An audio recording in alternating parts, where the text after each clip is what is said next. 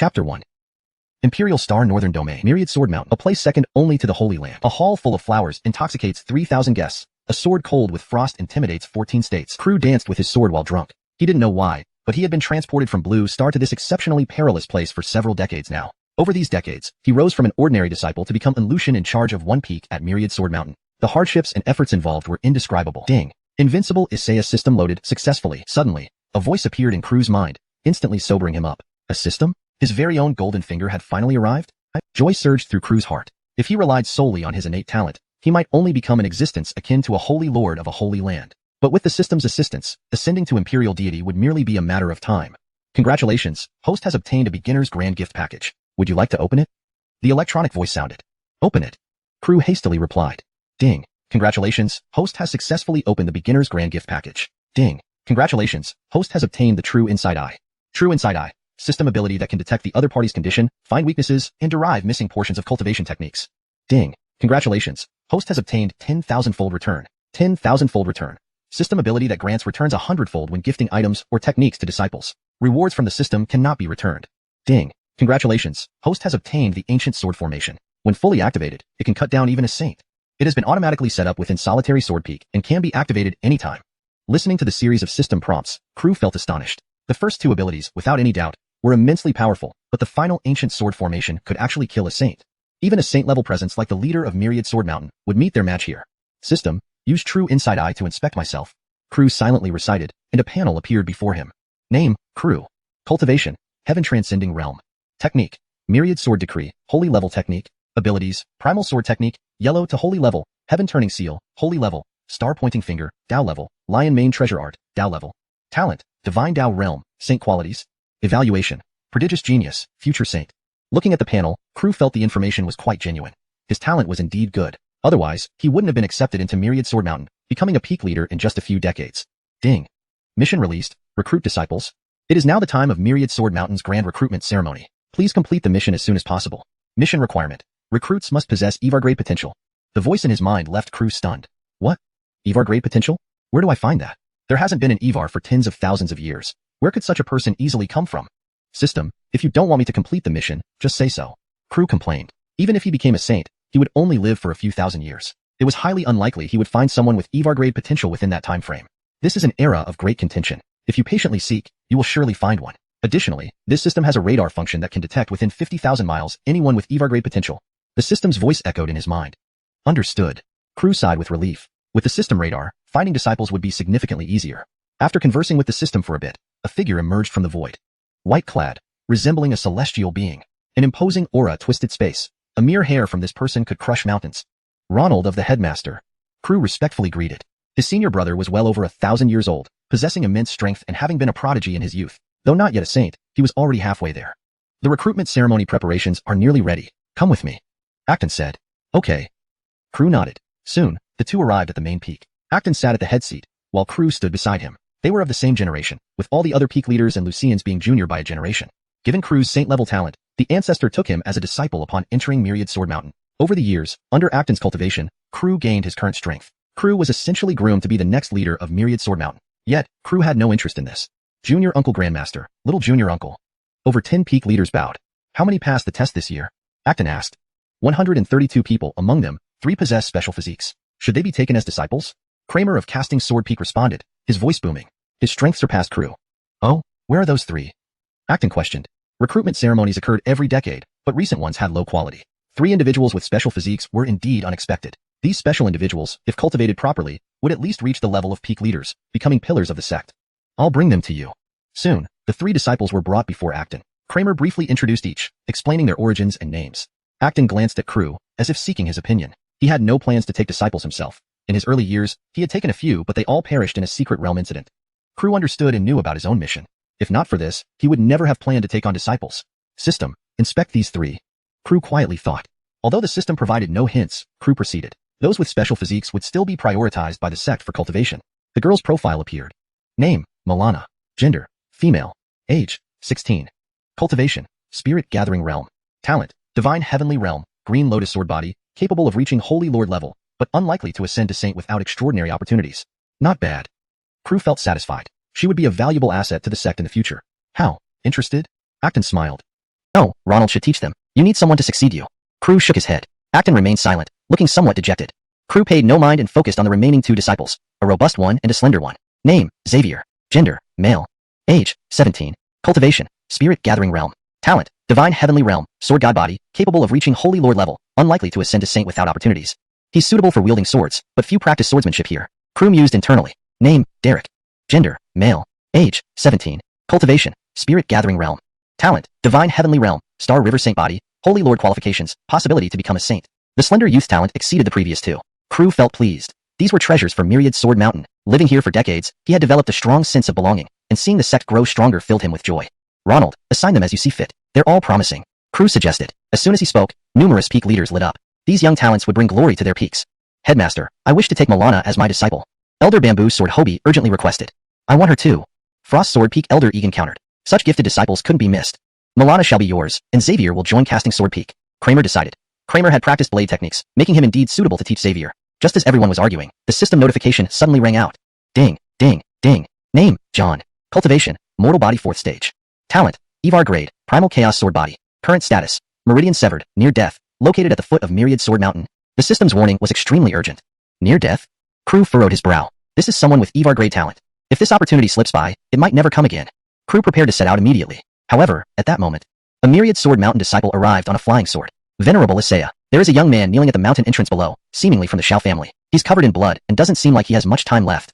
These words caused a stunned silence among the peak leaders. Someone from the Shao family? Why would they come here? While they did have dealings with the Shao family, their relationship was only average. There were rumors that they had offended a holy land, and now it appeared to be true. Now that they had come to Myriad Sword Mountain, it was likely they were seeking refuge. Venerable Isaiah, we should drive him away from Myriad Sword Mountain. Elder Guatiance of Spirit Sword Peak said. He didn't want to offend a holy land over a member of the Shao family. Yes, he won't survive anyway. We don't need to offend the holy land for his sake. Danny and Egan felt the same way. Almost all the peak leaders agreed on driving the person away. As the Venerable Isaiah of Myriad Sword Mountain, Acton naturally prioritized the bigger picture. Well, as you say, let a disciple take him down the mountain. Since he won't live long, we should arrange his funeral rites as a gesture to honor our relationship with the Shao family. Acton made the decision. Wait. Crew quickly spoke up. Are you kidding me? John has Evar-grade talent. Junior brother, do you have something to say? Acton asked curiously. Send this Shao family disciple to my solitary sword peak. Crew was anxious inside, but kept a calm expression. Why? What reason? Acton raised an eyebrow. To shelter a dying person, that's all. If we chase him away, people will say that Myriad Sword Mountain fears the Holy Land. Besides, wouldn't the Holy Land have a little more tolerance than that? Crew shrugged. That makes sense. If you wish to take him in, go ahead. Acton nodded after hearing this.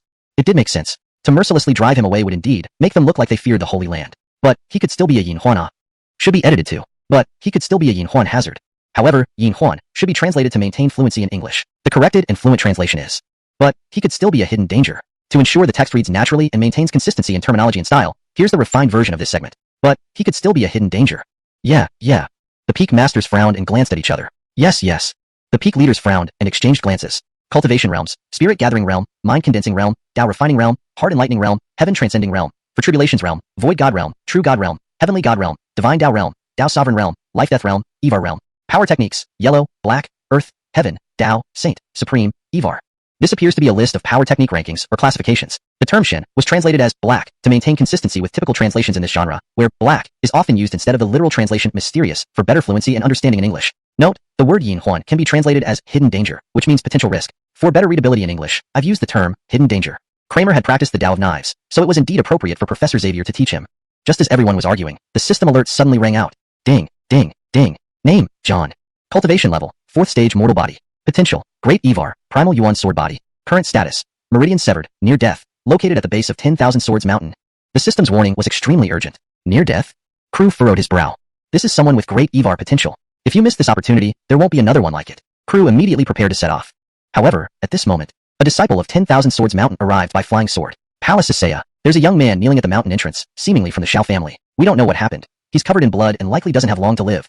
Upon hearing this, the masters of the various peaks were taken aback. Someone from the Shao family? Why would they come here? They did have interactions with the Shao family, but their relationship was just average. There were rumors that they had offended a certain holy land, and now it seems true. Coming to 10,000 Swords Mountain now, they're probably seeking protection. Palace Isaiah, let's drive him out of 10,000 Swords Mountain. Elder Barak of Spirit Sword Peak suggested. He didn't want to offend a holy land because of an heir of the Shao family. Yes, he's bound to die anyway. We don't need to offend a holy land for his sake. Brendan Yu-Ming and Egan thought similarly. Almost all the peak masters agreed to drive the person away. As the head of 10,000 Swords Mountain, Hiroshi naturally prioritized the bigger picture. As you say, send a disciple to take him down the mountain. Since he won't last long, we'll arrange his final affairs to honor our relationship with the Shao family. Hiroshi decided. Wait. Crew hurriedly spoke up. No way. John has great Evar potential. Junior brother, what do you have to say? Hiroshi asked, puzzled. Send this Shao family heir to my solitary sword peak. Crew was anxious inside, but maintained a calm demeanor on the surface.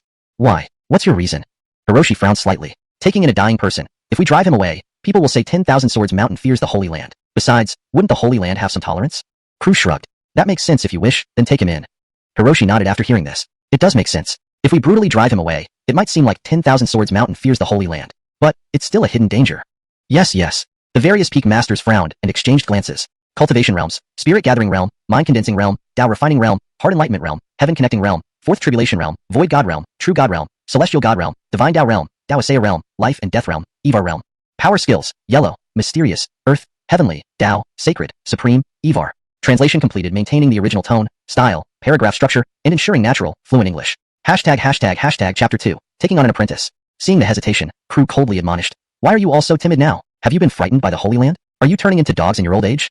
For fear of offending the Holy Land, they dare not even shelter a dying man. Even if John doesn't possess the caliber of an emperor, Crew didn't want everyone to be intimidated by the Holy Land's power, as if they were inferior. If protecting the Shao family meant confronting the Holy Land head-on blindly, Crew wouldn't agree. But fearing the Holy Lands might because of one dying person and chasing him down the mountain wasn't how a major force should act.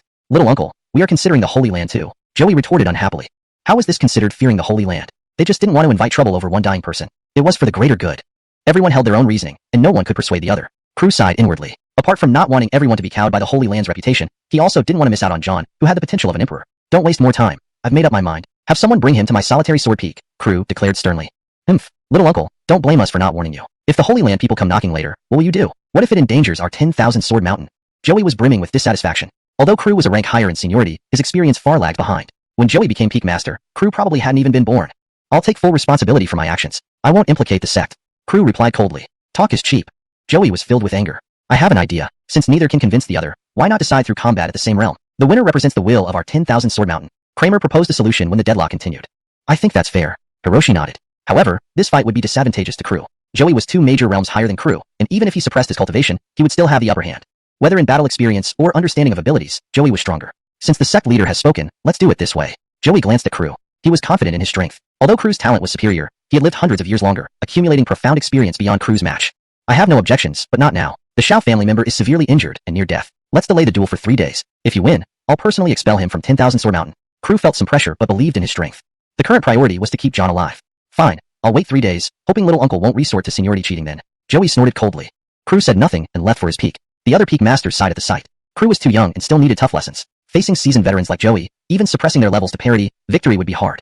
The grand ceremony of accepting disciples continued without being affected by Crew's absence. #### solitary sword peak. A verdant expanse greeted the eye. Several disciples brought the blood-covered John near Crew's residence and left. John was almost unconscious, but managed to stay awake by sheer will to seek vengeance. His entire body was riddled with ruptured meridians, making further cultivation impossible. His life was fleeting. Crew frowned, finding the situation difficult. Do you wish to be my disciple? Only then might you survive. Handing over the Shao family token that had fallen nearby, Crew spoke calmly. John's vital signs were weak, possibly fading any moment. I do. John answered through intense pain. Surviving meant there was still hope. Just as he spoke, an electronic voice resounded. Ding. Congratulations on completing task, taking on an apprentice. Rewards issued. Ding. Congratulations on obtaining Evar Scripture, Supreme Sword Cannon. Ding. Congratulations on obtaining Maxed Enlightenment. Ding. Congratulations on obtaining Supreme Technique, Reverse Immortality. Ding.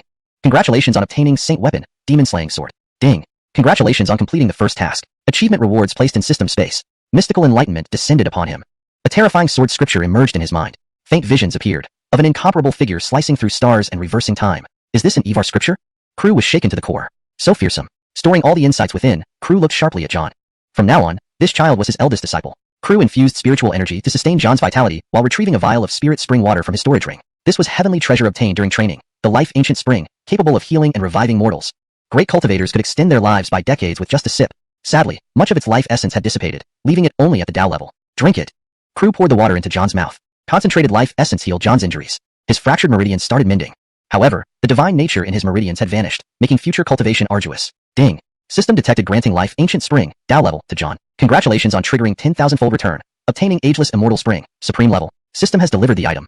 Hearing the electronic voice, Crew smiled delightedly. Ageless immortal spring. Legendary substance, used even by emperors to extend life. Its dense life essence evident.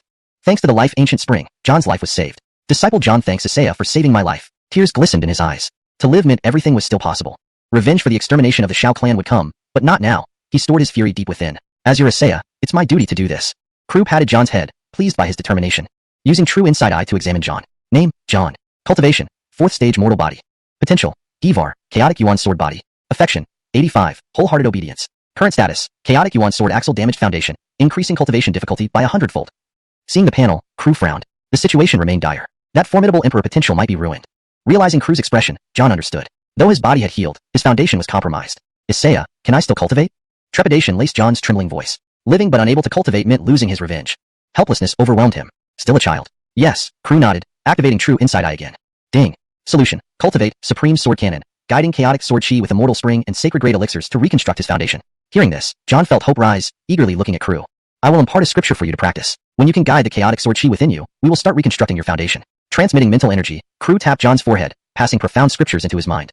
The story continues seamlessly with Crew preparing to train and rehabilitate John, blending ancient wisdom and modern elements uniquely. In no time, Crew had imparted the supreme sword cannon and the supreme technique to John. Since these were granted by the system, they could not trigger the 10,000-fold return. However, there was a significant benefit. Any insights John gained into the imperial scripture and techniques would still trigger multiple returns, which would greatly assist Crew.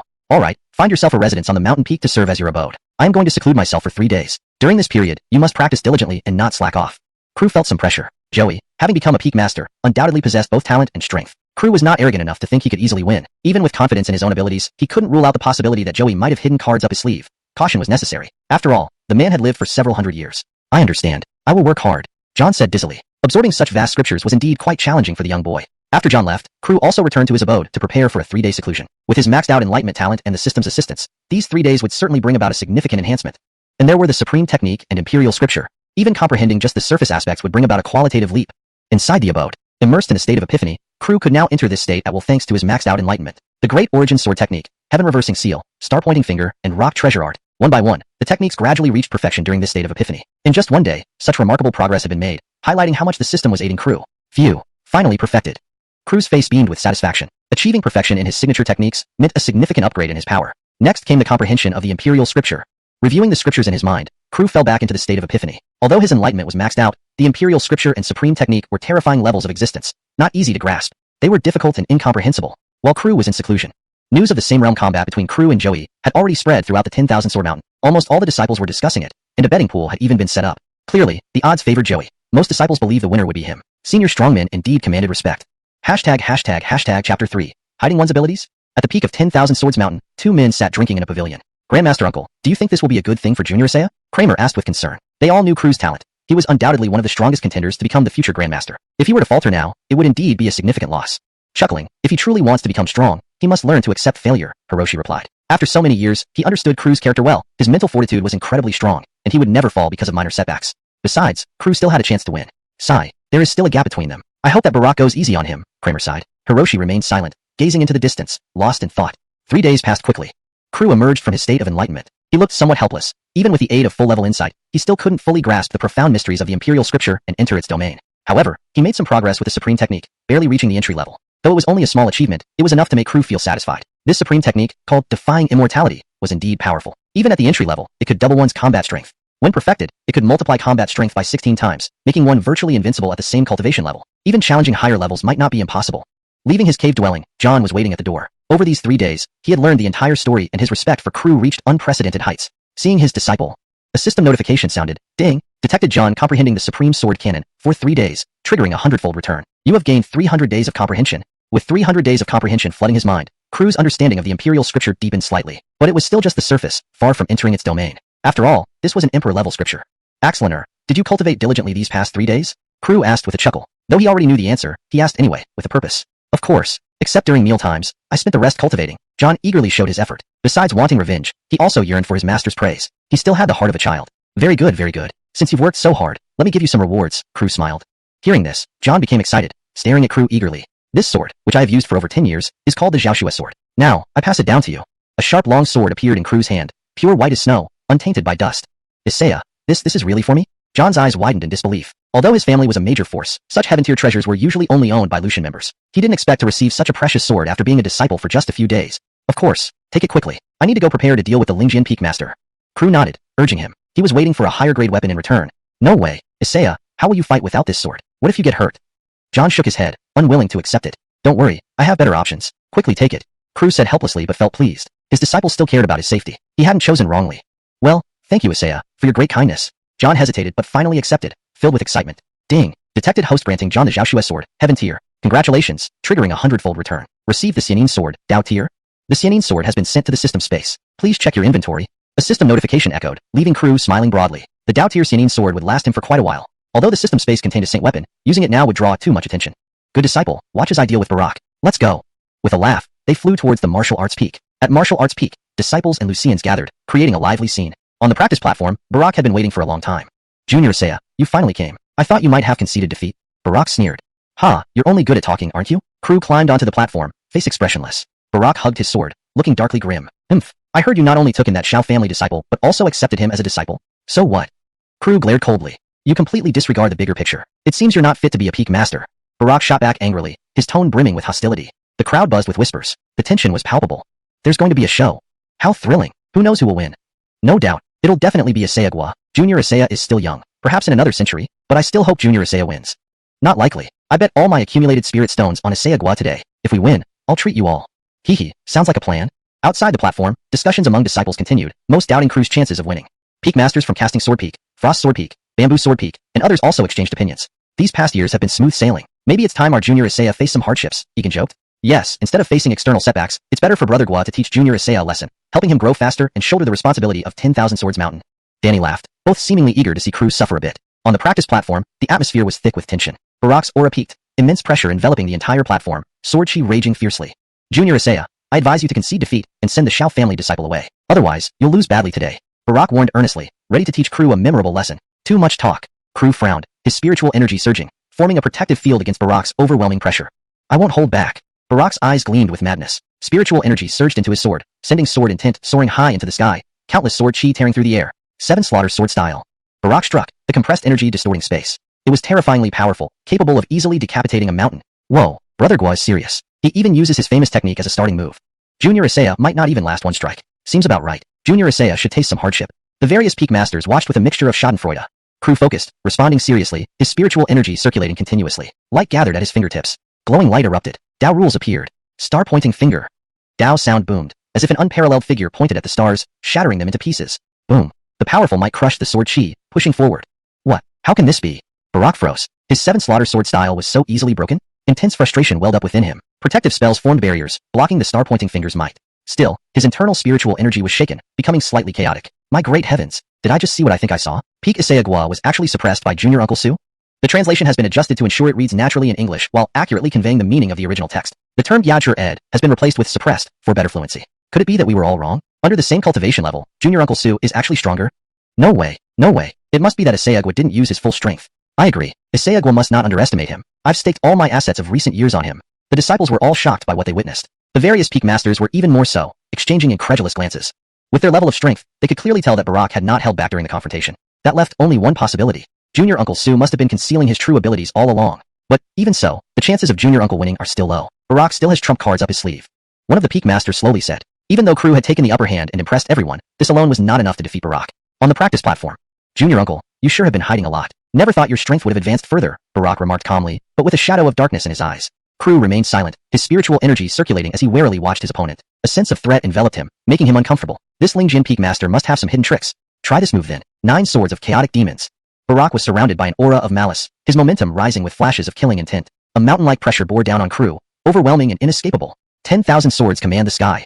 He unleashed a unique divine technique from the 10,000 sword cannon. The world's spiritual energy gathered, forming myriad tiny swords, each carrying the might to flatten a mountain. The power of a saint-level scripture was renowned. Malicious chi surged toward Crew. With sword in hand, Barak flashed right before Crew's eyes. Slash! A cold yell filled with madness. The myriad blades couldn't stop Barak. Crew rapidly retreated, lightning surrounding him. Treasure technique of Swanee.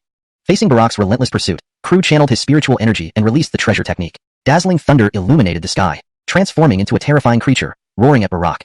Its formidable presence left everyone present in awe. Chapter 4. Little Uncle might be gone. This kid has actually mastered the art to such a level. Truly, he cannot be underestimated. Joey thought to himself. The aura of malice grew even denser. As Joey utilized the chaotic demon 9 swords, his presence steadily intensified, and a hint of madness gradually surfaced in his mind. Facing the terrifying beast formed by thunder, he slashed sword after sword. Malice filled the sky. Thunder was gradually suppressed. Crew frowned slightly. Something was off with Joey's current state. System investigate. Crew silently ordered and activated the Eye of True Insight. Name, Joey. Realm, Void Spirit Realm. Talent, True Deity Realm. Cultivation method, 10,000 sword art, holy rank. Divine abilities, Chaotic Demon 9 swords, incomplete holy rank, 7 kill sword formation, Dao level, space severing sword formation, Dao level. Current status, executing Chaotic Demon 9 swords. There are 8 flaws. Current situation is not good. Wrong cultivation path taken. Risk of losing self and entering madness. Ding. The host can perfect the Chaotic Demon 9 swords through the system's deduction. The familiar electronic voice sounded again. Crew's expression turned grave. Joey was showing signs of potential madness due to a possibly wrong cultivation path. Joey continued to cut down terrifying creatures as he advanced toward Crew, his expression growing increasingly deranged. Continuing to drive the Axelan treasure technique, blue-purple lightning descended from the void, slowing Joey's movements. Joey became more agitated, red flashes appearing in his eyes. Little uncle, are you afraid to fight me head-on? Seeing Crew constantly evade, Joey roared angrily. Crew didn't respond. The immortal concealing sword appeared, with Dao rules flowing. Even without the system's enhancement, Crew wouldn't fear Joey at the same realm, let alone now? The primordial sword art was activated. Auburn light flooded the sky. Sixth sword, dying Sunday. Uttering a few words softly, sword chi surged, rising up into the sky, condensing into a domain. Dao rules influenced the space around them. A shadow appeared. Sunset. A sword gleam. It had no fancy flourish, yet it seemed capable of cutting through everything, piercing through the 9 heavens. Crew's figure vanished, the immortal concealing sword reaching its peak. With one slash, heaven and earth were dimmed, enveloped by this radiance. Clang. Only an extremely fast sword cry echoed. It ruthlessly cut towards Joey. Joey's eyes widened. How could this be? This sword seemed to threaten his life. His spiritual energy surged, activating the Chaotic Demon 9 swords. Blood began to boil. This sword form amplified power using blood and chi, gaining immense strength. Arg. Terror-inducing malice condensed into a tangible form. This was Joey's final trump card. Boom. Sword chi boomed continuously. Powerful aftershocks made distant disciples tremble. If not for the array on the arena, their minor powers would have been extinguished. Thud. Joey spat blood, kneeling halfway. He was puzzled. Why wasn't he a match for Crew? After centuries of cultivation, how could he be outmatched by someone who had only trained for a few decades? How can this be? Little uncle actually won? Egan and others found it unbelievable. Many disciples were dumbfounded. Acton, sitting in the main seat, looked at Crew in surprise. This guy's strength had indeed increased significantly. Previously, it might have been an even match with Joey. Now, he had been suppressing the opponent throughout the entire confrontation. Truly astonishing. Heavenly ancestor, little uncle actually won. Damn, my money. True heavenly son, with such a person on our side, we surpass thousands of armies. Heck, once little uncle matures, can we not walk sideways outside? Disciples were buzzing with discussion. On the martial arts stage, Crew still watched Joey warily. The intense malice hadn't dissipated and even showed signs of increasing. How can this be? I should have definitely won. I could have. Joey's Dao heart was damaged. Malice invaded his entire body. A vast, oppressive pressure swept over. Restrictions were lifted, and his power returned to its peak. Injuries healed significantly. His eyes gradually turned blood red. His willpower was losing control. Joey's gaze fell on Crew, sword chi surging from his long sword. Killing intent. Crew shuddered. A difference of 2 major realms was like an insurmountable gap. Under full power, a single finger could crush Crew. Kill. Joey, driven mad, was determined to win. His mind was already controlled.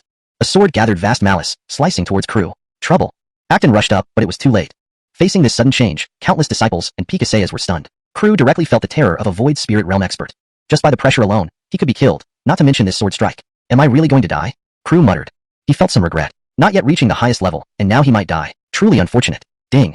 The host can use the Eye of True Insight to find weaknesses, offering a slim chance of survival. The system's voice rang out. Communication through the mind took just moments. Hearing this, Crew's will to survive flared intensely, rapidly activating the Eye of True Insight to find the weakness in this sword technique. Since Joey's mind was clouded, countless weaknesses emerged. Crew found the largest flaw. Switching weapons to the demon-slaying sword, with the help of a sage-grade weapon, perhaps he could leverage the situation and survive this terrifying sword strike. Buzz. A deafening sword cry spread across the entire Wanjian mountain. Terrifying power ravaged, breaking half the martial arts stage. Dust rose everywhere. It's over. Little uncle is probably gone. Egan and Danny panicked. This was a severe error by Wanjian Mountain. An inheritor of the Sectaceae died at the hands of a fellow cultivator. All disciples were in an uproar. Discussion filled the air. Ha ha ha ha. The winner of this match is me. Joey laughed wildly, malice filling the sky. The dust cleared. Crew was covered in blood, but maintained a sliver of consciousness. Excitement flickered in his eyes. Surviving that sword technique was incredibly lucky. Thanks to the strength of the sage-grade weapon and the system's assistance, either one missing, Crew would have perished. Taking out immortal longevity spring from the system space, he consumed a drop. Intense life force began repairing Crew's injuries. How can this be? How did you not die? Laughter abruptly stopped, shock replacing Joey's madness. That sword strike could slaughter 100 beings at Crew's level. Not possible. Absolutely not possible. Malice churned around Joey as he prepared to strike again. But the surrounding crowd wouldn't stand idle. Various Pikaseyas held weapons, ready to protect Crew. Aren't you done yet? Acton angrily said, emitting half-step sage pressure, enough to flatten the entire mountain. Indeed, below the sage realm, all are ants. Joey's malice was suppressed, retreating inward. Coolness flowed out, regaining his consciousness. Looking at the chaos, he realized the gravity of his mistake. Sectaceae, is little uncle, is he alright? Seeing Crew nearby, recuperating, Joey asked guiltily. Though he harbored resentment towards Crew, he never intended to kill him. Humph, you don't need to concern yourself with Crew. This time you've broken sect rules by harming a fellow disciple. You understand the consequences, right? Acton was angry. If not for Crew's luck, things could have been much worse. Fortunately, he survived. I understand. Joey nodded, looking dejected.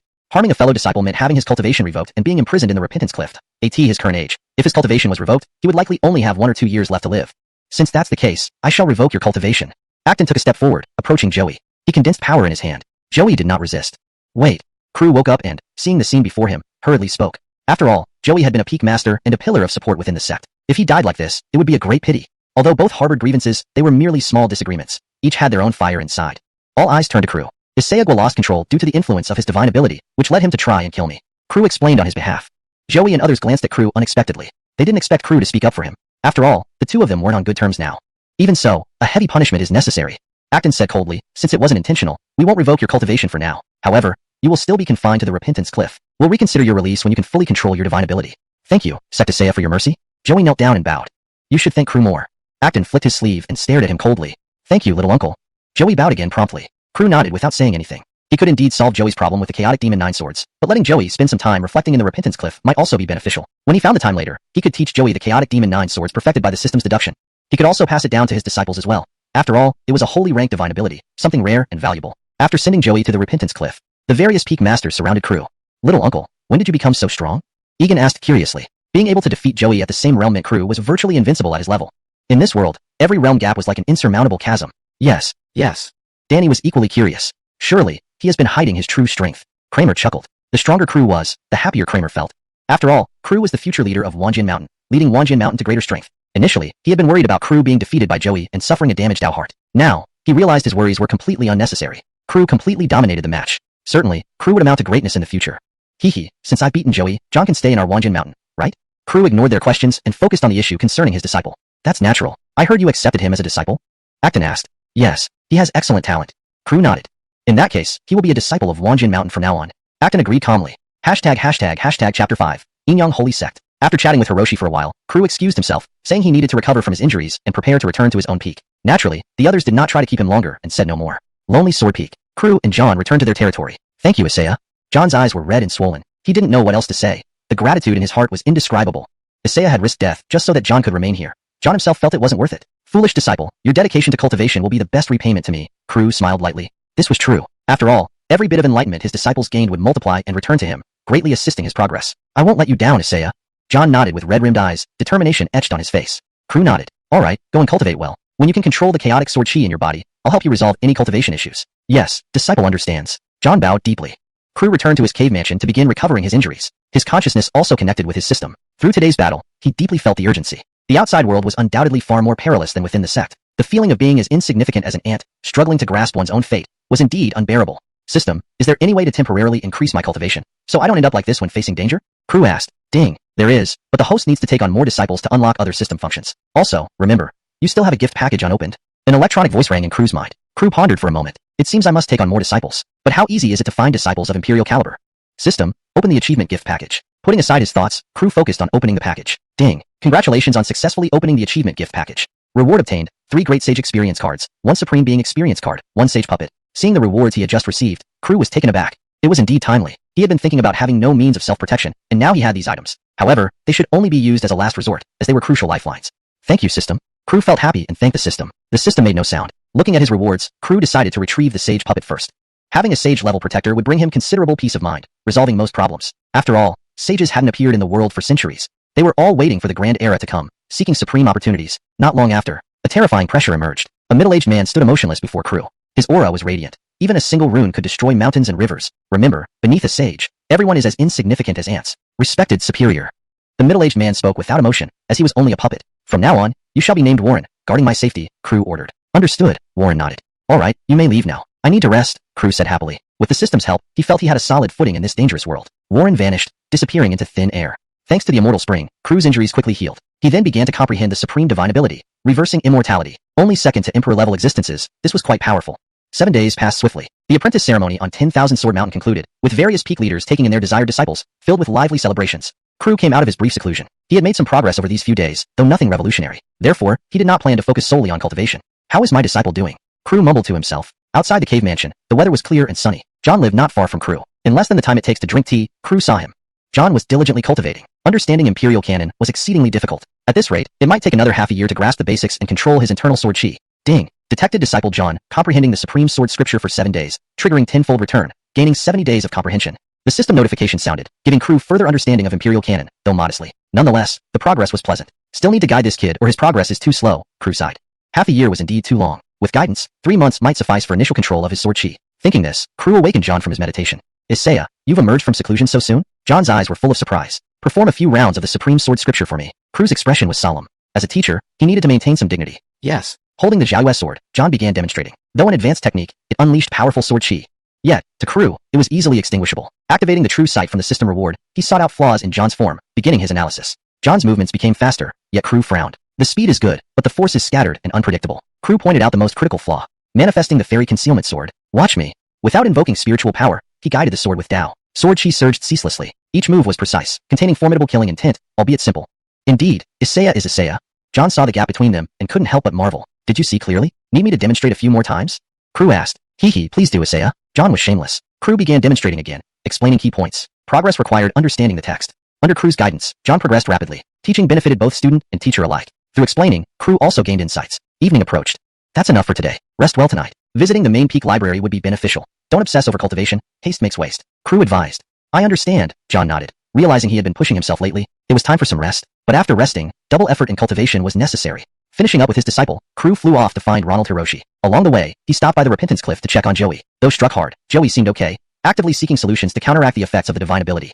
Taking a glance, Crew then headed to the main peak. Hiroshi was busy handling sect affairs, many matters following the apprentice ceremony. Ronald, are you busy? Crew grinned. Hiroshi glanced at Crew. What do you want? Not much, but our medicine mountain has some precious herbs ready. I'd like to pick some for my disciple's health. Crew said, emboldened. Hiroshi's hand trembled, anger rising. Knew it. This guy never comes unless he needs something. Surely not for good news. Wants more from the spirit fields. Note, translated character names are provided in pinyin for consistency. You guy, forget it, go on. Just take less this time and use it wisely. Watching Crew's shameless demeanor, Hiroshi felt helpless and waved him off. Out of sight, out of mind. Got it, thanks, Ronald. Crew grinned and bowed respectfully. He'd gather some precious herbs to send to his obedient disciple. Another opportunity for windfall wealth. Hiroshi didn't respond, fearing he wouldn't be able to resist the urge to teach Crew a lesson. Hashtag Medicine Mountain. A radiant glow hovered over the mountain. The spiritual energy was as thick as mist. A perfect treasure land. With the Johnny's order, Crew naturally had unimpeded access up the mountain. Thousands of acres of spirit fields were filled with countless treasures. However, most of them weren't of high grade and hadn't matured yet. Hush, little mushroom picker girl, carrying a big bamboo basket. Humming a tune, Crew made his way to the heart of Medicine Mountain. This place housed world-class medicines of the Medicine King level. Medicines that had existed for over 10,000 years even made Hiroshi hesitant to use, let alone Crew, the small peak master. Fortunately, these weren't his targets. His aim was the century-old spiritual herbs, which were suitable for John's medicinal bath to stabilize the chaotic sword chi within his body, helping John gain control sooner. After collecting a few heavenly-grade spiritual herbs, Crew left. If he took too much, he might one day be caught by his senior brother for a beating. Hashtag Inyang Holy Sect. An ancient holy land from the primeval era, its profound heritage overshadowing the entire Beidou Imperial Star. Sacred Lady, John, whom you asked me to keep an eye on, has apparently been accepted into 10,000 Sword Mountain. His clan, the Shao family, has been almost entirely annihilated by the demon Evar Pavilion. Why are you still concerned about him? An old man with a hunched back spoke to Mackenzie. Oh, despite his clan being wiped out, he managed to join 10,000 Sword Mountain? Mackenzie frowned slightly. Doesn't 10,000 Sword Mountain fear provoking the demon Evar Pavilion? I'm not sure either, but with Hiroshi sitting at 10,000 Sword Mountain, the demon Evar Pavilion probably doesn't want to risk a conflict over a minor figure. The old man explained and then continued, Lady, what is your relationship with John? Why are you so attentive to his movements? He and I have a marriage pact. Mackenzie's expression darkened. What? In that case, we must rush to 10,000 Sword Mountain to dissolve this marriage pact. The old man's face changed dramatically. The sacred son and sacred daughter of the Inyang Holy Sect are destined to be a couple. If the sacred daughter has a pre-existing marriage pact with someone else, it would be a huge joke. Note, translated character names are provided in pinyin for consistency. Hashtag Chapter 6, Breaking the Engagement. Dawn. After a night of rest, Crew slowly woke up. It had been a long time since he last slept so soundly. Thanks to his system, he didn't need to push himself as hard in cultivation. With the time saved, it would be better to guide his disciples more often. That way, their strength would improve faster. Of course, he still needed to practice when it was necessary. Ah, what a comfort, Crew said as he stretched lazily, feeling quite content. With a pleasant mood, he stepped out of his cave residence. John was already practicing diligently. Although Crew advised him to proceed gradually, the overwhelming hatred in his heart made him want to become stronger as soon as possible. He resumed practicing after resting for just half an hour the previous night. Crew noticed this with a hint of worry in his eyes. If this continued, John might end up like Barack and suffer from mental instability, or even lose all his cultivation. John, take a break. Come and play a game of chess with me, Crew said thoughtfully. Isaiah, aren't you practicing today? John put away his sword obediently. Crew nodded. Cultivation should be gradual and not rushed. John didn't say much and fetched the go set for his master. The two began their game. If you can win, I'll give you something special, Crew added, noticing John's lackluster interest. This kid was only really interested in cultivation, so Crew used this tactic to engage him. Really? John's eyes lit up. His master was incredibly generous. Winning would certainly boost his combat strength. Would I lie to you? Crew laughed. Isaiah, then let's go. John's demeanor became more serious. They continued playing, and under Crew's leniency, they were evenly matched, each match ending in near victories. This left John unsatisfied and eager to play more. After half a day passed, John realized his master was letting him win, and he pouted in frustration. Isaiah, no more? I'm going to practice. John sighed inwardly. It felt pointless not being able to beat Crew. Seeing this, Crew maintained his smile. Alright. Here are some medicinal herbs for you. After practicing later, use them for a medicinal bath. It will benefit your control over inner sword chi. John's face lit up. Thank you, Isaiah. We'll play again another day. You're so impatient, Crew teased before waving John off to practice. Returning to his cave, Crew inventoried his gains. The rewards were indeed substantial. A 10,000-year grade herb king, and several thousand-year grade herbs, enough for even a sage to take a medicinal bath. Storing them safely, Crew began cultivating happily. Relaxation was important, but self-improvement was the main goal. Half a month passed quickly. Occasionally, Crew guided John. During this time, through the system's feedback, Crew's understanding of the Imperial Scripture advanced significantly, reaching an introductory level. This marked a qualitative leap in his strength. John, come and try my cooking, Crew called, roasting a small dragon he caught nearby over a fire. The rich aroma filled the air. Dragon meat, though not purely draconic, was delectable. The roasted meat turned golden and crispy, emitting a fragrant scent.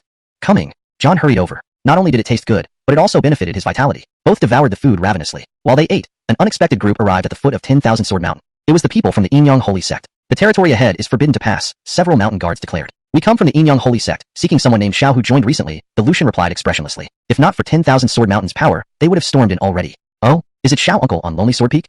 Could they be looking for trouble? Should we inform the sect leader? The disciples exchanged glances, knowing exactly whom they meant, given the recent uproar. Even a peak master had been sent to repentance. You may wait here, but entering without the sect leader's permission will be considered an act of war, one disciple warned before flying into the sect entrance. The remaining guards kept a wary eye on the Lucian. His aura was terrifying, even more formidable than Peak Isayagwa that day. At the main peak, the reporting disciple hastily approached sect leader Hiroshi, still meditating.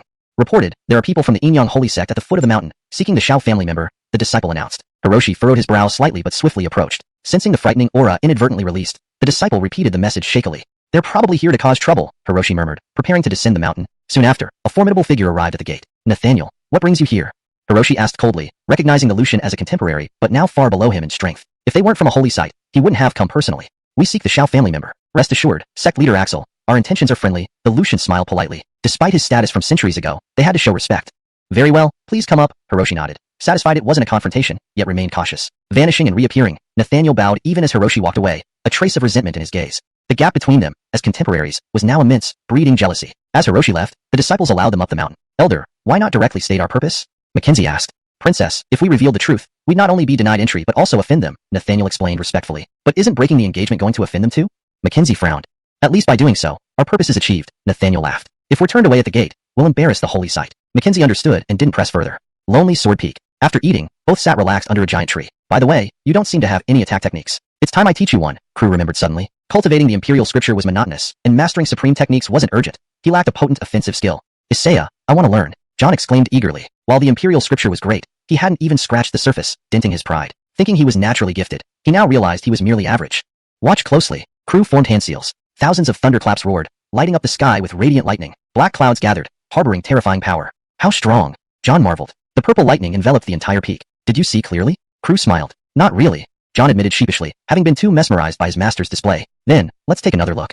Crew slowed down his hand seal formation, and runes emerged in the void. The thunderous light was dazzling. John, after all, had the potential of a great Evar. Under Crew's guidance, he thoroughly memorized this treasure technique. Detected host granting John the Swanee treasure technique, Dow level. Congratulations, host, for triggering 10,000-fold return. You have received the Thunder Kirin treasure technique, supreme level. The system notification sounded. Crew felt delighted. He never expected that teaching John a simple treasure technique would trigger the 10,000-fold return. It was indeed an unexpected joy. Just as he was immersed in his happiness, Mackenzie and her group arrived at Lone Sword Peak. John saw Mackenzie from afar and showed a mix of excitement and joy on his face. They grew up together and were betrothed. To John, Mackenzie was like family. Kyre, how did you know I'm at 10,000 Sword Mountain? Did you come specifically to find me? John said excitedly, dashing over to her. Mackenzie looked at the man before her, her expression complex, childhood memories flooding back. She shook her head to dispel these thoughts. Now that the Xiao family had fallen, and she was the dot of the Inyang Holy Sect, they could no longer be together. This visit is to break our engagement. Mackenzie ignored John's emotions, her expression utterly indifferent. John stared at the woman before him, feeling as if she was a stranger, someone he no longer recognized. His heart ached painfully, as if bleeding. With the collapse of his family, and now this sudden termination of their engagement, bitterness welled up within him. This treacherous fate, why did it treat him so unfairly? Looking at the woman, John's voice trembled. Can you tell me why?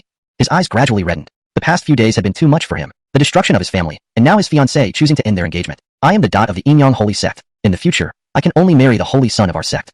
Mackenzie stated emotionlessly. Yes, our dot has the 9 constitution and will be a future pillar of the holy site. How can someone with a weak constitution like yours compare? Be reasonable and quickly dissolve the engagement. Don't delay our dot's prospects. That's right. If your family hadn't fallen, we might have considered you joining our sect as a son-in-law. But now, with your family destroyed and you weakened, how can you match our dot? We understand your reluctance. Here is a source stone worth 10,000 pounds. Surely it will suffice for your expenses? The servants of the holy site said disdainfully, tossing a palm-sized spatial bag at John. Their demeanor resembled feeding scraps to a stray dog on the roadside. Their expressions were filled with contempt. Translation note asterisk maintaining the original tone and style while ensuring the English translation flows naturally and remains true to the story's continuity and logic. Hashtag chapter 7. Do not mock the poor youth. Ha ha ha ha. John laughed out of extreme anger, his expression bordering on madness. A dark aura swirled around him, exuding terrifying power. Oh no. Crew felt a surge of anxiety. His disciple was clearly being affected by a damaged heart. Indeed. First the destruction of the family, and now this public humiliation through forced annulment. How could anyone endure such torment? And especially John, who was only a teenager. Ding. An unparalleled demon weapon within John is attempting to control his consciousness. Please resolve this immediately. The system warning echoed in Crew's mind. Crew frowned deeply, unsure how to proceed. Affected by the demon weapon, layers of dark clouds gathered in the sky, resembling an omen of the end times. John's madness deepened, with dark energy swirling around him. Seeing this, Crew decisively activated the Grand Formation, hidden within the mountain peak to conceal the celestial mechanics. The Grand Formation was activated. Myriad threads of order blocked out the sun. An overwhelmingly powerful aura enveloped everything. What does 10,000 Sword Mountain intend to do? Nathaniel, sensing intense killing intent, demanded an answer as he bolstered his spiritual energy to resist the oppressive force. Gretchen and others were panicked. Under the influence of the Grand Formation, they felt as insignificant as ants, as if a wave of their hand would annihilate them. Do you want war with our Holy Land? Mackenzie momentarily regained her composure and asked Crew and the others.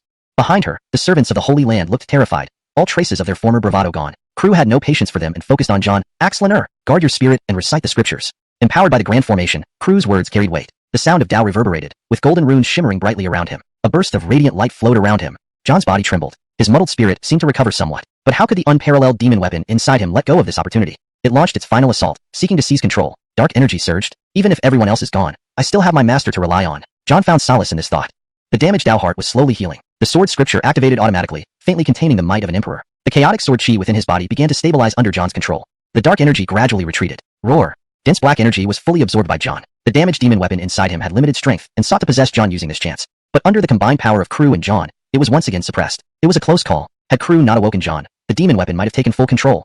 John shuddered at the thought, almost devoured by the demon weapon within him. This was the first time he realized there was a demon weapon hidden inside him. For now, he put these matters aside. Looking at Mackenzie, John's expression was complex. They had known each other for over 10 years, growing up together. He never imagined it would end like this. Since the engagement was being cancelled, their bond was effectively severed. His gaze grew cold, hiding the lingering feelings deep within his heart. Mackenzie, who do you think I am? You can just annul the engagement as you please? Ridiculous. John said loudly. What do you want then? Mackenzie raised her head, eyes filled with pride. She was now the dot of the Holy Land, while John, his divine body was ruined, and his cultivation had fallen to the level of a fourth-rank mortal body. It would be extremely difficult for him to enter the gathering spirit realm in his lifetime. It was unclear why 10,000 Sword Mountain risked offending the Imperial Pavilion to take him in as a disciple. This engagement was promised by my Xiao family when we saved your Ning family from hardship. Now that my family has declined, you rushed to cancel the marriage, truly shameless. It was also a mistake for my family to raise your Ning family as ungrateful curs, John said, looking at his former love with cold eyes. He felt indignant, finding both his family and himself unworthy of such treatment. Mackenzie frowned and spoke calmly. This is my personal decision, unrelated to the Ning family. Ha ha ha, unrelated to the Ning family. John laughed angrily, clenching his fists until his knuckles turned white. What exactly do you want to dissolve the engagement with, my lady? Is the compensation we provided insufficient? Why do you cling like dogwood plaster? With your ruined divine body, you're like a firefly compared to the moonlight my lady radiates. Could you possibly be trying to elevate yourself? Speak plainly. What more do you want?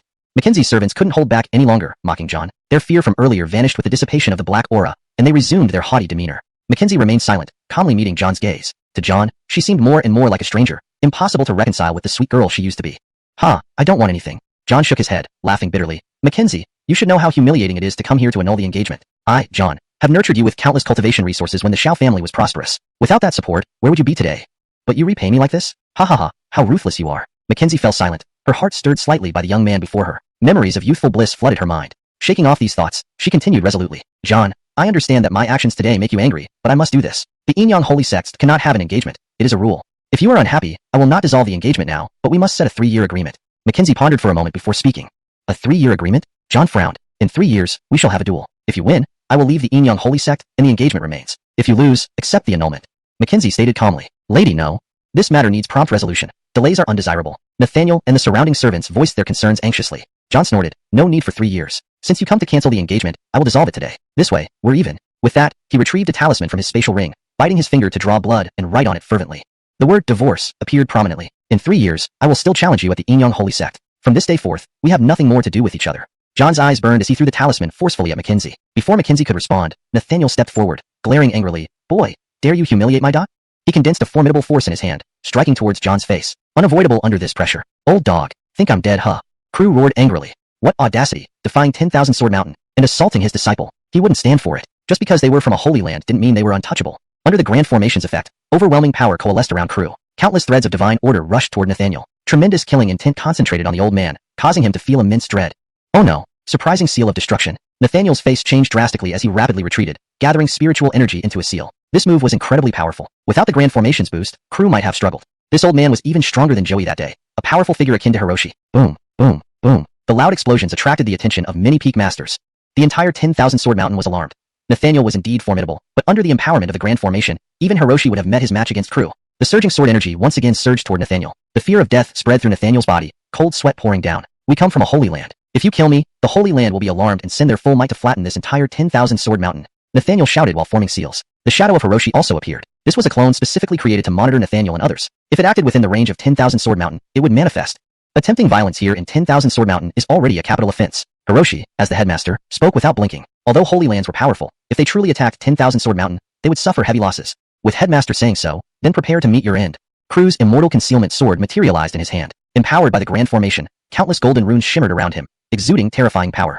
Seventh sword technique, blanket of stars. Sword energy soared into the sky, forming a domain under the influence of the sword will. Day turned into night. Sword energy coalesced into stars filling the sky. Then, the stars plummeted like meteors, piercing the heavens. It felt like the end of days. Though Crew didn't unleash his full power, the strength of this technique was enough to severely injure Nathaniel. Considering the Yin Yang Holy Sect behind him, for the greater good, it was necessary to spare his life. If the Holy Land really decided to act, it would also be a disaster for 10,000 Sword Mountain. In short, some face had to be given to the Holy Land. However, death could be spared, but severe punishment was unavoidable. Crew waved his hand and crippled Nathaniel's cultivation, letting him experience the feeling of being useless. Mackenzie, scram now. In 3 years, I will bring my disciple to the Yin Yang Holy Sect. In that battle, my disciple will surely win. Remember, what goes around comes around. Do not mock the poor youth. You will regret today's decision. Looking at the disoriented Mackenzie, Crew said calmly. Crippling her protector's cultivation was also to reclaim some dignity for his own disciple. John trembled upon hearing his master's words. His master's declaration echoed loudly in his ears. Mackenzie and the others dared not linger, leaving hastily with the crippled Nathaniel. Chapter 8. 9 Dragons Pulling the Coffin. Numerous peak masters gathered on Solitary Sword Peak along with Hiroshi. The great array that Crew had just mastered was exceptionally formidable, naturally causing them to inquire about it. It was nearly on par with the protective mountain array of 10,000 Sword Mountain. Junior brother, can you explain this? Hiroshi looked at the saint-level array and found it hard to dispel his doubts. With Crew's current strength alone, there was no way he could have set up such an array. Crew had already thought of a response. He smiled and said, it should be left by some ancient ancestor from the Upper Ancient period. I only accidentally discovered it. I've managed to refine it over the past few days. With this explanation, most of the peak masters were convinced. After all, if not for an ancient ancestor's relic, what other possibilities could there be? These peak masters all looked at Crew enviously. The once unremarkable Solitary Sword Peak had now become a sought-after treasure. This was a saint-level array. With such a defensive formation in place, they would be virtually invincible in these times when sages did not step out. Little uncle, how about you give Solitary Sword Peak to me? If you have any requests, just say so. The peak master of Bamboo Sword Peak, Danny, cooed in a sweet voice. Her disciples would surely lose their sense of normalcy if they saw her act like this. Crew looked at her disdainfully. Get lost. Get lost. You still want to snatch my Solitary Sword Peak? If I weren't temporarily weaker than you, I would have beaten you long ago. Now that the great array was withdrawn, he naturally wasn't a match for Danny. Hearing this, everyone burst into laughter. Even Danny laughed helplessly. All right, since there's nothing else, let's all disperse. Egan spoke, then flew away on his sword. Time spent here might as well be used for more cultivation. Others felt the same way. They originally intended to assist Crew in resolving troubles, but, with everything resolved quickly, they didn't linger any longer and scattered. Only Hiroshi and Crew remained. Work diligently in your cultivation. Do not disappoint your master's earnest efforts. Hiroshi didn't talk to Crew directly but turned to John instead. Cousin Isaiah is right. I will definitely live up to my master's expectations. The young man's face was filled with resolve. Only through enduring hardships could one grow better. These items are a gift to you. Don't think too much. Consider them gifts from seniors to juniors. Hiroshi tossed a beautiful spatial ring to John. It was at least a heavenly grade artifact, far superior to the slightly old small ring John possessed. Thank you, Cousin Isaiah.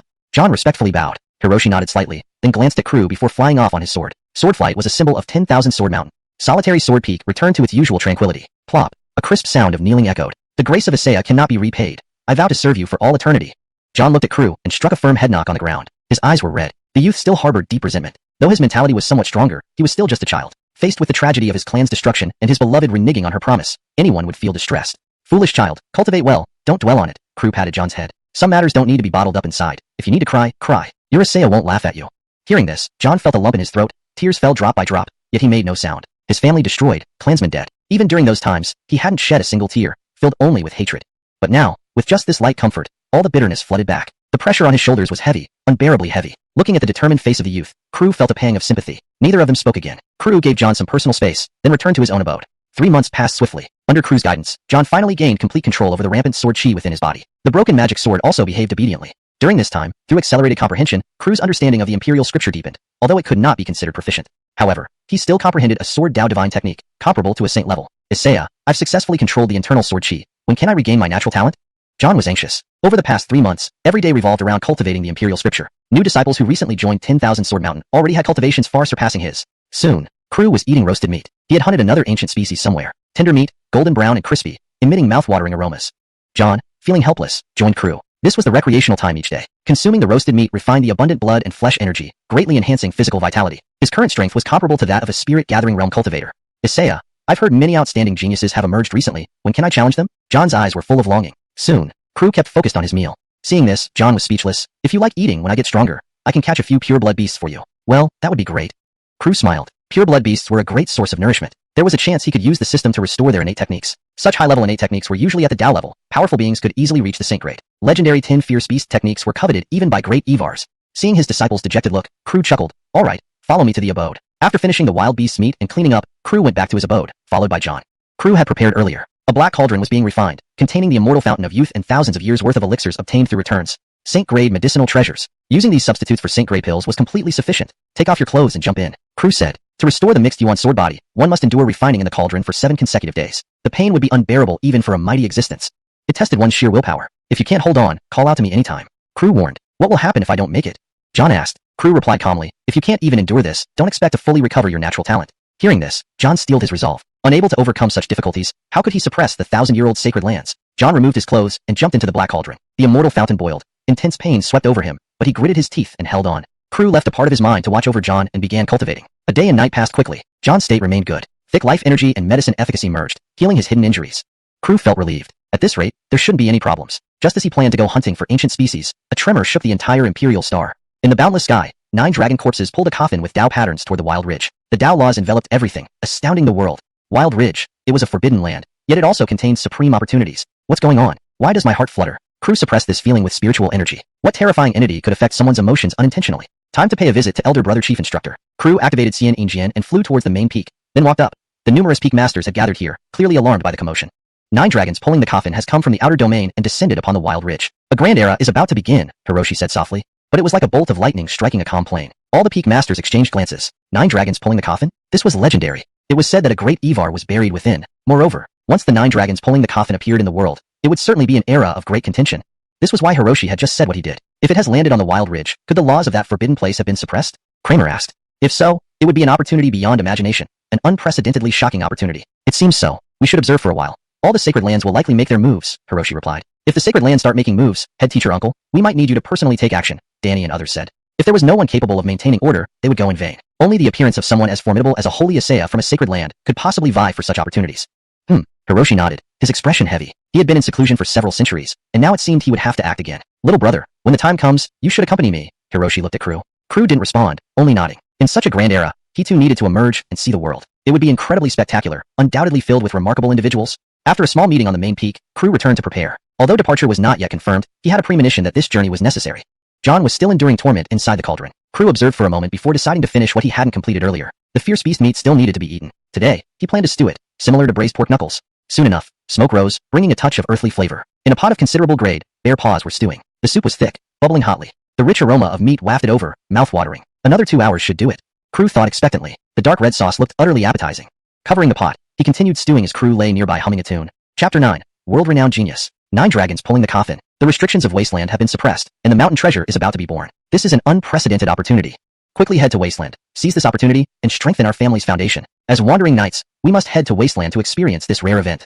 The appearance of something legendary like 9 dragons pulling the coffin naturally caught everyone's attention. People were preparing to rush to Wasteland for the spectacle. Scattered cultivators from all regions, regardless of their cultivation level, began heading towards Wasteland. A significant portion sought to claim the mountain treasure, while others merely wanted to witness the event firsthand. The major Holy Lands also made their moves. Young Evar Cortez of the Carlo dynasty held an ultimate divine weapon, riding an ancient war chariot with Tao sounds echoing and golden runes shining brightly. He was accompanied by protectors, and pure-blooded creatures pulled his chariot. His presence was nothing short of dazzling. One of the most prominent geniuses in this era. Though he had just embarked on the path of cultivation, his reputation had already spread far and wide. Apart from the Carlo dynasty, many other Holy Lands sent out their representatives too. Angelo from the Supreme Hall, Steph from Residual Sword Ridge, Conroy from Dian Holy Land, Millicent from Demon Sovereign Pavilion, and Immortal Lake Saintis Brianna. All these geniuses who had risen to prominence in recent years headed towards Wasteland under the protection of their guardians. In the desolate wilderness, ominous forces were also stirring, shaking the heavens with their roars. Outside the 10,000 Sword Mountain, all cultivators in the world stirred into action. In contrast, Crew was unusually leisurely, guarding a large pot and waiting for his meal. Rich aromas wafted from the pot. By now, it should be ready. It should be edible. Crew, holding a bowl and chopsticks, lifted the lid. A thick fog enveloped him, the rich meat fragrance filling his senses. The broth was a vibrant red, and the bare paws had been stewed to tender perfection. With just a light nudge, the meat separated from the bone. Crew savored it slowly, packed full of collagen. Besides bear meat, Crew had added some spiritual medicines to the pot for seasoning, which contained abundant energy. After this meal, Crew sat down to meditate and refine the energy contained within. Despite his current cultivation not being very high, diligent practice was essential. Over several days of intense cultivation, the major forces gathered in the northern domain of the Imperial Star. Wasteland lay in this region, not far from 10,000 Sword Mountain. During this time, the hidden injuries inside John's body were almost completely healed by the Eternal Youth Spring. Now he was focusing on strengthening his body. The remaining energy was gradually refined according to the Tao Classic. Calculating the time, it has been about 7 days. Crew pondered for a moment before entering the cave. The divine liquid in the large tripod was almost depleted, which pleased Crew. Those 7 days of constant torment did not break the boy, showing his resilience. After observing for a moment, Crew noticed a brilliant light surrounding John as the cave filled with frenzied spiritual energy converging into his body. His stagnant cultivation level started rising. Bang! 5th stage mortal body. 6th stage mortal body. 9th stage mortal body. He reached the limit a mortal could achieve in mere moments. The spiritual energy continued flowing as the Tao Classic still circulated, absorbing vast amounts of energy and refining the divine liquid. Bang! Another breakthrough occurred. Early gathering spirit realm. Mid-gathering spirit realm. He continuously broke through until reaching peak gathering spirit realm before stopping. John felt incredibly refreshed. At this moment, the system notification rang. Ding! Congratulations to the disciple for breaking through. Due to the host's excellent teaching, you will receive rewards. Ding! John breaks through 5th stage mortal body, earning 1 year of cultivation. Ding! John breaks through 6th stage mortal body, earning 1 year of cultivation. Each breakthrough rewarded Crew with 1 year of cultivation, totaling 5 years. Ding! John reaches early gathering spirit realm, gaining 5 years of cultivation. Ding! John reaches peak gathering spirit realm, gaining 5 years of cultivation. Within a short period, Crew gained 20 years of cultivation. The huge reward made Crew involuntarily smile foolishly. 25 years of hard cultivation. Enough to break through a major realm. Crew quickly sat down to begin refining the energy. Vast energy flowed into every part of his body as the Tao Classic operated automatically. Although this 25 years worth of cultivation could make Crew break through to the 4th tribulation realm, such an easy breakthrough wasn't what he desired. Instead, all energy accumulated, intending for a powerful breakthrough. Even though Crew tried to suppress his advancement, he still broke through to the peak heaven communicating realm, only half a step away from the 4th tribulation realm.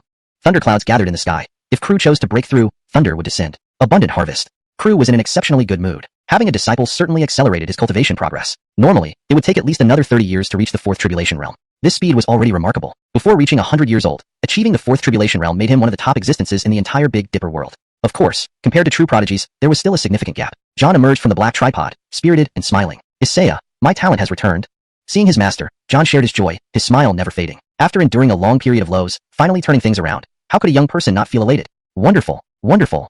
Crew chuckled, patting John's head. Finally, this kid could cultivate. As a master, Crew felt relieved. Cleaning up the black tripod, Crew instructed John to pack up for departure. An opportunity like this must include his disciple. Such destiny-bearing individuals had an uncanny ability to find treasures and avoid calamities. Not bringing John would be a great loss. Crew guessed that the expedition to Wasteland would depart within a day or two. Dong, dong, dong. 3 gongs sounded. Hearing this, Crew's expression darkened. It seemed more urgent than expected. The gathering bell was rung now. Excellent. No need to pack. Follow me. Understood. John nodded, unclear about what was happening but trusting his master. Both rode a sword toward the main peak. The various peak leaders had already assembled. Only 5 or 6 peak leaders joined this trip to Wasteland. The rest stayed behind to guard 10,000 Sword Mountain. Their missions varied. Now that Junior Brother has arrived, let us depart. Hiroshi waved his sleeves, summoning a holy ranked sword from the void, looking particularly cool. Crew envied him, wondering when he would become as dashing as his senior brother. Led by Hiroshi, over 100 swords soared through the air, cloaked in white as if they were immortals. Besides the peak leaders, numerous Lucians and disciples joined for excitement or treasure hunting opportunities, an event that could reverse fate and change destinies. Seeing the magnificent scene of 100 swords flying, Crew felt an overwhelming surge of excitement. This was a man's dream. Exerting energy, Crew rushed forward with John. At the outskirts of Wasteland, people were gathered. Although its inner restrictions were suppressed by the 9-dragon coffin, risks remained. They hesitated about entering. Wasteland's terror was well known. Entering stripped away vitality, aging one instantly. Sending someone in for exploration, if unharmed within 3 days, it meant the coffin had fully suppressed the restrictions. Look, it's the group from 10,000 Sword Mountain. Riding swords, they can only be from 10,000 Sword Mountain. They're as impressive as ever. The many wandering cultivators couldn't help but sigh as they watched the disciples of 10,000 Sword Mountain arrive on flying swords from the void. No one else had such a stunning entrance except for 10,000 Sword Mountain. Though 10,000 Sword Mountain wasn't a holy land, its strength was not to be underestimated, having endured for 10,000 ancient years. Who knew how much hidden power it held? Even a holy land would think twice before making a move against them. Hiroshi, you old guy actually came out of seclusion this time. Ha ha ha. A hearty laugh echoed through the air. It was Channing, the leader of Residual Sword Ridge, one of the many holy lands and an old established powerhouse with a long-standing relationship with 10,000 Sword Mountain. So, with something as rare as 9 dragons pulling the coffin happening, can I come out for a stroll and join the fun? Hiroshi raised an eyebrow and asked. Alright, stop being so stiff. We brothers haven't seen each other for centuries. We must have a good drink today. Channing laughed loudly, his face full of smiles. Fine, I'll give you that honor. Hiroshi smiled slightly. Meeting an old friend again was indeed a joyful event. Over 100 people from 10,000 Sword Mountain landed from the sky, sheathing their swords. The Lucians and disciples rested in place while Hiroshi led Crew and others into the camp of Residual Sword Ridge. The camp was simply arranged with tents and protective formations around it. Come, old friends reunited. There's naturally good wine and meat to offer. We just hunted a great beast a few days ago. It took considerable effort to take it down, perfect for our feast now. To tell you, this wine is no ordinary brew. It's made by a master after painstaking efforts over a century, and I only have a few bottles left. Channing somehow produced a few bottles of fine wine, the rich aroma enticing everyone. Just a sniff revealed it was top-notch. Crew, overcome with desire for the wine, thickly skinned, spoke up. Senior, could you give me a bottle? This wine smells amazing. Your junior really appreciates it. Oh, who's this? Channing glanced at Crew, asking with a hint of curiosity in his eyes. There was also a sharpness in his gaze. Only in his 50s and already half a step away from the fourth tribulation realm, this youth was incredibly gifted, far surpassing even Hiroshi back in his day. My junior brother, who doesn't understand propriety. Hiroshi gave Crew a stern look. No respect for hierarchy or anything. Are you short of wine or what? Ha ha ha, no problem, no problem. This lad is quite frank. He's my type. Channing laughed and threw a bottle of wine to Crew. Crew caught it without hesitation and took 2 big gulps. The energy contained in the wine was incredibly dense, almost causing Crew's cultivation level to break through unexpectedly. This genuinely startled him. Note: maintain paragraph structure and line breaks while ensuring natural English flow and coherence with previous content. ####Chapter 10, The Barnabas. Good wine. Crew forcibly suppressed his urge to break through and said with satisfaction. Even the Holy Lord level had to cherish this exquisite wine. It truly was extraordinary. Ha ha ha, you're right up my alley, boy. Eat more later. Channing laughed heartily. Hiroshi, seeing this, felt quite helpless but did not interfere much. He simply took a bottle of wine for himself and started drinking. Before long, the wild ridge shook again. Mist burst forth, shining brilliantly with golden light. Tao principles transformed into countless chains of divine order, blocking out the sky and shielding the entire mountain range. A terrifying aura swept across thousands of miles. Not good. The supreme ruler has left an ace up his sleeve, intending to seal the mountain. Channing sensed something amiss. If they didn't enter now, there wouldn't be another chance. Clang. The sound of the Tao echoed. A fearsome entity wielding an ultimate Evar armament charged towards the forbidden area. Light pierced the heavens. Old brother, let's join in too. Channing showed a hint of excitement. It had been a long time since he could display his might. Hiroshi nodded, then slashed horizontally with his sword. A simple move caused space to shatter, and the Tao roared. Seeing this terrifying scene, Crew was inwardly astonished. Under such powerful techniques, he felt like a mere ant. We will stop the self-sealing of the forbidden area, allowing the younger generation to enter the mountain and seek opportunities? In the crowd, a terrifying giant proposed. His hand emitted a clear glow, smashing against the countless chains of divine order. I agree, but it's dangerous inside. A single misstep could lead to complete destruction. A terrifying being that emerged from the wasteland spoke, its eyes gleaming with sharpness. Its body was as tall as the mountains, causing earth-shaking tremors with every step. Opportunities often come with danger, and time is running out. If we dilly-dally, this trip will be in vain. Yes, we can't afford to delay either. We sent people in earlier, and nothing happened. With the 9-dragon coffin present, the Wild Ridge's restrictions should be thoroughly suppressed. All young people under 100 years old may enter the Wild Ridge to seek hidden treasures. Anyone who resists is opposing our sacred lands. Several thousand-year-old giants collectively countered the forbidden area's remaining defenses. Instantly, myriad beams of light and colorful brilliance filled the sky. Crew, go in and investigate. If any disciples wish to join you, bring them along. Hiroshi glanced at Crew, then produced a purple golden treasure sword. The sound of the Tao reverberated, and the aura of supremacy spread. Pseudo-Evar armament. Crew widened his eyes in shock. He hadn't expected his senior brother to bring out such a powerful artifact. Though Wanjian Mountain lacked the presence of Evars, it once had several pseudo-Evars who followed the Evars in ancient times, jointly suppressing the dark turmoil. The forbidden area is perilous, but with this treasure protecting you, you should be able to turn dangers into safety, Hiroshi said, then focused on countering the countless chains of divine order. Holding the pseudo-Evar armament, Crew felt its golden runes glowing brightly, enveloped in radiance. Its terrifying aura was chilling. Putting it away carefully, Crew led over 20 disciples who dared to brave the dangers to seek hidden treasures within the mountain. Other sacred lands naturally did not fall behind. The roar of the great wilderness creatures shook the heavens, like genuine hounds, great pongs, Pixius and Yazi. All pure-blood creatures, each formidable, with bodies as large as small mountains. Entering the Wild Ridge's vicinity, ancient auras rushed forward. Towering trees blocked out the sky, and hanging vines looked like enormous pythons. Inside, it was like a vast world, far larger than what appeared from the outside. Over 100 times bigger. Crew felt an inexplicable fear. Though the forbidden area's Tao principles were suppressed, he still sensed his life force being gradually stripped away. Even if very slight, that fear struck deep into his heart. If not for the 9-dragon coffin, their life forces would rapidly diminish upon entering, leaving them no more than half an hour before reaching the end. Indeed worthy of being a forbidden area that has existed for 10,000 years. Crew sighed lightly, then looked at the disciples behind him, solemnly saying, "Stay close to me at all times. This place is extremely dangerous. Be vigilant." Understood. The leading young man nodded. He possessed initial enlightenment realm strength, ranking among the upper middle echelon among youths. The group walked through the dense forest. Terrifying roars echoed, leaves falling like autumn wind sweeping by. Junior granduncle, this wild ridge seems just like the deep forests outside. Does it really have hidden treasures? Milana, newly joined to Wanjian Mountain, asked. It's said that the forbidden area nurtures immortal herbs. Obtaining one means a chance to become an Evar. Crew replied calmly. Just the immortal herb alone was enough to drive everyone mad, let alone the other treasures. SSS. Everyone sucked in cold air, yet excitement gleamed in their eyes. As the disciples were excited, a pure-blood beast approached nearby. It was a creature from the great wilderness. Crew grew wary. Pure-blood beings were immensely powerful. They needed no cultivation, possessing formidable strength upon adulthood, with their treasured bones nurturing horrifying abilities. Isaiah, it seems to be heading towards us, John said solemnly. I know. Crew nodded, secretly urging his spiritual energy. If this pure-blood beast sought trouble, he did not advise killing it outright. Humans of Wanjian Mountain do not harbor hostility. The pure-blood beast stopped before Crew and others. Its body was as massive as a small mountain, entirely cast in gold, shimmering brightly. Barnabas? Not bad for a mount. Crew murmured to himself. This was one of the most cherished mounts for sages. He had long wanted to subdue one, and finally encountered it today.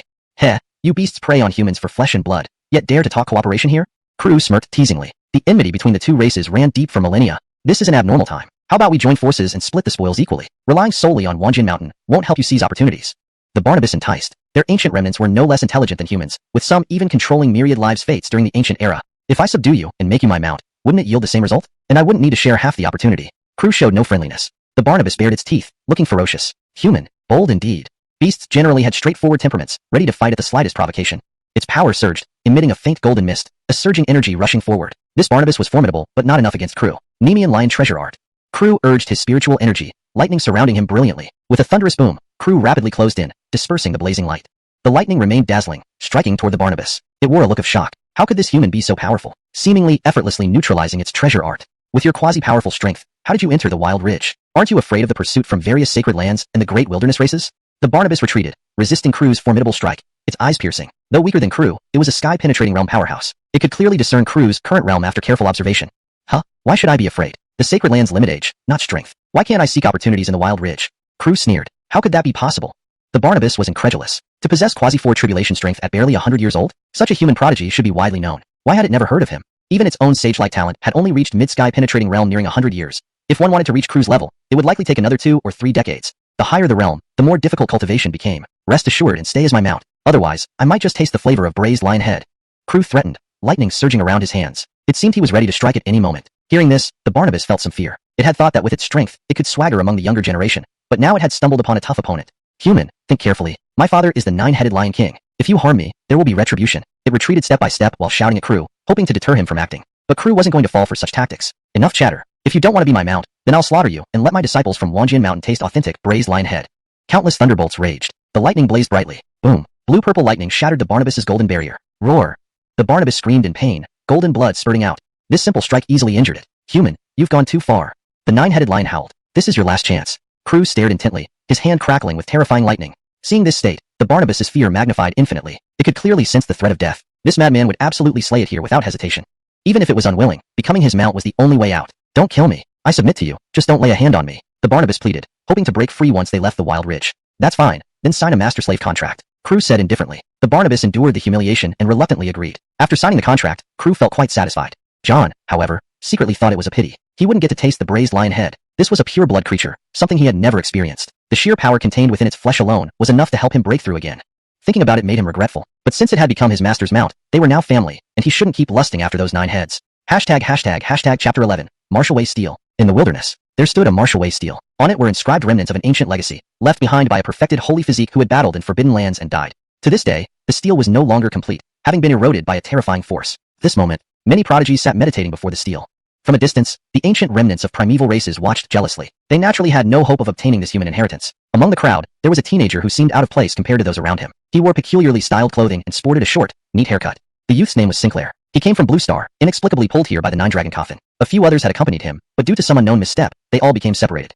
He arrived here in a daze, drawn by a mysterious power. Looking at the martial way steel before him, he surmised that this was what was attracting him. Sinclair sat down thoughtfully. The martial way steel trembled. Rune symbols surged. Golden light shimmered. A commotion arose among the crowd. Crew also arrived with his disciples, witnessing the scene. The Tao principles within the steel flowed toward Sinclair. Instantly, resplendent beams of light shone brightly, and the sound of the great Tao echoed. All human geniuses stood up, watching this spectacle unfold. Various ancient relics and pure blood beings looked at Sinclair, who was absorbing the legacy, their eyes gleaming with murderous intent. This person's attire was bizarre, likely unaffiliated with any sect. If he were killed, humanity would lose a formidable genius, benefiting the myriad races greatly. Before long, the martial way steel shattered. Sinclair finished absorbing the legacy, a flash of brilliance appearing in his eyes. Surveying the people around him, he appeared highly vigilant.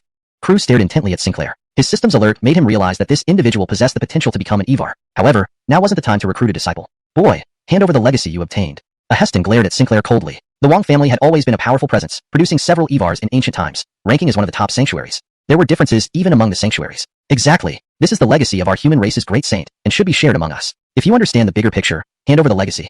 Azair said haughtily, sounding righteous. Correct, you can't protect this legacy. Hand it over, and that will be the wisest choice. Yes, young man, it's better to share this legacy for the benefit of our race. The myriad races are our enemies. We humans must unite and not keep secrets. The various geniuses fixed their gazes on Sinclair. They coveted such a powerful legacy too. Sinclair remained silent. Faced with these strong individuals, giving or not giving the legacy both posed dilemmas. Ultimately, his strength was insufficient to protect the legacy.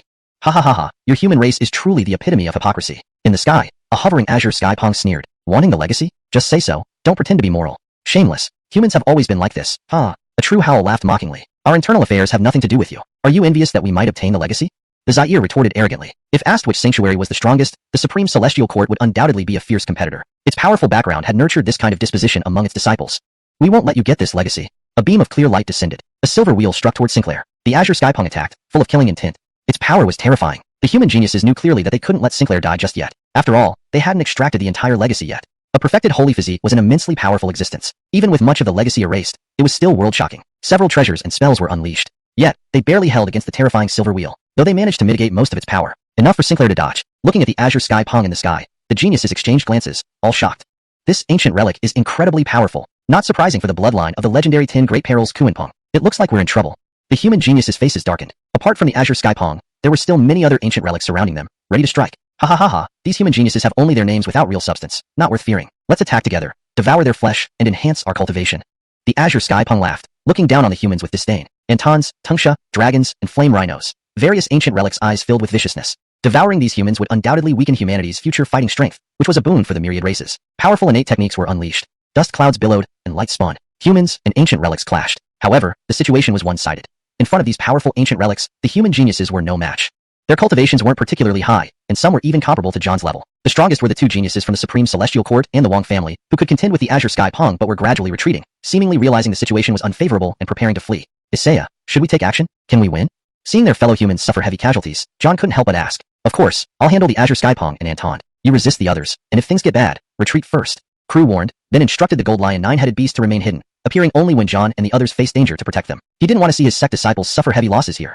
Understood. John, Milana, and others nodded. Crew felt slightly reassured. Seventh sword technique, heavenly stars falling. Without hesitation, Crew's spiritual energy surged. Sword Axle erupted. His Sword Dao domain expanded. Under the influence of Dao rules, daylight turned into night instantly. Sword Axle condensed into countless stars. Then, the stars rained down rapidly like meteors. Radiant light filled the air, beautiful and awe-inspiring. The power was terrifying. Feeling such formidable sword chi, every human genius rejoiced. Is it Benjamin from the Divine Sword Manor who has come? He's famous for unmatched sword Dao prowess. To witness it firsthand, it's true. We're saved, ha. We must visit the Divine Sword Manor to thank them later. Indeed, indeed. Seeing the boundless sword chi attacking the ancient relics, the pressure on the human geniuses eased, and they began chatting. The powerful force pushed back the ancient relics, even slaying a few ferocious beasts. What is your name? The Azure Skypong looked at the man before him, expression grim. Such power was nearly equal to his own. Unbelievable, he was already a half-step fourth tribulation realm, yet a human genius had reached the same level. His clan's Lucians had praised his talent as rare for 10,000 years. Erwin Crew. Crew revealed his name calmly. Crew? Not Benjamin. Who is this Crew? Never heard of him before. Erwin? Not even a sanctuary has produced such a genius. The crowd buzzed with murmurs. Your strength is commendable, but if you continue obstructing us, you'll die here. Leave now, and you might survive. The Azure Skypong intended to kill. Leaving someone like Crew alive would be troublesome later. For now, he aimed to sow discord and settle matters afterward. Friend Taoist, don't listen to his lies.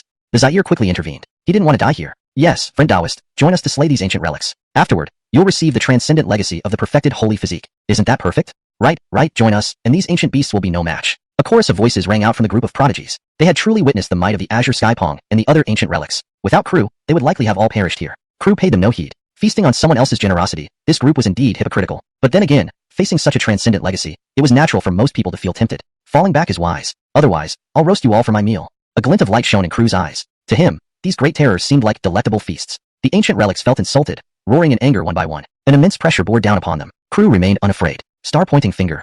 Swanee treasure technique. His left hand shimmered with starlight, while his right hand crackled with brilliant lightning. These two techniques were wielded by Crew to their utmost potential. Charging into the crowd of beasts, he shattered a mountain-like body with a single finger and crushed another ancient relic with a punch, acting like an invincible demon god. You step aside. Deal with the others. This one is mine to handle.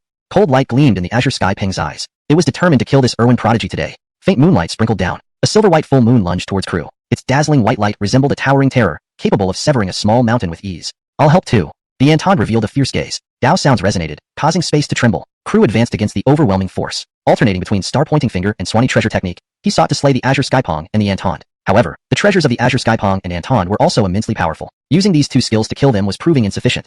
Heavenly Seal. Seeing no decisive victory after prolonged combat, Crew frowned. Spirit energy surged wildly within him. He unleashed an even more formidable technique.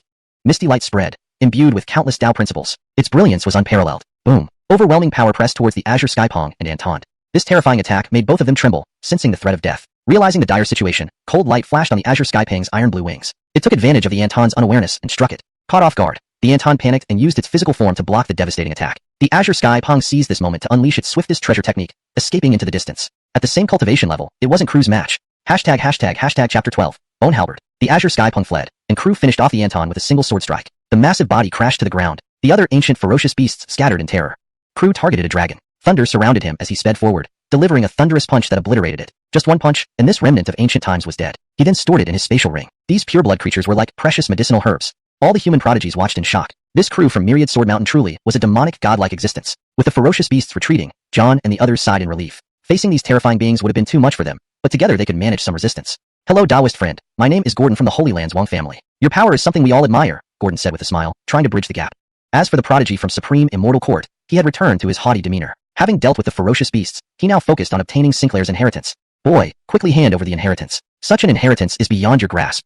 Sinclair frowned. If they asked nicely, he might have willingly handed it over, knowing he couldn't defend it. But this rebuke irked him. Ha, I can hand over this supreme inheritance, but please show some respect to others, Sinclair said firmly. You have no right to speak. The prodigy grabbed Sinclair's collar angrily, glaring at him. Feeling humiliated by both the ferocious beasts and this background-less cultivator, his temper flared. He couldn't handle the Azure Sky Pong, but could he not deal with a youth who wasn't even at the spirit gathering stage? I tell you, if you want this inheritance, dream on. Sinclair's anger was also stirred. He knew the situation well. Keeping quiet about the inheritance would temporarily save his life. That's great. Excellent. The prodigy's hand glowed ominously. Hanson, stop it. Gordon hurriedly interjected. With the complete sage body inheritance still at stake, this matter couldn't be resolved so easily. I won't kill him, but death isn't necessary. Wrecking his meridians and using secret techniques to extract his inheritance will suffice. Hanson laughed coldly, a stark contrast to his previous righteous facade. Sinclair remained silent, his eyes dimming. This unjust world left him feeling stifled. Do you people from Supreme Immortal Court really bully independent cultivators like this? Crew couldn't stand it any longer, his gaze cold. Friend Taoist, although you come from Myriad Sword Mountain, there's still a gap between us and Supreme Immortal Court. You shouldn't offend us, Hanson said grimly, attempting to intimidate. Ha, weren't you less confident when facing the ancient remnants? Crew's ridicule was clear. To think that such a revered place could produce such disciples was disappointing. You, struck at a sore point, Hanson's eyes blazed with fury, harboring resentment towards Crew. Why can't we all just speak nicely? Our goal is for this young man to give up his inheritance, right? Can't we all benefit? We can compensate him with resources. Everyone will be happy. Gordon tried to mediate, but his eyes gleamed with cunning. Sounds good. If this young man willingly hands over his inheritance, why not share it among us and compensate him? Indeed, indeed. The prodigies chimed in unison. They knew if Hanson brought it back to Supreme Immortal Court, they wouldn't get a share. Sinclair watched Gordon, slightly frowning. In exchange for resources, this deal didn't seem unfair. But, could this person be genuinely benevolent? Too lenient. I disagree. Offending Supreme Immortal Court cannot be settled so easily. Hanson pretended to be angry. He naturally didn't want to share such a world-shaking inheritance. It should strengthen their court's foundation. Don't you find it shameless? People earned their inheritance through effort. Why should they share? Why don't you offer your inheritances for exchange? John couldn't stay silent. This group treated it as a given, not caring about the consequences if Sinclair surrendered his inheritance. Watching his disciple, Crew nodded approvingly. Come here. I'll protect you today. Thank you, senior. Sinclair hurried over to Crew, but the prodigies wouldn't let him go. One more step, and I break your legs. To let someone escape when caught was unthinkable. Sinclair hesitated, his face darkening. He must repay today's humiliation many times over. If anyone dares to touch you, I'll take their life. Crew emitted overwhelming pressure. Encouraged, Sinclair sprinted towards Crew. The prodigy's expressions turned grim. Is Myriad Sword Mountain going to claim this inheritance alone? That's exactly what they planned. Who would have thought? So despicable. Sinclair became wary of Crew as well. In this dangerous world, trust was hard to come by. Little 9, gather everyone. We're leaving. Crew called out, and the Barnabas emerged from the dense forest. Its new name had been given by Crew recently. Though its strength wasn't as formidable as the Azure Sky Pong, it rivaled the Anton and surpassed most of these prodigies. What, Barnabas? How is another ancient remnant still here? They all fled. Startled, the prodigies wondered how they missed its presence. The disciples carried Sinclair onto the lion's back, and they vanished into the distance. Even with 20 passengers, the mountain-sized beast was spacious. Crew remained behind, ensuring cover. No one dared move against him. Crew didn't rush either. Remember this, Myriad Sword Mountain. Hanson gritted his teeth. Go.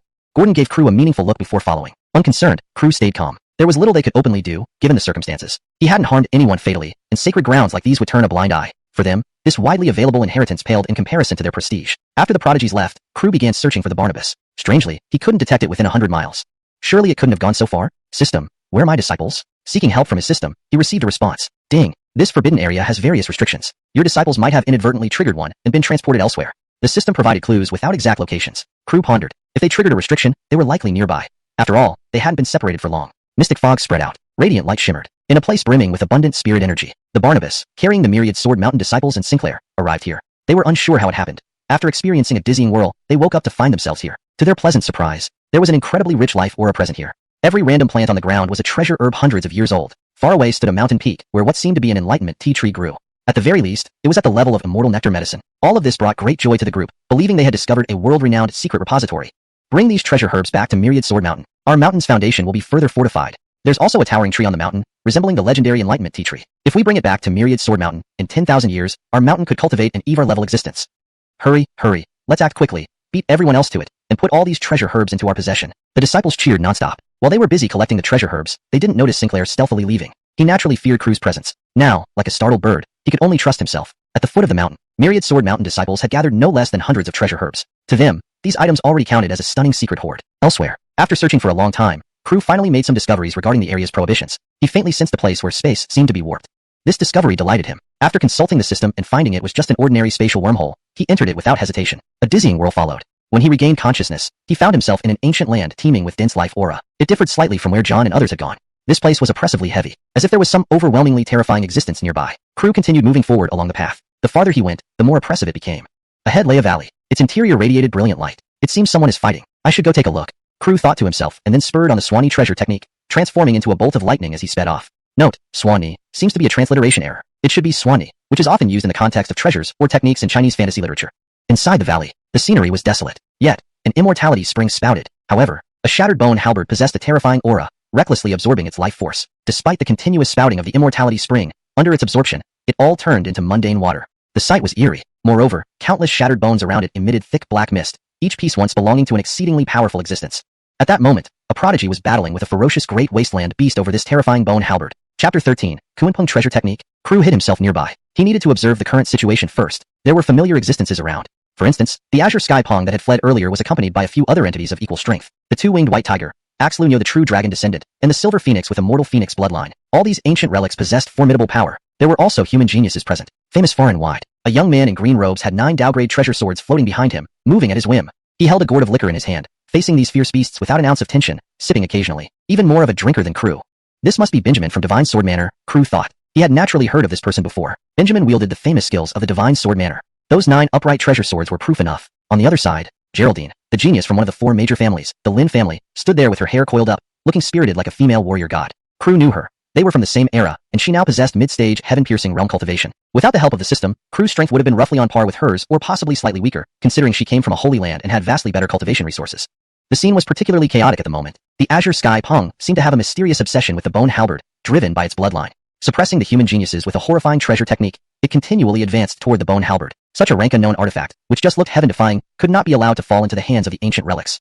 Benjamin quickly approached, his steps indiscernible as he stumbled in front of the Azure Sky Pong. Move aside. Moonlight blossomed. A full moon slashed out. The Azure Sky Pong appeared deranged. Benjamin's expression gradually grew serious, this pure-blooded creature bringing considerable pressure. 9 treasure swords danced behind him, thousands of sword chi ravaging. Chop. Under Benjamin's control, the flying swords blocked the Azure Sky Pong's treasure technique. Both pushed their divine abilities to the extreme, engaging in a fierce battle.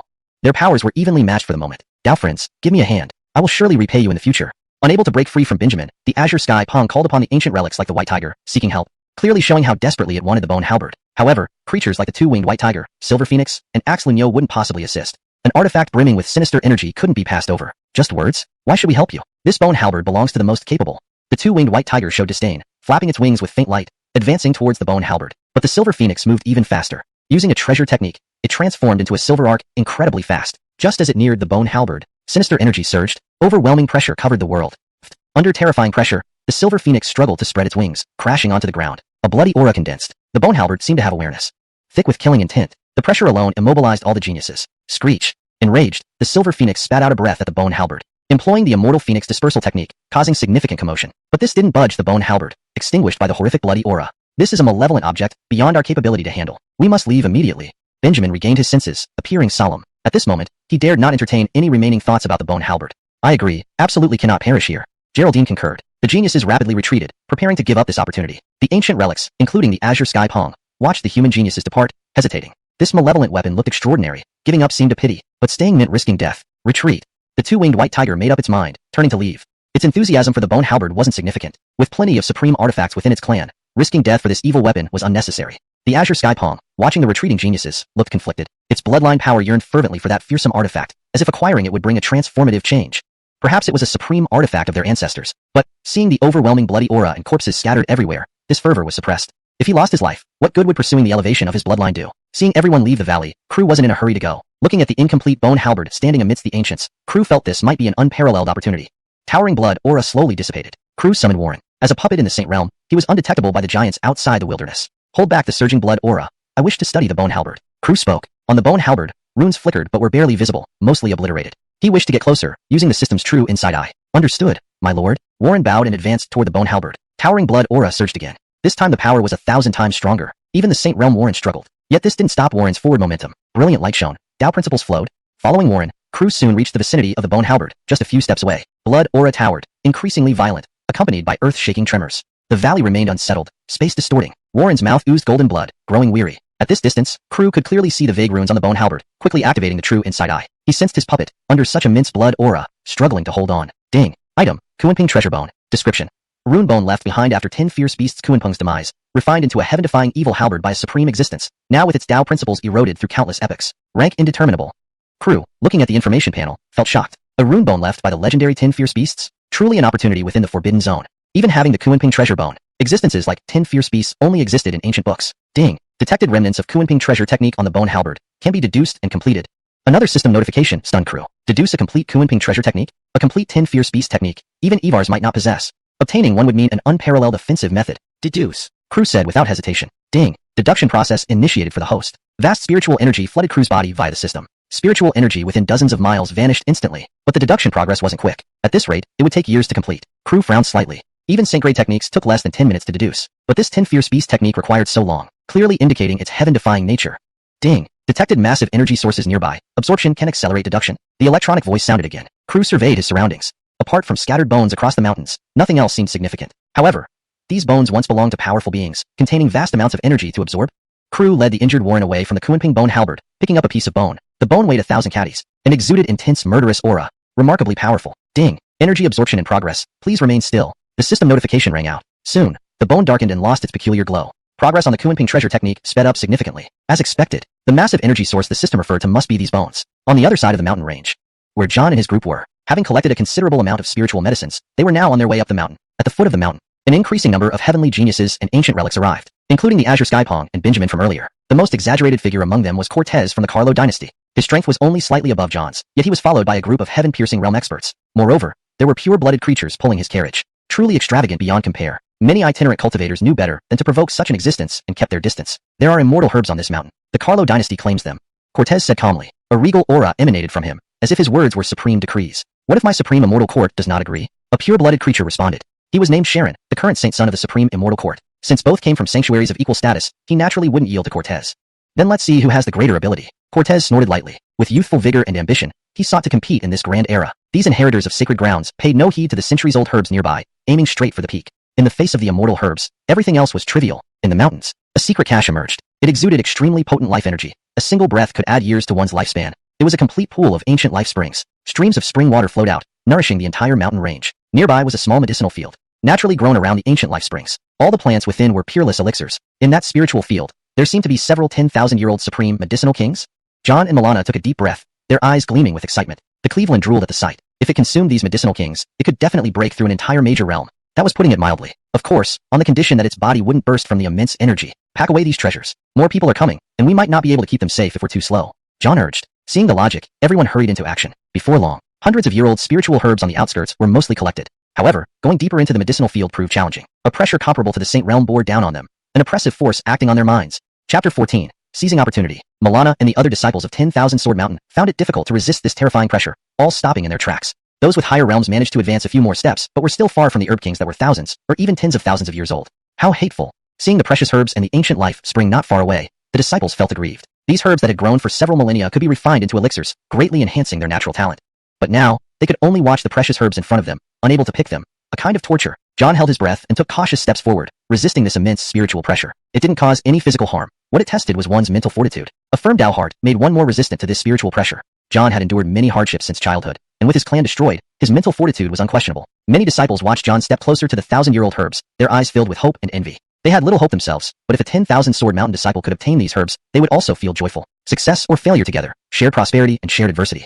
As John steadily moved forward, he also felt immense pressure, finding it increasingly difficult. He clenched his teeth, pushing himself further. If he couldn't even complete this small task, how could he destroy the demon Imperial Pavilion and avenge his family? His Tao heart grew ever stronger, undeterred by any obstacle. At the foot of the mountain, numerous geniuses and primordial relics gradually arrived. They too saw the ancient life spring amidst the mountains. Each looked excited. If this spring water existed in the outside world, it would undoubtedly cause a great stir and fierce competition among various sacred lands.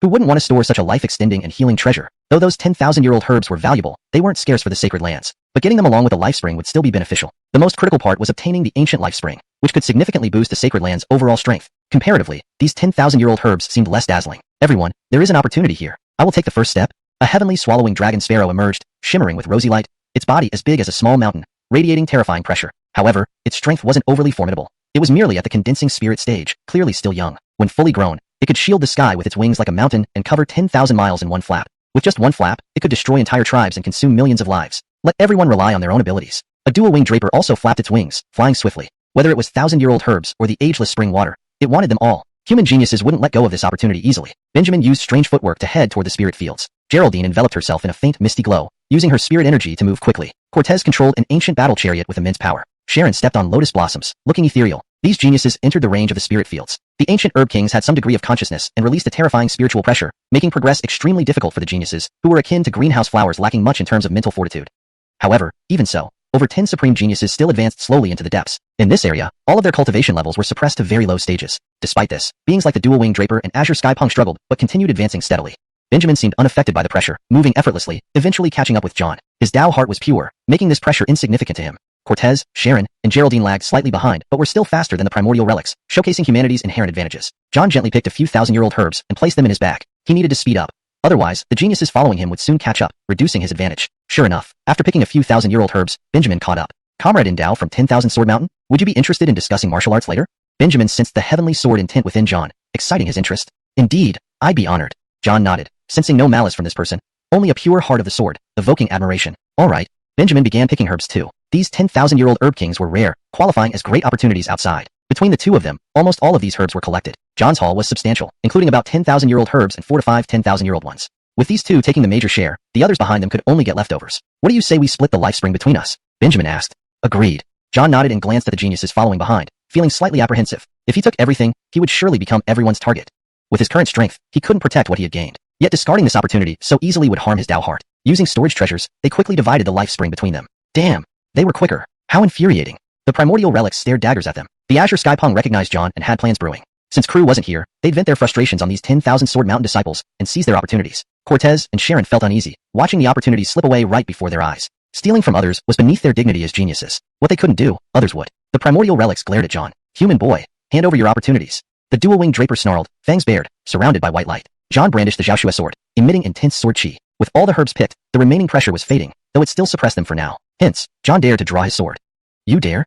The white tiger's eyes gleamed menacingly. It possessed transcendent boundary strength, and under normal circumstances, someone like John would be easily crushed. Sensing mortal danger, John's expression turned solemn. Despite being leveled, the quality and quantity of spirit energy were incomparable. Friend, he is someone I intend to protect. Behind Benjamin floated 9 precious swords as he spoke calmly. In his view, the dual-winged draper was far stronger than John, even at the same realm. He couldn't stand by for such an uneven confrontation. We haven't come after you. Don't meddle in our affairs. Take your spoils and leave.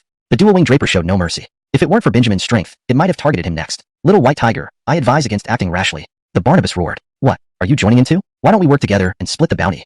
The dual-winged draper proposed. Facing both alone was risky. Better to avoid someone else benefiting. Count me in. Azure Skypang's body emitted a clear radiance. Me too. Let's work together to snatch the human opportunities. Note, the last paragraph has been adapted for readability, while maintaining the essence and tone of the original text. The swallowing heavenly dragon sparrow and the quinn were greatly tempted by the precious herbs and the ancient life spring. Even if they split them equally, it would be more than enough for each of them. Then let's join forces and see what these human geniuses can do to resist us. The dual-winged draper said arrogantly, as if the stunning opportunities were already waving at it. Many of the primordial relics surrounded John and Benjamin, leaving no room for escape. Junior brother, we will assist you. In the crowd, the geniuses from 10,000 Sword Mountain took action, trying to draw some of the attention to themselves. However, there were too many primordial relics, and soon they were firmly held back. Apart from the disciples of 10,000 Sword Mountain, the rest of the major forces showed no intention of getting involved. If you share the opportunities with us equally, my Carlo dynasty will definitely help you repel the enemies, Cortez said coolly. Without a benefit, how could he offer help freely? If you give half of the opportunities to us, my supreme immortal court will protect you, Sharon offered. John remained silent, the Zhaoshua's sword in his hand trembling slightly, with sword chi surging forth. The imperial scripture circulated on its own, safeguarded by Tao principles.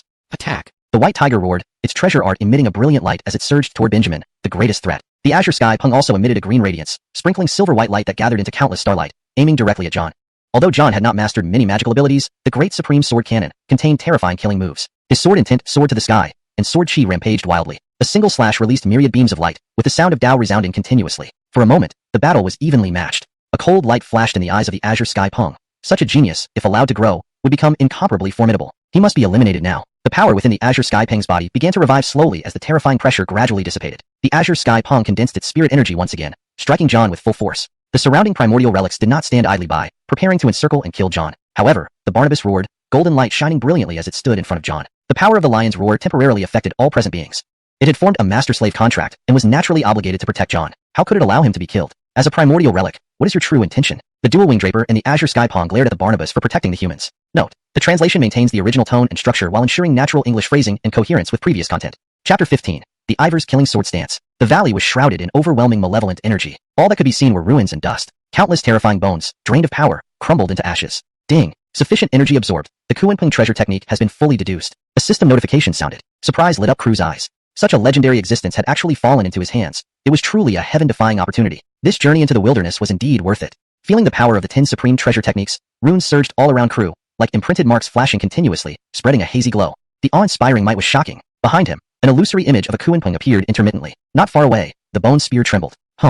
Vast waves of malevolent energy soared into the sky. The wild hills shook, enveloped by dark clouds, oppressive to the extreme. What's happening? What's going on inside? Channing frowned. It must be encountering some sort of opportunity. I hope they can return safely. Hiroshi, observing the terrifying malevolent energy above, felt a vague sense of worry. With protection from the ultimate imperial weapon, even if the forbidden area awakens completely, they should be able to return safely. Let's just hope nothing unexpected happens. Several other towering figures also felt uneasy. If all the younger generation disciples were lost here, it would be a huge loss. But risk and opportunity coexisted. The greater the risk, the more extraordinary the opportunity. In the mountains, the ancient relics and human prodigies all paused, looking towards the distant valley. This overwhelming black chi must be coming from that bone spear. We have to move quickly to avoid any mishaps. Karlach Shinpeng's gaze was intense, a mix of regret and vigilance. Quickly, other creatures like the two-winged draper and the Quinn understood. This aura was extremely threatening, and none of them wished to stay long. By now, Sharon, Geraldine, Cortez, and others had already moved higher up. The immortal level comprehension T-tree was infinitely more important than the opportunities John and Benjamin possessed. They did not want to linger too long either.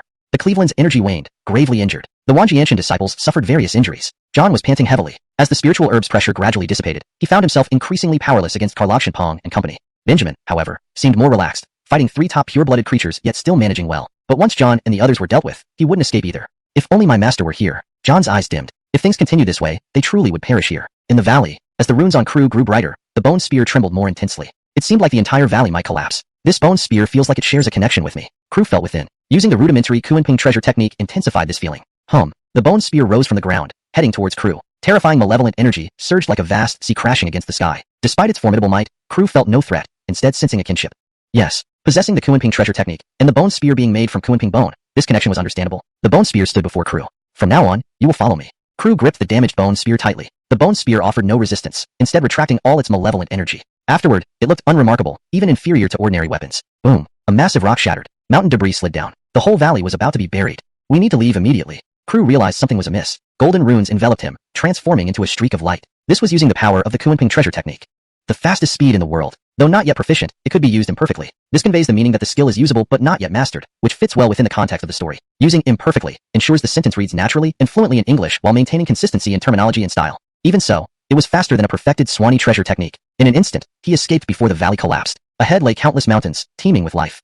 A main peak towered majestically. At its summit stood a giant tree, resembling the comprehension T-tree from ancient texts. Crew, wielding the bone spear, hurried towards the mountain. At the mountain waist, 10,000 rays of light, colorful and magnificent. The battle was intense beyond imagination. The scene was chaotic. The ancient relics held a clear advantage.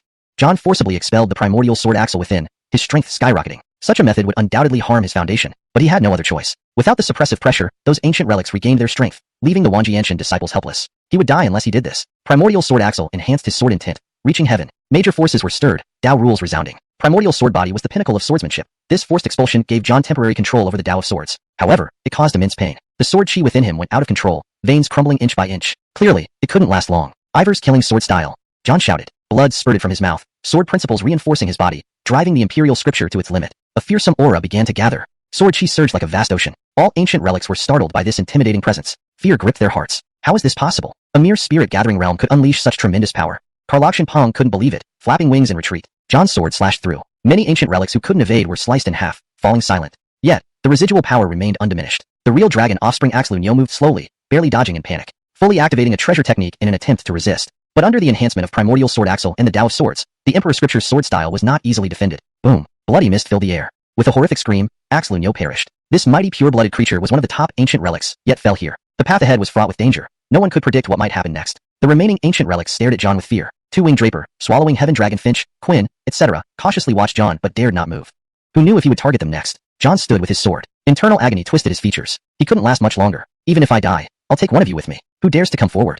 Gritting his teeth, blood filled his mouth. His voice wasn't loud but echoed like thunder, shaking the group of ancient relics. Silence ensued. Previously arrogant beings like Karlach Shinpeng dared not speak.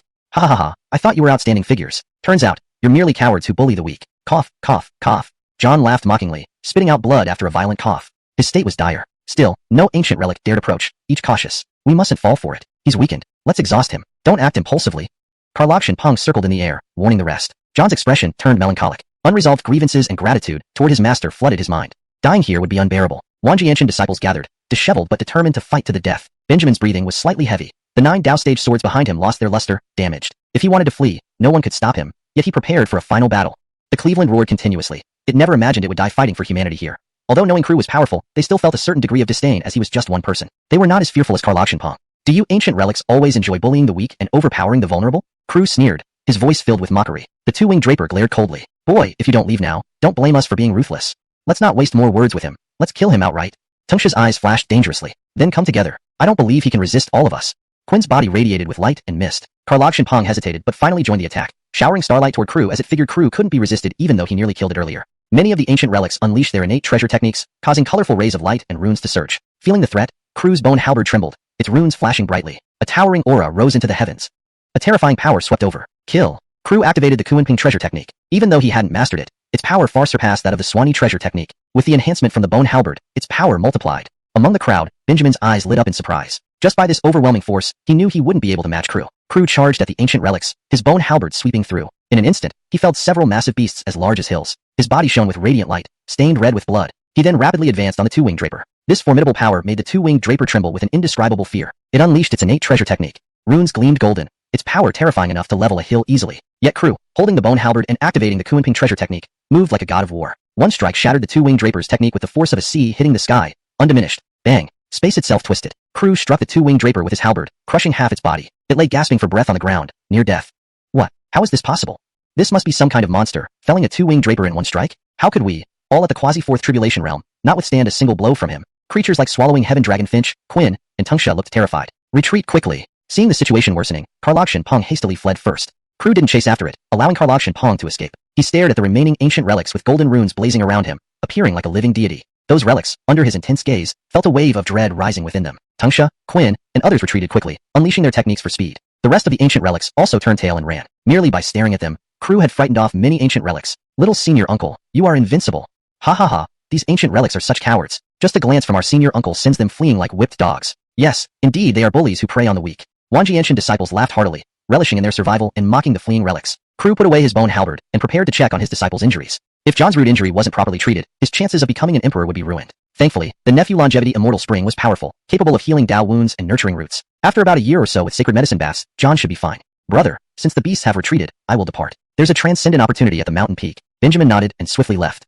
Crew gazed at the mountain summit. While the immortal level comprehension tea tree held little value for him, it would certainly strengthen Wanjianshan as a whole. Rest here while I go check it out. Crew took out a near Evar weapon, intending to temporarily hand it to Milana for protection. Leaving this ultimate imperial weapon behind meant no relics would dare return. The power of a near Evar weapon was terrifying. Milana fell to her knees in fear. Senior uncle, please keep this near Evar weapon yourself. If it's lost, I will deserve death. Don't worry, near Evar weapons have a spirit. If lost, it will return to Wanjianshan on its own. Crew reassured her, urging her to stand. But, senior uncle, I'm still afraid. Milana's face was full of apprehension. Being only a teenager, entrusting such a significant item to her caused immense anxiety. Then place it beside my disciple. Once he wakes up, he'll handle it. Crew helplessly said. Understood. Milana breathed a sigh of relief. Other Wanjianshan disciples agreed. John was the best choice, having earned their respect. Having settled things, Crew conjured Kuanping wings on his back, heading rapidly to the mountain peak. Human prodigies gathered there. Around the immortal grade comprehension tea tree, numerous streams of nephew longevity immortal springs gushed out, brimming with life energy. Even medicinal kings thousands of years old were mere companions compared to this tree. Every prodigy drooled at the sight of the comprehension tea tree, but the presence of a headless corpse, kneeling silently at the base of the tree, emitted an overwhelmingly menacing aura, preventing anyone from acting rashly. Benjamin, you're here. What happened to those ancient relics? Didn't they just take petty gains and leave? Translation completed. Maintaining paragraph structure, style, character names, tone, and continuity with previous content. A genius from the Inyang Holy Sect asked, his expression full of arrogance. The dead are dead, the crippled are crippled. They have all retreated, Benjamin replied indifferently. Thinking of that terrifying man, he felt powerless. If it came to a fight, he doubted he could last 3 moves against him. Both were at the same realm, yet the gap between them was so vast. What? They all retreated? Benjamin, did you single-handedly drive away all those ancient relics? Is that true? You must have been holding back in front of us.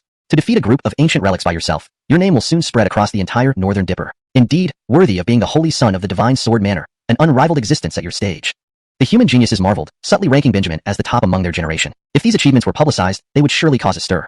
Benjamin shook his head. I wish I had such power. With his abilities, he could manage 1-on-3 fights, but achieving what Crew did, overwhelming a crowd and scaring them off with just a glance, was beyond his reach. The gap was immense. Hey, We know you're modest, but this achievement would greatly boost our race's morale. Yes, indeed. We all know your strength. How can those ancient relics be a match for our human geniuses? The human geniuses chattered eagerly. Benjamin sighed softly, no longer adding to the conversation. He knew well how powerful the ancient relics were. During ancient times, they fed on human blood. Now, humans grew stronger and proud, losing respect for potential dangers. How could the human race flourish this way? Crew swiftly arrived, paying little attention to the other geniuses except Geraldine. Why stop here? Isn't the immortal-grade herb right in front of us? Approaching Benjamin, Crew questioned. Benjamin pointed to the headless corpse beneath the enlightenment tea tree without speaking. Looking over, Sumart's face showed surprise. Hiss. Holy aura and death chi rampant? Even a sage-level figure has been turned into a puppet? He had met sages, like Warren and his master sealed an immortal source, but neither gave him as much pressure as this headless corpse. This person must have been a great sage before death. So terrifying. Such an existence, whose words could collapse mountains and rivers, was refined into a puppet here. No wonder this is a forbidden place that has existed for eons. Without the suppression of the nine-dragon coffin, they probably couldn't even enter the outskirts of the barren hills. Look, is that corpse moving? A voice from the human geniuses rang out. All eyes focused on the headless corpse. Its fingers trembled slightly, causing the mountains to shake. Death chi surged high. Oh, it seems to be reviving? Should we leave? Leave? What about the immortal-grade herb? That's the enlightenment tea tree. Just a few leaves can create a genius. But if the corpse fully revives, we might all die here. Opinions divided among the human geniuses. Some felt uneasy and wanted to leave first. Sharon of the Supreme Immortal Court hesitated. Though protected by an imperial weapon, there was still risk. Let's take a chance. Cortez descended from his ancient chariot, exuding the nobility of a future emperor. Harvesting a branch from the enlightenment tea tree, cultivating it in the Holy Land for tens of thousands of years, would grow into a lesser enlightenment tea tree, a supreme medicinal treasure despite the reduced effects. Even grabbing a handful of leaves would be a grand fortune. A single leaf could brew a pot of tea, enhancing insight and easily triggering enlightenment. Should we do it together? Sharon asked. Cortez nodded, walking towards the enlightenment tea tree. The geniuses watched vigilantly. The enlightenment tea tree was within reach, yet the terrifying aura made it difficult to move or mobilize their cultivation. Fortunately, they didn't disturb the corpse, allowing them to safely collect fallen leaves from the ground. Though older, these leaves retained significant potency. Crew's primary target wasn't the enlightenment tea tree but the eternal spring gushing out. The springs returned by the system were nearly depleted. Taking out a storage treasure, Crew rushed forward, placing it over the spring's source before the geniuses could react. The others' attention was on the enlightenment tea tree, so while they were annoyed by Crew's action, they didn't say much. After all, after obtaining a branch, they could still collect plenty of the eternal spring. Translation completed. Maintaining paragraph structure, style, character names, tone, and continuity with previous content. ##### Chapter 17. The Skeleton's Nest. The storage spiritual tool was continuously filled with the elixir of immortality. Crew's gaze also turned toward the enlightenment tea tree.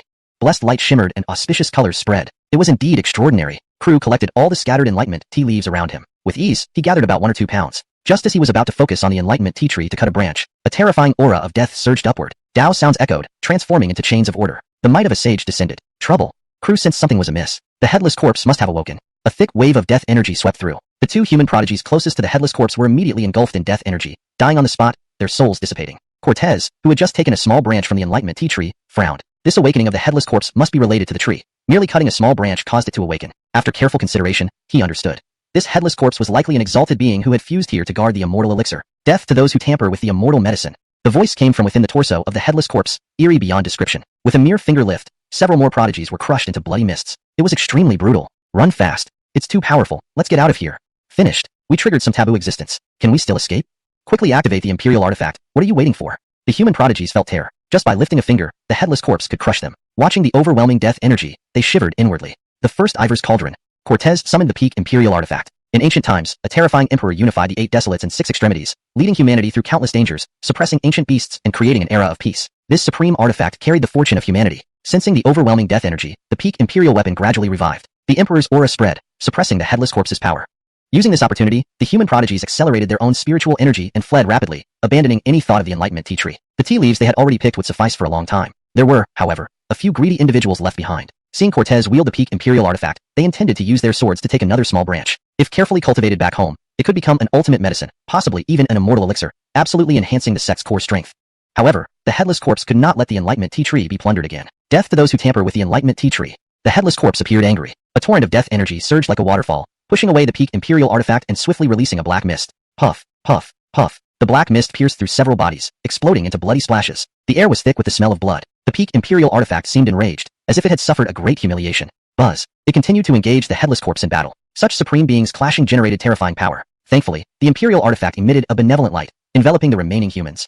Space shook. Mountains trembled. Rocks slid down, as if everything was collapsing. The scene was quite alarming. Seeing the headless corpse momentarily entangled with the supreme artifact, Crew had a mischievous thought. This might be the best time to pluck some leaves from the enlightenment tea tree. Sharon, Geraldine, Benjamin, and others also seemed to have similar thoughts. They exchanged glances, realizing each other's intentions, and smiled. Cortez looked unhappy. He had detained the opponent, but the rewards were reaped by Crew and others. Moving quickly, they cut off a small branch, not being greedy for more. This piece alone could potentially grow into an ultimate immortal elixir after countless years. At the mountain waste, Seeing the fleeing human prodigies, the disciples of 10,000 Sword Mountain became alert. Considering the shaking mountains, they guessed what had happened. An unexpected situation may have arisen for our little uncle. What do we do now? Do we wait here for our little uncle to return? I think we should leave with the people from other sections. Yeah, our presence here would only be a burden to our little uncle. After discussion, the 10,000 Sword Mountain disciples decided to leave. Leaving a mark for Crew, they took the still unconscious John and left by sword.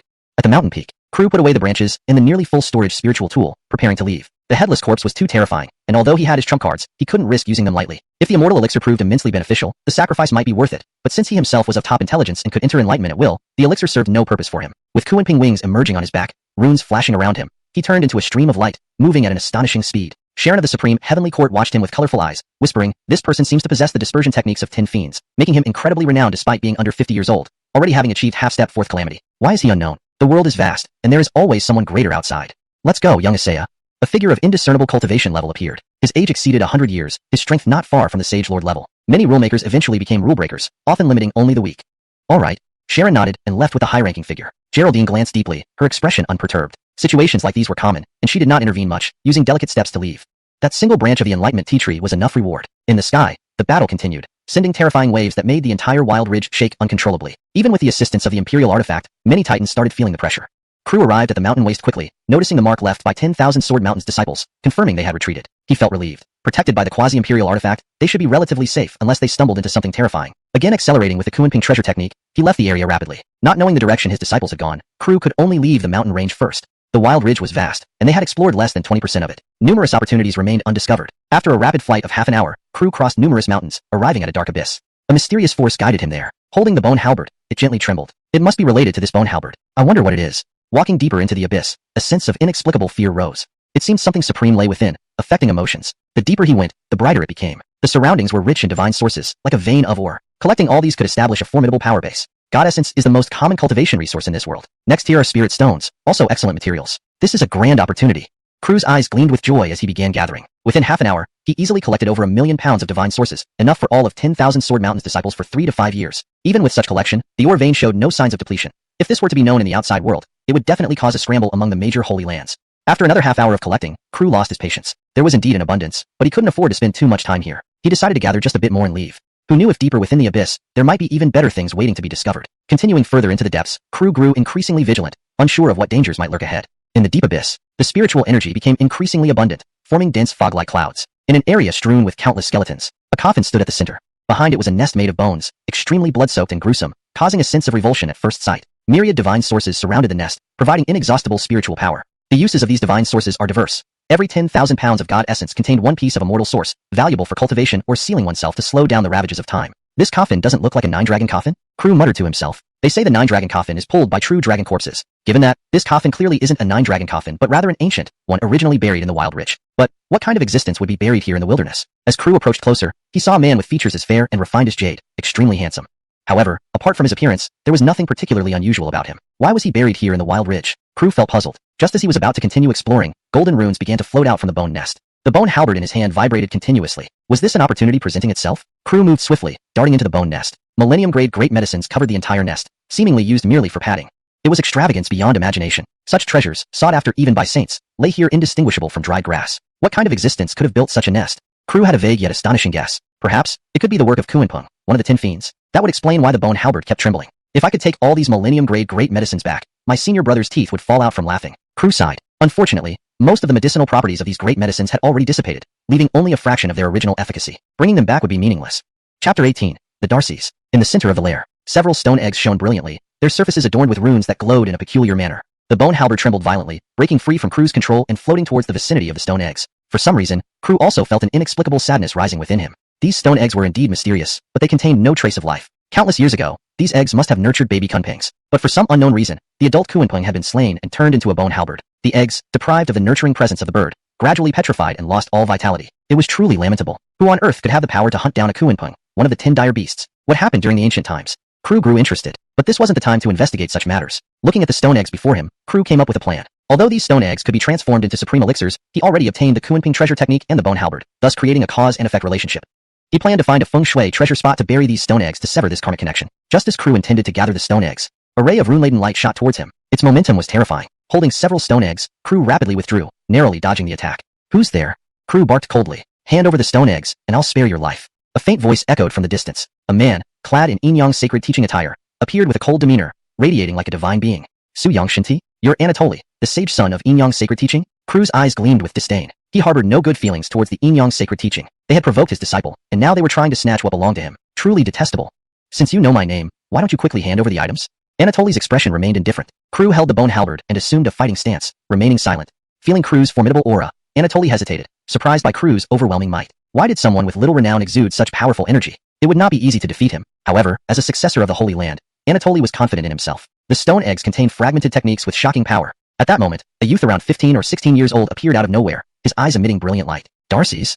Kru was somewhat taken aback. This was legendary indeed. What an era this is. This boy definitely has the makings of a great Evar. However, seeing his Holy Land attire, it was clear he had already received instruction. No wonder the system didn't alert him. The Supreme Hall? I never expected that a Darcy would appear in this era, a born saint. Anatoly couldn't remain indifferent any longer. If this boy grew normally, he would surely become a saint within a few centuries and had a great chance of becoming an Evar. Compared to his own talent, this boy was undoubtedly far superior. Hand over the stone eggs, and I can give you a great holy weapon. Darcy spoke, his eyes shining with intertwined rune lights. Kru shook his head. This has its karma tied to me. Even if you offer me an ultimate imperial artifact, I would not exchange it. The bone halberd trembled lightly, as if sensing Kru's words, growing more intimate. Ha! Do you really think you can touch an ultimate imperial artifact? Anatoly sneered. Upon hearing this, Darcy fell silent, seemingly weighing his options. If it were a complete technique, I could consider trading for an ultimate imperial weapon, but this technique is severely damaged. A great holy weapon is already the limit.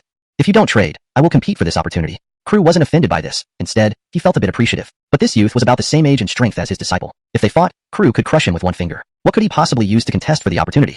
Unless he had backing from a giant behind the scenes? Or perhaps an ultimate imperial weapon for protection. Regardless, both possibilities worried Kru. Darcy, why don't we work together to seize this opportunity and then both study it? Anatoly was highly interested in the rune-covered stone eggs. Even a fragmented technique was worth exchanging for a great holy weapon. Such treasures were considered fundamental assets in powerful holy lands. However, if they knew this was a fragment of the Kunping technique, they would willingly trade 10 or 8 great holy weapons.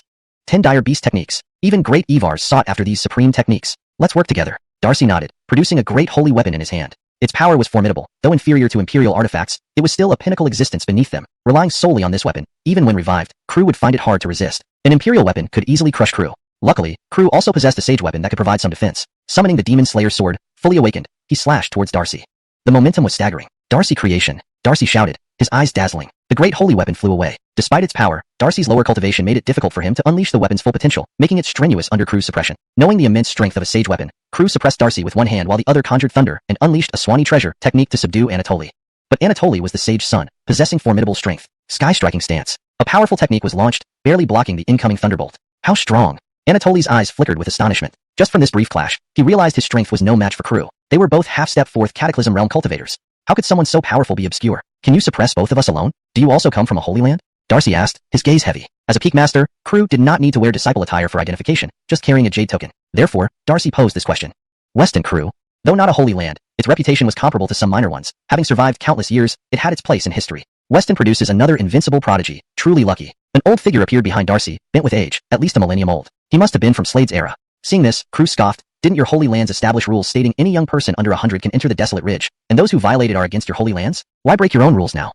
Ah, young man, you're too inexperienced. The Lucian chuckled softly, feigning benevolence. Clearly, he wore a mask of a tiger. Kru remained silent, undeterred even by the appearance of the giant. Everyone had trump cards. He wasn't without them either. Warren, the puppet sage-level puppeteer, had yet to be deployed. Despite suffering severe injuries from the bone halberd in the valley, it could easily crush this giant.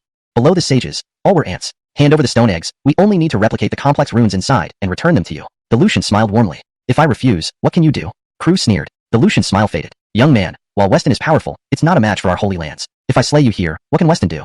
Then you can try. If you dare to make a move, I ensure your Supreme Hall's Darcy will die here too. Kru showed no fear. The Lucian became wary. If he dared say this, he must have backup. A Darcy was irreplaceable for the Supreme Hall, destined to lead it to greatness, cannot afford to lose. Risking his sage son for a fragmented technique was unacceptable. Yet, if scared off, the Supreme Hall would lose face. Note. In translation, the story structure, character names, using pinyin where necessary, original tone, and style have been preserved to ensure coherency and readability in English. The Lucian squinted his eyes, emitting a formidable aura that swept across the area. Anatoly provoked, Senior. It seems he has no real skills. He's likely just making a show of strength here. The Lucian glanced sideways at Anatoly. Do I need you to teach me this? Does he not know already? But if there's even a slight possibility, he could not afford any mistake. Darcy's gaze flickered, employing the supreme pupil technique to perceive the river of time. Though the future images were blurry, he seemed to see himself falling under a bone halberd, blood flowing profusely. Not good, Elder. Let's retreat first. Darcy's face turned pale, a trace of fear flashing in his eyes as he spoke after weighing the situation. What hidden means does this man possess? How could he manage to slay me under the protection of a path guardian, without even summoning an imperial weapon? Attempting to seize this opportunity comes with tremendous risk. Saint's son, are you sure? The old man's expression was serious. He understood well the supernatural abilities of their saint's son. If he said so, it was probably accurate. But for a mere half-step fourth Cataclysm Realm cultivator to be able to kill their saint's son right before him, that sounded too exaggerated. Let's go. Darcy didn't hesitate any longer. Anatoly saw this and his expression turned gloomy. Retreating just like this? A grand figurehead being driven back by a half-step fourth Cataclysm Realm young man would surely be a colossal joke if it spread. After some internal struggle, Anatoly also prepared to leave. He knew he couldn't match Crew alone either. Though he had an Imperial weapon for protection, activating it required significant resources and could not be done casually. It could only serve as a trump card for survival. Once they left, Crew breathed a sigh of relief. The pressure they imposed on him was immense. If they activated the Imperial weapon under the control of that Lucian, even Warren would find it difficult to withstand. He would have to use up all the cultivation cards given by the system just to have a chance to eliminate them. Using all his trump cards for them would indeed be quite a loss. Crew stored the stone eggs in the system space and prepared to leave. Just as he was about to activate the Kunping treasure technique, the abyss shook violently. The old man from the Supreme Hall held a radiant treasure, casting one spell after another to strike this place, attempting to bury Crew here completely. Chapter 19.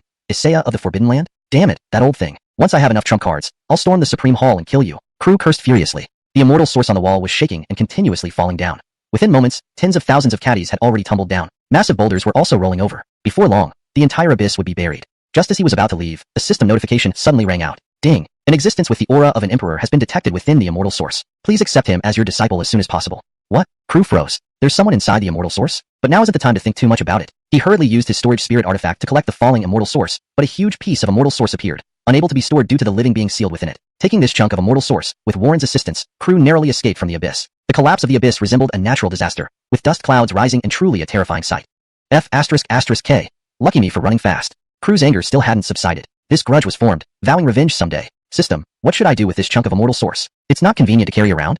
After calming down, Crew turned his gaze to the large piece of immortal source. Inside was a young man, seemingly 15 or 16 years old, unknown when he was sealed within, emitting an ancient primordial aura. Perhaps he was even the descendant of an emperor. Ding. You can temporarily store it in the system space, but there is a time limit. Carrying living beings consumes tremendous energy. This answer somewhat satisfied Crew. At least it solved the issue with the immortal source for now. However, before he could rest for a moment, more shaking began. Unparalleled power surged out from the abyss, affecting the entire land. The desolate ridge's law started to recover, and the suppressing power of the nine-dragon coffin drastically decreased. Crew distinctly felt his life force being drained away. What's happening? Crew's eyes showed shock. Suddenly, he recalled the existence in the abyss coffin. Could it be that the collapse of the abyss woke him up? What kind of being is he? The master of the Forbidden Land? Or an ancient immortal? Not the time to think about these things, gotta go.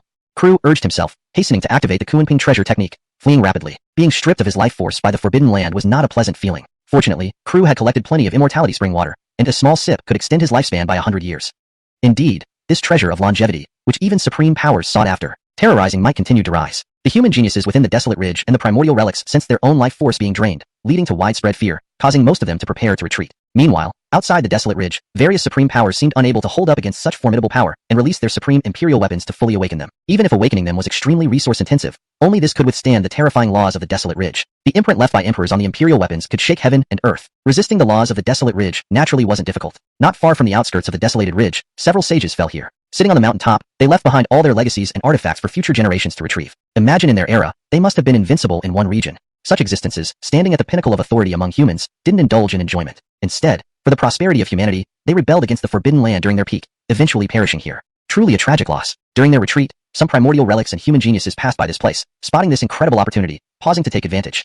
The rate of losing life force wasn't quick, allowing them ample time to obtain this legacy. Look, it's our residual Sword Peak ancestor. Who would have thought he really fell here? We must take him back. Hey, isn't that sage similar to the ancestor in our Holy Land's portrait? There's my Martial Mountain ancestor. We must bring back his sacred body to our Holy Land and give him a proper burial. Yes, we cannot let our ancestors suffer erosion after death. Human geniuses resonated with this idea. They weren't chasing legacies, but wanted to honor these venerable Lucians who contributed significantly to humanity and give them a proper burial. But how would the primordial relics let go so easily? Devouring these sacred bodies would allow them to evolve. Humans, are you not respecting us? Such a legacy taken by you will be used against us great desolate creatures in the future. Agreed. Leave the legacy behind, and we'll let you go. The primordial relics unite against humans, unwilling to see former prey now ruling over them. Humph! How can we allow you beasts to desecrate our ancestral remains? A human genius declared. Others echoed this sentiment. Many admired these protectors of humanity and wouldn't sit idly while primordial relics devoured sacred remains. Why waste words? Kill them. A terrifying pure-blood creature spoke up, covered in golden scales like molten gold. Its wings spanned dozens of meters. With each flutter, it soared into the sky. Golden-winged great rock, a fearsome beast recorded in history. 1,000 reverse feathers shot toward human geniuses. Geraldine was among them, wielding swords controlled by chi, unleashing her family's strongest sword technique. A surge of sword intent engulfed the golden feathers. Boom. Clashes of sounds resounded without determining a winner. Geraldine remained calm, yet vigilant towards the terrifying creature. Azure Skypong, Quinn, and Poisonous Dragon descended, coveting the sage corpses. Primordial Relic's eyes gleamed ferociously, eager to devour these remains. Even a bite could immensely benefit their bloodline. How will we defend? Only Geraldine, our finest, is here. Can we truly protect these sage remains? We must endure, even if it costs our lives. The sages fought for humanity all their lives. We must die to protect their remains. Fight until death. Fight until death. Fight until death. Facing powerful pure-blood creatures, they were outmatched but filled with courage. Fearless of death. Human geniuses united, fiercely battling. For a moment, it shocked the primordial relics present. Annoying humans, all must die. Azure Sky Pong hovered ominously above, releasing silver light wheels towards human geniuses. Terrifying. Frustrated by Crew, it vented all its anger on these geniuses. Numerous humans were massacred. Geraldine was critically injured under multiple pure-blood creatures' attack. Hold on. When our strongest geniuses arrive, we will slay these relics here. Fight until death. We will take back our human sage remains. Covered in blood, their resolve surged. Their will to live and die protecting these sages instilled fear among relics. In past eras, humans rose from insignificance as food for desolate creatures, gaining strength through unyielding faith and bravery. Defending a lost cause. A demonic tree appeared, bizarre-looking and exceedingly rare. Emitting terrifying energy, countless purple glowing leaves rained down and stuck to human geniuses. Puff, puff, puff. Leaves penetrated human flesh. Under mysterious forces, bodies exploded into bloody mists. The scene was bizarre and terrifying. Fear spread. Humans saw the explosion of blood mists, trembling slightly, but not a single one stepped back. Everyone, be extremely careful. Never let those leaves touch you. Geraldine called out. All the geniuses nodded, but they still felt some fear towards that demonic tree. I think you should take care of yourself first. The golden-winged great rock condensed countless golden feathers, shooting them out. Each feather could shatter mountains and rocks. 3 poisonous dragons surrounded by toxic mists spewed a blackish-purple dragon breath towards Geraldine. The Azure Sky Pong, Quinn, and other top pure-blood creatures wouldn't miss this chance to press their advantage on their weakened foes. They aimed to kill Geraldine here. Facing so many experts of the same level, Geraldine controlled her swords with her mind, sword intent piercing the sky. By herself, she could barely hold on for a short while. She did carry a near Evar weapon, but it was not for offense. It could only protect her, ensuring she could leave the desolate ridge unharmed. But how could she abandon these human geniuses who wanted to fight to the death? She must do her part in bringing back the sage's remains. Friends, I'm going ahead. Ha ha ha. Remember to bring our sage back home. A huge explosion resounded. A human genius, mortally wounded, channeled all his spiritual energy, hurling himself towards the primordial relics in a tragic martyrdom. Friend, I'll find you, to have company on the road to the afterlife. Another loud laugh echoed. A human genius, poisoned by the 3 toxic dragons, also used his last bit of strength to take down as many primordial relics as he could in death. The human genius's eyes turned red with resolve, their fighting spirit ignited. Kill. Damn bastards. I'll take one of you with me even if I die. Their hearts filled with an indescribable emotion. They showed no fear of death. What were these mere primordial relics? Even if it were an immortal before them, they would dare to rebel against immortality. The sound of slaughter shook the heavens, accompanied by violent explosions, causing tremors for miles around. Crew rapidly flew. Hearing this noise, his curiosity piqued. He sped towards the source of the sound. Half a day passed. Many geniuses exited the Forbidden Land, including figures like the Darcy from the Supreme Hall, Conroy from Dine Holy Land, and the young Emperor Cortez from the Carlo dynasty. All the great world geniuses returned safely. Each looked radiant, seemingly having gained something valuable. Seeing most of their disciples return, the various holy lands set their minds at ease, withdrawing their supernatural powers and ceasing resistance to the order chains, preparing to depart. Chapter 20. The God of Death arrives. The speed at which the wild ridge was sealing itself increased significantly. At this rate, it would be completely sealed off in another 1 or 2 hours. A group of disciples from 10,000 Sword Mountain emerged from the wild ridge, flying their swords to approach Hiroshi. However, they did not see Crew. Hiroshi felt a vague sense of worry and turned to ask the returning disciples of 10,000 Sword Mountain, Milana, have you seen Crew? Where is he? Reporting to the sect leader, Granduncle Sue separated from us. But with his strength, he shouldn't encounter any danger. Milana looked like a typical fangirl when talking about Crew, her eyes sparkling. Hiroshi frowned, his worry still lingering. With the imminent self-sealing of the wild ridge, even he couldn't delay it for long. If Crew didn't come out within 2 hours, it might mean dire consequences. Before Crew arrived, a terrifying creature descended, bringing an overwhelming aura of dread. Its body was radiant, as if cast in gold, its golden light dazzling like that of a deity from the heavens, capable of reversing rivers and seas with just a breath. Extremely terrifying. Barnabas, what do you seek by coming to our human camp? Hiroshi asked, waving his sleeve calmly. My child is with your 10,000 Sword Mountain disciples. I am here to take it back, the Barnabas said sternly, yet it seemed wary of Hiroshi, the leader of 10,000 Sword Mountain. Oh, why would your offspring stay with our disciples? Hiroshi glanced around, having been preoccupied with worry over Crew all along. After all, Crew was someone he had personally nurtured, and his feelings were evident. Father. Django trembled slightly. He was quite afraid of his father, especially since he had been forced into a master-slave contract with a human. He truly feared his father's wrath, imagining being devoured alive. What's this? A servant mark? The old Lion King roared furiously, staring menacingly at the runes on Django's body. If I hadn't signed the contract, you might never have seen me again, Django quivered, not wanting it either but unable to resist Crew's formidable power. The old Lion King was enraged, roaring mightily, shaking the mountains and rivers. I'd rather you die in the wild ridge than live in such disgrace. Django was stunned, then fell silent, utterly dejected. The old Lion King's disappointment was palpable. He coldly looked at Django. Since you've signed the contract, you are no longer part of the Golden Lion clan. Stay at 10,000 Sword Mountain. Then, the old Lion King glanced at Hiroshi indifferently, clearly harboring enmity. If he weren't aware of his inferiority, he might have bloodied 10,000 Sword Mountain. Django appeared helpless, his face pale and despondent. Hiroshi watched as the Barnabas left, his gaze calm. My junior brother has chosen you as his mount. Henceforth, you shall remain at 10,000 Sword Mountain, and we won't make things difficult for you. These words were obviously meant for Django, who remained silent, feeling low. Elsewhere, at a peak within the wild ridge, a sage's corpse sat in meditation. Despite the passage of 10,000 years, its holy body remained undecayed. Several human prodigies fought against ancient remnants, but were at a disadvantage, far from matching their foes. Among them, Geraldine stood alone as the pinnacle prodigy, heavily wounded. The Azure Skypung and Quinn circled in the sky, feeling considerably relieved after their recent victory, seemingly trying to shake off the shadow cast by Crew. To improve fluency and natural reading, I made slight adjustments. Changed feeling relieved to feeling considerably relieved for a smoother expression. Ensured consistent use of comma placement for better sentence structure. However, note that Pong should be translated as Pong to maintain consistency in terminology. Here's the refined version. The Azure Skypung and Quinn circled in the sky, feeling considerably relieved after their recent victory, seemingly trying to shake off the shadow cast by Crew. Human prodigies fought to the death without retreat, unafraid even of certain death. Ancestor, I am unworthy, unable to bring you back home. It's not because our race is weak, but because our cultivation isn't sufficient. When our top prodigies grow strong, they will surely avenge us. Lady Axluxu, please leave first. With your talent, you should not perish here. Yes, once you become stronger, killing more ancient remnants will also be a form of vengeance for us. Most human prodigies were too weak to fight further, and wished to sacrifice themselves to gain more power to kill a few more ancient remnants before dying.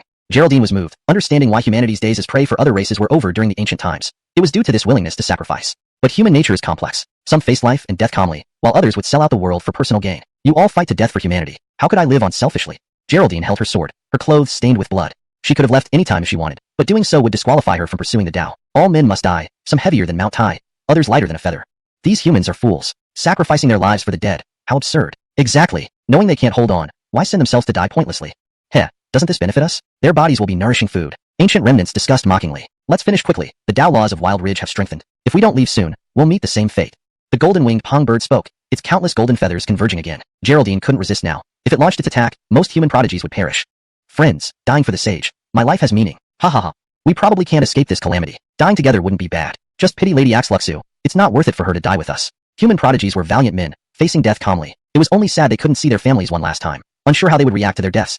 7 swords, heaven stars. Crew's voice echoed like thunder in silence. Sword chi soared into the sky, followed by Tao rules, forming a sword domain. Day turned to night as sword chi condensed into countless stars. Immediately, the stars plummeted like meteors, brilliant and dazzling. The golden feathers were dispersed by the sword chi, utterly destroyed. Countless stars bombarded down. Many ancient remnants were gravely injured by this attack, blood mist filling the air. Human prodigies' faces lit up with joy. They were finally rescued. But seeing only Crew, many felt their hope fade. Even a top prodigy like Geraldine struggled against ancient remnants, and although Crew was powerful, his name wasn't well known. He might not be Geraldine's match. He would also likely die here. Brother, hurry and go. These ancient remnants aren't something you can handle. Yes, leave fast. We're doomed here. Don't drag you down with us. If you care, gather more people to retrieve the sage's body and collect our remains. Though disappointed, they didn't want Crew to die with them. They couldn't escape, but Crew seemed fine. They could sacrifice themselves to help him escape. Do you think you can leave easily after injuring our race's prodigies? Did you ask us? The golden wing Ping's eyes turned cold. Since you're here, let's die together. The 3-headed venomous dragon spat poisonously, toxic gas spreading toward the prodigies. However, Crew waved his hand, dissipating it. The Azure Skypong and Quinn were shocked, fear visible on their faces. How did this god of death return? Why was Crew always there wherever they went? Azure Skypong, Quinn, why haven't you attacked? The Deviltree asked curiously, sensing fear emanating from them. Some ancient remnants ran away without looking back, terrified. Was it related to the human who just appeared? He is exceedingly powerful, and we are no match for him. I think we should just give up and leave this place of trouble as soon as possible, the Azure Skypong said with a hint of fear. It never wanted to meet Crew again. This guy was too terrifying. It probably couldn't even last 3 moves against him. Yes, though this person's name isn't well known, his strength is overwhelming, and we have no chance of winning. The Quinn's voice trembled slightly. If it hadn't run away in time earlier, it would have been killed by him already. Several human prodigies saw these top-tier pure-blooded creatures hesitating and exchanged glances, confusion in their eyes. Only a few who had witnessed Crew's terror had a flicker of hope. Ha! It seems you were all scared witless by that sword technique just now. There's no human prodigy as powerful as that. With us here, he is bound to die. The golden-winged Pong showed displeasure. Yes, I don't believe this person is as terrifying as you say. The 3-headed venomous dragon didn't believe it and spat out a breath of purple-black poison gas toward Crew.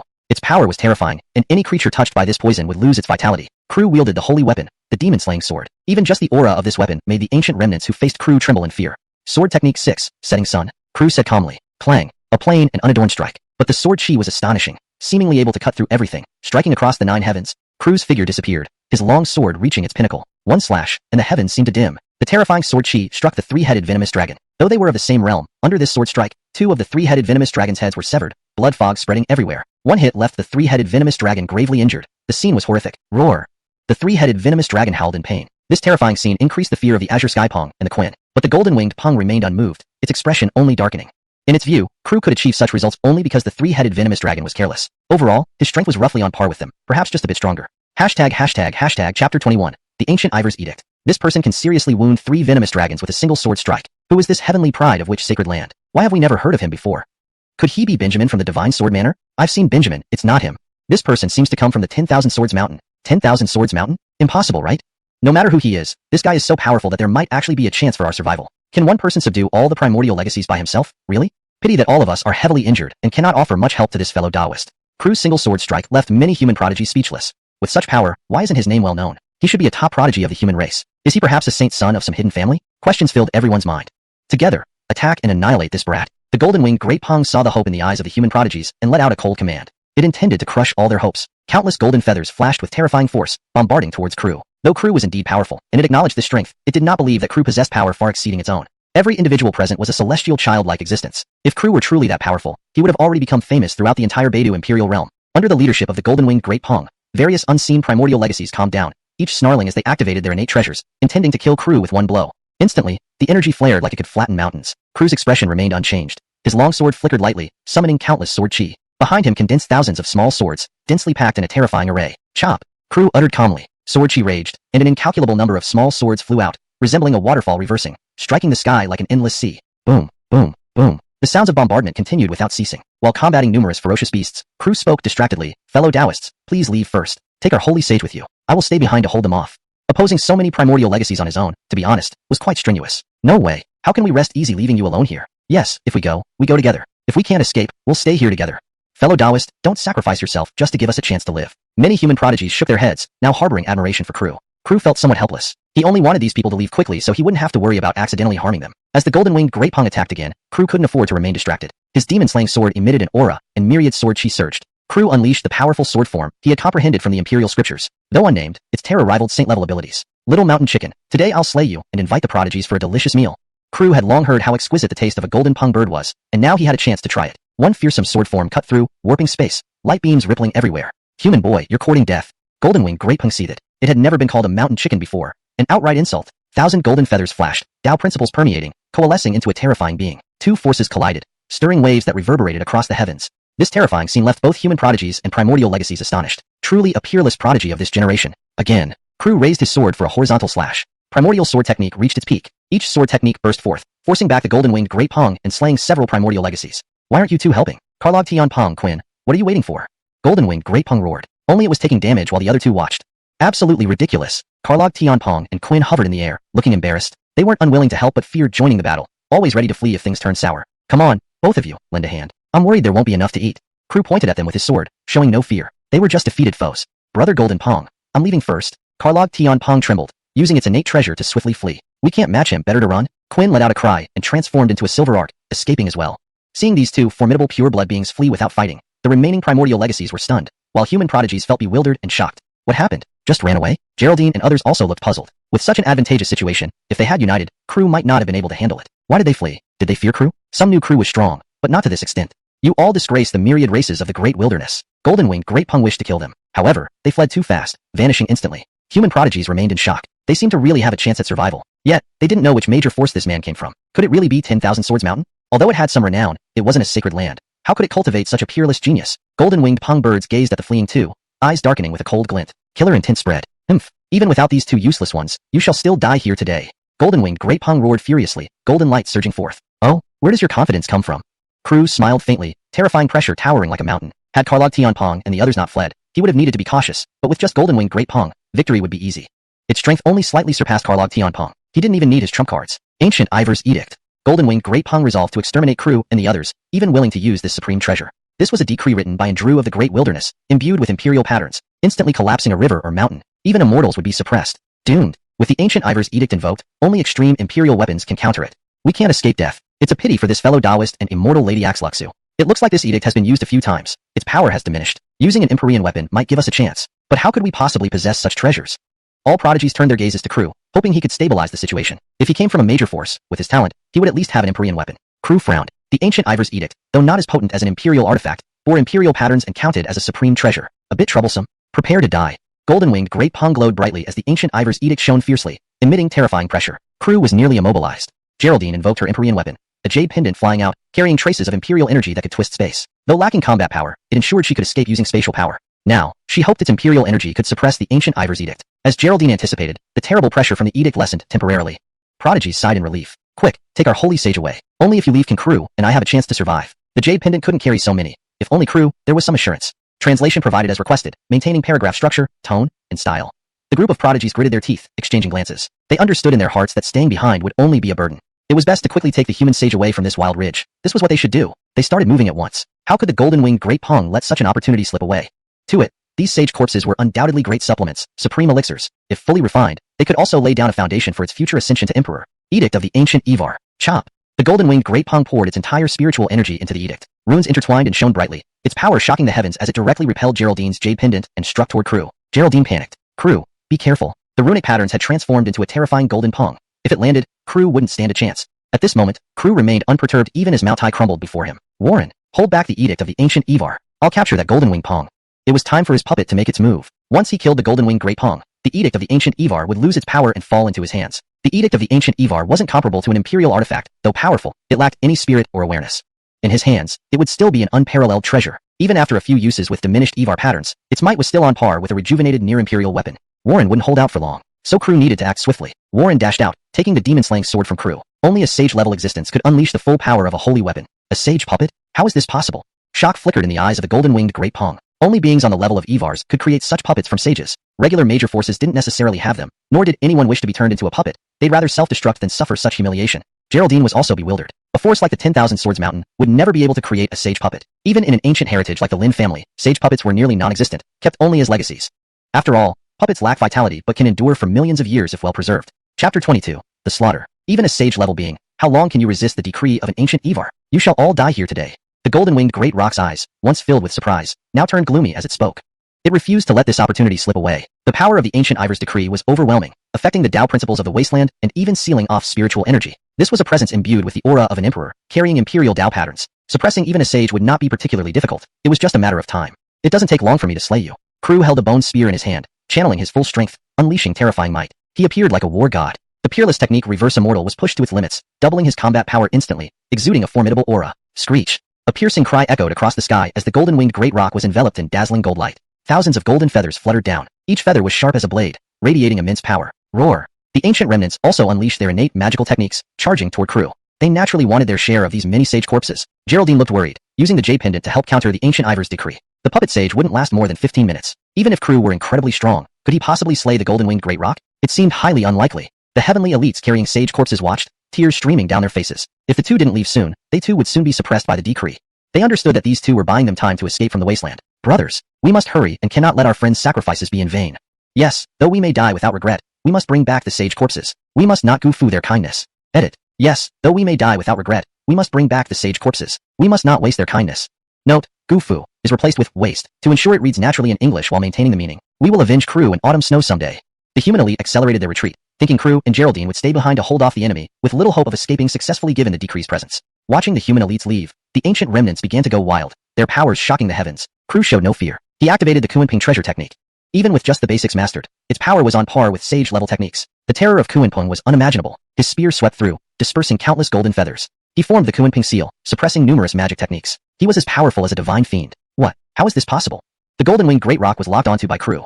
A deathly aura enveloped it, making it feel gravely threatened. Its body trembled in fear. At this moment, it realized how wrong it was. Horribly wrong. Why was this human so unbelievably powerful? No wonder the blue sky rock and Quinn fled without looking back at the sight of him. He was truly a terrifying killer. Feeling the immense pressure, the ancient remnants were also filled with fear. Could this one person actually fight against all the elite descendants of the Great Wasteland? Was humanity giving rise to another emperor? Die! Crew shouted fiercely, moving at blinding speed, his bone spear in hand, radiating world-shaking might. The golden-winged Great Rock, terrified, tried to recall the decree, but there was no way. Do not underestimate the power of a sage. The decree merely carried the imperial aura, not a true emperor's presence. It could only suppress for a moment.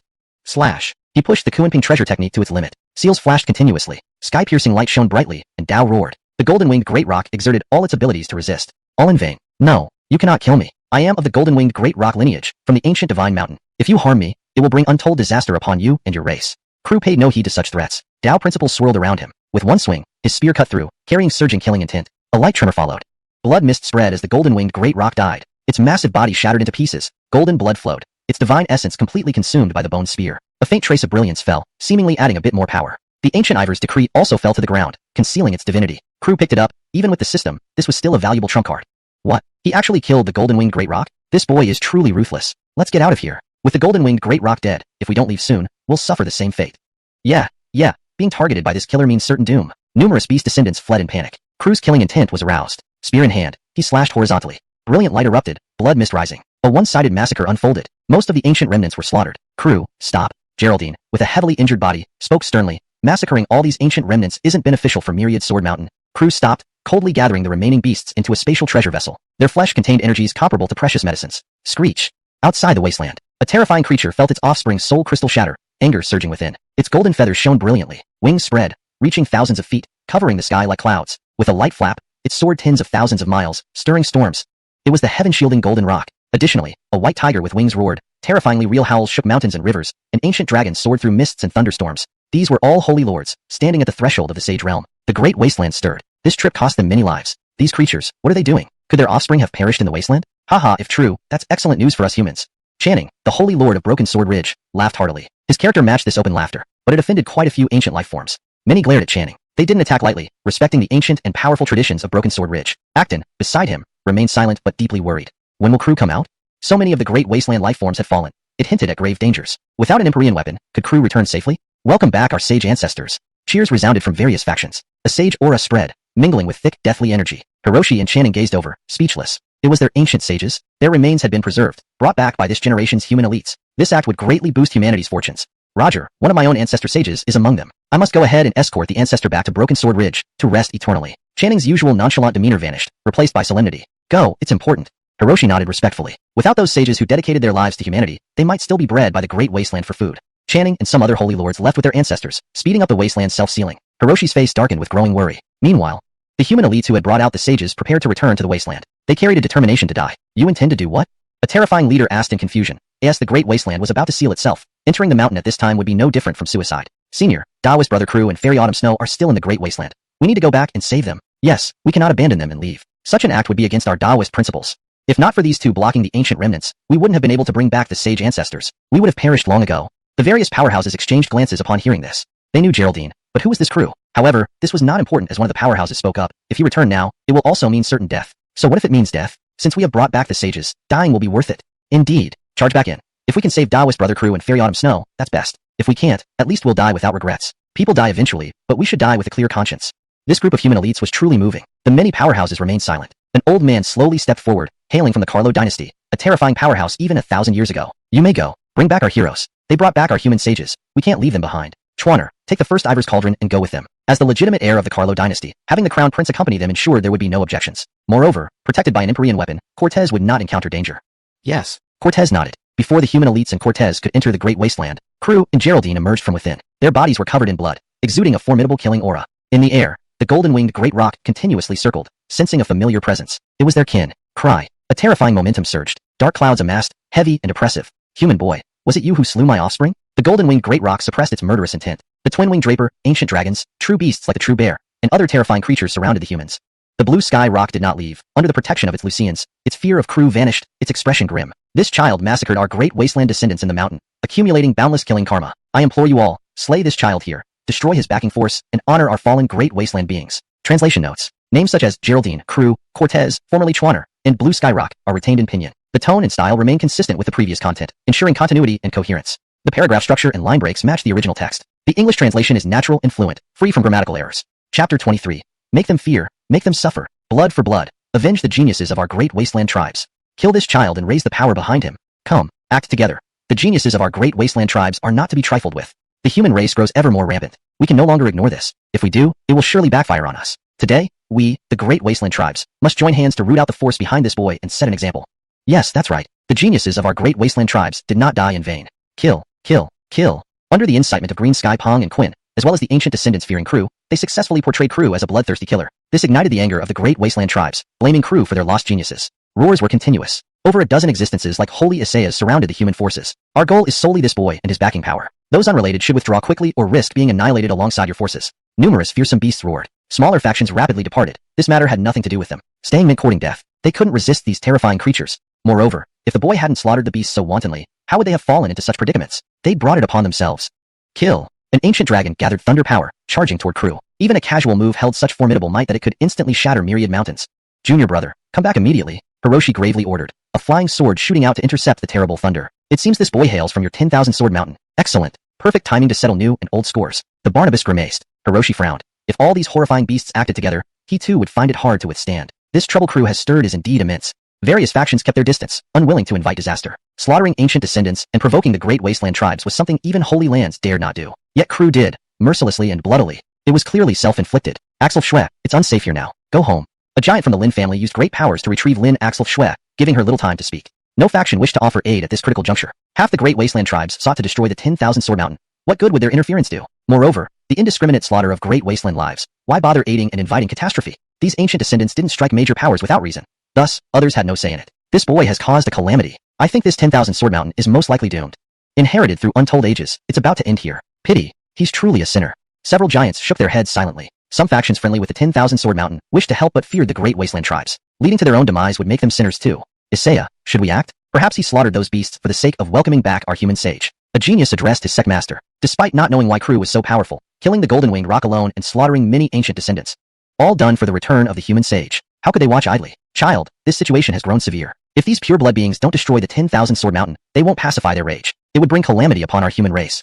We need to consider the bigger picture. Nearly every faction replied similarly to their disciples. Though Crew returned the human sage, massacring ancient descendants was unforgivable. The humans were strong, but united Great Wasteland tribes were insurmountable. Beside the mountain, Supreme Hall. Isaiah, that 10,000 Sword Mountain disciple, may possess a remnant of Kuanping's techniques. Symbols flashed in the youth's eyes.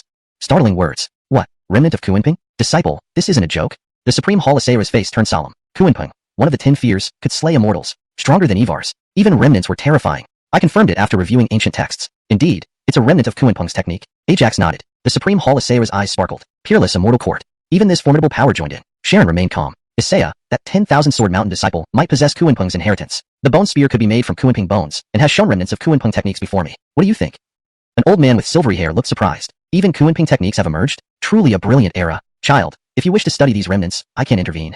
His tone was calm yet filled with hostility. Sharon shook his head. Just remnants of Kuanping techniques, no need for such grand actions. Our immortal court also has supreme inheritances. The Lucian felt relieved hearing this. All major factions watched the 10,000 Sword Mountain closely. If the ancient descendants destroyed it, smaller factions could seize its heritage and grow. Major factions were keen on swallowing this rich prize. A mere step from sanctity, its legacy spanning millennia. It offered irresistible bounty. Everyone viewed the 10,000 Sword Mountain's downfall as imminent. Ronald, is it because of me offending so many Great Wasteland beings? Crew glanced at his senior brother. Facing half the Great Wasteland tribes, it was the greatest crisis since the 10,000 Sword Mountain's founding. Even past allies hesitated, foreshadowing what awaited them. There's nothing wrong with killing ancient descendants. Blood debts are settled by blood. If you can eliminate all ancient descendants, I'd be happy. Hiroshi spoke calmly. If beasts invaded, kill, 10,000 Sword Mountain wouldn't yield to the Great Wasteland tribes. Yeah, little uncle, we've battled beast legacies for generations. This time, it's just making them feel the pain. Nothing significant. That's true. We admire you. Slaying ancient descendants solo, you're almost a human hero. Haha, let's die standing if we must. Fight until the last person, make them suffer and fear. Yes, they're not to be trifled with. Neither are we. Kill them. Seeing everyone's enthusiasm, Crew felt touched. His sense of belonging grew stronger. Right, kill them. With the system, he could protect everyone at the 10,000 Sword Mountain. With the presence of Warren, these Great Wasteland beings stood no chance. Immortals rule the world. Anyone beneath is insignificant. Not to mention, he still had cultivation experience cards unused. Using them, anyone who invades will be killed.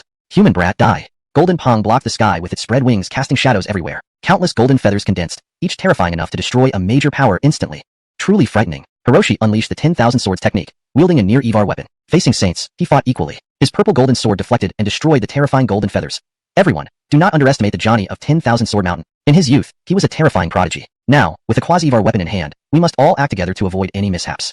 A terrifying being spoke. The sheltering sky golden Pong, dual wing draper, Axe Lunyo, True Howl, and ancient Jiaolong had no objections. Acting together, their might shook the heavens. Dark clouds gathered, and thunder reigned supreme. Hiroshi remained calm, ready to face death with composure. He stood firm with his sword, glaring coldly. His spiritual energy surged wildly. Even in death, he aimed to slay 2 peer-level beasts. Otherwise, it would be too much of a loss. Ronald, don't be rash. I have a saint puppet that can help us fend off the enemies. Crew watched his senior brother ready to risk everything to slay the ferocious beasts and was startled. Upon hearing this, the disciples of 10,000 Sword Mountain and Hiroshi were initially stunned but then showed signs of relief. A saint puppet? With that, they had a chance at survival. Back at 10,000 Sword Mountain, they could prepare, slaughtering more terrifying creatures to make them feel the pain and fear. Many terrifying beings attacked. Warren! Crew shouted loudly. The aura of a saint spread. The overwhelming might seemed capable of shattering the universe and collapsing mountains and rivers. It easily nullified the formidable treasures of the Great Wasteland beings. If he wielded a quasi-Evar weapon, even the ancient imperial edicts would struggle to harm him. What? A saint has appeared? The Great Wasteland beings were shocked. The various factions also blinked in surprise. They soon realized it wasn't a true saint but merely a puppet. Saints hadn't emerged for centuries, generally kept as trump cards by major powers. Darkness clouded the eyes of the Great Wasteland beings. The appearance of the saint puppet clearly hindered their goals. With their current strength, none of them were a match for a saint, especially with a quasi-Evar weapon backing the saint puppet. Unless they invoked the Evar weapons of the ancient divine emperors, they couldn't hope to slay it. We must annihilate 10,000 Sword Mountain, or else the dignity of all our Great Wasteland tribes will be lost. The faces of the ancient descendants twisted with rage. They didn't carry Evar weapons around constantly, only items like ancient imperial edicts imbued with the aura of Evars. Unlike humans, each race producing an Evar was an extremely rare and fortunate event. Given their diverse races with small populations, only the golden-winged rock had ever produced an Evar-level existence among these beings. ##### Chapter 24, A Brief Peace. Warren, suppress and slay all these De Huang beings here. Crew shouted sternly. Though he knew well that with just one sage puppet, it would be impossible to suppress these De Huang creatures. Things like the edicts of Druze wouldn't be lacking among them, but intimidating these mongrels was still worthwhile. At least it could buy some time for their retreat. Chop. Upon receiving Warren's order, he wielded the purple gold sword, his holy might spreading out. One slash unleashed an awe-inspiring power. Myriad sword auras surged toward the primordial relics like an overwhelming torrent. They say below the sage, all are ants. This is undeniably true, exclaimed the major forces, watching the cascading sword auras with astonishment. Even they, as titans, would likely meet a fatal end if caught in such an attack. Hurry up, everyone. Summon your treasures, or we will certainly perish here. Yes, we are no match for a sage. If we don't use our treasures, there's no chance of survival. The De Huang beings reveal their final cards, including some near Evar artifacts. With these powerful tools, they managed to withstand Warren's strike. Ronald, take the Lucians and disciples back to the mountain. A fierce battle may soon ensue, and we must prepare early. Crew said, somewhat anxious. The terror of the myriad races of De Huang required no elaboration. With legacies spanning millennia, their profound reserves far surpassed Wanjian Mountain. Without preparation, Wanjian Mountain would be easily eradicated. All right, I understand. Hiroshi nodded and immediately cast a great spell. Countless swords soared through the air in magnificent formation. Each sect disciple leaped onto the swords, moving swiftly under Hiroshi's control. Bad news, the Wanjian Mountain people are escaping. The De Huang beings roared in anger, terrifying in demeanor, yet not truly formidable under Warren's suppression. Let them go. We need to return to De Huang, or how can we eliminate Wanjian Mountain? Joey Brandenga Ping's eyes flashed ominously. It seemed they were about to call upon their ancestor for help. Only the ancestor sealed within the immortal source could contend with sages. Indeed, our myriad races must wipe out Wanjian Mountain, or face ridicule and become a laughingstock. We should bring our ancestors forth to demonstrate the depth of our heritage and remind humans of the days when they were enslaved by us. In recent years, humans have grown increasingly arrogant. If we don't eradicate Wanjian Mountain, we'll only be taken less seriously in the future. First, we force back this sage puppet, then we'll return to De Huang. Primordial relics rushed their magical treasures, unleashing spells. However, in the eyes of a sage, these were trivial. A single stroke obliterated their powers and shook their devices. Warren wielded a near Evar weapon, making him invincible without an ultimate Emperor artifact. Under Warren's cover, the Wanjian Mountain group successfully left the De Huang territory. The primordial relics retreated under pressure, returning to De Huang temporarily. 3 days passed swiftly. The northern Dipper world fell into a brief calm, but everyone knew this was only the calm before the storm. The quieter it was now, the more turbulent the events to come. Everyone discussed the matter, Crew's name spreading widely. He had caused enormous trouble by slaughtering the elite offspring of De Huang and enraged the myriad races of De Huang, who now sought to flatten Wanjian Mountain. A group of knights was heading towards Wanjian Mountain, among whom was a young man. With delicate features, he appeared to be 16 or 17, with ordinary aura but gave off an impression of simplicity and grandeur. This was Sinclair. Their group didn't intend to provide aid but merely to observe the chaos and possibly gain some opportunities. Such groups abounded. After De Huang closed its borders, the calamity of Wanjian Mountain became the focus of all. Do you think Crew provoked those primordial relics for nothing? He's asking for trouble, isn't he? Offending De Huang means Wanjian Mountain will fall soon. A burly man with a large sword sighed. I think Crew did well. Our enmity with primordial relics runs deep. Killing more benefits our race. But offending De Huang brings trouble to his sect, which isn't wise. I heard he massacred to welcome back our sage's remains. In my view, our human clans should unite to repel the enemy. No idea if the Holy Lands will assist. They'll likely hesitate, letting Wanjian Mountain fall. Sad to say, our human race lacks unity these days. Sinclair, following behind, furrowed his brow. Crew had helped him, but he couldn't repay now, feeling slightly guilty. Unlike the spectators, most factions kept their eyes on Wanjian Mountain, dispatching titans to lie in wait for opportunities, hoping to snatch a share once Wanjian Mountain falls. Now, with the northern Dipper world unstable, they needed more reserves. An opportunity like this wasn't to be missed. Inyang Holy Church, Dian Holy Land, Supreme Palace, Peerless Immortal Court, Marshall Way Mountain, Jade Pool Holy Land, Demon Evar Pavilion, Broken Sword Ridge, the 4 major families, powerful sacred lands took action, some aiming to devour Wanjian Mountain's resources, others hoping to preserve some of its essence. At Wanjian Mountain, a heavy silence pervaded. All Lucians and disciples prepared for war. No one knew when the De Huang elites would arrive, hanging like a blade over their heads, ready to strike. Yet none wished to leave, vowing to stand or fall with Wanjian Mountain. Lonely Sword Peak. Crew contemplated strategies. His cultivation boosters were running out. He must achieve overwhelming suppression. Otherwise, when De Huang returns, he wouldn't have enough boosters to waste. Deep down, he felt a crisis, a hint of weakness. Sitting atop the mountain, he meditated on the Kunping treasure technique, sensing its mysteries in these precious few days. Jimmy remained unconscious, chaotic sword chi ravaging his body. Crew could only stabilize the damage with the eternal spring. Healing could only proceed upon her awakening. Despite impending threats, Crew had to set aside personal matters since lives weren't at immediate risk. He prepared wholeheartedly for the coming battle, the largest challenge in Wanjian Mountain's millennia. Crew's body resonated with Dao sounds, enveloped in golden light. Kunping shadows circled around him. His bone halberd trembled, faint Dao glow emerging, runes shimmering. Combining these with his formidable intuition, his cultivation progressed rapidly. Hiroshi and other peak masters didn't idle either. They awakened the ancient grand arrays within their sect one by one, with boundless reserves burning furiously, clearly preparing for a desperate fight to the death. Grandmaster Uncle, we cannot let all the disciples die here. We must leave behind some of our elite disciples. If our Wanjian Mountain can't withstand the myriad races of De Huang, there still needs to be a glimmer of hope remaining.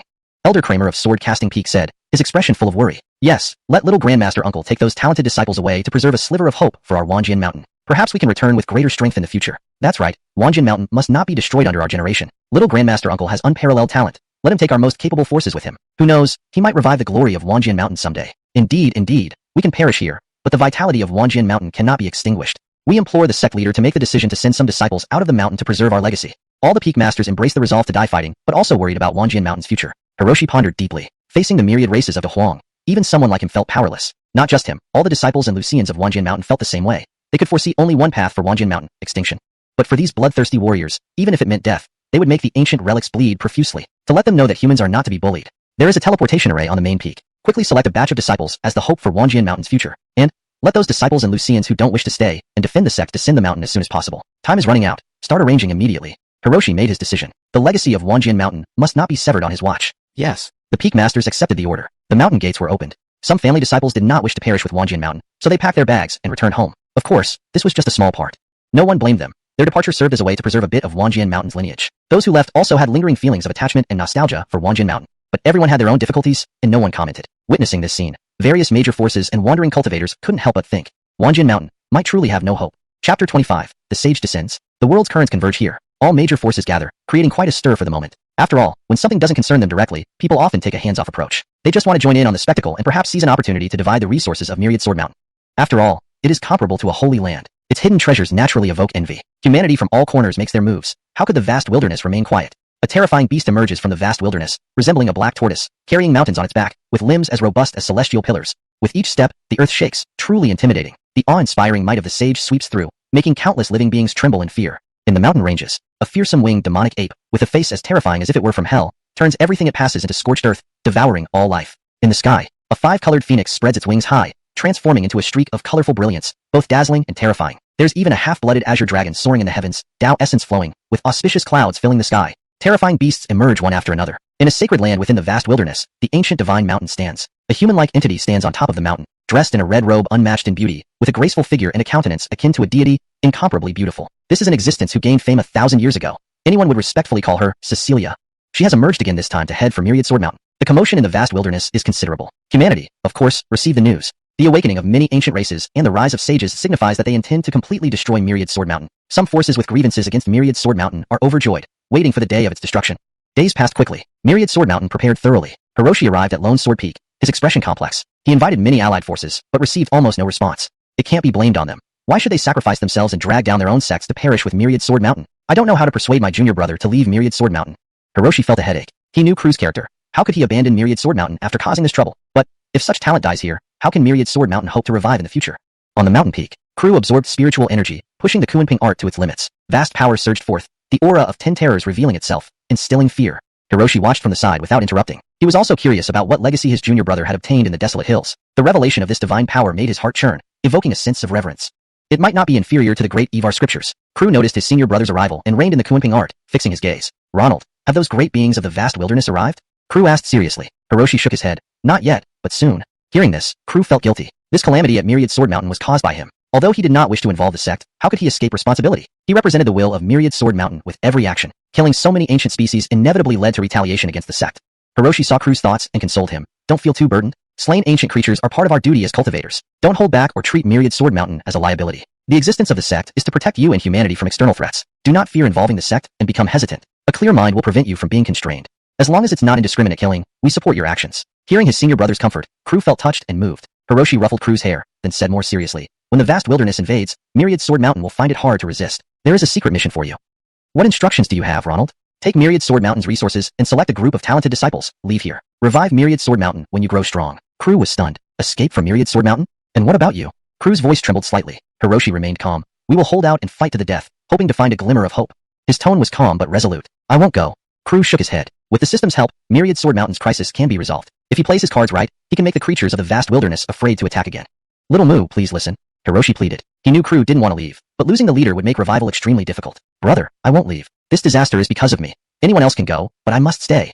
Hiroshi became more troubled, considering incapacitating Crew and taking him away. Think carefully. This is Myriad Sword Mountain's last hope. Hiroshi sighed. Seeing Crew's resolve unshaken, unmoved, Crew watched Hiroshi depart, feeling somewhat desolate. In the heart of human territory, terrifying beings soared through the sky like mountains, wings covering the sun. The ancient books described it as a heavenly dragon sparrow, a terrifying and ruthless creature. Now, it emitted bright rays, sweeping up countless tribes into its maw, swallowing millions of innocents whole. Blood covered the sky, the result of a single bite. Ancient grudges between humans and the vast wilderness never cease until the extinction of the latter. Many terrifying beings entered human territory. The Carlo Empire could not ignore this. At court, a man sat on the dragon throne, a halo around him, hiding his face. Each movement carried Tao essence, befitting an emperor. Your Majesty, the vast wilderness races are invading, killing our people. We cannot stand by. Declan spoke, dressed in armor, exuding a formidable aura capable of subduing dragons. Yes, Your Majesty. We must mobilize our army to defend our people, said Base, a hawkish civilian minister despite his position. But they are targeting Myriad Sword Mountain, said Crown Prince Cortez. Child, regardless of their motives, slaughtering humans is unacceptable. Even if they are from the vast wilderness, failing to protect our people would render the empire meaningless. The emperor nodded, rising. I shall personally lead the troops. Gather our forces and depart immediately. Declare to the world that if the vast wilderness continues to massacre our people, I will wage war and ensure they don't return. The emperor held a jade seal, symbolizing human destiny, coveted by many. Obey. The officials bowed deeply. At Myriad Sword Mountain, countless creatures from the vast wilderness surrounded the area tightly, using spatial restraining artifacts. Their true strength hasn't revealed yet. Hiroshi's expression was grim as he looked at the spatial restraining artifacts. This was a move to completely wipe out all hope of survival for Myriad Sword Mountain. Fortunately, they had prepared in advance and had already transported a portion of their young elites away. Otherwise, Myriad Sword Mountain would truly face total annihilation. Unfortunately, Crew still remained on Lone Sword Peak, having not left yet. Now, even if he wanted to leave, it was impossible. Countless forces converged here. Is Myriad Sword Mountain really going to be destroyed? What a pity.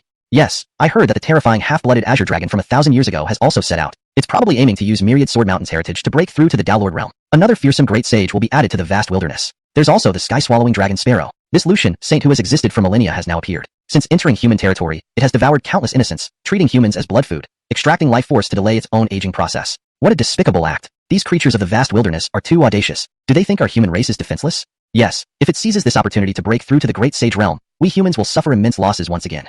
I hope Myriad Sword Mountain can hold on. I wonder if these sacred lands will intervene to some extent. Huh? They won't interfere. They're just waiting for Myriad Sword Mountain to fall so they can loot its treasures. Don't have too high expectations of them. It's a shame we aren't powerful enough. Otherwise, we would definitely lend them a helping hand. Sigh. I heard that Crew only slaughtered those ancient species to retrieve the remains of our human sage. Who knew that after retrieving the sage's body and legacy, these sacred places would turn their backs on Myriad Sword Mountain when it needed help? How pitiful and tragic. A group of independent cultivators were discussing, each filled with regret. Deep down, they understood that Myriad Sword Mountain likely had no chance of turning things around. Once those terrifying sages descended, there would only be one path left: destruction. Roar. A roar shook heaven and earth. The ground trembled in response. This was the arrival of the Anton clan's sage, whose body, though somewhat aged, still exuded overwhelming might, instilling fear in all. The battle is about to begin. Let's go check it out. Let's go. There's a hill over there where we can get a clear view without getting too close and being drawn into the conflict. All major forces moved into action, their eyes focused. The atmosphere grew increasingly tense as powerful beings from various regions began converging. Hiroshi watched with deep worry, knowing the gravity of the situation. Myriad Sword Mountain stood ready, bracing itself for the impending onslaught. Chapter 26, The Great Sage. Supreme Elder, we should awaken the ancient forefathers, Kramer said solemnly. To protect 10,000 Sword Mountain, some of the ancient sages chose not to pass away but instead sealed themselves within immortal sources, ready to be released when the mountain faced peril. This was one of the foundations of their strength. Just wait a little longer. With the great array supporting us, we can still hold for a while, Hiroshi replied calmly, simultaneously using his treasure technique to observe the situation outside. If these ancient creatures attacked, the great array would activate, taking out a large number first. Even in death, they would make the myriad tribes of the wilderness feel the pain. Kramer and others nodded, their slightly panicked hearts calming at the sight of their supreme elder's composure. That was the role of a leader. Outside 10,000 Sword Mountain, formidable beasts loomed. The Anton sage had transformed into human form, appearing like an Lucianly human. He gazed silently at the quiet mountain, feeling an unsettling sense of unease. Being a sage with sensitivity to heavenly principles was normal, but he couldn't understand why a mere 10,000 Sword Mountain caused him such discomfort. Consequently, he hesitated.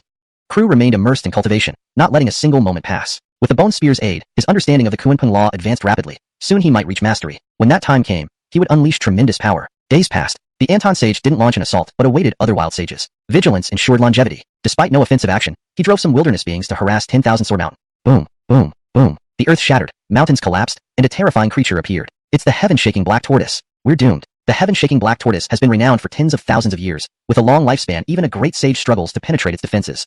The 10,000 tribes of the wilderness are determined to flatten 10,000 Sword Mountain. Human cultivators sighed deeply. However, it didn't end there. A demonic ape from hell emerged, wings on its back, draining life wherever it went. The five-colored phoenix, sky-swallowing dragon Sparrow, ancient magic python, nine-headed poison dragon, red robe sage, and Bayan all arrived, over a dozen sages. Their combined saintly aura could crush mountains and rivers. The wilderness beings roared, chanting kill, repeatedly. Anton, Jessa, pure-blooded golden pong. You speak in human tongue, filled with murderous intent. Humans and wilderness beings alike, your consumption of both makes our hearts chill, Anton shouted coldly. Jessa ignored him, her mocking eyes revealing her apathy. The lack of unity among the wilderness tribes was the main reason they couldn't limit human growth. Tribes held grudges against each other. Heaven-shaking black tortoise, restrain yourself, the semi-blooded azure dragon remarked. Threatening gazes exchanged. Having existed for 10,000 years, its lifespan surpassed that of Evar's. Jessa snorted but remained silent, plotting something insidious. Let's deal with these protective arrays. My time is limited. We must quickly level 10,000 Sword Mountain, the half-blooded azure dragon stated coldly, harboring ambitions of becoming an Evar, unwilling to waste vitality. Together, roars erupted as various saints unleashed their innate treasure arts. 10,000 Sword Mountain strength burned furiously to sustain the array. These veteran sages were formidable, nearly all with potential to become great sages, especially the half-blooded azure dragon, almost stepping into the Dao sovereign realm. If it gained enough power from 10,000 Sword Mountain, a breakthrough was possible.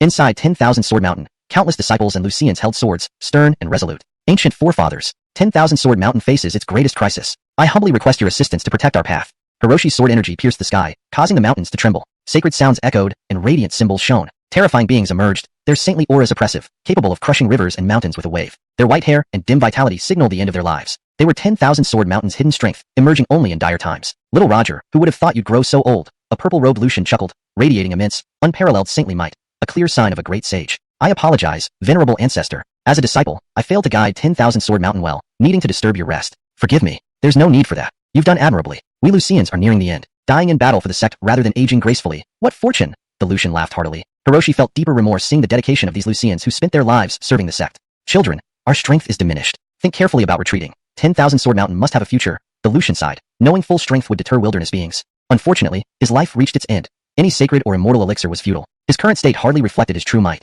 Using half his power would be a blessing. But the foes outside were in their prime, making victory uncertain. Hearing this, the Peak Master's hopes were dashed again. Boom, boom, boom. Protective arrays struggled under relentless attacks. Disciple, open the great array. We, these old men, will charge out and show them the terror of 10,000 Sword Mountain. Isaiah Hiroshi spoke, his voice steady and commanding despite his advanced age, radiating no less power than any young disciple. Yes. Hiroshi's expression was a mix of emotions. He naturally did not wish to see these Lucians, already in their twilight years, having to fight for the sect. But, with the imminent destruction of 10,000 Sword Mountain, this was the final resort. Hiroshi formed hand seals, opening a section of the great array. Countless ancient species flooded in like a torrent. Even though the mountain protection array had slain many ferocious beasts, there seemed to be no reduction in their numbers. There were just too many, more than tens of thousands. Kill, kill, kill. The disciples unleashed their spiritual energy, wielding knives and swords, bravely battling the ancient species. Each of them was filled with righteous fury, unafraid of life or death. Those who trespass upon 10,000 Sword Mountain will die. Behind the purple-robed Lucian, millions of tiny swords coalesced, shooting out sharply. Each small sword could effortlessly flatten a small mountain, let alone pierce through the bodies of the ancient species. Numerous ancient species turned into a cloud of blood mist, falling instantly. The terrifying might of a great sage was evident. A great sage. It's a great sage level being. I didn't expect 10,000 Sword Mountain to still have a great sage alive. No wonder it is second only to the Holy Lands. This means 10,000 Sword Mountain has a chance to survive. Many wandering cultivators looked on in amazement. A being of the great sage level was something that hadn't been heard of for millennia. Even immortal sources might not be able to delay their decline. Only extremely rare celestial materials could barely seal their vitality. Or, it would require an Empyrean level existence to personally intervene. Otherwise, delaying the loss of vitality would be extraordinarily difficult. Therefore, beings like the Great Sage were exceedingly rare. This was why when a Great Sage emerged from 10,000 Sword Mountain, these wandering cultivators believed there was hope for its survival. A powerhouse from the Holy Land shook his head and sighed, pity. This Great Sage is likely not fully sealed, having lost much vitality. Now at the end of his days, it's uncertain how much strength he can still exert. Yes, if these wilderness creatures brought extreme path Imperial weapons, 10,000 Sword Mountain would have no hope left. Even with the terrifying presence of a Great Sage, the major force's belief that 10,000 Sword Mountain was doomed did not change. Hearing these remarks, the wandering cultivators fell silent. Chapter 27. Naive and simple-minded. Gujian Peak. On the mountaintop, Crew stood with his bone spear in hand. He had finally comprehended the Kunping technique to its introductory stage. The bone spear trembled gently. Runic symbols on it flickered. Without the assistance of the Kunping bone, achieving this level in such a short time would have been virtually impossible, even for someone with top-tier comprehension abilities. I need your help. I wish to protect 10,000 Sword Mountain. Crew murmured softly. He knew deep down that this bone spear possessed immense power. With its blessing, he could easily challenge higher realms. The runic symbols on the bone spear shone brightly. Streams of energy flowed into Crew's body, uninterrupted and vast like an ocean. Crew's eyes beamed with joy. With the assistance of the Kunping bone, using cultivation cards would significantly boost his combat strength. It's time. Wings sprouted from his back, propelling him with the rapid speed of the Kunping technique towards the mountain gate. The great battle had already begun. In the void, an Lucianly man in purple robes faced off against the heaven-shaking black turtle, exuding an overwhelming aura capable of reversing mountains and rivers. The half-blood green dragon was entangled by both Hiroshi and Crew's master, unable to break free. The Brogan, the ancient magic python, the sky-devouring dragon finch. These terrifying ancient beings were also hard-pressed under the attacks of the Lucians. But everyone knew that these Lucians were running on borrowed time and wouldn't last long. The battlefield was like a meat grinder, limbs scattered and bloodied. Disciples of 10,000 Sword Mountain fought the ancient creatures with all their might. Blood mist filled the air, making the scene terrifying. Crew rushed forward, deducing the Kunping technique with his left hand, while thunder enveloped his right. The Thunder Kirin treasure technique was a formidable skill with immense destructive power. Asterisk note, the term, Thunder Kirin, seems to be a specific name or term from the original context. I have kept it as Thunder Kirin to maintain consistency with the original text terminology. Asterisk. However, to make it read more naturally in English, we can slightly adjust it. The Thunder Kirin treasure technique was a powerful spell with immense destructive force. Or, if Thunder Kirin is meant to be a proper name for the technique, the Thunder Kirin treasure technique was a powerful spell with immense destructive force. Student, I've heard it was you who brought such trouble to our 10,000 Sword Mountain? Then Lucian spotted Crew, speaking both happily and angrily. I'm sorry, Isaiah. Crew replied guiltily as he continued to battle the ancient remnants. He felt ashamed, knowing that his actions required these Lucianly mentors, whose lifespans were almost exhausted, to come out of seclusion. At least you know how to apologize, but there wasn't anything wrong with what you did. These ancient remnants deserve to die. The more we kill, the happier I am. But exposing your origins is your mistake. You're not clever at all. Didn't you think to blame it on those who have grievances with us? So naive. Next time, be more decisive. The old man said with regret over lost potential. Crew was speechless, and the major forces remained silent. Indeed, it must have been this young man. In his youth, he definitely did plenty of such things. Do you think there will be a next time? Today, I will flatten your 10,000 Sword Mountain and bury you all here. The Fiki roared, deathly energy filling the air, forming a domain that devoured all life. This isn't up to you. The Lucian held a sacred weapon, unleashing the ultimate Wanjian decision to counter the Fiki's attack. The battle raged on, with terrifying waves sweeping across thousands of miles. The sages of 10,000 Sword Mountain are on their last breaths. It won't be long before they fall. A leader in the Supreme Hall spoke. Even with more than a dozen sages defending, they still struggled to hold the line. Let's see if it's time for us to make our move. We can't miss out on a share of the spoils when the time comes. A powerful figure from Devil Evar Pavilion spoke darkly. They had their eyes on 10,000 Sword Mountain's heritage. Since it would eventually be taken by the ancient remnants, it might as well end up in human hands. At least it wouldn't go to waste. To move now is too hasty. Though these sages are nearing their end, they can still wipe us out with a wave of their hand. A senior from the Wang family frowned. Wait a bit longer. A little more time won't hurt. The Grand Elder of Yinyang's sacred sect patiently waited. Apart from these sacred-level existences, many major forces were also waiting for the opportune moment. 10,000 Sword Mountain's long history and profound heritage were coveted treasures, especially for the sacred lands, let alone others. Some wandering cultivators watching from afar shared similar thoughts. If they could gain part of 10,000 Sword Mountain's legacy, they could establish their own sects. Crew worked alongside the disciples to suppress the beast tide. He was also waiting for the right moment to expose everyone's true colors. He aimed to make all fear 10,000 Sword Mountain and dare not cause any more trouble. He had a plan brewing in his mind, to fabricate an incomparable powerhouse for 10,000 Sword Mountain, so that all would know that there was a strong defender there, deterring any future incursions. Crew's bone spear swept wildly, killing countless beasts. His formidable strength allowed him to penetrate deep into the heart of thousands of beasts. Halfway to the fourth tribulation realm, enhanced by the bone spear, he could match Void God realm experts. Energy within him surged and piled up. Crew's eyes turned cold. This was the perfect time to break through to the fourth tribulation realm. He channeled his spiritual energy throughout his body. Thunderclouds condensed in the sky, hiding terrifying lightning within. Pressure descended. Ancient remnants felt dread and began to panic. Boy, let me cut you down. A terrifying Lion King emerged. Its entire body looked as if forged from gold, with 9 heads roaring to shake the heavens. It was a formidable being at Hiroshi's level. How could it ignore Crew, who had slain so many ancient remnants? Dark clouds gathered, lightning formed, striking down. Purple light flashed, extremely intimidating. Crew endured the strike, tempering himself. Nearby ancient remnants suffered, many killed by the lightning. This is Purple Dawn Divine Lightning. Breaking through the fourth tribulation caused such a celestial tribulation. This boy's talent is terrifying. He cannot be allowed to live. He will become a great sage someday. The Oslin's expression turned dark. If Crew became a great sage, he would surely cause trouble for all ancient races. One supreme great sage could easily annihilate an entire race. Let's take action together. Kill him here and now. A quasi-sage level concealed heaven golden phoenix summoned myriad golden feathers. One must finish off one's enemies completely. If he becomes a great sage, it will be our turn to be terrified. Not good. Younger brother is in danger. Hiroshi noticed first. However, it was too late. He was guarding the gate, while Crew had already reached the heart of the ancient remnants. Terrorizing divine powers struck Crew. Boom, boom, boom. Terrifying powers hit Crew's body. A cloud of blood mist rose. Dead? Everyone from 10,000 Sword Mountain was stunned. Has Junior Uncle fallen? A peak master muttered, disbelief in his eyes. Such a genius, unfulfilled and extinguished prematurely? Celestial tribulation continued. It didn't stop due to Crew's disappearance. Instead, it grew more intense. Lightning ravaged, exploding in the center, killing countless ancient remnants. These bastards. Let's kill them. Revenge for Junior Uncle. Kill, kill, kill. Even if our 10,000 Sword Mountain perishes, we'll ensure you ancient remnants suffer heavy losses. The death of Crew enraged everyone present. Far away, at the gathering place of various forces. What a pity. Such a fearsome genius has died here. A significant loss for our human race. Yes, such a young and powerful fourth tribulation expert was destined to become a great sage. Such a loss. Several leaders sighed deeply. Who knows if their condolences were genuine or not? Many wanderers also lamented the loss. No, I can't watch anymore. To stand idly by while ancient remnants decimate our human forces is not the act of a true man. Right. Even if my life is worthless, I have no regrets. Killing a few ancient remnants for the sake of humanity is worth it. Brother, let's go together. Kill. I've been eyeing these damn creatures for a long time. Today, I will slaughter as many vicious beasts as I can to honor the souls of our human race. Haha. With so many brave warriors, I am not alone on this righteous path. Inspired by the people of 10,000 Sword Mountain, some itinerant cultivators unleashed their spiritual energy and charged toward the ancient remnants. Isaiah, we inherit our legacy from the sacred lands. How can we stand idly by while human forces are being wiped out by the ancient races? We should take the lead and set an example. Yes, the disaster at 10,000 Sword Mountain happened because we upheld justice for humanity to welcome back our sage. How can we abandon them now?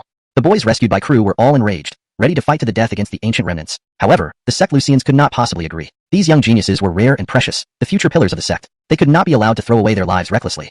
On the battlefield, it was like hell on earth. Limbs lay scattered, blood flowed freely, staining half the sky red. Headmaster, look, reinforcements have arrived. Many peak masters felt a wave of joy. Sending help in times of need always brings happiness. Hiroshi swung his sword, cutting down a swath of ancient remnants, then turned to look at the reinforcements. They were merely a group of wandering knights. Their strength was not remarkable, but they were numerous and formed a formidable force.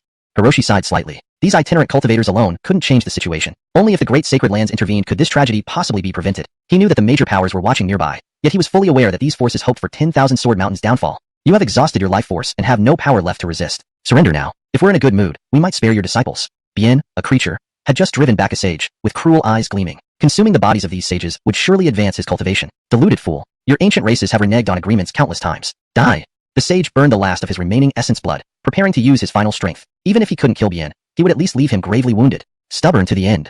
Bien spewed out beams of light, and his divine techniques blazed brightly. The terrifying power engulfed the sage. Given the sage's aged body, his combat ability was limited. Even burning the last of his essence blood did not make him a match for Bien. Blood mist spread everywhere. The old sage spat out blood, his radiant aura dimming, his vital signs fading to almost nothing. Note: I've maintained the original paragraph structure and line breaks while ensuring the translation is fluent and natural in English. ##### Chapter 28. Support. Uncle Isaiah.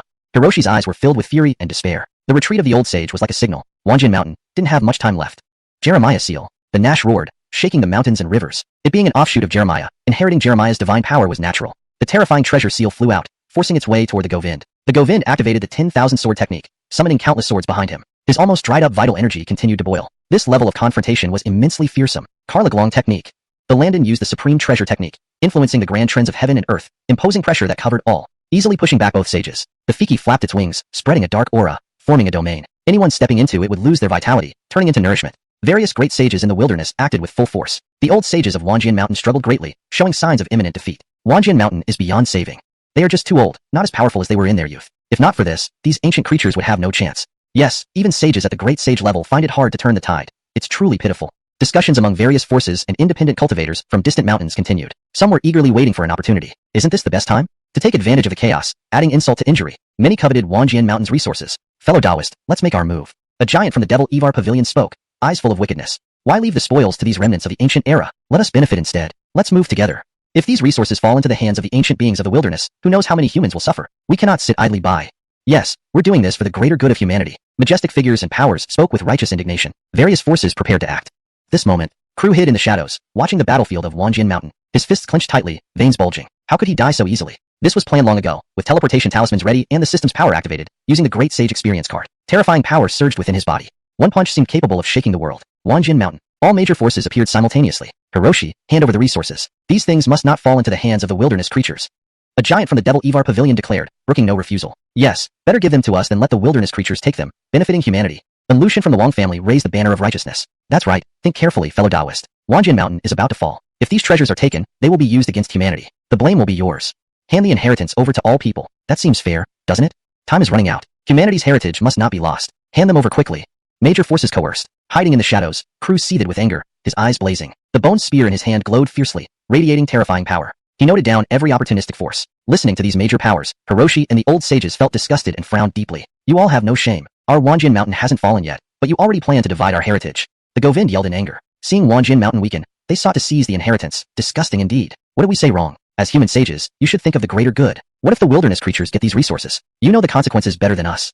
A giant sneered coldly. Wanjian Mountain disciples and Lucians remained silent, feeling powerless and helpless. Their sect was about to perish. Better to preserve humanity than let the resources fall into the hands of beasts. But it was still unbearable. These large forces' faces were nauseating. They were hypocritical to the core. Haha, with us here, can you take Wanjian Mountain's resources? Indeed. By discussing Wanjian Mountain's inheritance here, you humans clearly don't respect us ancient beings. Antand and other sages snarled, though only a small part of them came. Being overlooked stung. These ancient beings were all high-minded. We mean no offense, but human resources shouldn't fall into your hands either. A supreme elder from Inyang's sacred teaching calmly said. It felt like dividing spoils. Wanjian Mountain was ignored. The old sages felt deep pain, failing to protect their mountain. So you want to divide Wanjian Mountain with us? The Brogan had a hint of provocation. If true, it would create a huge rift among humans. United, humans were terrifying, but divided, the myriad tribes of the wilderness had nothing to fear. Not at all. We merely wish to reclaim part of our human heritage. It can't fall into another race's hands.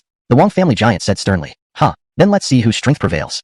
The Landon's body flashed with green light, formidable and menacing, ready to strike. Gentlemen, please wait. A broken sword descended. From Broken Sword Ridge, a mark known worldwide. Channing, why are you here? Not coming for a share, are you? A Devil Evar Pavilion Lucian mocked. Broken Sword Ridge and Wanjian Mountain had always been close. Broken Sword Ridge seeking a share would be absurd. Haha, I'm different from your bunch of thieves. Channing showed disdain, ignoring the major forces. Hiroshi, seeing his longtime friend, understood his intentions. Unwilling to drag him into this, he softly said, Channing, you can't save Wanjian Mountain, go? What nonsense. Even if I can't save you, I have to come. Channing was slightly displeased with Hiroshi's attitude. Is Broken Sword Ridge protecting Wanjin Mountain? We warned earlier, any force interfering will retaliate. Swallowing Sky Dragonfin looked ominous. Broken Sword Ridge was powerful, more so than Wanjin Mountain, but they weren't intimidated. I come only as myself, a traitor of Broken Sword Ridge. Channing shrugged carelessly. Broken Sword Ridge couldn't get involved, so he had to make this choice. Ignoring his friend wasn't in his nature. Xinghe Yu. Hiroshi's eyes showed shock, moved by his friend's actions. Deeply touched. Touched? If you survive, buy me a drink. Channing laughed heartily. Hiroshi fell silent, grim. Even with Channing's support, facing such formidable sages wouldn't help much, unless he brought the ultimate imperial weapon of Broken Sword Ridge. Otherwise, it was still a dead end. Looking at his friend, Hiroshi was at a loss for words. Suddenly, a thought struck him, eyes widening. Could his friend have brought the imperial weapon of Broken Sword Ridge? Given his friend's nature, it was possible. Channing, seeing Hiroshi's realization, smiled brightly. Years of tacit understanding remained unchanged. For you, I've done everything. If you ever forget your promise to buy me drinks, I'll fight you. Channing chuckled. Hiroshi nodded wordlessly, touched yet exasperated. The tender moment passed quickly. Just one more quasi-sage, it changes nothing. Become food for the myriad tribes of the wilderness. Swallowing Sky Dragonfin, ancient magic python, and others unleash their divine powers, aiming to end these old sages' lives. The shaking sky black tortoise gathered terrifying energy in its mouth, with the mountain-like runes on its back blazing brightly, overwhelming and peerless. The Landon also unleashed its supreme divine technique, attacking the various sages. Despite the efforts of the Wanjin Mountain disciples and Lucians to block them, forces from all major factions rushed towards the main peak of Wanjin Mountain. Naturally, they aimed to seize the heritage first, leaving no chance for the myriad tribes of the great wilderness. A decree descended, blocking all techniques. This decree was personally made by the Evar. Though it had no grade, it was nearly indestructible. In the name of the Evar, by decree, you creatures of the great wilderness have wantonly oppressed our human race, thus committing a grave offense. Depart immediately, or you will be seen as declaring war on the human race. An eunuch intoned in a high-pitched voice. Behind him stood 5,000 battle-hardened soldiers, clad in armor and brandishing sharp weapons, their morale high. They were all elite troops. It's the Carlo dynasty. So, is Wanjin Mountain saved? Not necessarily. They only sent a decree. I don't think that's enough to stop these creatures of the great wilderness.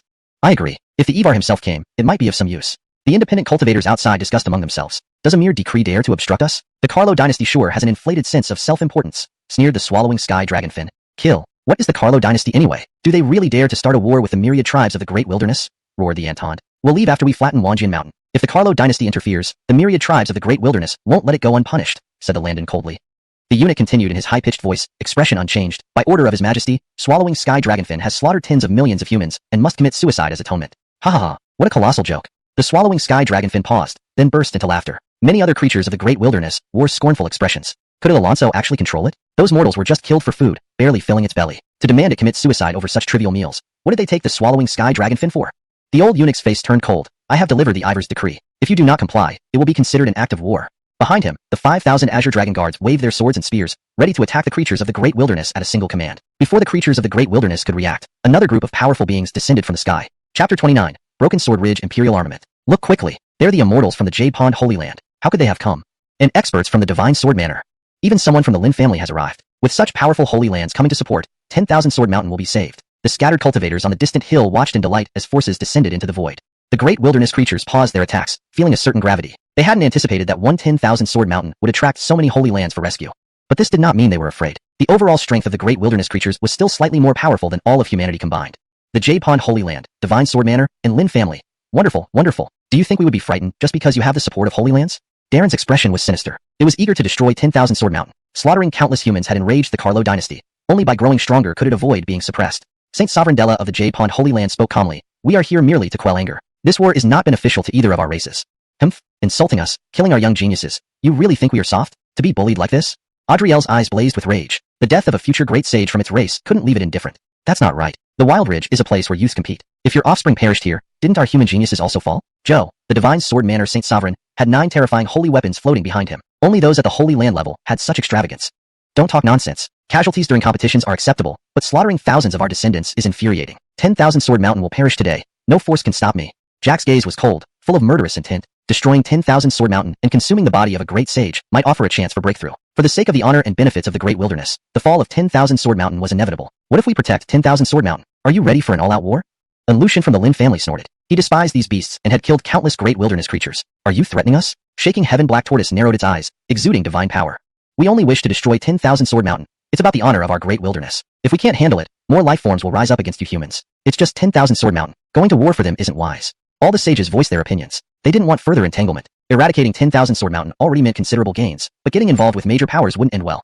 The magic Evar Pavilion giant was gloomy. What if supporting 10,000 Sword Mountain led to severe consequences? News of such betrayal would bring public backlash. 10,000 Sword Mountain committed grave offenses. They must bear the responsibility. A war between humans and the Great Wilderness would be disastrous, a grand elder from Enyang Holy Church said. He didn't hope 10,000 Sword Mountain escaped. Otherwise, this trip would be fruitless. Indeed, the calamity began because of the students of 10,000 Sword Mountain. Why should we take the blame? A Wong family giant was impatient. Seeing human disharmony, the Great Wilderness laughed inwardly but remained silent. Della, Joe, and others frowned. Had humans united, 10,000 Sword Mountain wouldn't be facing extinction. United, every faction could deter the Great Wilderness. Sadly, disunity now reigned. My fellow Taoists, we are grateful for your support, but this remains 10,000 Sword Mountain's problem. I ask one favor, please protect our disciples. Della nodded, glancing at Hiroshi with some grievance. If there's anything I can do, I will. Joe's expression was complicated. He just nodded without words. He didn't want 10,000 Sword Mountain to be destroyed, but how long could they hold back these creatures? Protect my disciples. Hiroshi's eyes held hope. Just that? Della asked skeptically. Hiroshi nodded, avoiding her gaze. Our master, we won't leave. If 10,000 Sword Mountain lives, we live. If it dies, we die. To live or die together. Yes, how can we abandon our sect? Disciples roared, determined to share 10,000 Sword Mountain's fate. Had they thought of leaving, they wouldn't have fought till now. You have protection. Go. Hiroshi felt heartache. Soon, there would be no more 10,000 Sword Mountain. Great Wilderness creatures observed, unbothered. Losing a few disciples wasn't a problem. They were protecting face. Their main goal was maintaining the honor of the Great Wilderness and depleting 10,000 Sword Mountain's resources. Leaving a few disciples alive wouldn't matter. Eunuchs of the Carlo dynasty looked grim. Destroy 10,000 Sword Mountain, but leave Darren behind, or Carlo dynasty's prestige would be tarnished. Dragon guards, kill Darren. Anyone who dares interfere will be seen as an enemy of the Carlo dynasty. The old eunuch ordered. 5,000 guards arrayed themselves and charged toward Darren. Combined with the eunuch's enhancement, their power rivaled the sages. Clearly, the old eunuch was formidable, a top-tier existence. Darren's expression darkened. Dealing with the Carlo dynasty was troublesome. As one of the leading holy lands, bearing the fortune of humanity, even the Great Wilderness feared it.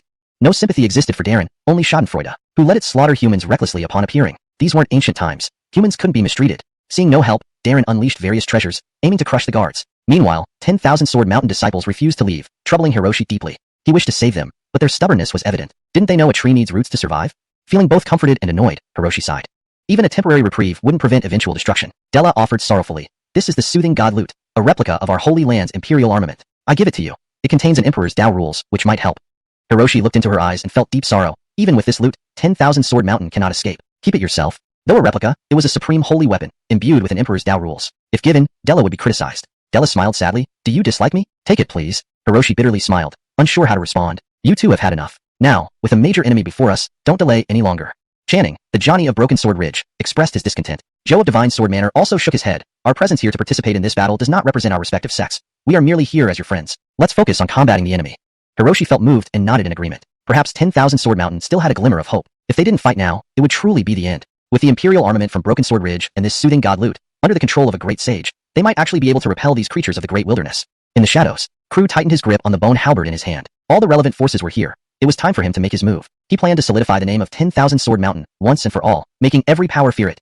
To ensure that the myriad tribes of the Great Wilderness would never dare to invade again, donning a mask and using holy strength to conceal his aura and appearance. It was better for this figure to remain mysterious, instilling greater fear in others. On the battlefield, the Lucian saints, having recovered from their injuries, rose one by one, ready to continue battling the Great Wilderness creatures.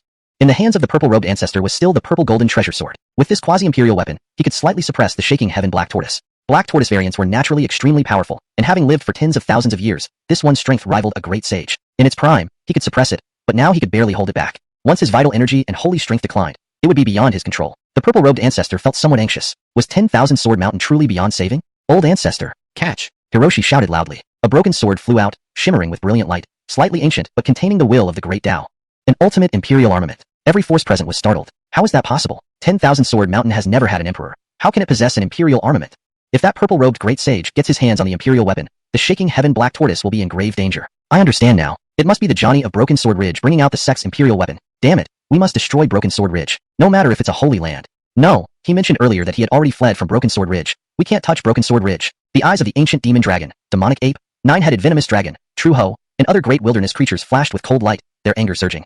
Chapter 30, Black Tortoise Rock, Azure Dragon Horn. Ha ha ha, heaven-shaking mystic turtle, your death is imminent. The purple-robed ancestor was taken aback for a moment before bursting into laughter. With an imperial artifact in hand, who could possibly stand against him? In these times when Evars no longer appear, saints are the heavens of this vast Beidou world. A great saint armed with an imperial artifact truly is an invincible existence. Black Tortoise Seal. The heaven-shaking mystic turtle showed no fear, its mouth glowing brightly as it unleashed a terrifying strike at the purple-robed ancestor. 10,000 sword execution. Holding the imperial artifact, the purple-robed ancestor's divine power surged incessantly. There was a faint aura of imperial might spreading. Boom, boom, boom. Sword chi surged like raging torrents, devastating everything in their path as they struck the mountain-like body of the heaven-shaking mystic turtle. Dust and smoke billowed up, and a wave of terrifying force swept across thousands of miles, causing even half a continent to tremble slightly. As the mist cleared, the heaven-shaking mystic turtle remained unharmed. How is that possible? Such a powerful attack, yet nothing happens? What kind of defensive power is this? Channing exclaimed in shock. Hidden in the shadows, Crew, who was about to step out, also felt disbelief and frowned. The purple-robed ancestor frowned, his heart filled with doubt. Even a peak great saint would find it hard to withstand such an attack. Was the shell of this heaven-shaking mystic turtle really that hard? This scene caused the creatures of the wasteland to cheer loudly, their morale greatly boosted. It's just an imperial artifact. It can't do anything to us. Kill. Annihilate 10,000 Sword Mountain and devour them. Kill. 10,000 Sword Mountain is on its last legs. The ferocious creatures like Bia and Junhao were brimming with arrogance as they charged towards the old saints. Atop a hill, the red-robed female saint from the ancient divine mountain searched for something, not participating in the conflict but focusing her gaze among the crowd. She sought a particular item, a divine object with an emperor-level foundation. This thing resided within someone. 10,000 Sword Mountain suffered continuous defeats, yet under the protection of the imperial artifact and various emperor-level treasures, they didn't completely collapse. System. Investigate the heaven-shaking mystic turtle. Crew's mood darkened. Even an Emperor-grade artifact had trouble hurting it, which was indeed bizarre. Ding. Name. Heaven-shaking mystic turtle. Cultivation. Half-step Lord. Half-step great saint. Description. A variant of the black tortoise, immensely powerful with cultivation reaching heavenly heights, having a lifespan of hundreds of thousands of years. An extremely terrifying beast. Ding. Special item detected. Item. Black tortoise rock. Grade. Imperial treasure. Description. Created during ancient times by a formidable empress, incorporating a quasi-emperor level black tortoise with immortal metal, granting ultimate defense, impossible to penetrate except by immortal-grade weapons. Looking at the system-provided information, Crew understood why even the Emperor-grade artifact couldn't harm the turtle's shell. It was due to this treasure. TSK. Suddenly, he felt like Emperor-level treasures were everywhere. Crew sighed briefly. If this tortoise variant carried such riches, perhaps the half-blood azure dragon also possessed a fearsome artifact. A gleam flashed in Crew's eyes. Why not take advantage of this opportunity to plunder the treasures from the wasteland creatures? With so many sages, they must possess countless valuable items. The time has come. With a light tap of his toes, Crew unfurled wings resembling Kuan Ping's, moving like a streak of light toward the battlefield of 10,000 Sword Mountain. His appearance drew significant attention. Arriving at the center of the battlefield, all the ancient remnants and various forces looked at him. Standing tall with a spear in hand, he resembled a godlike figure. Who are you? The Brogan asked cautiously, sensing an underlying danger. Descendant of 10,000 Sword Mountain, Crew said, holding the bone spear, with surging malevolent energy behind him. The awe-inspiring presence was fearsome. How can this be? Another great saint? How can 10,000 Sword Mountain hide another great saint? Impossible. He's youthful yet has an enduring aura. Impossible. The wasteland creatures found it unbelievable. Even the old saints of 10,000 Sword Mountain were puzzled. When did they have such a person? All the major forces were shocked. If 10,000 Sword Mountain had a great saint, even they wouldn't dare offend them. Great saint, indeed, is the sky of this Beidou world. Ha ha ha, look at those ancient relics' faces, as if they've eaten shit. Hilarious. Imagine, our human race still has such a young great saint. The myriad races of the wasteland will no longer act arrogantly but fear us humans. 10,000 Sword Mountain is glorious. Slaughter these wasteland creatures until none remain. Scattered cultivators cheered. Seeing the fierce beast's plight delighted them. The wasteland creatures lost their previous morale, appearing troubled. This unknown great saint made them uncertain how to proceed. Even the declining purple-robed great saint posed a challenge. Now a prime great saint could suppress them with a wave of his hand. Fear not, just one great saint. My defense cannot be breached. The heaven-shaking mystic turtle was confident in the black tortoise rock on its back. Forged from a quasi-emperor corpse, it could resist even a great saint or an imperial artifact. These words restored confidence among the wasteland creatures. Indeed, even with the purple-robed great saint wielding an imperial artifact, they couldn't damage the turtle's shell. Why fear one great saint? Everyone, use your greatest treasures and annihilate 10,000 Sword Mountain, the half-blood azure dragon shouted, unleashing a broken horn that exuded imperial might. An emperor-level azure dragon horn. An imperial treasure. Kill. Kill. Kill. In an instant, various magnificent techniques shone brilliantly amidst shouts of slaughter. Crew stood holding his spear, black hair flying wildly, radiating immense power, akin to a god of war. Heaven overturning seal. Crew formed the seal with one hand, with divine power swirling around him. Radiant beams converged, forming intense symbols. Boom. Countless spells shattered. Heaven shook. Earth moved. Using his own strength, he blocked countless spells, demonstrating the power of a great saint. Hiss. So formidable. To block numerous spells with one hand, truly a great saint. But, can one great saint counteract the myriad races of the wasteland? Some people were excited, others worried. Borrow these artifacts for a moment. Crew channeled holy power, making the imperial artifact and the spirit-calming loot float over. The purple-robed sage and Hiroshi did not intervene. After all, Crew claimed to be a descendant of 10,000 Sword Mountain, just wondering which generation he belonged to with such strength. Hiroshi pondered. Despite his formidable power, why wasn't he well known? Seeing his mask, he understood. He wished to preserve his peaceful life. Crew's aura became even more formidable. With the assistance of the imperial artifact and spirit-calming loot, plus the Drew's edict, controlling these three emperor-grade treasures was unimaginably terrifying. Turtle son, I want what's on your back. Hand it over, or die here. Crew's eyes turned cold. Oh, you recognize this? The heaven-shaking mystic turtle was surprised. Over so many years, it was the first time someone expressed interest in its possession. It obtained this by chance, with unparalleled defense. And that azure dragon horn also belongs to me. All mine. Crew's tone was arrogantly domineering.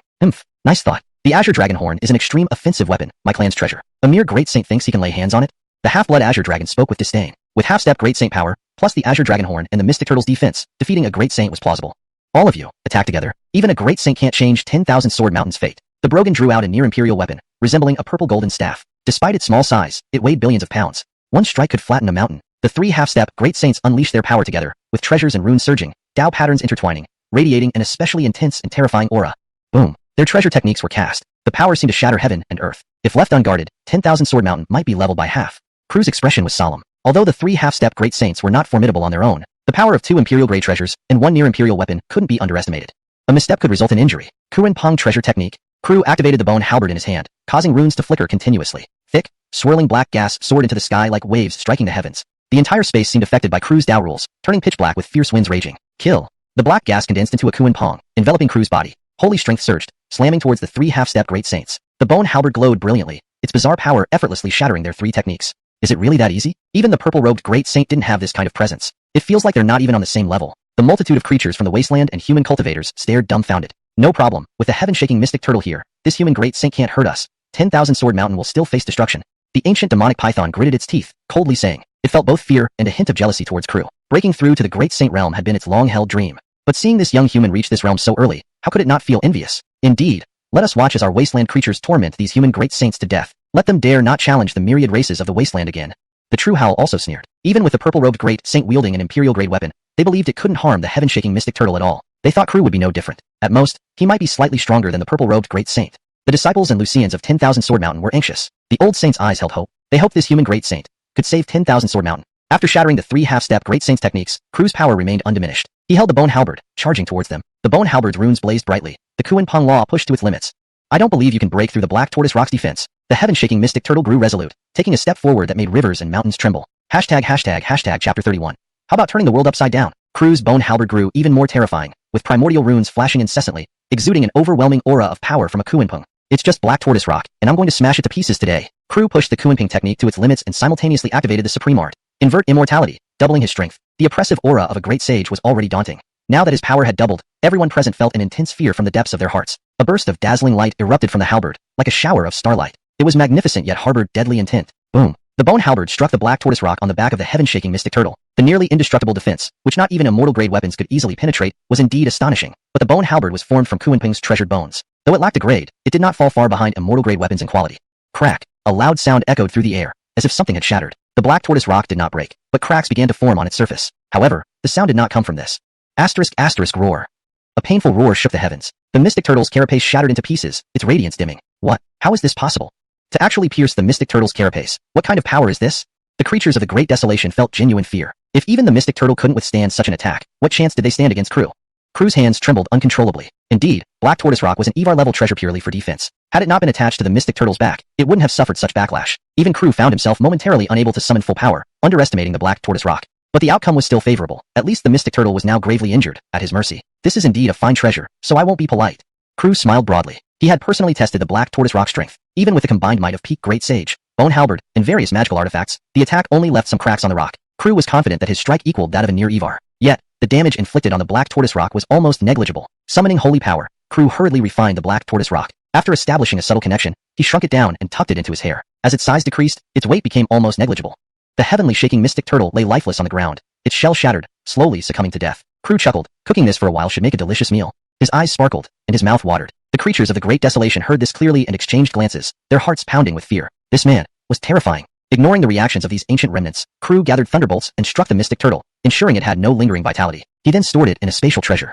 His gaze fell on the remaining creatures of the Great Desolation with an eerie look, as if viewing choice ingredients. Oh no, run quickly. Anton reacted first, terrified, and fled. This sudden turn caught the powerful factions off guard. Would Crew let these ancient remnants escape after invading his territory? Let them run for a bit. He'd catch up eventually. Today, he would strike fear into every clan of the Great Desolation, or change his name backward. Azure Dragon, hand over that broken horn, and I'll spare your life and take you as a battle servant. Crew said calmly. His first priority was to secure this Evar-level treasure. As one of the most formidable offensive treasures in existence, Crew couldn't resist it. The Azure Dragon seethed in anger. It had spent its life conquering all, looking down on everyone. How could it bow to a human? Never will I surrender to you. The Azure Dragon's holy power surged, and its inner rune-filled bones emitted terrifying pressure. Kill. Using the Azure Dragon technique, it directed the mighty attack toward Crew. Knowing Crew's strength, especially that devastating strike, had left it somewhat traumatized. An attack akin to a near Evar's. Though aware it wasn't Crew's match, not fighting meant certain death. The Azure Dragon's horn was razor-sharp, seemingly capable of piercing through the heavens. Retreating rapidly using the Kuan Ping technique, Crew sensed the immense threat. The Azure Dragon's horn was even stronger than he anticipated. It was part of an Ivar's body after all. Putting aside his underestimation, Crew flung the Black Tortoise Rock from his hair. He wanted to see whether ultimate offense or ultimate defense would prevail. Rumble. The aftermath swept across thousands of miles. Mountains and rivers trembled. Transforming into rapid motion, Crew, wielding the bone halberd, charged toward the Azure Dragon like a demon god. The Black Tortoise Rock held back the Azure Dragon's horn, leaving it without any trump cards. Halfway between mortal and great sage, compared to a peak great sage, the gap was insurmountable. Moreover, Crew had the support of an imperial artifact. Closing in instantly, Crew's bone halberd shimmered with runes. Azure Dragon Blood should also repair the bone halberd. If fully restored, breaking the black tortoise rock wouldn't be difficult. Die. Crew condensed his holy power into one point and struck directly, simplicity embodying greatness. The terrifying force sealed off the Azure Dragon's aura. Splat. Blood misted the sky as a sage bled profusely. The Landon was annihilated. Most of its blood was devoured by the bone halberd, causing more pieces to flake off. Hiss, the Landon dead? Incredible. With such a great sage among our humans, other clans might think twice before causing trouble. With this great sage, 10,000 Sword Mountain will be safe for 10,000 years. Look at those major powers' faces. Haha, instead of helping, they only added fuel to the fire. Now they're in trouble. Yes, offending a great sage means even the Holy Lands will need to consider if they can bear his wrath. Let's enjoy the show. Today sure is exciting. Human cultivators relish the drama, eagerly anticipating Crew's reactions towards these holy lands and major powers. They were glad to see these places suffer for their hypocrisy. Whether roasted or steamed, it must be incredibly delicious. Saliva dripped as Crew stored the Landon in his spatial treasure. Dragon meat was universally praised as a supreme delicacy. And this Azure Dragon horn, truly an unparalleled treasure. Picking up the fallen horn, Crew refined it with holy power. Compared to the black tortoise rock, refining the Azure Dragon horn was infinitely harder. One was a legacy, the other merely a rare treasure. The horn contained numerous restrictions. Reluctantly, he placed it in the system space, severing its connection to the Azure Dragon lineage temporarily. This offensive treasure, he must possess. At this moment, most creatures of the Great Desolation had fled, leaving only the devouring Sky Dragon Sparrow, restrained by the Carlo dynasty. Crew didn't rush to move, focusing on the major powers. These old fools hadn't helped him. Instead, they coveted 10,000 Sword Mountain's foundation. How infuriating. Thinking of his own foundation being less robust. Yet these old devils still tried to grasp what little he had. Crew grew angrier. If you don't want me constantly thinking about avenging myself, leave all your storage spirit artifacts behind. If you refuse, I will find your sex eventually, and it won't be easy to resolve then. Crew threatened aloud. It could be considered that these major forces still had some conscience. They only coveted the foundation of 10,000 Sword Mountain. If they had acted alongside these ferocious beasts, he wouldn't have hesitated to cause a ruckus at their strongholds. The faces of countless factions turned ashen. The contents of their storage spirit artifacts were not trivial. Handing everything over would certainly make them suffer for years to come. Just considering the spatial spirit artifacts present here made for quite an impressive haul. What do you think? I don't dare go stir up trouble at your holy lands. Crew's aura was suffused with divine power, overwhelming and awe-inspiring. Dare not, dare not. We will hand over our spatial treasures immediately. Please, great sage, quell your anger. We will do as you say. The leaders and great powers of the various factions gritted their teeth and complied. They truly feared Crew would visit them if they didn't comply. This was a peak great sage, a pinnacle figure in the great North world. One by one, spatial treasures were thrown forward, accumulating before Crew. They piled into a mountain. The resources within must be countless, enough to enrich 10,000 Sword Mountain immensely. Isaiah Axel, take these spatial treasures and store them away. Let it all become communal property. Crew spoke sternly, his voice masking any true tone. Hiroshi was so shocked he almost couldn't believe it. The crisis for 10,000 Sword Mountain, resolved just like that? Overwhelmed, he quickly collected the spatial treasures with unmatched speed. 10,000 Sword Mountain's foundation had been strained considerably, but these treasures would more than replenish it, even leaving plenty for future use. After all, they were plundered from major forces. Take this heavenly shaking mystic turtle and stew it. I plan to host a feast for the heroes of the world today. All who helped us just now are welcome. Crew announced loudly, placing the heavenly shaking mystic turtle and other fierce beasts together. They formed a mass as large as a small hill, enough to provide a sumptuous meal for tens of thousands. Freelancers' eyes lit up, barely containing their excitement. This was the body of a quasi-great sage, an unparalleled treasure for them. A sip of the broth would likely greatly benefit their cultivation. Even the old sages looked a bit envious. Eating the heavenly shaking mystic turtle would help restore their declining vital energies. Most of their injuries would heal significantly. How about we, Lucians, embark on a grand venture? Let's raid deep into the heart of the Great Desolation's myriad clans and turn everything upside down? Crew, holding the bone halberd, stood resplendent and majestic. Chapter 32, Childish Nature. These words struck a chord with everyone. Numerous forces were taken aback. Invade the heartlands of the myriad races in the Great Wasteland? Since the fall of the Rigs, no one had dared to do so for countless years. What does this young Grand Sage intend to do? Is he not afraid of triggering a war between the two races? To let them return after violating the realm of Myriad Sword Mountain and slaughtering our human clans as food? How could I be at peace? Crew tightened his grip on the bone halberd, runes shimmering, and a terrifying aura spread forth. I know I'm not what you'd call a good person, but I also know that when bullied, you should fight back. Now we have the strength. Why not counterattack? Make them fear us. Scare them so much they won't dare invade our territory for centuries. An impassioned speech stirred up old grievances deep within the hearts of the Lucian sages. The disaster at Myriad Sword Mountain loomed before their eyes, stirring their anger. Well said, damn it. A purple-robed Grand Sage shouted, his face flushed. Everyone follow me. Do they really think we're pushovers at Myriad Sword Mountain? Just because we're from the ancient lineage doesn't mean we can dominate human lands. The ancestor is right. We at Myriad Sword Mountain cannot be bullied. If wronged, we will take vengeance even after 10,000 generations. Now that we have an unrivaled Grand Sage, why hesitate? Should we let the myriad races of the Great Wasteland oppress us without retaliation? In their younger days, these Lucian sages had fiery tempers too. Having endured great oppression, they would naturally retaliate. Anger needed release. In the void, 100,000 soldiers soared through the clouds, fully armed and armored, forming an elite force beyond compare. At the center, a middle-aged man in bright yellow robes stood within a bronze war chariot, exuding an imposing presence, his gaze like an abyss. The Neil. Sage's words are extremely wise. The Neil descended from the void, wielding a terrifying imperial artifact. Adhering to royal ways means respecting the sovereign and repelling barbarians. A 10,000-year-old grudge can still be avenged. Such enmity, even spanning thousands of generations, must be repaid. Crew glanced at the Neil and nodded inwardly. With such an enlightened ruler, the human race would surely grow stronger. Our Carlo dynasty leads 100,000 elite troops, ready to join all the sages in a deep invasion of the Great Wasteland. The Neil appeared equally excited, as if waiting for this moment for a long time. We sages should go on this mission alone. More people would only complicate things. Crew shook his head. If the Carlo dynasty participated, it would change the nature of the situation and trigger a full-scale war. Those from Myriad Sword Mountain were different. They had just been attacked, and retaliating would be justified. The Neil was taken aback for a moment before sighing. He understood that the Carlo dynasty represented the rightful authority of humans. Any hasty military action would be seen as starting a war. Neil need not be upset. Though you cannot join us in invading the Great Wasteland, you could dispatch heavy troops to the border, making the Myriad races uncertain and uneasy. Crew chuckled insidiously. Being unable to join, the Neil could still cause trouble at the border. Quite a viable option given public expectations. Esteemed sage, please be cautious during your mission. Our human race cannot lose you. Take this token temporarily. The Neil handed over a jade seal, containing the essence of the human race, far surpassing any extreme imperial weapon. Crew was stunned. The Neil truly showed remarkable courage to lend him this item, though he knew the seal would return instantly at the Neil's will. Thank you, Neil. When we return, let's drink together. Crew smiled. Disciples of Myriad Sword Mountain prepared feasts. Having survived this calamity brought them immense joy. Numerous beast corpses provided nourishment. Let's leave now. We'll make haste to eliminate the invaders before nightfall. Crew addressed the Lucians, knowing his power card had a day's duration. They must maximize its effect to ensure future respect for Myriad Sword Mountain.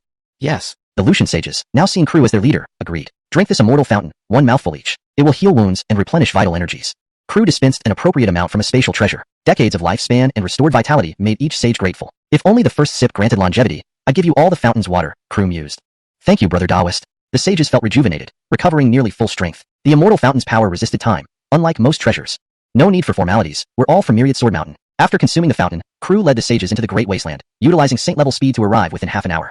Make noise. Today, we'll slaughter freely, making the Myriad races fear us. In the future, they'll avoid Myriad Sword Mountain disciples. Behind Crew, numerous magical artifacts amplified his might. Destiny Jade Seal, Supreme Broken Sword, Divine Loot, Drew's Decree, all imbued with imperial auras, sending a terrifying pressure skyward. Holding the bone halberd tightly, runes glowed with dark, ocean-like energy engulfing miles around. Each Lucian sage marveled at Crew's unmatched strength, far exceeding ordinary grand sages, nearing the quasi-emperor level. The blow that severely wounded the Sky Turtle revealed part of his power. First, the true Howl clan. That old beast came first. Kill him and bring him back for the feast. Kill. With fury burning in their eyes, the sages aimed to puncture the heavens above the Great Wasteland, unafraid of death. As long as Crew remained, no one dared invade. True Howl clan territory. Pure-blooded cubs played carelessly, devouring lower-grade beasts. Every major clan wished to raise a pure-blooded creature as a sacred protector. Higher blood purity meant greater potential strength. Typically, pure-blooded true howls grew to become saint-level protectors, though development was lengthy, shortened by ingesting vital energies. Should we capture these true howls and raise them for Myriad Sword Mountain strength? Various methods existed to tame these creatures. I think it's feasible, but taking just one or two suffices, the purple-robed elder smiled. This unrestrained feeling was unprecedented. Invading the Great Wasteland and targeting their offspring felt liberating. Indeed, other choices remain. Capture some dragon cubs, impressive for the sect Isera's carriage later. Hee indeed. Thus, with righteous indignation and renewed strength, they set out to teach the Great Wasteland a lesson. The sages all laughed uncontrollably. These commotions naturally drew the attention of the Shenhou clan. The panicked fleeing Broderick, upon seeing Crew advancing with over a dozen sages following behind, couldn't help but feel a glimmer of despair rise in his heart. The strength of the myriad races of the Great Wasteland lay in their vast numbers and overall power. The Shenhou clan alone did not have the foundation to match that of Myriad Sword Mountain. You dare invade our territory in the Great Wasteland? Have you no fear for your lives? The Shenhou sage tried to suppress his panic, devoid of the arrogance he had displayed outside Myriad Sword Mountain. Ha, so it's fine for your creatures of the Great Wasteland to enter our human lands, slaughter our people, and raise Myriad Sword Mountain. But we can't retaliate into your heartlands? What logic is this? Crew said coldly, his eyes filled with disdain. What do you intend? There was an unmistakable tremor in the Shenhou sage's voice, a fear of Crew. Isn't it obvious? Massacre your Shenhou clan. Those who dare to offend Myriad Sword Mountain will be punished, no matter how far they flee. Crew spoke sternly, gripping his bone halberd tightly as runes shimmered golden. Offend Myriad Sword Mountain, and even if you flee far, you shall be exterminated. The group of sages roared in unison, as if returning to their younger, fiery days. Their blood boiled. The Shenhou sage felt utter despair. Over a dozen sages, his clan's entire strength could not withstand this force. Not to mention there was a terrifying peak grand sage leading them, a paramount figure of the era. Quick, flee and relocate the entire clan. The Shenhou sage made a swift decision. His clan must not be utterly destroyed. The clan's dormant power awoke. Several sages emerged from slumber. Roars echoed across the 10,000 miles of the Great Wasteland. Act now. So many saint-level beasts, let's take them back and roast them. At this thought, Crew's mouth watered slightly. The taste of Shenhou's treasure body would surely be delicious. Roasted, braised, or stewed. It would all be tasty. So many Shenhou sages. Every method of preparation could be tried. The sages couldn't help but feel somewhat helpless. How could such a grand sage have a childlike nature? Was eating all that was on his mind? But Xenius were indeed treasures. Even eating them would be like consuming great medicines. Indeed, not a bad idea. Hashtag chapter 33. Skeletons like waves, blood flowing into the sea. Kill. Crew took the lead, his bone halberd glowing with a radiant light. The Kuanping technique surged within him, releasing the power of the 10 evils, instilling fear into the hearts of all ancient species within 10,000 miles. The brilliance of his divine technique instantly slaughtered several existences at the pinnacle level. One by one, the old saints also unleashed their powers, condensing runes that shone brightly and releasing terrifying abilities. Even in this world, these were the top-tier experts, and together they were enough to make the myriad races tremble. The mountains shook, and strange lights filled the sky. Heaven has abandoned my race. Zhenho felt an overwhelming despair deep in his heart. He was starting to regret participating in the downfall of Myriad Sword Mountain. If only he hadn't, this calamity wouldn't have befallen them. To defy Myriad Sword Mountain should mean expecting such a day. Crew sneered coldly. Zhenho, the sage ancestor's eyes flashed with a sense of solemnity. Even if I die, I must protect my kin. Everyone, retreat quickly. Would Crew give them a chance? Holding the bone halberd, he slashed toward Zhenho, sage ancestor. Zhenho burned his life essence, rapidly increasing his strength. He's sacrificing himself to buy a sliver of hope for his race. The purple-robed great sage sighed deeply. When Myriad Sword Mountain was besieged, they too had thought of sacrificing themselves to gain a chance for survival. In this world, it was a jungle where the strong preyed on the weak. One should expect retribution when attacking another. Humph, you want to sacrifice yourself? Ask me if I agree first. Activating the Kunping technique, Crew's speed multiplied several times. Such a terrifying divine technique, pushed to its limits, could reverse time or transport one to the past or future through sheer speed. A fearsome ability indeed. Crew had only mastered it to an introductory level, yet even now, very few techniques could match his speed across the entire great world of Beidou. What? Zhenho was dumbstruck. Crew appeared before him in an instant, leaving no time for reaction. A single strike seemed to tear through space itself. Boom. A terrifying blow landed on Zhenho's body. Blood mist spread, dust rose, the earth trembled ceaselessly. Fear gripped the hearts of countless living beings within 10,000 miles. Could an ordinary sage withstand a peak great sage's attack? As the fog dissipated, Zhenho, the sage ancestor, lay dead. To defy Myriad Sword Mountain means death without exception. Gathering his saint power, Crew's voice echoed across all realms, spreading murderous intent that weighed heavily upon all living beings. Panic began to spread. Those who had offended Myriad Sword Mountain trembled in fear, seeking help. The Zhenho clan scattered in every direction. Crew stored the corpses in his spatial dimension and continued the slaughter. His bone halberd shimmered with runes, consuming life force. Terrifying beings fell like ants, unable to resist even one strike from Crew. Blood flowed everywhere. Limbs were scattered. Driven by killing intent, Crew condensed his saint power and struck towards the Zhenho clan's territory with full force. Mountains crumbled, the ground fractured, turning everything into ruins. Within a 10,000-mile radius, there remained not a trace of life. The other saints marveled silently. Not even all of them combined could match Crew's strength. The Zhenho clan is annihilated, but our scores are not settled yet. If we don't cause chaos today, I won't leave. Crew stored the Zhenho sages' bodies and used the rest as nourishment for his bone halberd. Not a bit went to waste. The Lucian saints also gained much, plundering the Zhenho clan's resources thoroughly. Despite having no emperors, the Zhenho clan had accumulated considerable treasures, including numerous sacred artifacts, which were extremely rare and coveted by many forces. A single sacred artifact can create a major force. Let's go. We must stir up more trouble and make even more noise. We've reached the pinnacle of our lives. This will be recorded in history. Ha ha ha, eternal fame. Death will bring us peace. The saints laughed heartily, feeling incredibly satisfied. Crew didn't say much and transformed into lightning speed, heading towards the dragon clan. Dragon meat was delicious, and thus the dragon clan was next in line for annihilation. Taking a few dragon eggs back to raise as carriage beasts for the headmaster would be a nice touch. The actions of Myriad Sword Mountain attracted everyone's attention. Numerous major forces and wandering cultivators rushed to the borderlands. How could they miss out on this spectacle? For tens of thousands of years, humanity hadn't ventured deep into the wastelands, and everyone had forgotten how powerful humans once were. Myriad Sword Mountain has been incredibly fortunate, unexpectedly having a peak great sage who turned the tide and repelled the wasteland creatures. Yes, with this great sage, our human race can enjoy stability for a millennium. Did you see the faces of those major forces? They looked like they had eaten shit. Indeed, one word from the great sage scared them into handing over their treasures. How glorious! Those forces wanted to take advantage of Myriad Sword Mountain's fall to seize their wealth. Now they've lost out miserably, utterly ridiculous. The Wanderers mocked mercilessly, secretly hoping Crew's group would cause more commotion in the wastelands. Back at Myriad Sword Mountain, smoke curled up from cooking fires. The smell of roasted meat permeated the air. A feast was being prepared. Battle report ahead. A golden armored guard called out. His voice spread throughout Myriad Sword Mountain. Carlo Dynasty's emperor was present, eager to taste the treasure turtle's body. A rare treat even for the mighty Carlo Empire. This battle? Ivar of the Carlo dynasty asked eagerly. Ivar Renhuang, Hiroshi, Della, Channing, and others gathered around. All were concerned about Myriad Sword Mountain's venture deep into the wastelands. After tens of thousands of years, humans hadn't set foot in the inner regions of the wastelands, while wasteland creatures roamed freely, ignoring human authority. A bitter truth hard to forget. The venerable great sage penetrated deep into the wastelands and, with sheer might, slew several Broderics, razed their territory, and leveled 10,000 miles of mountains. The golden armored guard was excited. What? He wiped out the entire Zhenho clan? Ha ha ha. This will certainly go down in history. Renhuang laughed heartily. As a true human leader, he held a deep disdain for the beast clans. Great sage's might? If possible, we'd like to witness the great sage's grandeur.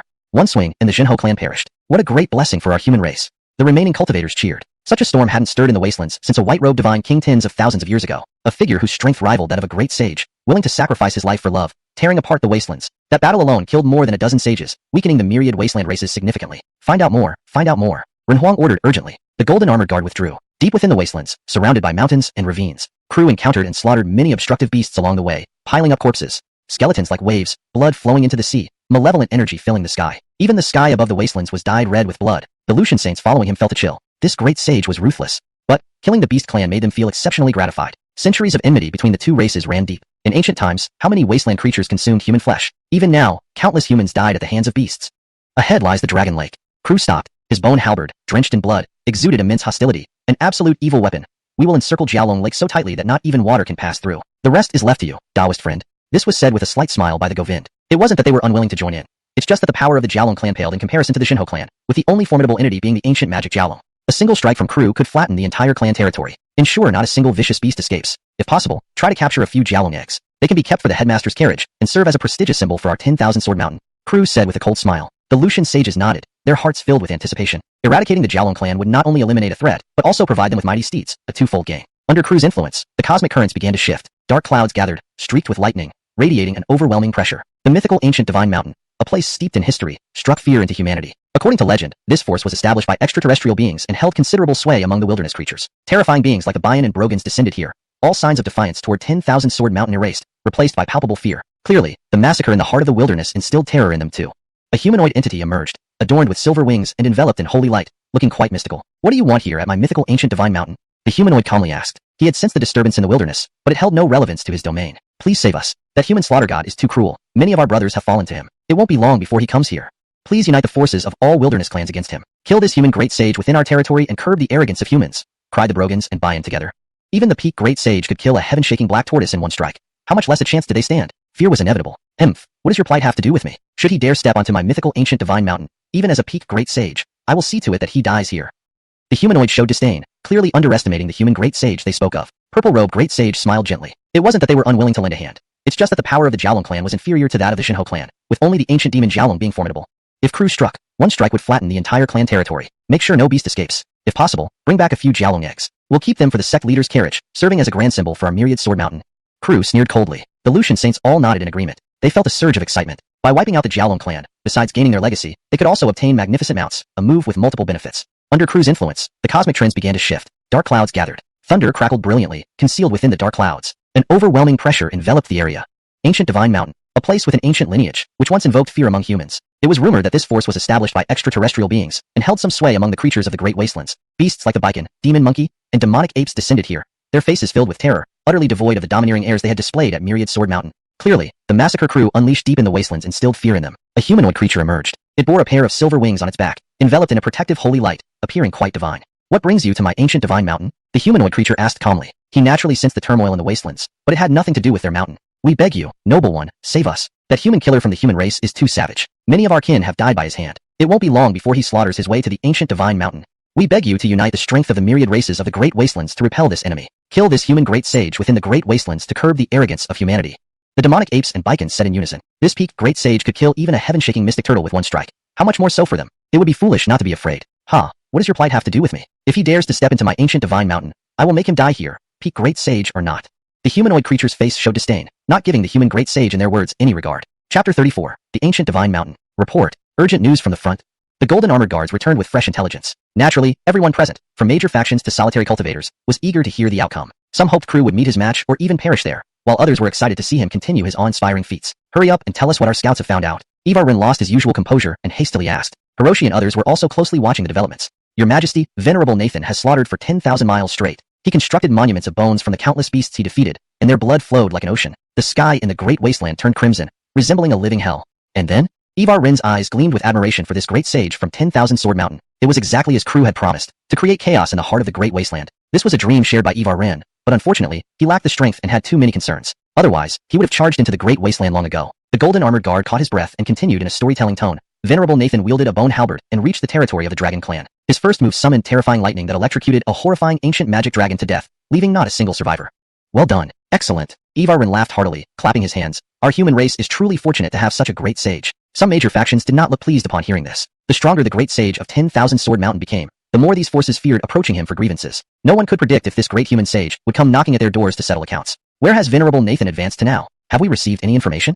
Hiroshi asked. The power of the myriad tribes in the Great Wasteland was not to be underestimated. Collectively, they were even stronger than the human factions. Just the ancient Divine Mountain alone could pose a significant challenge for Crew. Its profound power rivaled that of supreme sacred realms like the Carlo dynasty or the supreme immortal court. If things came to blows, it could end badly for them. One must not underestimate the presence of other great sages within the myriad tribes of the Great Wasteland. Should the tribes be thoroughly enraged, they might send several great sages to join forces and suppress Crew. He's currently heading towards the ancient Divine Mountain. There will likely be a battle soon. The golden armored guard replied. According to reports from the frontline scouts, he was indeed moving towards the location of the ancient Divine Mountain. What? Not intending to level the ancient Divine Mountain, I hope? Channing was visibly astonished. Even a peak great sage, one of the highest-ranking beings in the Beidou world, should not provoke the ancient Divine Mountain. This power was far too mysterious and terrifying. Legends say that even the venerated white-robed God King was slain by a being from the ancient Divine Mountain. Upon hearing that Crew intended to confront the ancient divine mountain, the various factions' eyes lit up with hidden anticipation. Among the human solitary cultivators, concern began to mount. They trusted in their great sage, but also feared the ancient divine mountain. In the depths of the great wasteland, the sky was blood-red, filled with a heavy aura of malice. After effortlessly annihilating the Dragon Clan in Long Lake, Crew proceeded directly towards the ancient divine mountain. To shake the very heavens of the great wasteland, it was necessary to confront this ancient power. Brother Taoist, are you planning to head to the ancient divine mountain? The sages frowned. They did not wish to provoke such a formidable existence. By defeating true Chimera and Dragon clans, they had already established a reputation for the humans and instilled fear among the myriad tribes of the great wasteland regarding 10,000 Sword Mountain. Their objective had been achieved. Provoking the ancient divine mountain would carry immense risks and could lead to potential downfall. Such a scenario would undo all their progress. Yes, Crew nodded, thinking further ahead. If the myriad tribes of the great wasteland could not harm him despite their numerous tactics, they would no longer dare invade 10,000 Sword Mountain. He wanted them to feel fear and trepidation whenever they thought of him. Only by instilling such dread could he permanently dissuade their intentions against 10,000 Sword Mountain. If you do not wish to accompany me, I will not pressure you. This journey carries significant risks. You can return with the gains made today. Crew advised. We've come this far. Together, we form an unignorable force, said the Govind, shaking his head. How could they abandon their companions? With over a dozen sages and a great sage, this formation would make any terrifying holy realm hesitate before offending them. Agreed. Since Brother Taoist is willing to go, let's go together. Let's fight until the heavens turn upside down. The sages exchanged smiles. Crew's lips curled into a slight smile. At the base of the ancient divine mountain, scores of sages gathered, led by formidable creatures like Bayan and demonic apes, all staring down at Crew and his company. Their initial fear had long vanished. With the backing of the ancient divine mountain, a mere peak great sage could cause no significant disturbance. Their faith in the ancient divine mountain was unwavering. These beast sages will be handled by us. You focus on your mission, the Govind whispered. His purple gold sword shimmered ominously. Though not at full strength, he remained formidable after consuming the elixir of immortality, regaining 70% of his power. Coupled with his sub-Emperor-grade weapon, most sages were no match for him. Understood. Take care. Retreat immediately if danger arises. Crew instructed, unwilling to lose any of his companions. Don't worry, I'm still a great sage, weaker than my prime but not as weak as you think.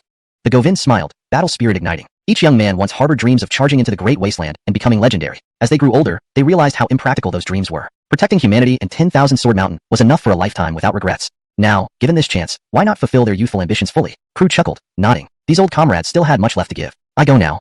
Wings of Kuanping sprouted from Crew's back as he sped toward the floating ancient divine mountain. It appeared almost ethereal amidst its magnificent palaces and halls. Thunder Axelan treasure technique. Crew activated his divine art, golden runes appearing around him. Dark clouds filled the sky, brimming with latent thunder. A mere great sage dares to invade? Has the ancient divine mountain been secluded too long? A furious voice roared across the land, echoing like thunder. Has humanity forgotten the days when the ancient divine mountain ruled the heavens? Crew surveyed his surroundings. Several humanoid figures emerged, some with wings, others with dragon horns, each uniquely bizarre. So, does the ancient divine mountain really think it can ignore a great sage? Crew sneered. He didn't believe it for a moment. In this era where emperors remained dormant, a great sage represented the pinnacle of strength. Could the ancient divine mountain truly conceal an emperor or sovereign-level entity? Impossible under the constraints of heavenly laws. How ignorant! The humanoid figures sneered back. No need for idle talk. Today, I will penetrate the ancient divine mountain, striking fear into the myriad tribes of the great wasteland, so they won't dare invade human borders for a century. Crew stood firm with his halberd, holy energy surging, appearing as a descending deity. If you leave now, the ancient divine mountain will not pursue and will order the myriad tribes never to invade 10,000 Sword Mountain. How does that sound? And Lucian proposed. They were confident in taking on a great sage, but understood that dealing with such a pinnacle existence wasn't easy. Despite boasting otherwise, defeating Crew would cost them considerable resources. Haha, scaring you all off suits my goal just fine. Crew said coolly. The goal of establishing dominance had yet to be fully achieved. Leaving at this moment would always leave potential risks. Furthermore, he was extremely confident in himself and did not believe that the ancient divine mountain could easily handle him. As long as he could match the ancient divine mountain, it would be enough to intimidate the myriad tribes of the great wasteland. Of course, if he could completely dismantle the ancient divine mountain, that would be even better. Seeking death. You're just a great sage. We will slay you here and then obliterate your backing, 10,000 Sword Mountain, to let the world know the consequences of offending our ancient divine mountain. The Devlin said. Then you can certainly try. Crew tightened his grip on the bone halberd, with runes flashing continuously. A terrifying aura of sanctity spread out, overwhelming everything. The mere breath of such an existence was enough to crush mountains and rivers. Battle. Today, we shall suppress you here and wipe out the hopes of the human race. The man with dragon horn spoke. Each one of them was a near great sage, with vast lifespans. If Crew hadn't caused such a stir in the heart of the great wasteland, they wouldn't have awoken either. Array activate. The Devlin made hand seals. An ancient and terrifying array formation was activated, emanating an aura comparable to that of a great sage. The ancient divine mountain truly lived up to its reputation as a mysterious and formidable existence. Even the formations laid out at the base of the mountain possessed the might of a great sage. But was Crew just any ordinary great sage? The peak cultivation card from the system bestowed upon him the fearsome strength of a peak great sage, making him almost invincible within his rank. With the enhancement of the bone halberd and the supreme imperial weapon, even an arch-Evar-like existence would be within his reach. Endowed by heaven, longevity eternal. Crew held the jade seal. Radiant light shone brilliantly. Human race's good fortune strengthened him. Millions of humans felt it in their hearts. People left their homes and looked towards the heart of the great wasteland. At 10,000 Sword Mountain, Evar-grade jumped up from his seat. The venerable great sage has clashed with the ancient divine mountain.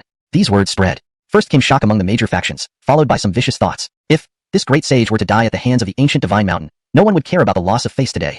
Human solitary cultivators now carried concerns, hoping crew and company would return safely. ##### Chapter 35. The Black Rock's Deeds. Streams of willpower descended upon him. Crew felt his strength continuously increasing. Is this the power of human fortune? Holding the Jade Seal of Generations, he was slightly shocked. Within a short time, his strength had increased by 50%, and it was still growing. The divine energy within him was inexhaustible. Thunder Cataclysm descends. Crew's divine energy circulated as he initiated an attack. The Thunder Kylan treasure technique, previously unleashed, now unleashed its full power. Lightning intertwined and raged, thunderously splitting the sky. I shall control the holy array. You look for opportunities to see if we can subdue him here. The Lucian said. The Great Formation activated, blocking the heavenly lightning cataclysm. The Devlin held the supreme imperial weapon, his expression deranged. To provoke my ancient divine mountain means only death. Purple imperial bell. Dong. A bell toll resounded. A terrifying Tao essence radiated out, shaking heaven and earth. Its power affected an area spanning 10,000 miles. Crew covered his ears with divine energy. The fearsome sound waves still managed to influence him, making his mind spin uncontrollably. Truly worthy of being an imperial supreme artifact. Merely striking it could affect even a peak grand saint. Crew retracted any thoughts of underestimation. He called upon divine energy, invoking the incomparable broken sword on his back. Imperial Tao rules emerged, suppressing the bell's resonance. There are differences among emperors. That Muhammad. How majestic was his existence. With his own might, he resisted foreign races, pushed through forbidden lands, suppressed dark chaos, and in that chaotic era, safeguarded humanity's well-being. His achievements could rank among the top 10 among all emperors. The saints of the ancient divine mountain were becoming increasingly apprehensive. They too had heard of the fame of the Muhammad. We underestimated this human grand saint. If we want to subdue him here, we will have to expend much of our reserves. Do not let it interfere with our plans. Let's see if we can make him leave. Various half-step grand saints exchanged glances and transmitted their thoughts telepathically. They did not wish to expend too many reserves, but one peak grand saint with 2 supreme imperial weapons was beyond what they could contend against. Even with supreme imperial weapons in hand, more reserves would be needed to subdue him. Human grand saint, this is our final warning. Leave now, and we will not hold you accountable. We will also order all tribes of the vast wilderness not to invade the 10,000 Sword Mountain in this lifetime. But if you persist in attacking the mountain, blinded by stubbornness, we will mobilize our reserves to subdue you here. The Lucian's expression turned grim. Now, the ancient divine mountain has lost face. After all, having someone attack their stronghold without any counteraction and letting crew escape unharmed would undoubtedly diminish their prestige among the vast wilderness tribes. But, the reserves of the ancient divine mountain cannot be easily expended. A great era is about to arrive, and creating a new emperor is the utmost priority. How can they let crew affect their plans? I can leave now, but I need something in return. Crew clutched the bone spear, runes flashing around him. If negotiations failed, they would continue fighting. The Lucian raised an eyebrow, somewhat surprised. As long as your demands are not too outrageous, our ancient divine mountain can satisfy them. He clearly didn't expect crew to concede so quickly. But it's better this way. The emperor creation plan of the ancient divine mountain cannot afford any mistakes. Crew smiled slightly. Your ancient divine mountain should order the vast wilderness tribes to compensate for the losses of the 10,000 Sword Mountain. 50 million pounds of divine essence. This was indeed an exorbitant demand. As expected. When the saints of the ancient divine mountain heard this, they all frowned deeply. 50 million pounds of divine essence would take even the ancient divine mountain years to accumulate. However, compared to the emperor creation plan, this was insignificant. Your ancient divine mountain will bear the responsibility for this divine essence. Can you withdraw from the vast wilderness territory now? The Adonis asked, thinking naturally of how to get rid of this demon as soon as possible. Unlike the other saints of the ancient divine mountain, the silver-winged saint was furious and unwilling. When had the ancient divine mountain ever been this humble? A mere grand saint. They had subdued many before. In his view, losing some reserves was far less important than preserving the ancient divine mountain's prestige. Crew shook his head, a mocking gleam in his eyes. I haven't finished yet. Why rush? The Devlin couldn't endure it anymore, his anger rising. What more do you want? The ancient divine mountain has given you enough respect. Don't overstep. Just a grand saint. If you remain greedy, we won't tolerate it further. Crew seemed to ignore them, his expression unchanged. The Lucian glanced at the Devlin, signaling him, calm down. Let's hear what else he has to say. Clearly, he was the one in charge among these beings. Proclaim to the world that you will not invade the 10,000 Sword Mountain. You all must also swear an oath to the heavenly Tao. If you break the oath, may you be eradicated and never reincarnate. Crew chuckled coldly. Just saying it wouldn't do anything. These vast wilderness beings love to change orders at will. Without an oath to bind them, they would forget today's events soon. Only by instilling fear could they be made to comply. What? Treat us like clay figures? One by one, the saints reacted fiercely. They thought giving Crew sufficient respect would make him leave, but this person was truly insatiable. Making them proclaim it to the world? And swearing an oath to the heavenly Tao? Just a grand saint. Does he really think he's the sky of Beidou? Aren't you a bit too much? The Lucian's expression darkened. Holding the array-activating treasure seal, he was ready to strike. Giving Crew a way out was the most lenient they could be. If they proclaimed it to the world and swore an oath, wouldn't it invite ridicule from all tribes? I see you lack sincerity. Let me see your reserves. Crew laughed lightly, confident in his strength. If this trip didn't make the vast wilderness tribes bleed, his cultivation card would have been wasted. He must gain interest back. You retreat first, leaving the purple imperial bell behind. The Lucian spoke softly, ready to fight seriously. The Devlin and the Adonis complied, retreating deep into the ancient divine mountain. The Lucian's body flickered with runes. An array comparable to a grand saint was fully activated. The purple imperial bell emitted a terrifying Tao essence. Crew showed no fear. The supreme broken sword on his back exuded imperial aura. The supreme imperial weapon revived. The entire vast wilderness was affected, the frightening pressure suffocating countless beings. Black flood treasure technique. Crew tightened his grip on the bone spear, charging at the Lucian. The terrifying strength of a peak grand saint was unleashed to its fullest extent. Prohibit. The Lucian gripped the treasure seal. The great array rapidly shrank. Countless chains emerged, aiming to bind Crew. Feeling the changes, Crew furrowed his brow, smashing the treasure technique against the chains. The chains shattered but quickly reformed, advancing towards Crew again. truly deserving of the ancient divine mountain. Even an outer array has so many variations. Crew admired inwardly. The bone spear flashed with intricate runes. The black flood law struck again. The holy array trembled, showing signs of collapse. Not bad, peak Grand Saint. With such power, you could dominate the world. Unfortunately, provoking the ancient divine mountain leaves only one path. The Lucian sighed slightly, looking at Crew with faint admiration. Such strong life force, he must be young. Breaking through to become an emperor would likely be effortless. Considering this, the Lucians resolved to kill Crew grew. If humanity produces a near emperor, what can the ancient divine mountain use to counter? Exhausting all reserves, they could only inflict severe injuries. And that's under ideal circumstances. The Lucian took advantage of Crew's distraction, stepping out of the array's range, his eyes flashing with madness. The explosion of the great array should severely injure even a peak Grand Saint, right? Within the array, Crew noticed the anomaly and looked toward the Lucian. Bad. A sense of foreboding arose in his heart. After shattering the chains once more, Crew held the bone spear and rapidly disengaged from the array. But it was still too late. A terrifying surge of power shot into the sky, causing the entire Beidou world to shake. The explosive force, comparable to that of a self-destructing Grand Saint, was unimaginable. So it seems we won't need the backup plan after all? The Lucian murmured to himself. Using an array on par with a Grand Saint to exchange for a young peak Grand Saint was indeed a blood prophet. The terrifying explosion even blasted away a corner of the ancient divine mountain. Countless clouds of dust scattered. The horrifying residual force swept across the entire vast wilderness. Moments later, silence reigned. The Lucian held the purple imperial bell, his eyes intensely focused on the center of the explosion. Is he dead? He felt somewhat puzzled. By his calculations, such an explosive force should only have gravely injured him. He had wanted to personally slay Crew here. Old dog, you've miscalculated. The mist cleared. Crew stood proudly amidst the ruins on his bone spear blazing brightly. The terrifying explosion hadn't severely injured him, but it had left him extremely bedraggled, his clothes torn like a homeless wanderer. Seeing this, the Lucian's heart was filled with shock and uncertainty. An array's self-explosion equivalent to a Grand Saint had failed to harm him at all? Why was that? Could it be that his strength rivaled that of an emperor? Absolutely not possible. Crew knew what he was thinking and secretly chuckled. Such a terrifying explosion indeed had the capacity to seriously injure him, but one mustn't forget. He possessed an exceptionally special supreme treasure. The black rock could withstand even an emperor's attack. This explosion merely added a few cracks and caused a fragment to fall off. If not for the arrogance of the heaven-shaking black turtle, carrying the item on its back, Crew's strike might not have harmed it either. So, are you surprised that I'm still alive? Crew gave a mocking laugh. The Lucian's expression darkened, his reaction answering Crew's question. Indeed, this old man was very surprised. Given such a terrifying explosion, Crew had no reason to remain unscathed. Chapter 36, The Purple Empress Descendant. The self-destruction of the Grand Array could be felt even in the distant Wanjianshan region. How is the battle going? Watching the hastily arriving golden armored guards, the Neil couldn't wait to ask. He could sense the fluctuations from the Imperial Jade Seal but could not learn Crew's current situation through it. Still, he had to rely on spies for updated information. Certainly, if a Sage-level Heavenly Eye array were deployed, there would be no need for reports from spies. However, such an array was beyond the reach of ordinary forces. In the Carlo dynasty, only the Imperial Palace possessed one. Report to His Majesty, the situation is not optimistic, said the golden armored guard rather solemnly. Why? What happened? The Neil frowned. Hiroshi and Channing were also deeply concerned. If they lost such a great sage and the elder sages of Wanjianshan, it would be a significant loss for humanity. Wanjianshan would face disaster again. Other major powers wore faces of barely concealed delight. After all, it wasn't their own great sage in trouble. Naturally, they enjoyed seeing potential enemies weakened. They would be even happier if both the human race and the myriad races of the Great Wastelands could come to mutual ruin, allowing them to reap the benefits without effort.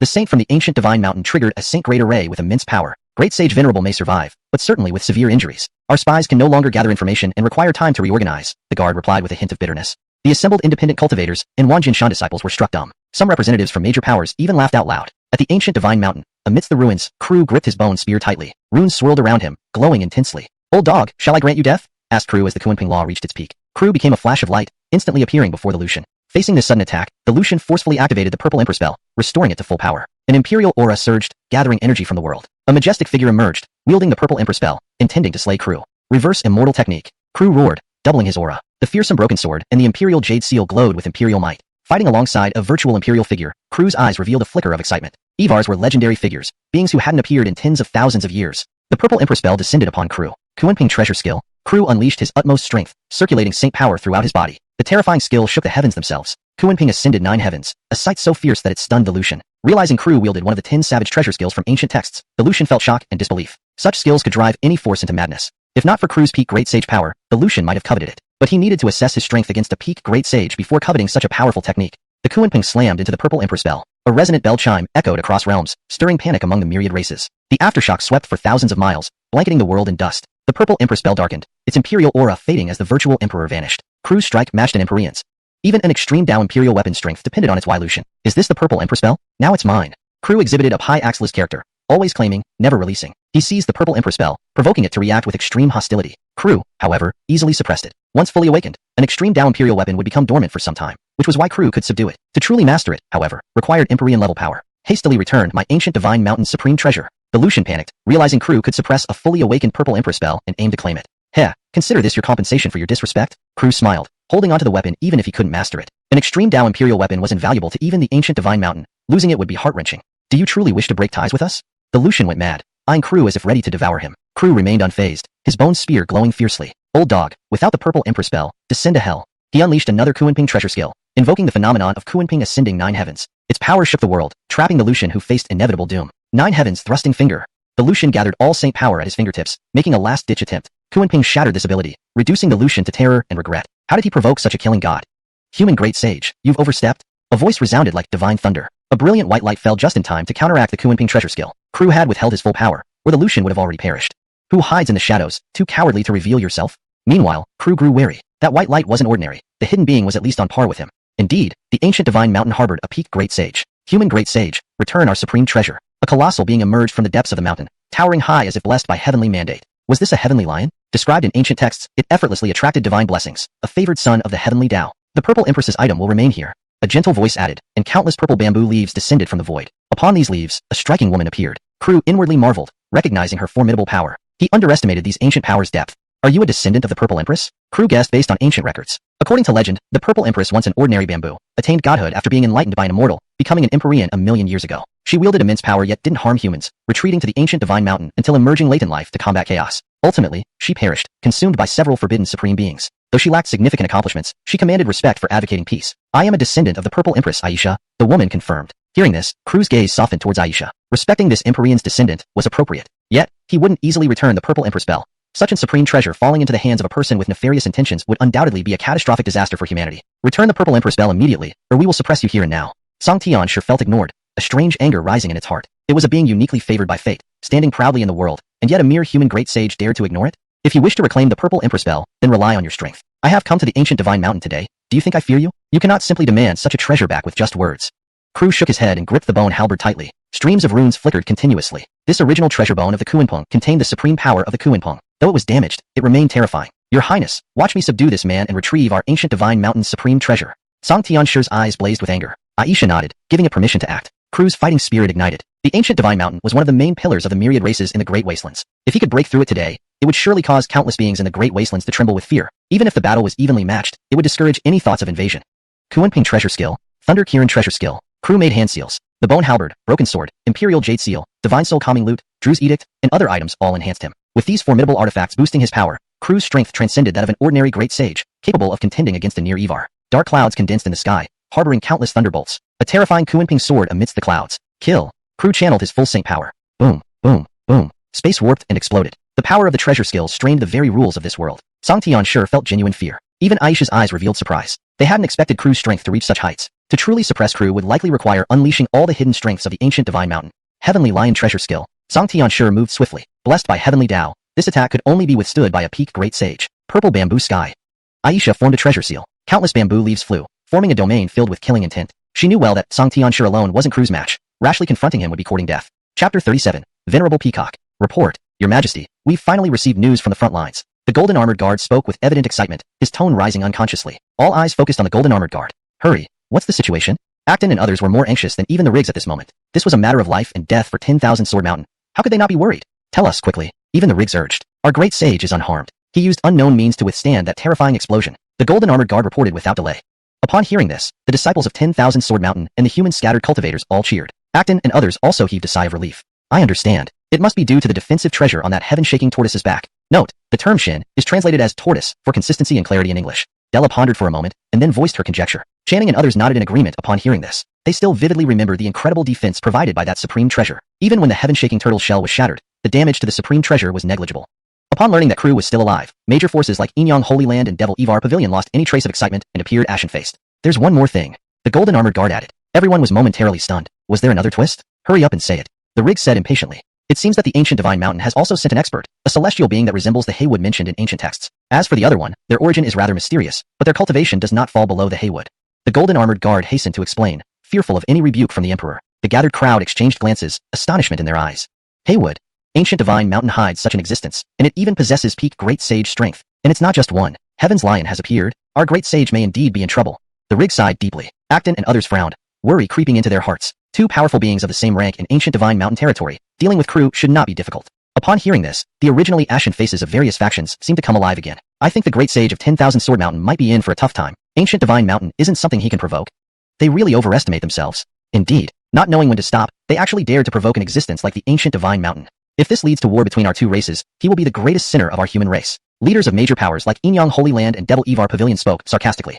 Enraged, Channing wanted to teach these scoundrels a lesson. These large human factions were truly traitors to their own kind. Whether it was attempting to seize the foundation of their own people earlier or now defaming the human great sage, they were utterly selfish and self-serving. There's no need to argue with these kinds of people. Though Acton also felt repulsed, he did not want to start unnecessary disputes. It would be pointless. Hearing this, Channing could not dispel his anger but chose not to act rashly. His brother was right. Why dirty his hands dealing with these scum? Continue to gather intelligence. Report any changes to us immediately. The Rigs instructed. The golden armored guard retreated, leaving the scattered cultivators and 10,000 Sword Mountain disciples anxiously awaiting updates. At Ancient Divine Mountain, dark clouds loomed overhead. Covered in lightning, the Axeland charged towards the Haywood with terrifying force. The power of thunder was immense. Supreme arts were among the highest levels of magical abilities in the world. A Kuanping soaring against the 9 heavens descended upon Brigham. The grand flow of heaven and earth reversed. The 10 great villains, a vast and profound history that cannot be easily described. Crew faced both opponents with ease despite them being of the same realm. Their sky treasures shattered, the domain set by Brigham erased. Crew fought with increasing fervor. What hidden treasures does Ancient Divine Mountain have left? Bring them all out. His imposing aura resembled that of a deity. The Haywood, colossal as a mountain range, had streams of blood trickling from its mouth. In their battle of supreme skills, it clearly fell short compared to Crew. Your Highness, this man is formidable and wields an ultimate imperial weapon. We are no match for him. Why don't we lure him into the mountain and trap him? The Haywood spoke cautiously, no longer underestimating Crew. Its eyes filled with vigilance. Could an ordinary great sage fight too, and suppress them so easily? Such strength absolutely surpassed that of a great sage. But our Ancient Divine Mountain cannot expend too many resources on him. Otherwise, there will be no hope for becoming an emperor this lifetime. Brigham responded, somewhat troubled. If it were a regular peak great sage, their intervention could easily deal with him, or at least drive him away. One of them was favored by heaven, the other was an imperial descendant. Both were invincible at the same level, yet Crew alone could stand against them. How troublesome. Why is the human race so fortunate to produce such a prodigy? The Haywood's expression darkened. Suddenly, a voice echoed in their minds. Bring him to my main hall in Ancient Divine Mountain. The voice was ancient, as if it had existed for countless ages. Mountain Isaiah has awakened? The Haywood and Brigham looked at each other in shock. Thunderclouds continued to churn above, emitting terrifying flashes of lightning. Crew now held the bone halberd, its runes glowing incessantly. He was about to attack once more to suppress his foes. Wait, the Mountain Isaiah invites you. Brigham's eyes were complex. Why did that existence awaken now? Was it because they failed to handle Crew at the gate? The Haywood remained silent, glaring fiercely at Crew. What are you planning now? Crew furrowed his brows, withdrawing his power. The Ancient Divine Mountain was mysterious and formidable. Even with his current prowess, he needed to tread carefully. Inside the mountain, there must be something capable of suppressing him, causing hesitation in his heart. Why? Are you afraid now? Brigham laughed lightly, recalling his earlier awe-inspiring demeanor. You only have this much courage. Unlike Brigham, the Haywood sneered disdainfully, but deep down, it knew that if it were in the same position, it would be equally suspicious. Who would gamble with their own life? Crew's gaze flickered, unmoved by their provocations. I know there's danger ahead, but today, I will face it head-on. After a moment of thought, Crew wielded the bone halberd and sprouted Kuanping wings, speeding into the mountain. He was confident in his abilities. Even if it were an Arch-Evar-level existence, he believed he could escape. Of course, as long as he didn't encounter a supreme being of the Forbidden Realm level. Crew sped past countless peaks and palaces within the Ancient Divine Mountain. Numerous beings resided here, all of terrifying potential. Is that the main hall? Crew stopped, muttering to himself. From afar, the palace was grand and magnificent, adorned with gold, displaying extreme opulence. Compared to this, 10,000 Sword Mountain seemed like a humble cottage. He couldn't help but feel moved. Invading our Ancient Divine Mountain. What is your crime? A voice sounded. It was an armored guard, followed by several saint-level beings. Among them were half-step great sages like the Devlin and Dragonhorn Saint, all breathing heavily, eyeing Crew with hostility. Without orders, they naturally assumed Crew was trying to breach the entrance. Why are you following me? Crew frowned. The saints were taken aback, speechless. What else could they do? Let him freely enter and wander through the Ancient Divine Mountain? They stood in a tense standoff for some time. Neither the Dragonhorn Saint nor the Devlin dared to make a move, while Crew remained quietly standing beside them. Brigham and Tommy finally arrived, both somewhat breathless. Their gazes on Crew became somewhat reproachful. Why did he run so fast? Is he in a rush to reincarnate? Mountain Isaiah is waiting for you in the palace. Please follow us. Brigham said through gritted teeth, especially as he spoke the latter part. His tone grew heavier. Crew nodded upon hearing this, but remained wary in his heart. He had no idea what antics the Ancient Divine Mountain was up to. Longjiao Saint and the other great wasteland beings were utterly confused, not knowing the current situation. Mountain Isaiah has awakened? Why does he want to meet this human great sage? What happened? You may step back. If there's anything, I will inform you. Brigham spoke to Silver Wing Man and the others. Yes, your highness. Though they didn't understand what was happening, they still showed great respect to the emperor's descendant and left accordingly. Crew paid no mind to these matters. Following Brigham, he came to this magnificent palace. On the main seat sat an Lucianly man who appeared somewhat decayed. Crew's eyes narrowed sharply. Arch-Evar? He couldn't help but exclaim in surprise. The Ancient Divine Mountain actually has such an existence? This is a living Arch-Evar. A being infinitely close to Evar status, the paramount ruler of the great North world. Looking at the extremely decayed old man before him, Crew felt inexplicably uneasy. If it came down to an unavoidable situation, he might have to use that one supreme card. Although he now possessed the ability to contend with an Arch-Evar, that only meant contending. It didn't mean he could match the Arch-Evar or escape from his hands. That would be the limit of what he could do. Haha, I am on my last legs. I might not even be your match. Set your mind at ease. The old man chuckled softly, his voice hoarse and eerie. Crew frowned. He absolutely did not believe those words. Recalling what was recorded in ancient texts, he thought he found a clue. More than 10,000 years ago, the ancient divine mountain did have a terrifying existence known as Venerable Peacock, whose strength seemed to be at the Archivar level. But, after such a long time, how could it still be alive? Are you Venerable Peacock? Crew couldn't help but ask curiously. Even emperors only lived for several 10,000 years. Could this Archivar live longer than an emperor?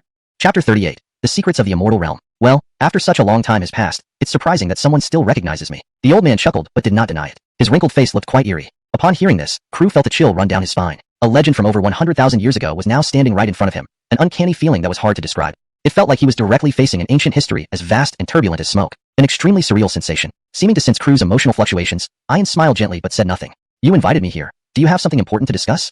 After a moment of mutual eye contact, Crew couldn't help but ask. He also gripped the bone halberd in his hand a bit tighter. Considering he had fought his way up to the ancient divine mountain, how could he not be on guard against whether this old man might make a move against him? An arch-emperor level existence. If he truly wanted to strike underhandedly at Crew, the consequences would be dire. Ian still had a full smile on his face. Fellow Taoist, there's no need for such caution. Although you caused a great upheaval in my ancient divine mountain, you ultimately didn't harm its core. Therefore, I can put this matter behind us. Crew frowned upon hearing this. What does putting it behind us mean? It sounds like he owed some sort of favor. This matter is far from resolved. You great desolate races insulted my 10,000 Sword Mountain, and this enmity cannot go unavenged, Crew coldly hummed. A hidden suspicion began forming in his mind. This near Evar must have some request of him. Oh, then what do you intend to do? Do you really plan to lay waste to my ancient divine mountain? Ian's expression turned cold. Imperial pressure descended like a mountain. And what if I do? Though Crew was particularly wary of this near Evar's strength, he genuinely wished to engage in a battle. He sought nothing more than ensuring he could leave safely after. If this news got out, that a peak great sage of 10,000 Sword Mountain could contend with a near Evar, the mountain would naturally be secure. Ian's eyes narrowed, his thoughts unclear. Crew kept a watchful eye on his every move. Typically, near Evar powerhouses only had a 10,000-year lifespan. Yet this Ian had managed to live over 100,000 years using some mysterious means. One thing was certain, his price had been immense. So, Crew speculated, this terrifying near Evar wouldn't act unless absolutely necessary, and he likely needed something from Crew. Fellow Taoist, why don't we bury the hatchet? As Crew expected, Ian's tone softened. However, the oppressive aura remained. What do you want to say? Crew asked coldly. I hereby declare to the world that our ancient divine mountain will never offend 10,000 Sword Mountain again. Should any creatures of the great desolate seek trouble, we will take care of it, Ian solemnly stated. Fellow Taoist, are you satisfied with this resolution? Crew was cautious. He didn't know what the old man was up to, but based on what he said, it seemed like a plausible solution. Yet, what could cause the ancient divine mountain to so readily agree to something that would damage its prestige? One more condition. Please swear to the heavenly Tao never to offend my 10,000 Sword Mountain. That should suffice. Even with these assurances, Crew was hesitant. Great desolate beings were known for their lack of trustworthiness. What leverage could ensure they'd follow through? At this suggestion, Aisha's eyes flashed with anger. Wasn't this demeaning their esteemed ruler of the ancient divine mountain, an existence almost equal to a true Evar? Before she could speak, Ian nodded. This condition I can accept. Can we consider this matter closed then? Crew was surprised. He had expected a battle, but hadn't anticipated such an amicable agreement from the near Evar. Unusual events usually signaled something fishy, definitely a conspiracy. If Ian can agree to this condition, we will bury the hatchet, settling all debts. Despite knowing the old man had ulterior motives, Crew nodded. As long as his mission's goal was met, other matters could be addressed later. Aisha watched her master with a complicated look, puzzled by his leniency towards a human great sage.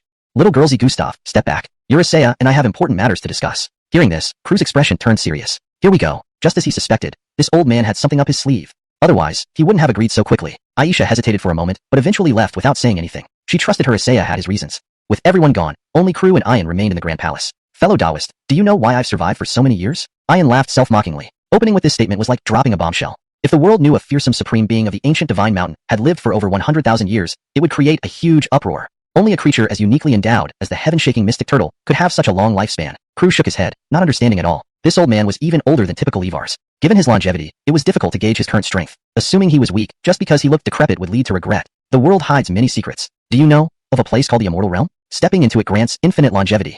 I merely obtained a fragment of a medicinal herb from the Immortal Realm and combined it with our ancient divine mountain's secret techniques to prolong my life thus far. If I had had a complete immortal elixir back then, breaking through to Evar and entering the immortal path would have been easy. Ian mentioned the Immortal Realm with glowing eyes. Listening beside him, Crew fell into deep thought. Is it really that powerful? Could this old man be lying? Crew generally harbored suspicions about others' claims. The great era is approaching. The Immortal Realm may open again. Fellow Taoist, shall we seize this opportunity together? Ian looked sincere. The more sincere he appeared, the more suspicious Crew became. If immortality were guaranteed, why invite him along? True kindness? Absolutely impossible. There must be complications Ian was unwilling to reveal. Of course, who doesn't seek immortality? Crew laughed. Even dealing with the tiger to gain insight into such secrets was worthwhile. The Immortal Realm and eternal life always stirred the heart. Ha ha ha, let's cooperate and share the benefits? Ian suggested upon seeing Crew's interest. Oh, how exactly do you propose we cooperate? Crew sneered inwardly but didn't show it. In 8 years, the ancient secret realm will open. Finding a particular woman will provide clues to opening the Immortal Realm. The ancient secret realm? A woman? Crew furrowed his brows. Clearly, Ian was still hiding something. The ancient secret realm is a playground for young geniuses, opening every century with countless secrets and opportunities. Our seer predicted that a woman would harness a chaos body within it. Find her, bring her to us, and we will uncover the Immortal Realm's secrets. Crew still couldn't fully understand the implications, but he realized this woman was crucial. Can't your ancient divine mountain find this woman on its own? Looking at the old man, Crew was confused. She is protected by a supreme powerhouse. We need more power to succeed. Ian's expression was grave. Clearly, their seer had said something but chose not to reveal it to Crew. Then let's meet outside the ancient secret realm in 8 years. I'll keep the immortal realm in mind. And remember, you promised. Note, Pinyin names have been maintained correctly in this translation as per your instructions. By the way, I'd like to borrow the purple Evar bell for a while. When I'm done playing with it, I'll return it to you. Leaving these words behind, Crew turned to leave, disregarding how displeased Ian looked. This matter was too peculiar. Ian's words couldn't be fully trusted. There was definitely something being concealed. Furthermore, the authenticity of the immortal realm also needed verification. Although Ian had lived for over 100,000 years, his aura was strange, not decaying and degenerate like that of an ordinary being. Was he really able to live this long because of the remnants of an immortal elixir from the immortal realm? 10,000 Sword Mountain. The human loose cultivators and people like Hiroshi were anxiously awaiting news from the front lines. The Azure Heaven Lion and that mysterious woman both possessed the strength of peak great sages, which undoubtedly posed a significant threat to their human great sage, especially since they were within the territory of the ancient divine mountain, where countless means could be employed. It was unclear what the current situation was. Contrary to their anxiety, the major forces seemed to have concluded that Crew and company would fall in the depths of the great desolate region. How powerful was the Azure Heaven Lion as recorded in ancient texts? Blessed by the heavens, capable of having the heavenly Tao bless several bodies, it was considered invincible at the same realm. In their view, its combat power must certainly surpass Crew's by a margin. If even a peak great sage couldn't stand against it, now there were 2 such beings. Wasn't Crew surely doomed? Report. Urgent report from the front. A gold-armored guard rushed over. The leaders of all the major forces watched with amusement. Evar Human's expression, however, was serious. Since the heirloom jade seal was still operating, it was evident that Crew was fine for now. However, the actual battle situation still needed to be confirmed from the frontline reports. How is the battle going? Evar Human asked, worried. If a human great sage perished here, it would undoubtedly deal a blow to the fortune of humanity, affecting morale. I don't see the need to say anything. Could it be that a 10,000 Sword Mountain great sage can actually fight 2-1 on someone else's turf? Just as I thought, only a great sage dared to provoke the ancient divine mountain? It's simply courting death. I advise you, please ask the headmaster of 10,000 Sword Mountain to lead the disciples to beg for forgiveness from the ancient divine mountain. Otherwise, angering them will inevitably result in mass suffering. Absolutely. I hope the headmaster of 10,000 Sword Mountain hurries to pacify the fury of the ancient divine mountain. The leaders and great powers of the major forces spoke condescendingly, showing no regard for 10,000 Sword Mountain as part of the human race. Note, the translation maintains the original tone, style, paragraph structure, and line breaks as closely as possible while ensuring natural English flow and coherence with previous content. Chapter 39. Return. This move drew disapproval from the Riggs, Hiroshi, and others, but no one voiced their concerns. This wasn't the time to argue. They were more eager to know what had transpired at the ancient divine mountain. What was happening with that great sage? The golden armored warrior's face flushed red from excitement. Your Majesty, our Holy One faced 2 opponents alone, easily suppressing the Heaven Lion and that mysterious woman. At this moment, he felt a sense of pride rise within him. What did you say? An Lucian from the Yin Yang Holy Sect widened his eyes in disbelief. How could this be possible? The Heaven Lion was a favorite of heaven, invincible at its level. How could it lose so easily? Not just him, the leaders of several major powers also felt doubtful and uneasy. Had the ancient divine mountain fallen to such a sorry state? Could even a great sage from Myriad Sword Mountain assert dominance here? Hiroshi and the disciples of Myriad Sword Mountain first stared blankly, then erupted into ecstatic joy. Really? Looking at the golden armored warrior, Hiroshi couldn't help but ask again, his voice trembling slightly. Not the slightest falsehood. After defeating the Heaven Lion and the mysterious woman, our great sage said something, then walked into the depths of the divine mountain. However, according to reports, there were no energy fluctuations in the depths. Perhaps they are discussing something. The golden armored warrior revealed everything. The leaders of various forces were pale-faced at this twist of events, struggling to bear the emotional upheaval. Some felt too ashamed to show their faces and left in disgrace. Don't go. Stay for a drink. Channing shouted, mocking laughter in his voice. The leaders, upon hearing this, felt as if they'd eaten dog feces, their expressions becoming even uglier. One by one, the forces left. Hiroshi and his people didn't try to stop them. After all, they had left all their wealth behind. With these things, Myriad Sword Mountain hadn't suffered any loss. Rather, they'd gained a small fortune. As the sky darkened, the banquet came to an end. Various dishes made from fierce beasts and precious creatures filled the air with aroma, spreading for thousands of miles. How can you still look so down when everything is settled? Della approached Hiroshi, her eyes filled with concern. No, surviving a calamity. Why should I be unhappy?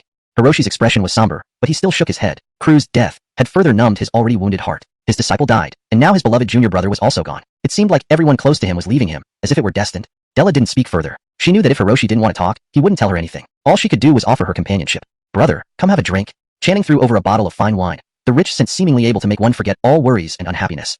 He was enjoying himself, eating large chunks of meat and drinking deeply, looking very carefree. Hiroshi caught the wine, about to drink, but paused upon seeing Della beside him. After hesitating for a while, he finally put it down. He knew that Della never liked it when he drank. This time, thank you for coming to the aid of Myriad Sword Mountain. Since I cannot repay you otherwise, please accept this jade pendant. Hiroshi removed a jade pendant from his waist. It was significant to him. Della was momentarily stunned, but she accepted it with a smile. After a short while, a commotion broke out among the Myriad Sword Mountain disciples. Quick, look, our saints are returning. In the sky, saintly might spread out, accompanied by strange phenomena. The Lucian patriarchs, led by the old man in purple robes, returned with smiles on their faces, victorious. From this day forward, no one would dare bully Myriad Sword Mountain. Such a result, it was impossible not to be happy. Welcome back, venerable ancestor. Welcome back, venerable ancestor. Welcome back, venerable ancestor. All the disciples shouted in unison, filled with deep respect for the Lucians who would risk their lives to protect them. Seeing these adorable disciples, the Lucians felt satisfied. Nothing was more gratifying than witnessing Myriad Sword Mountain thriving. These are good children. Hurry and eat. These things are highly beneficial to you. Eat up, then cultivate through the night, and you will surely improve, the Govind said kindly. Human hearts are tender. Seeing these disciples who had shared life and death with Myriad Sword Mountain, how could they not be moved? At this moment, they regarded them as their own children. Yes, sir. The disciples responded loudly, then began feasting enthusiastically. Ordinarily, they couldn't eat such delicious and pure beasts of the great wasteland. Each of them was akin to a treasure. By the way, where is Venerable Sage? The Riggs looked for Crew's figure and asked with a frown. Why couldn't he see him? Upon hearing this, Hiroshi and others also looked around. Indeed, where was the greatest hero of this battle? Huh? Where did he go? Wasn't he just with us? The Govind realized he had overlooked something. Yeah? Where did he go? That's strange. He vanished in a blink. The old sages questioned each other but found no trace of him. Many human wanderers were quite disappointed. One reason they stayed for this banquet was to see the magnificent figure of this great sage. It was indeed regrettable. Someone who could single-handedly stir up the Fengyun of the great wasteland and slaughter through the ancient divine mountain would certainly leave a profound mark in the vast annals of history. Note, Fengyun is a Chinese term that doesn't directly translate to English. It's often used to describe significant events or upheavals. For better fluency, it can be interpreted as turbulence or upheaval. So, a more fluent translation might be, someone who could single-handedly stir up the turbulence of the great wasteland and slaughter through the ancient divine mountain would certainly leave a profound mark in the vast annals of history. Today, they witnessed history. Thinking of this, the wanderers became excited. Ronald, ancestors. A familiar voice rang in Hiroshi's mind. Who else could it be but Crew?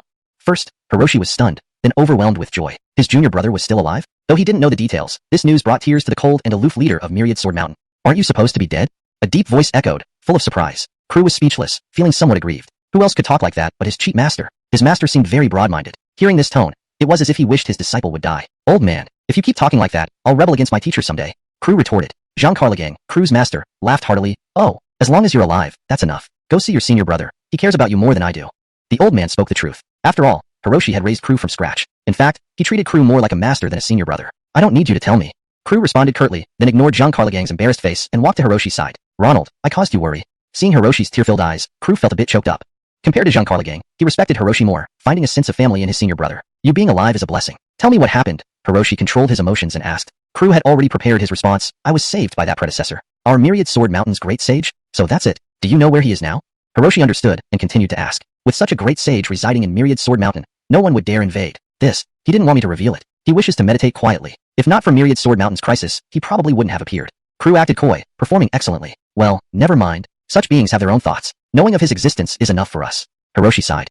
After some regret, the joy of regaining someone lost took over, bringing smiles to his eyes. Ronald, let me take you to taste something fun.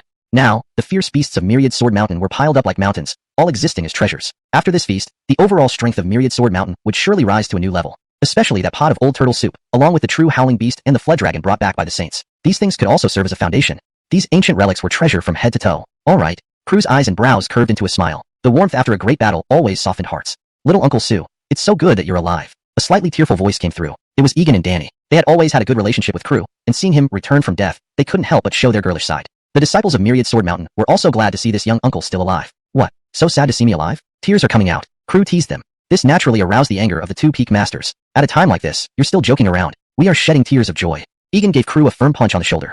All right, let's eat something. It's not every day we can enjoy such delicacies. Kramer hurriedly interjected, his face full of laughter. They had all been ready to die, and now they were still alive. Naturally, everything seemed wonderful.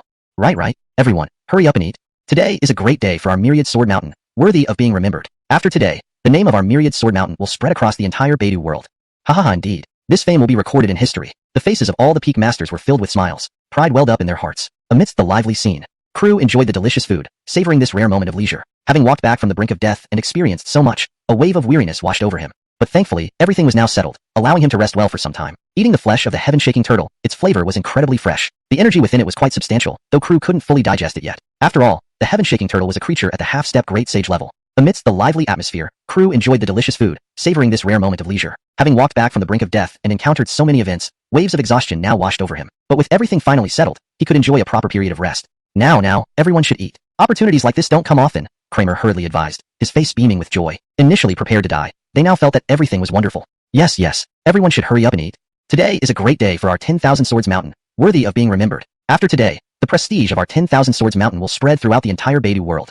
Ha indeed. Such prestige will surely be recorded in history. The faces of the peak leaders were all filled with smiles, their sense of pride rising spontaneously. Earlier, Xiao Shifu remarked, Xiao Shifu, it's really good that you're alive. With slightly tearful voices, Egan and Danny added, it's such a relief to see you alive. They had always gotten along well with Crew, and seeing him return from the dead brought out their tender side.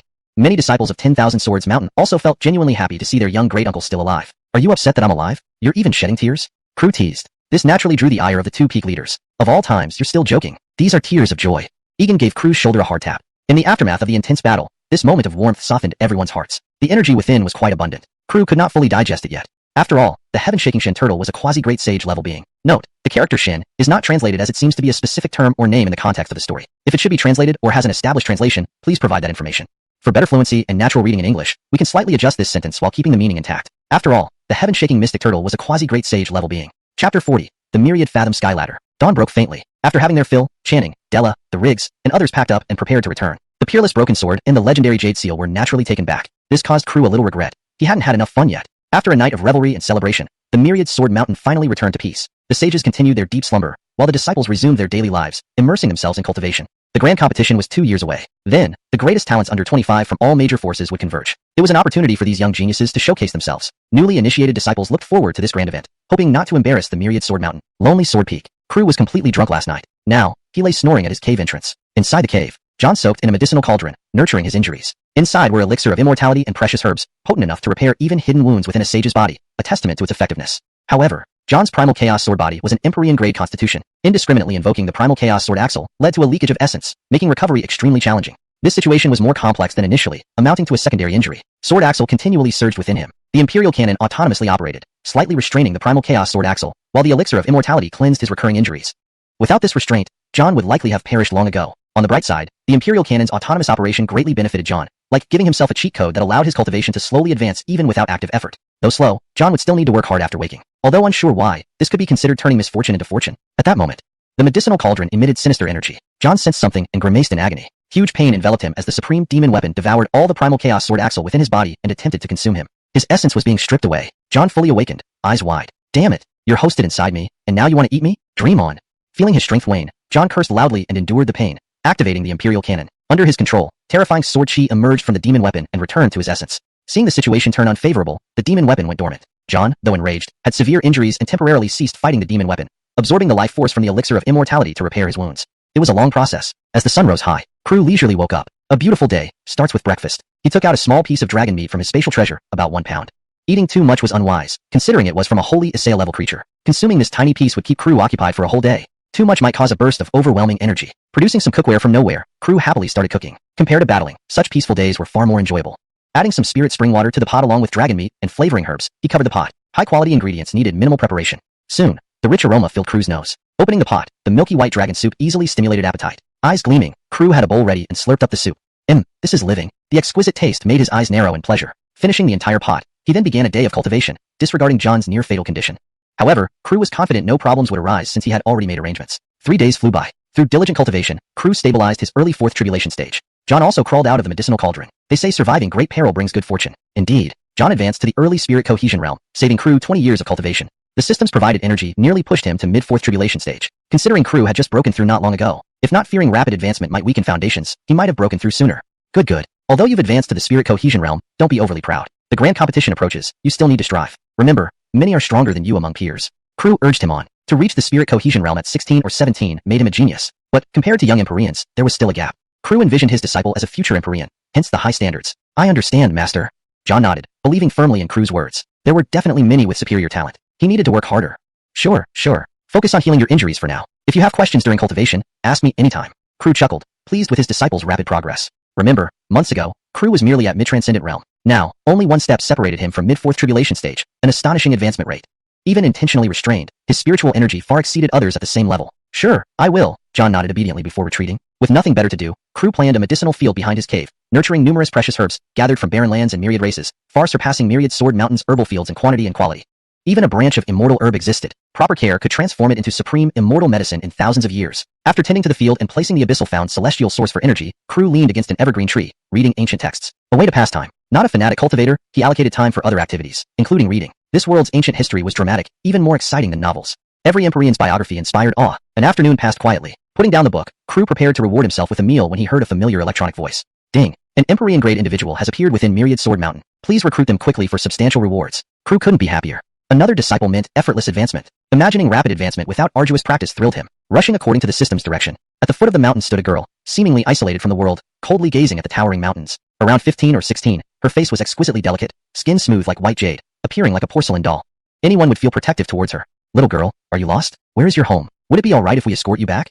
The disciple guarding the mountain gate said gently. Seeing a girl as delicate as a porcelain doll, they couldn't bring themselves to say anything harsh. Michaela Yee's gaze was faint, carrying a coldness that seemed to keep everyone at arm's length. I've come here to become an apprentice. Her voice was soft and mellow, yet somehow gave off a feeling of aloofness and detachment. An apprentice? Little girl, our sex initiation ceremony ended long ago. You've arrived too late. The gate guard replied with a tinge of regret. He really wished this lovely little girl could join their sect. Someone so beautiful would always be cherished. I know.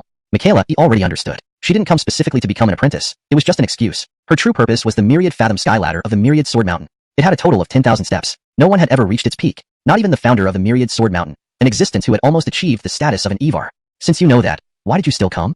The gate guard asked, puzzled. Didn't your sect set a rule? If someone can climb 3,000 steps of the Myriad Fathom Sky Ladder, they will be accepted as a disciple, no matter how mediocre their talent. Michaela said indifferently, her eyes calm and emotionless. What? You want to challenge the Myriad Fathom Sky Ladder? The gate guard exclaimed in shock. For thousands of years, no one had dared to challenge it. The last challenger was seriously injured after only a few hundred steps, his cultivation path forever severed. Even the founding ancestor of the Myriad Sword Mountain had only managed to climb a bit over 3,000 steps. This soft-spoken little girl probably wouldn't make it past 3 steps, right?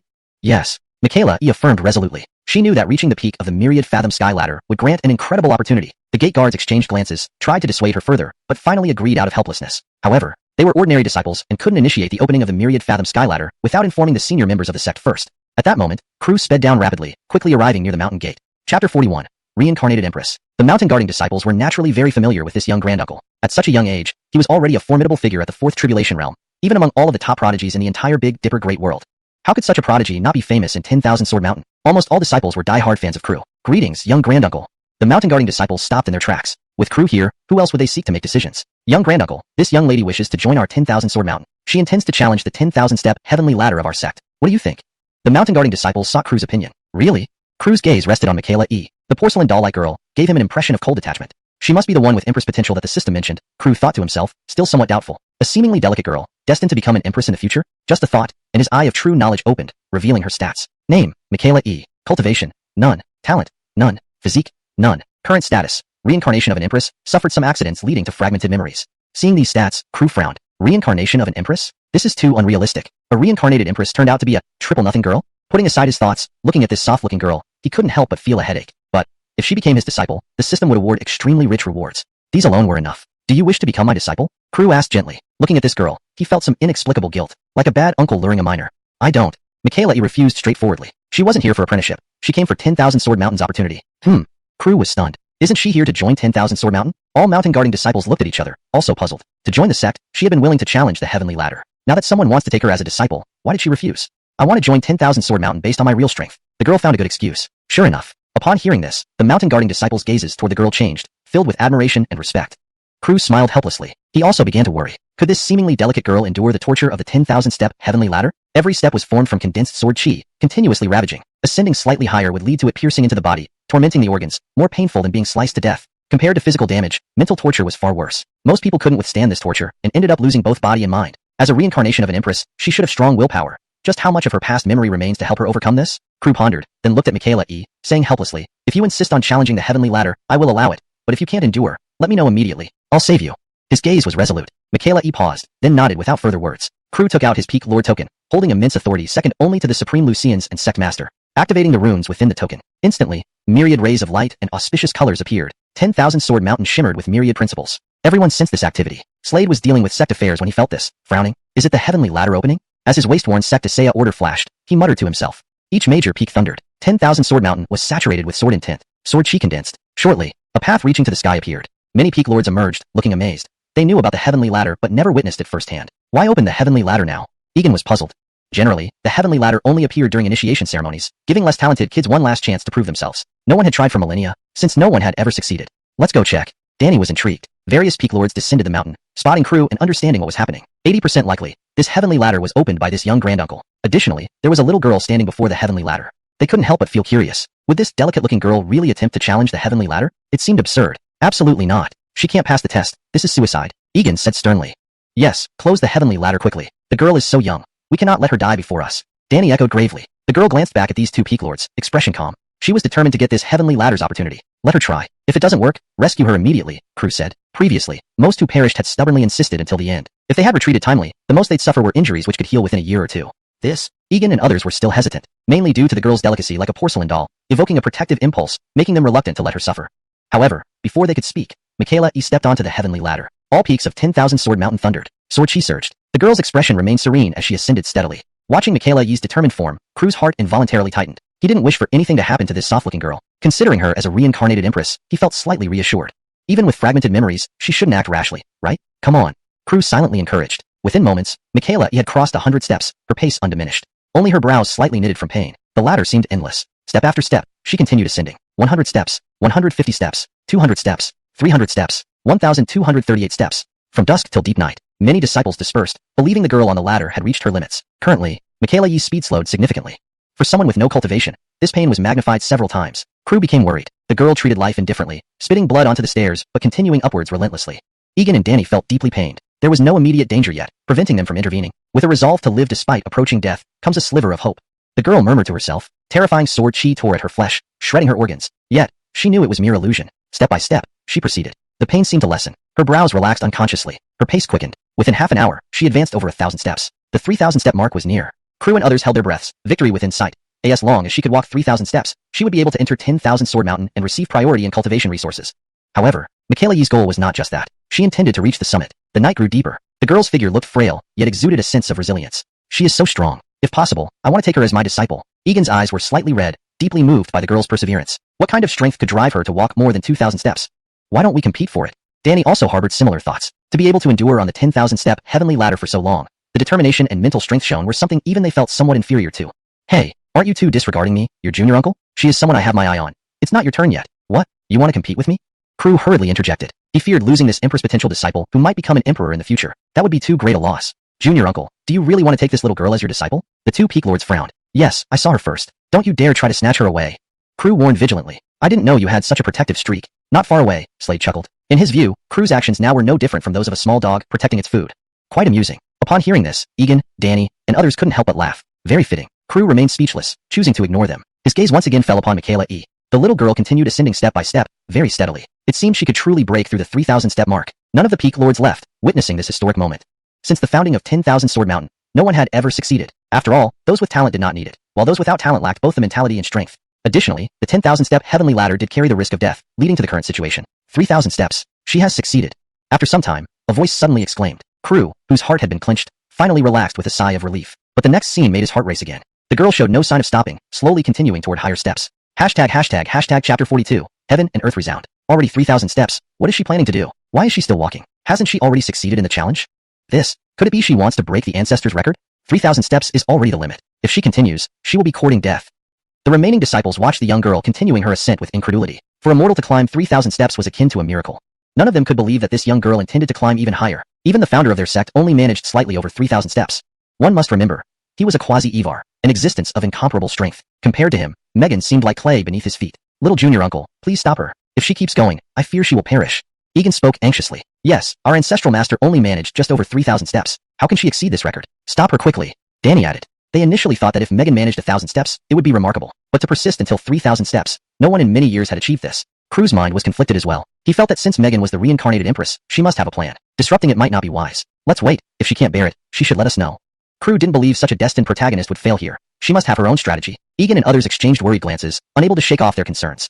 On the 10,000-step staircase, Megan walked slowly but resolutely. The torment of sword chi had reached its peak. Next came heart demons and illusions. She would face her deepest fears directly, or achieve her most desired results, step by step sinking into it, eventually leading to complete annihilation. 3 days and nights passed swiftly. The disciples of Wanjian Mountain grew increasingly concerned about the 10,000-step staircase. Each day after practice, they asked how far Megan had progressed. Crew stood guard outside the mountain gate for 3 whole days. He wasn't sure what this girl intended but had a hunch. This girl might want to reach the end? But what awaited at the end of the 10,000-step staircase? Why was she so determined? Over 8,000 steps now. Even our ancestral master only took just over 3,000. How did she do it? Egan and Danny were puzzled yet admiring. If they tried, they might only make it to 1,000 steps. This girl was unbelievably talented and might very well finish all 10,000 steps. The ancestor once said that the number of steps taken on the 10,000-step staircase reflected one's mental fortitude. If one's heart approached the way, these 10,000 steps would be as easy as walking on flat ground. At dawn, the girl swayed as if she might fall from the staircase at any moment. Her face was pale, devoid of any color. Now, only one belief remained in Megan's heart. Finish the remaining 1,000 steps. Every step brought a new illusion, increasing in intensity, slowing her ascent. Little junior uncle, the girl's pace is slowing down. Is something wrong? Worry was written all over Egan's face. These past 3 days, every second had been agonizing. 8,000 steps already. What does she aim to do? Is she challenging the limits of the 10,000-step staircase? Danny was confused. Clearly, 3,000 steps sufficed to enter Wanjian Mountain, yet she chose this arduous path. Could the 10,000-step staircase also train one's willpower? Seeing the girl's resolute back, Hiroshi's eyes sparkled with realization. Having the disciples experience the 10,000-step staircase occasionally could also hone their spirits. A thought struck him. It must be tried. The 10,000-step staircase definitely trained mental fortitude. Such supreme training resources wasted for so long, and used, it felt wasteful. Crew focused on the young girl. Inside her delicate frame lay an immense strength, unwavering through all challenges, taking steady steps forward. 8,700 steps, 8,800 steps, 8,900 steps, 9,000 steps. After an unknown amount of time, Megan finally reached this step. Immediately, the heavens resounded. Countless energies flowed. A vast sword intent surged across the peaks of Wanjian Mountain. What happened? Kramer emerged from a peak. Some dedicated Pikaseyas reappeared. They naturally didn't pay much attention to the 10,000-step staircase. It's because of that girl. Hiroshi noticed and spoke. Stepping on the 9,000th step caused this commotion. Crew observed silently, understanding more. The reincarnated empress indeed had her own intentions. She clearly knew what awaited at the end. Most likely, it was a world-shaking opportunity. With this thought, Crew became intrigued, eager for Megan to reach the end. However, before he could react, the girl spat out a mouthful of blood on the staircase, appearing extremely exhausted. Trouble. She can't hold on. Little junior uncle, please get her down quickly. Yes, she's spitting blood. If this continues, she will perish. Egan and Danny urgently urged. To take 9,000 steps showed unparalleled mental fortitude, even surpassing that of a quasi-Evar like their ancestor. Though unclear why, they knew such a talent must not die easily. Even without exceptional talent, future achievements wouldn't be insignificant. Crew's expression turned serious. Megan's strength was too low. Though the 10,000-step staircase tested mental fortitude, weak constitutions put her at a disadvantage. If she had quasi-Evar strength, she would have finished long ago. I will keep watch. If anything changes, I'll save her immediately. Crew flew toward Megan using Kuenping wings, reaching her height instantly. From this distance, he could rescue her in time if necessary. If not for fear of disrupting her plans, Crew would have already brought her down. The 10,000-step staircase was terrifying indeed. Left by someone who never faded over millennia, Megan didn't notice Crew. She stopped, standing motionless, seemingly dazed, her once lively eyes now hollow. Seeing this, Crew's heart skipped a beat. Would she? Impossible. As a destined one, how could she so easily die? Impossible. Absolutely impossible. Despite these thoughts, panic began to set in. The reward hasn't been claimed yet. At least acknowledge him as her teacher. As several thoughts flashed through his mind, ready to act, the girl's expression returned to normal. Her beautiful eyes regained their usual coldness. Crew quickly stopped. Relief flooded his heart. Right. How could a destined one die so easily? Thankfully, he hadn't disrupted her plans. The schemes of the reincarnated empress were beyond his comprehension. How could she possibly place herself in peril? However, at this moment, a flicker of shock flashed through Megan's eyes. So close. She had nearly completely succumbed to the dream. Fortunately, at the last moment, she regained a glimmer of clarity and brutally massacred all the figures within the dream, preventing her from being utterly destroyed in both body and spirit. Looking at the remaining 1,000 steps, she couldn't help but hesitate. The 9,000 steps illusion almost led her to the brink of death. Should she really challenge the rest of the steps? If I proceed as before, like the original course, the final outcome will likely still leave me alone. The young girl's brows furrowed, her eyes filled with deep sorrow. She didn't understand why it was so. Her fragmented memories told her that if she didn't change, the ending would remain unaltered. Let's go. If I can't overcome even this present difficulty, what was the point of reincarnating? Megan murmured to herself. Without any more hesitation, her gaze turned resolute. Even if it meant facing a dead end, she would force her way through and find a path to survival. She took another step. Bang! A loud sound reverberated through the heavens and earth. Radiant light shimmered. Within a 100,000-mile radius, thunder and lightning roared, winds and clouds churned. Sword chi pierced the sky. What an astonishing sound! What kind of existence is the 10,000-step staircase? The minds of the Pikaseyas were filled with uncertainty and awe. Ancient texts never recorded anything about the 10,000-step staircase. It was only vaguely mentioned in passing.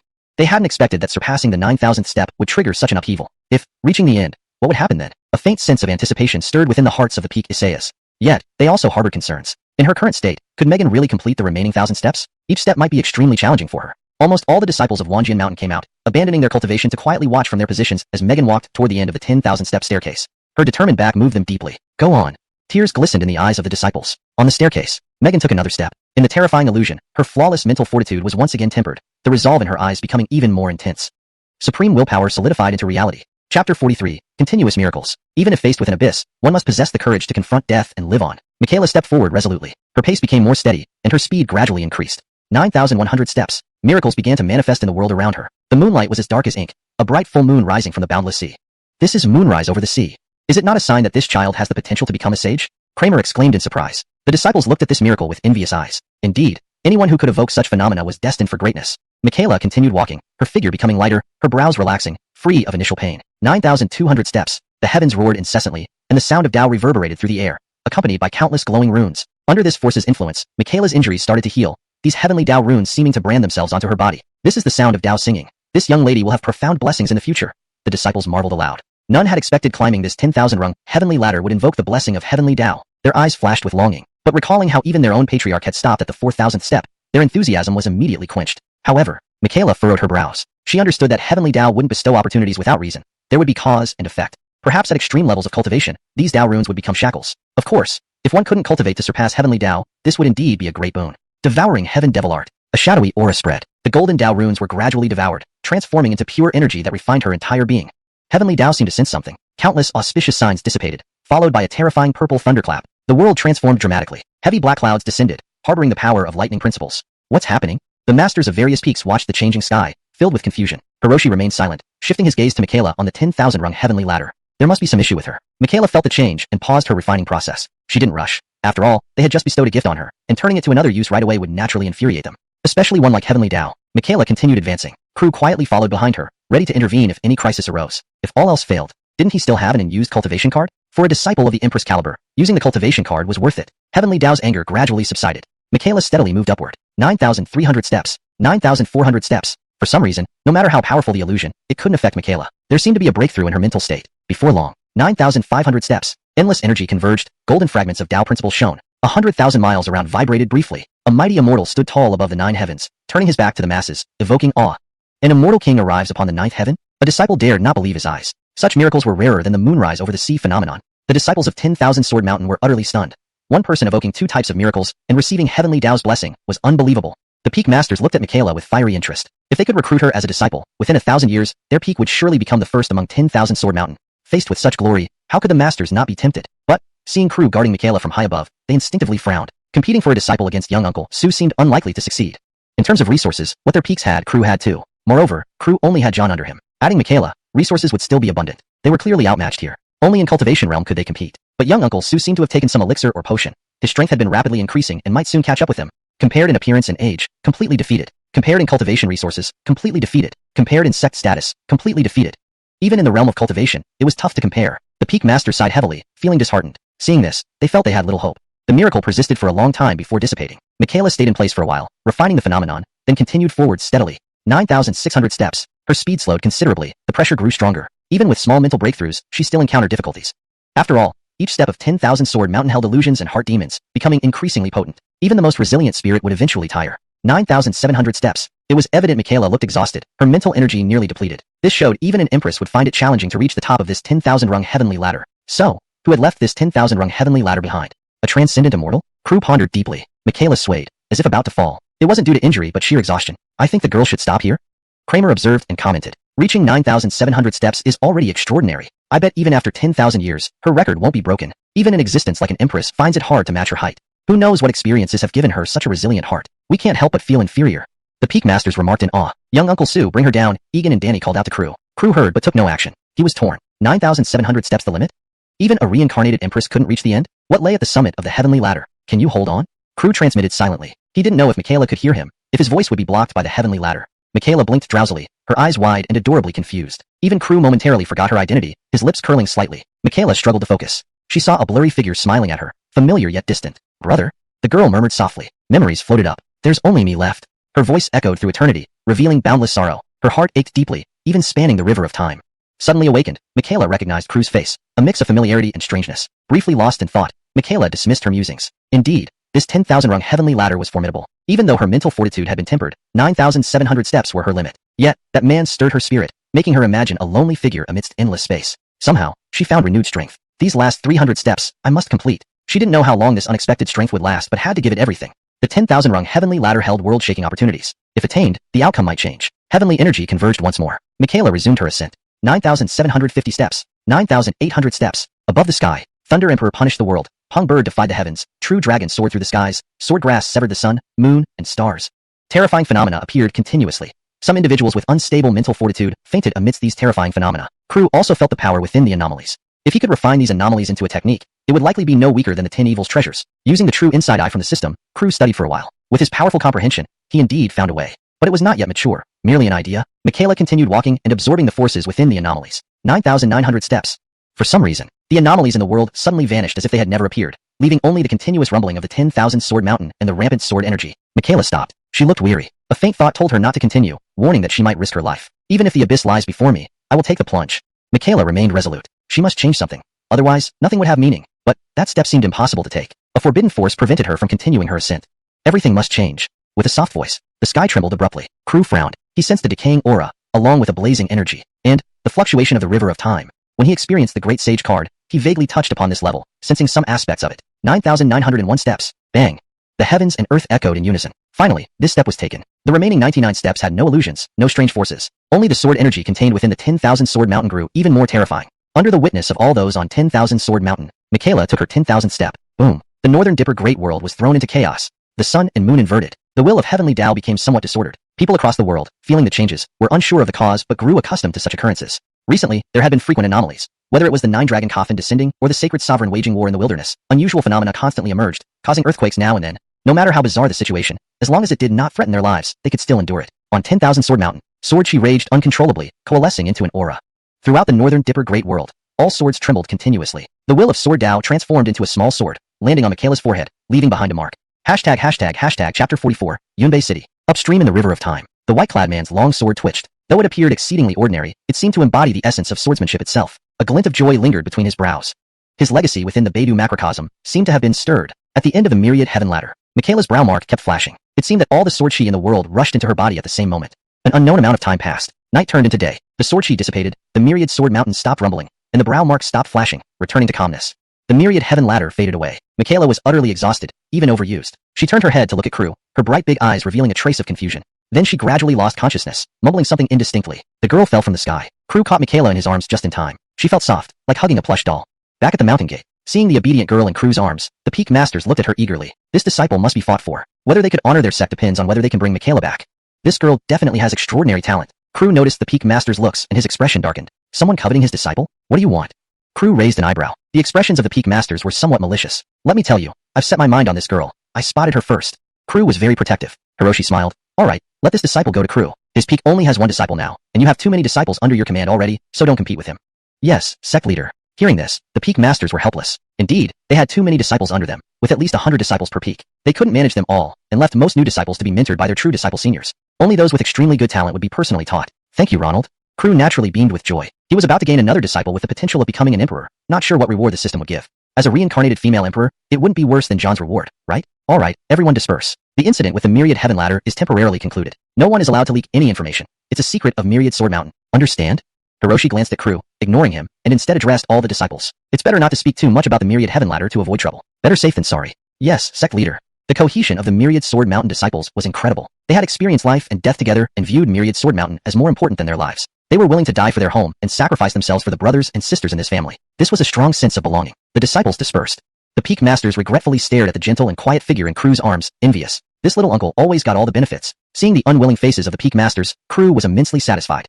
Dear disciples, I will return first. Feel free to visit my Lonely Sword Peak anytime. Leaving a message, Crew carried the unconscious Michaela and returned to Lonely Sword Peak. The Peak Masters were furious but couldn't take it out on Crew. At Lonely Sword Peak, John was diligently practicing, her cultivation improving rapidly. Crew was quite pleased. Who wouldn't love a talented and well-behaved disciple? Without disturbing John's practice, Crew returned to his own cave. A nine-headed lion crouched at the entrance, patrolling Lonely Sword Peak as his duty. Normally, he was quite obedient, earning the approval of the Peak Masters and disciples of Myriad Sword Mountain. In the cave, Crew placed the girl on his bed, his eyes flashing. Michaela was still asleep, but through the eye of true knowledge, it showed she merely overexerted her mental energy. After resting for 3 to 5 days, she would be fine.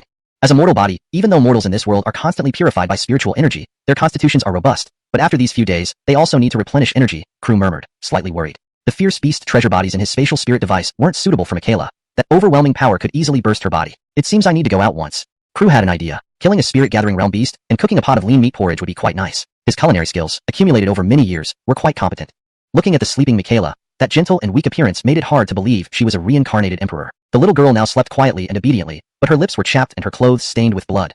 Crew took a vial of spirit spring water and gently fed Michaela while still frowning. After going down the mountain, I still need to buy some clothes for this girl, but he didn't know the little girl's size. Later, he would just buy randomly, but this was fine since the little girl was still growing. Maybe she would use it later. Covering Michaela with a quilt, Crew quickly went down the mountain. After killing a fierce beast, he quickly went to a nearby town. This was one of the largest cities in the northern region, inhabited by major families, under the control of the Carlo dynasty. It took him half an hour to arrive. Considering Crew was a 4th Tribulation Realm cultivator, his speed was extremely fast. Even so, it took half an hour. Notably, this was the nearest large town to Myriad Sword Mountain, showing how vast the territory of the northern Dipper world was. Ordinary people might spend their whole lives and still not travel through such a vast area. Yunbei City. The city wall stood hundreds of feet tall, engraved with rune imprints, which would activate terrifying holy formations if enemies invaded. Crew entered the city after passing the guard's inspection. In this city, lived hundreds of millions of civilians. Walking from the east gate to the west gate would take ordinary people several days. However, there were small teleportation arrays in the city, making travel convenient for those who could afford it. Crew held a few spirit stones. This was the most common currency but still quite valuable compared to secular money. Ordinary households usually didn't hold them. However, Crew generally didn't carry these things. He only kept divine sources and immortal sources in his spatial treasure device. Ordinary sources were rare. These few spirit stones were taken from the mountain guards. In a tea house, customers came and went. Crew wanted to inquire about something and entered. The tea house looked quite elegant. Those eating and drinking here were middle class or aristocratic families. Boy, serve wine. Crew found a window side seat, not too crowded. After all, the tea house offered storytelling, and high officials and nobles visiting the tea house would mainly come for that. Hey, does the guest want anything else? The waiter asked respectfully. Crew's attire and manner suggested he was from an aristocratic family. Serve me some signature dishes. Placing a spirit stone on the table, Crew said softly, not having many requirements. Human food satisfied only basic needs and had no high value. The waiter's eyes widened. Usually, the most generous patrons here would pay with gold bars, and spirit stones beneficial for cultivation were rarely seen. A mark on Jeannie's forehead kept flashing incessantly. It was as if all the sword chi in the world had surged into her body at that very moment. An unknown amount of time passed. Night turned into day. The sword chi dissipated, and the myriad swords on the mountain ceased their roaring. The mark on her forehead stopped flickering and settled into tranquility. The myriad heaven ladder also gradually faded away. Jeannie's mental and spiritual strength had been exhausted to the extreme, even overused. She turned to glance at Crew with her bright, big eyes revealing a trace of confusion, then gradually lost consciousness. It was unclear what she muttered in her final moments before falling unconscious from the sky. Crew reacted swiftly, catching Jeannie in his arms, feeling like he was holding a soft, plush toy. Back at the mountain gate, the various peak masters watched the obedient girl in Crew's arms with fervent eyes. They must try to snatch this disciple. Whether they could bring glory to their sect might depend on whether they could take Jeannie back. This girl definitely wasn't an ordinary talent. Naturally, Crew noticed the peak master's expressions and became unpleasant-faced. Someone coveting his disciple? What do you think you're doing? Crew raised an eyebrow. The various peak masters had looks that were not too innocent. Let me tell you, I've already decided on this girl. I saw her first. Crew was fiercely protective. Acton smiled slightly. Alright, let this disciple go to Crew. His peak has only one disciple so far, and your disciples are already hard to manage. Don't compete with him. Yes, sect leader. Hearing this, the peak masters felt helpless. It was indeed true. They had too many disciples, each peak having at least 100 under their command, which made management difficult. Most new disciples were led by a few true disciple-level disciples under them. Only those with exceptional talent would receive personal guidance. Thank you, Ronald. Crew beamed with delight. He was about to have another disciple with the potential of becoming an emperor. He didn't know what kind of reward the system would give, but it wouldn't be worse than what John received, given that Jeannie was a reincarnated empress. Alright, everyone disperse. Matters concerning the Myriad Heaven Ladder are to be kept secret. No one is allowed to reveal anything about this. It is a confidential matter of Wanjian Mountain. Is that understood? Note, run is a unit of measurement in Chinese traditionally referring to the distance between extended arms. In this context, it seems to be part of a proper noun, Myriad Heaven Ladder. Hence, I've excluded it from the translation for fluency in English. Acton glanced at Crew without further addressing him, turning instead to the disciples. Talking too much about the Myriad Heaven Ladder would invite disaster. It was better to be low-key and avoid trouble. Note, for improved fluency and natural reading, it might be better stated as, discussing the Myriad Heaven Ladder too much would invite disaster. It was wiser to keep a low profile and avoid unnecessary trouble. Understood, sect leader. The unity among Wanjian Mountain disciples couldn't be stronger. Having gone through life and death experiences together, they valued Wanjian Mountain more than their own lives. They would sacrifice for their home and fellow disciples. This deep sense of belonging united them. The disciples dispersed. The various peak masters felt regretful, eyeing the gentle and peaceful figure in Crew's arms enviously. Everything good was falling into the hands of their young junior uncle Crew. Seeing the reluctant looks on the peak masters' faces, Crew couldn't help but feel victorious. Everyone, I'm going back now. Feel free to visit my solitary sword peak anytime. With that parting comment, Crew left the mountain gate, carrying the unconscious Jeannie back to solitary sword peak. The peak masters seethed with envy, wishing they could thrash Crew badly. At solitary sword peak, John was diligently practicing, advancing rapidly in cultivation. Crew was quite pleased. Who wouldn't love a talented, obedient disciple? Without disturbing John, who was in deep meditation, Crew returned to his cave residence. Outside his door crouched a 9-headed lion. As his mount, its current duty was to patrol solitary sword peak. Generally, it was very well behaved, earning recognition from the peak masters and disciples of Wanjian Mountain. Inside his cave residence, Crew gently placed the girl on his bed. Using the eye of true knowledge to probe, it showed that Jeannie's condition was simply due to overexertion. With proper rest for 3 to 5 days, she should recover. After all, she's still mortal flesh, and although the people here are constantly bathed in spirit energy, making them quite robust, after these days, she needs to replenish her energy, Crew thought, somewhat worried. The powerful beast bodies in his spatial spirit treasure weren't suitable for Jeannie. The intense power could easily tear her body apart. I guess I'll have to make another trip out. Crew decided. Hunting a spirit-gathering beast and cooking up a lean meat porridge sounded like a good plan. After years of practice, his culinary skills were decent. Looking at the sleeping Jeannie, with her delicate appearance, no one would believe she was a reincarnated empress. Her sleep looked peaceful and exceptionally sweet. However, her lips were chapped, and her clothes were stained with blood.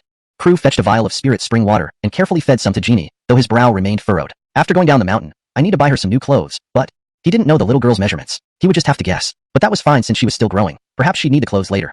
After covering Jeannie with a blanket, Crew quickly headed down the mountain. After killing a beast effortlessly, he soon reached a nearby town. This was one of the largest cities in the northern region, housing numerous aristocratic families and controlled by the Carlo dynasty. Despite being a powerful cultivator, Crew still took nearly half an hour to arrive. Even for Crew, a 4th Tribulation Realm expert, the journey was relatively quick. Considering this was the closest major town to Wanjian Mountain, it showed how vast the Beidou macrocosm truly was. Mortals might spend their entire lives and still not explore its entirety. Yunbei City. The city walls stood hundreds of feet high, engraved with runes. If enemies attacked, a terrifying holy array would activate. Passing through the guard checks, Crew entered the city. Home to millions, walking from the east gate to the west gate would take mortals several days. However, the city had small teleportation arrays, making travel convenient for those who could afford it. Crew held a few spirit stones. These were the most common form of currency but were still precious compared to regular money. Ordinary people rarely possess such items. Usually, Crew didn't carry such things, keeping only divine and immortal sources in his spatial treasure. Ordinary sources were rare. These few spirit stones were obtained from the mountain guard disciples. A tea house bustled with activity. To gather information, Crew entered it. The place looked refined, frequented by middle-class or noble families. Zane, bring wine. Crew found a window seat, avoiding the crowd. Tea houses also hosted storytellers, attracting officials and nobles looking for entertainment.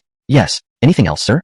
The waiter asked respectfully. Crew's attire marked him as a noble scion. Bring whatever you have as a signature dish. Placing a spirit stone on the table, Crew spoke softly. Human food was simple and inexpensive.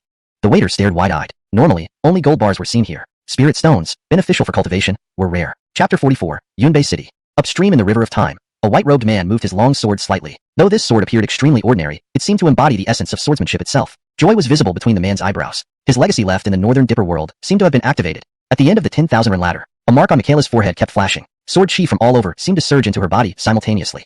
An unknown amount of time passed. Night turned into day. The sword chi dissipated. The rumbling of 10,000 Sword Mountain ceased, and the mark on her forehead stopped flickering, returning to peace. The 10,000 run ladder faded away. Michaela had expended nearly all her spiritual energy, even overdrawing somewhat. She turned her head to glance at Crew with her lively big eyes now clouded with drowsiness. Then she gradually lost consciousness, mumbling something unintelligible under her breath. The girl fell from the sky. Crew caught Michaela deftly, cradling her in his arms as if she were a plush doll. Back at the mountain gate, the peak masters gazed at the obedient girl in Crew's arms with burning desire. They must try to snatch this disciple. The future of their respective peaks depended on whether they could take Michaela back or not. This girl's talent was undoubtedly extraordinary. Crew naturally noticed the looks in the peak master's eyes and became visibly displeased. Someone coveted his disciple? What do you guys want? Crew raised an eyebrow. The expressions of the various peak masters were somewhat sinister. Let me tell you, I've decided this girl is mine. I saw her first. Crew was fiercely protective. Acton smiled slightly upon seeing this. Alright, let this disciple go to Crew. Their peak only has one disciple so far, while you already have too many disciples under your wing. Don't compete with him. Yes, headmaster. Hearing this, the peak masters felt quite helpless. Indeed, it was true that they already had too many disciples. One peak alone had at least 100. They were already overwhelmed, entrusting most of the newer disciples to their top disciples for guidance. Only those with exceptional talent received direct teaching. Thank you, Ronald. Crew beamed with joy. He was about to gain another disciple with the potential of an emperor. He wondered what kind of rewards the system would give him. As a reincarnated empress, surely she would bring no less than John did? Alright, disperse. Keep the matter of the 10,000 run ladder secret. No one is allowed to mention it. It is a crucial secret of 10,000 Sword Mountain. Understand? Acton glanced at Crew but paid no further attention to him, instead addressing the group of disciples. Discussing the 10,000 run ladder openly could lead to disasters, and avoiding unnecessary trouble was always better. Best to keep it low-key. As you command, headmaster. The disciples' cohesion was incredibly strong. Having experienced life and death moments together, they viewed 10,000 Sword Mountain as more important than their own lives. They were willing to die for their home, and sacrifice themselves for these brothers and sisters. It was a deep sense of belonging. The disciples dispersed. The peak masters regretted it, envying the compliant and tranquil figure in Crew's arms. How everything went to this little junior uncle of theirs. Seeing the envious looks of the peak masters, Crew couldn't help feeling proud. Junior nephews, I'll return first. Feel free to visit Solitary Sword Peak when you have time. Leaving these words behind, Crew carried the unconscious Michaela and left the mountain gate, heading back to Solitary Sword Peak. The peak masters felt intensely aggrieved, wishing to thrash Crew soundly. Solitary Sword Peak. John was engrossed in cultivation, making rapid progress every day.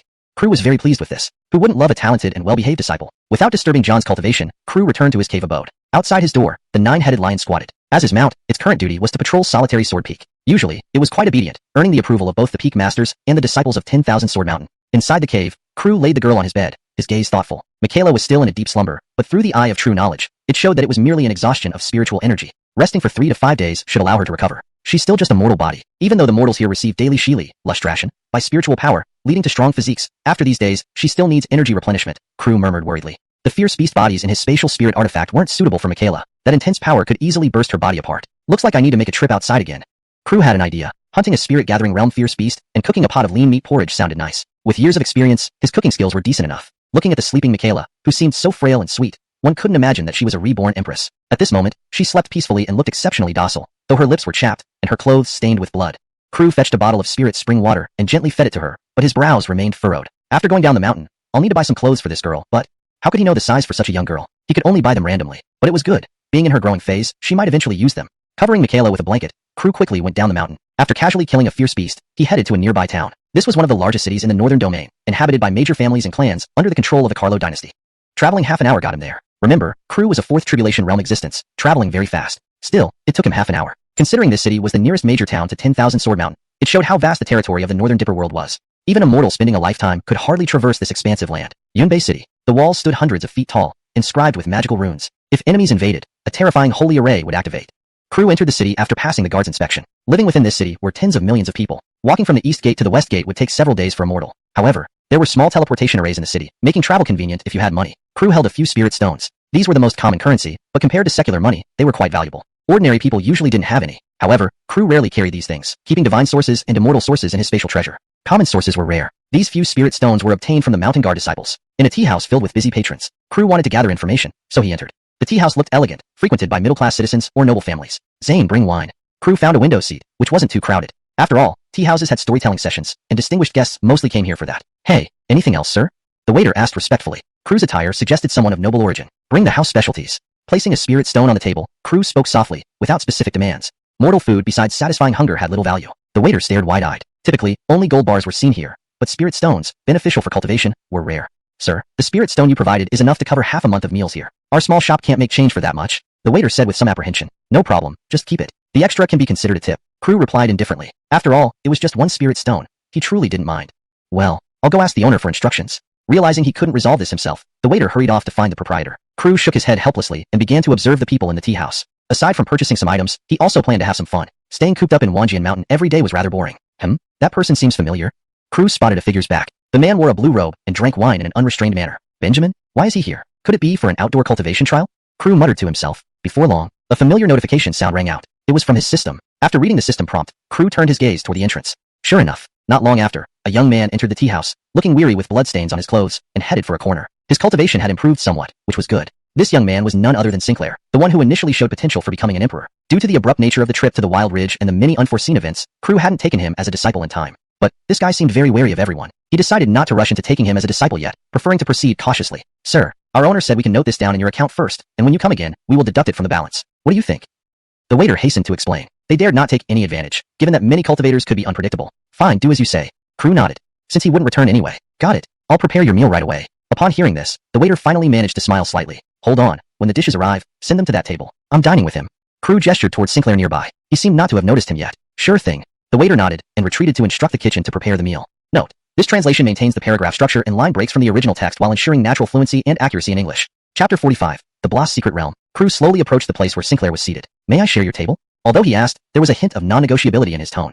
Sinclair lifted his eyes, initially stunned and then surprised. He clearly hadn't expected to see Crew here. Greetings, senior. Sinclair stood up and bowed. Crew had shown him kindness before, so he spoke with respect. During the crisis at Irwin, he was also present, watching Crew and others vow to defend the sect with their lives. This moved him. Cultivators in this world had it tough. No resources, no lineage, and no guidance. If he could join a sect, he would have support and all these problems would be resolved. Sinclair weighed the pros and cons. To him, Irwin seemed like an excellent place to settle down, but he still preferred the feeling of freedom, and joining a sect would add constraints. Are you interested in becoming my disciple? Crew chuckled and asked, observing Sinclair's expression. Sinclair remained silent for a moment, then shook his head. Thank you, senior, but I don't plan to join any sect right now. Crew nodded, understanding. He knew this would be the outcome. Sinclair was wary of this new world and didn't trust anyone easily. No problem. If you change your mind in the future, Irwin will always welcome you.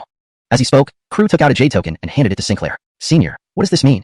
Sinclair was puzzled. Crew smiled faintly. This is a discipleship token from Irwin. If you ever decide to join the sect, just come to Irwin with this token. Hearing this, Sinclair felt touched. His desire to join Irwin grew stronger. Since arriving in this world, Crew was the first person who genuinely cared for him. Others, more or less, had ulterior motives.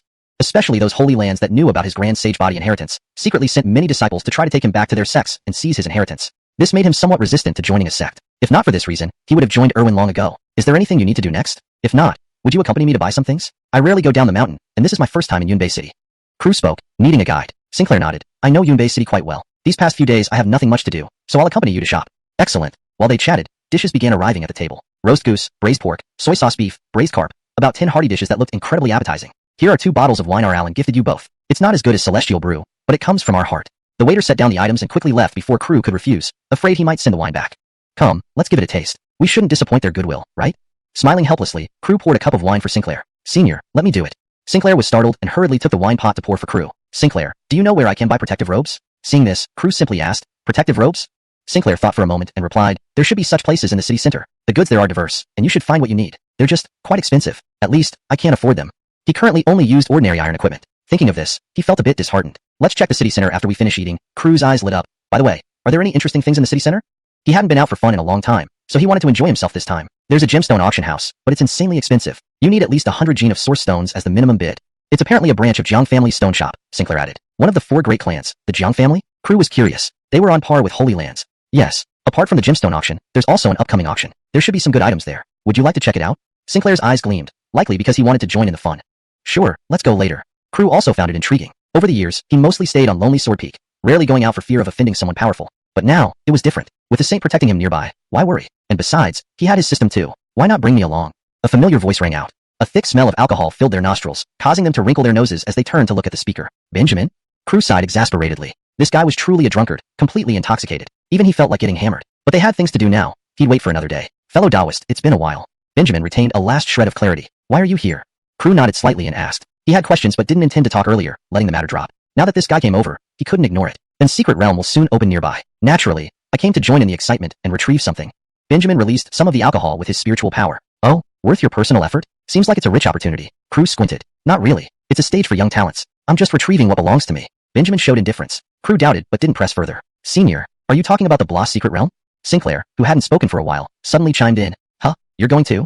Benjamin scrutinized Sinclair. Sinclair nodded. Invited by the City Lord's mansion, he was to find medicinal herbs in the Bloss Secret Realm to treat his daughter's injury. Your cultivation level is low. Although it's a platform for young people, you're below average. Entering the Bloss Secret Realm could be fatal. Benjamin warned kindly. Sinclair was only in the early spirit gathering stage, far behind the top young geniuses. But Crew knew that when they first met, this guy hadn't even started cultivating. Reaching early spirit gathering was quite fast. I understand, but if I don't enter, my progress will be too slow. Sinclair's expression dimmed. Lack of cultivation resources was a problem beyond the comprehension of Holy Land heirs. Moreover, he needed more than most. If he didn't try in the Bloss Secret Realm, he might stay at the spirit gathering stage forever. If we meet in the Secret Realm, I'll protect you.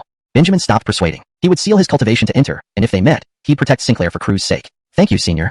Sinclair bowed gratefully, remembering every act of kindness. He was a grateful youth. Benjamin nodded without speaking, then shifted his gaze to Crew. I heard you're going to the auction? So, you're going too? Crew frowned slightly, sensing something significant might be at the auction. Following these deeply fortunate existences would surely bring some gains. Together? Then let's go. After finishing the meal and having a few sips of wine, Crew left the tea house with the two of them. They took a teleportation array and soon arrived at the city center. This place was more luxurious than the outskirts by many times. The streets were bustling with carriages coming and going continuously. Many aristocratic descendants rode in vehicles pulled by strange beasts. Quite impressive. That way is the auction. We don't have an invitation, but at least I'm from the Divine Sword Manor, so they probably won't stop us outside. Let's go in, shall we? Benjamin rubbed his chin, looking somewhat nervous. Let's give it a try. Crew had a faint smile. If they got stopped outside, it would indeed be embarrassing. Sinclair touched the invitation letter in his chest, unsure how to speak up. This was given to him by the Joven's mansion, but seeing their confident expressions, he decided not to say anything. The scale of the auction must be quite large. Many Lucianly men entered, even including a border marquis from the Carlo dynasty. His strength was comparable to the peak masters of Irwin. At the entrance of the auction house, Crew and Sinclair followed behind Benjamin. Benjamin smiled awkwardly, feeling somewhat anxious. Losing face here would haunt him forever. Invitation letter. The guard by the door said solemnly, all well armed and quite formidable, clearly elite troops. Cough. I am the sacred son of Divine Sword Manor, visiting this place. Could you please make an exception? Benjamin showed his token, looking somewhat embarrassed. It was his first time using his identity as leverage. The guards looked at each other, frowning. Sacred son of Divine Sword Manor? Impossible. Today, many people had tried to enter under false pretenses but were eventually caught and left in disgrace. Our director has stated that no one without an invitation may enter. The leader of the guard stepped forward to say, if the sacred son of Divine Sword Manor came, how could he not have an invitation? This guy is likely pretending. But the guards didn't call him out. As long as he didn't cause trouble, it was fine. They were just following orders. Chapter 46. Auction. Benjamin's expression was awkward. Indeed, what he had been most worried about had finally come to pass. Though his face showed no obvious change, a closer look revealed that his lips were twitching slightly. Crew struggled to hold back his laughter behind him. To Crew, Benjamin had always been someone who exuded an aura of superiority, yet today he ended up humbled. A crowd began to gather around them. Well, another person trying to bluff their way through. Gentlemen, let's quickly get rid of them. They're just in the way standing here, said a young dandy from a minor branch of the Jiang family, with an arrogant tone. Right. Since you haven't received an invitation, it's best to leave quickly. Added a disciple from one of the vassal forces of 10,000 Sword Mountain. The influence of 10,000 Sword Mountain across the entire North region remains substantial, and recent events had only served to enhance its reputation. More onlookers gathered. Brother Duan, why don't we leave first? We can inquire where we might obtain invitations, suggested Crew with a laugh, appearing quite indifferent as if he was completely unconcerned. Benjamin's expression shifted, finally becoming resigned. It seems we have no choice. I didn't expect my first attempt at asserting authority would end this way. Just as they were about to leave, Sinclair thought for a moment and decided to take out the invitation letter he had kept in his chest. With an invitation, all three of them could enter. Before he could do so, a voice came. Hey, isn't this Sinclair? What are you trying to gain entry to the auction by pretending to be Divine Sword Manor's holy son? A man dressed in rich robes said rather mockingly. Look, it's General Zeke.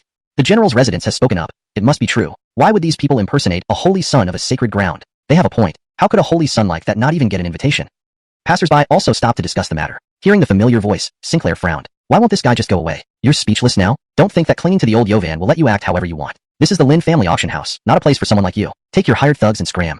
Zeke was notably hostile towards Sinclair. He had always admired the Joven's daughter, but seeing Sinclair getting close to her inevitably sparked jealousy within him. Zeke, I advise you to keep quiet or else you'll offend someone you shouldn't, and even your father won't be able to protect you. Sinclair offered kindly. He did not particularly detest Zeke. Though the latter was somewhat arrogant, he didn't oppress common folk, so Sinclair still harbored a hint of goodwill.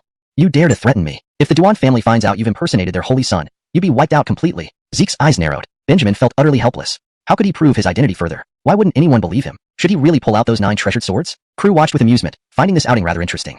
Forget it, let's go. Benjamin sighed, thoroughly disgraced. He wasn't one to boast, so there was no need to make a spectacle proving his identity. Senior, I actually have an invitation, see? Sinclair saw both men about to leave, and immediately took out the invitation from his chest. It bore the stamp of the Joven's residence. Both Zeke and the crowd watching fell silent. If he had an invitation, why pretend to be the Holy Son? Why didn't you show the invitation earlier? You enjoy seeing us embarrassed? Crew glared upon realizing this, feeling slightly indignant. Sinclair felt a bit guilty upon hearing this. Since we have the invitation, let's go in. Saves trouble. Benjamin glanced at Sinclair deeply. His gaze carried some resentment. Sinclair ignored that look. With the invitation, the guards allowed them passage. The crowd murmured. Some wondered why Crew hadn't shown the invitation earlier. Others looked at the hecklers with mocking gazes. Commoners generally disliked these kinds of people. Zeke and the Jiang family dandy frowned as they watched Crew enter the auction. Having an invitation. So what? These country bumpkins can't buy much anyway. That's right, inside is our turf. If they fancy anything, we'll bid it up and show them who's boss. We'll see how long they can stay smug. The few dandies muttered unhappily, attributing the ridicule to Crew and company. Inside the auction, Sinclair led Crew and others into a room. After all, they had the Joven's invitation. They couldn't be left without a private room. Additionally, several maidservants attended to them in the room, serving fresh fruit on the table. Picking up a piece of fruit, Crew curiously inspected everything. This was his first auction, so naturally, everything felt new. Auction starts in half an hour. Here is today's list. Feel free to look over it, and tell us if you have any requirements. Explained one of the maidservants. These maids indeed looked tall and beautiful, making for a pleasant sight. Thank you, miss. Crew skimmed through the list. There were 24 items and 3 additional mysterious items being auctioned today. Many had come specifically for these 3 items. This Lin family sure is wealthy, noted Benjamin, slightly surprised. The first 18 items held little interest for him, but the last 6 items included decent artifacts, even a fragment of a divine weapon. Though he knew it was likely severely damaged, or it wouldn't be auctioned off. Even Sacred Grounds treated divine weapons with utmost care. Sinclair silently sighed, looking at the list helplessly. Nothing I can afford. The first item alone was already far superior to his ordinary iron, with terrifying prices. Fortunately, before the main auction, there would be a preliminary sale of yellow rank treasures, which he could potentially afford with his current resources. Crew understood Sinclair's predicament. As a future disciple, gifting something ahead of time as a guide fee seemed appropriate. Reviewing the list, there were many suitable items for Sinclair. Buying some gifts for a future disciple shouldn't be too extravagant. After all, it wasn't worth too much. Miss, who are the notable attendees at this auction today? After waiting a while, seeing most expected guests arrived, Crew inquired curiously. To reply, today's auction attracts numerous nobles and influential families. Branches of the Jiang family, Town Northern General's residence, Yunbei City's Yovan residence, Border North Marquis, and Hundred Flowers Valley, along with other famous local clans will attend. Explained the servant. She mentioned several powerful factions. Fortunately, none of these had attacked 10,000 Sword Mountain previously. Otherwise, Crew would have settled accounts with them. In the North region, 10,000 Sword Mountain had significant clout, ranking among the top 5 factions with considerable prestige. Thus few dared to act against it. Seems, these 3 mysterious items must be important. Otherwise, they wouldn't attract so many big shots. Crew murmured to himself. There might even be something I need. However, it still falls short of attracting the attention of a Holy Land level existence. Items that could alarm such entities wouldn't be auctioned here. After waiting for a good while in the private room, the preliminary sale began. No one paid much attention to the items being auctioned. Most forces just participated to add to the lively atmosphere. The last item of the preliminary sale is a yellow-ranked bronze sword, starting bid at 20 spirit stones, with each increment no less than 5 spirit stones. Those interested can buy it, whether as a gift for younger generations or as a decorative piece. It's an excellent choice, announced a beautiful woman from the center of the auction hall. Her figure was extremely alluring, drawing countless gazes from the young attendees, especially since she wore a cheapao with a slit extending up to her thigh. Benjamin glanced at Crew, who seemed lost in thought, and teased with a smile. Brother Sue, what are you thinking about? Not glancing at such a beautiful lady. Could it be you're thinking of the beauties back home? Hearing this, Crew snapped out of his daze, somewhat speechless. Where did he get any beauties? He only had a little girl at home. If Brother Duan likes her, why not introduce yourself after the auction? With your identity as the Holy Son of Divine Sword Manor, I doubt she would refuse, Crew suggested, eyeing the woman. She was indeed beautiful but had a strong air of worldliness, not his type. Benjamin shook his head immediately. No thanks, I've always been dedicated to the path of the sword. As the saying goes, no women in mind, the sword naturally divine. Then you will miss out on many interesting experiences in life, Crew chuckled. While they chatted, Sinclair felt slightly anxious. He didn't have many spirit stones, unsure if he could bid successfully. But right now, he really needed a suitable weapon. Alright, let's start the auction. The woman's voice rang out as she lightly tapped the wooden gavel. 25 spirit stones. Sinclair declared resolutely. 25 once. Any higher bids? The woman's lips curved into a smile, her eyes sweeping across the room, ultimately resting on a few young dandies. She knew well how to maximize profits. Chapter 47. Sucker. Miss Farah is watching us. Spend more money quickly to make the little beauty happy. Haddon from a branch of the Jiang family said excitedly, his gaze intensely focused on the woman. Zeke wasn't particularly interested, but seeing Sinclair was the first to bid made him feel annoyed. 50 spirit stones. To specifically target Sinclair, Zeke directly shouted out a high price. In the private room, Sinclair frowned slightly. 50 spirit stones was roughly the market price for this treasure-grade item. He hesitated. He had come here for a bargain. Was it necessary to continue bidding at the market price? Though the fine steel sword was an ordinary weapon, it could still be used for some time. Alas, let's keep some spirit stones for cultivation resources. Sighing softly, Sinclair sat back down. He was far from wealthy at the moment. What? Sinclair, are you stumped by 50 spirit stones? Zeke's voice came from another private room, tinged with ridicule. Laughter followed his words. The hall was filled with many people, not all descendants of noble families, but they managed to get invitations through their own abilities. The auction house also needed people like them. Sinclair gripped his hands until his knuckles turned white. He endured repeatedly. But why did these people enjoy stirring trouble so much? New to this world, he didn't want any conflict and was trying to establish himself firmly. However, if they provoked him repeatedly, he wouldn't remain passive. 100 spirit stones. Crew spoke calmly. He couldn't stand to see his future disciple being disrespected. Although he didn't carry that many spirit stones, one gene of essence could be exchanged for 10,000 spirit stones, which he could trade with. 1 gene immortal essence is almost equal to 10,000 gene divine essence is almost equal to 10 million gene essence. Ha! Do you country bumpkins dare to compete with me in wealth? Zeke's anger flared. Spoiled since childhood, he couldn't tolerate even a bit of humiliation. 150 spirit stones. Though 3 times the market price, having money was about buying happiness, and Zeke spent lavishly. This amount was nothing more than a drop in the ocean for him. Seeing this, Farah smiled slightly. She enjoyed seeing people flare up. 150 spirit stones once. Tapping lightly on the wooden hammer, Farah announced. 200 spirit stones. Crew took a sip of tea, unruffled by the situation. Observing this, Sinclair's expression turned somewhat conflicted. He finally spoke. Senior, this treasure sells for about 50 spirit stones in the market. If you want it, I can take you to a nearby shop afterward. There's no need to compete here. Crew smiled gently. It's fine. I'm just playing along. Sinclair understood and didn't argue further. He realized that this senior was not someone who lacked money. 250 spirit stones. Zeke's tone revealed a hint of anger. 300 spirit stones. 350. 400. 450. 900 spirit stones. Crew's eyes flickered. 1,000 spirit stones. Zeke suppressed his anger. He wondered where these country bumpkins got all this money, but to save face for their general's mansion, he bid higher. He couldn't possibly lose a yellow-grade treasure to others, right? Ha ha ha, spending 1,000 spirit stones just for a yellow-grade treasure. Young Asaya Gao will surely become a famous story. Since you love this treasure so much, we won't compete with you. Crew chuckled lightly. Spending 1,000 spirit stones on a yellow-grade treasure would only be done by a fool. You tricked me?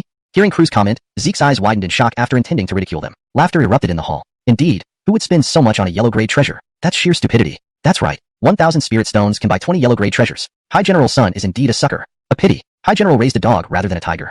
Discussions buzzed around the hall. Zeke's anger burned intensely, and he attributed this humiliation entirely to Sinclair. No matter how he viewed it, it was Sinclair who brought these people, and he would never forgive this disgrace. My family isn't short of money. It's just 1,000 spirit stones, not even enough for one meal. Zeke coldly snorted, suppressing his annoyance. Everyone knew he was angry and kept quiet, wary of offending him. The Gao family was influential, and they couldn't afford to offend such power. The warming-up session ends now. Next is the formal auction. Farah's lips parted in a smile, creating a delightful atmosphere. A young scion of the Jiang family's branch gazed eagerly, determined to gain attention during the formal auction for a chance with Miss Farah. The first item is the Blood Flame Blade, a mystic-grade treasure. Starting bid, 1,000 spirit stones. Each increase must be at least 100 spirit stones. Bidding starts now. With a sharp rap, the hall burst into activity. These human cultivators were eager to obtain such a treasure. A mystic-grade treasure could serve most people well until the Heaven Realm. Sinclair felt envious. If he owned such a treasure, his combat power would significantly increase. Unfortunately, he only had a few hundred spirit stones, each needing careful budgeting. Do you want it? Crew asked. Even without triggering a return, enhancing goodwill was beneficial. Sinclair paused, then shook his head. He disliked accepting favors without cause, despite Crew's previous kindness. I don't ask for anything in return. I just don't want you without a suitable weapon. Besides, you guided us, and we haven't paid you yet. Crew sighed inwardly. This boy was truly cautious, not easily accepting favors. Yes, brother, to us, these things aren't expensive, Benjamin added, unaffected by the earlier embarrassment, and genuinely liking the youth. Well, alright.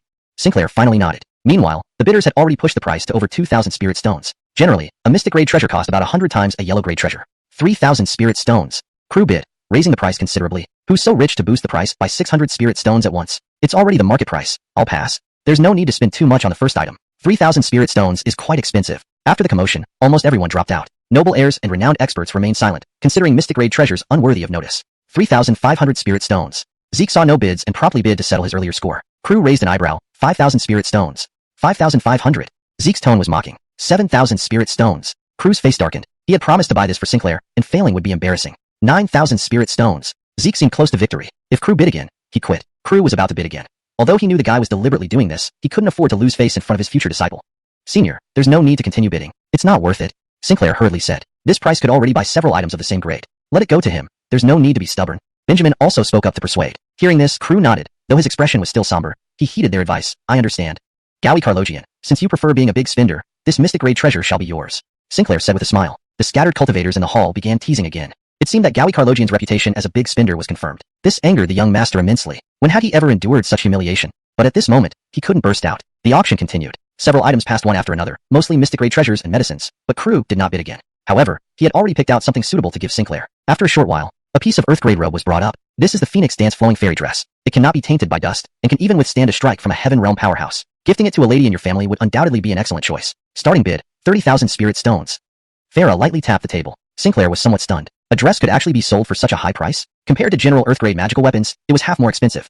Crew's eyes flickered with interest. This dress looked very nice. It was also time to buy clothes for that little girl at home. Buying this would be a good choice. Hadden also had some thoughts and smiled slightly. Miss Tuya, if I buy this dress for you, will you have dinner with me? As soon as these words were spoken, the hall immediately buzzed with excitement. Farah was a beauty in Yunbei City, the object of countless people's fantasies. Now that someone dared to openly invite her like this, they felt somewhat indignant. If you can give me this dress, it should be I who invites you to dinner. Farah's beautiful eyes held a smile, her words impeccable. Upon hearing this, many aristocratic heirs, who admired her figure, became interested. If something else happened after dinner, wouldn't that be a huge profit? Chapter 48. For a smile? 35,000 spirit stones. A noble's son immediately shouted out a bid. 40,000 spirit stones. I'll put in 50,000. In just a short time, the bidding soared to an astronomical price of 160,000 spirit stones. Seeing it was about right, Haddon sneered coldly, 200,000 spirit stones. He raised the bid by a substantial margin at once. That dissolute of the Jiang family has placed a bid. It seems he's determined to get it. He would spend 200,000 spirit stones for a meal with Miss Petra. A lifetime of our savings wouldn't be enough for his single meal. How disheartening. These noble families are such that even if we accumulate wealth for 10 lifetimes, we still couldn't compare to them. The freelance cultivators in the main hall sighed as they watched the nobles flaunt their wealth. Haddon, I won't let you have your way today if you wish to invite Miss Tuya to dinner. The Marquis heir from the northern frontier opened his mouth. Then let's see. Haddon wasn't afraid of the northern frontier Marquis power. He had the backing of a holy land. Although a branch family, it was still mighty enough. 250,000 spirit stones. Ryan, the Marquis heir, shouted. 300,000 spirit stones. Haddon didn't waver in the least. Crew observed from within the private room, curious how high the bidding would go. Not long after, 950,000 spirit stones. If the young Asaya wishes to continue bidding, I will gladly give up this dinner opportunity with Miss Tuya. Haddon lusted after Petra, but paying such a huge sum for a meal wasn't worthwhile without any sure returns. It should be known that an Earth rank treasure costs only 2 to 3,000 spirit stones. Now, bidding nearly 1 million was already his limit. There were many other good items yet to come. He couldn't be reckless. 1 million spirit stones. Ryan laughed and said, to win a beauty's smile, even bankrupting myself, what does it matter? Hearing this, Petra smiled faintly. Perhaps marrying into the Marquis family wasn't a bad choice. Haddon was seething inside, but could only suppress his anger. If not for the valuable items left to auction, he would definitely have fought harder. Just thinking of the beauty accompanying the Marquis heir for dinner tonight made him depressed. 2 million spirit stones. Sinclair's voice suddenly rang out. Crew had nodded, signaling him to speak. The hall went dead silent, everyone stunned for a moment. Would someone really spend 2 million spirit stones on an Earth rank robe, all for Petra's smile? How utterly wasteful. Not possible. Sinclair, where did you get 2 million spirit stones? Are you mad? After the shock, Zeke quickly protested. Could a rustic boy have so much money? With Zeke's harsh reprimand, everyone realized how outrageous 2 million spirit stones were. Petra also recovered from her surprise, eyes narrowing. Sir, I appreciate your intentions, but if you're disrupting the auction, there will be severe consequences. Clearly, she thought Sinclair spent so much money to dine with her, but she didn't want to end up empty-handed. Refusing solid million stone earnings for a whimsical 2 million was laughable. Is that so? Do you think we don't have the money? From the private room, Crew coldly snorted, emitting immense pressure. Fourth stage cultivator, undoubtedly a powerhouse. With various techniques and treasures, even a Void God Realm existence could be challenged. Generally, possessing Void God Realm strength meant being the backbone of a sect, capable of becoming an interlution of major holy lands. Even the old mayor of Yunbei City was merely half-step true God Realm, only one level above Crew. We just have reasonable doubts. Zeke, protected by backers, naturally wasn't intimidated by Crew. Yes, poor bumpkins from the countryside can't possibly have so many spirit stones, Haddon and Ryan mocked. Even top-notch nobles would need years to gather 2 million spirit stones. Without this auction, their Lucians wouldn't have given extra. Fine. Let's ask the auction house to check if we can afford it. But first, if we can, what then? Crew said coldly. God essence scavenged from barren lands, and the great desolate interior amounted to thousands of pounds. Even immortal essence was plentiful. Speaking of wealth, Crew alone was a force. Originally here for amusement, these people insisted on facing humiliation. Humph, mere posturing. Zeke scoffed, not believing Sinclair could afford it. If you can pay, I'll cover the 2 million. But if not, become my battle servant forever guarding the borders. Ryan also sneered. He had just paid 1 million. Now these people disrupted things again. Unacceptable. Alright, as you say. Crew chuckled. Receiving a free Earth rank robe wasn't bad. Another few million spirit stones could buy a heaven rank treasure. For characters like the old mayor of Yunbei City, it was a formidable weapon. The auction paused as Petra and her maidservants approached Crew's private room. Disrupting an auction has serious consequences. Since someone reported you, please cooperate. These should suffice. Crew waved, displaying a few god essences glowing with aura. About 4 or 5 pounds each. Petra froze. God essence? This was a precious resource even holy landlords and sages needed. Sir, where do you come from? Petra panicked. So easily producing god essence showed absolute power. Even if not exactly a holy land entity, it was incredibly close. You ask too much. Crew lifted his gaze expressionless. Let the auction continue. Benjamin waved, dismissing Petra and others. Petra left without delay. The noble families watched eagerly for Crew's embarrassment. 2 million spirit stones were considerable wealth, equivalent to a heaven rank treasure, significant even for inferior ones. They couldn't believe these newcomers could possess so much, likely boasting. Auction resumes. Petra announced in the main hall, shock still in her eyes. However, silence followed. The auction continues? Impossible. What does that mean? Could the pauper really produce 2 million? Not possible. Absolutely impossible. Noble heirs murmured in disbelief. Ryan and Zeke were incredulous. That poor-looking Sinclair actually brought someone who had 2 million spirit stones, and they spent it without any hesitation? Absolutely absurd. High Carlogian, didn't you say that Sinclair is just from the countryside? How could he afford 2 million spirit stones? Ryan gritted his teeth and said. He had just made a boast. If they had 2 million spirit stones, he would have to pay for the Earth rank robe. 2 million in total. Even with the vast wealth of the Marquis household, such extravagance was unacceptable. High Carlogian was also stunned, unsure how to respond. He didn't know either. Could it be that Sinclair brought someone who really comes from a holy land? This thought sent shivers down High Carlogian's spine. If he had offended a holy land, the High family would cease to exist. Such a monstrous entity was terrifying even to imagine. It's impossible. Sinclair wouldn't have the chance to meet someone of that level. Even if he has connections with a holy land, it's probably similar to Haddon. High Carlogian muttered to himself, feeling slightly less terrified. Even he had no opportunity to meet such a powerful being. How could a country boy like Sinclair be so lucky? Ryan was furious. 2 million spirit stones would be enough to cause him financial pain for some time. If he had spent it on himself, it would have been fine, but giving it away for nothing was infuriating. Son of the Marquis, remember to pay up later. As a noble heir, you shouldn't welsh on your bets, right? Crew's tone carried a hint of amusement. Although he didn't care about the money, it felt good to give them a taste of their own medicine. Humph. Ryan held back his anger and replied with a cold snort, saying no more. For the sake of the Marquis' reputation, he would fulfill the wager despite his reluctance. But he began to plot how to deal with Crew and his group after the auction. The auction continued. After selling various Earth rank items, the final 4 were Heaven rank treasures. Crew spent over 3 million spirit stones on a long spear, intending to gift it to Sinclair after the auction. Soon, the last 3 mysterious items were about to be auctioned. Top-tier powerhouses from around Yunbei City were all here for these items, and Crew also became curious. Chapter 49. Enigma and Bone. The next item for this auction is a mysterious object, Petra announced, her gaze instinctively falling on Crew's direction. At the same moment, powerful figures like the Abdul, the branch head of the Jiang family, and the Valley Master of 100 Flowers Valley, who were resting with their eyes closed, all roused themselves. The true contest was about to begin. The first item, an incomplete holy artifact from the Bloss secret realm. Petra began to introduce it. Although incomplete, it still possesses formidable power. Even true God Realm and Celestial God Realm experts can be severely injured if they are not careful. Of course, there's a significant caveat. The Y Lucian's cultivation level mustn't differ too much from the target's. A difference of 1 major realm might still allow the holy artifact to have its effect, but a difference of 2 major realms could result in backlash.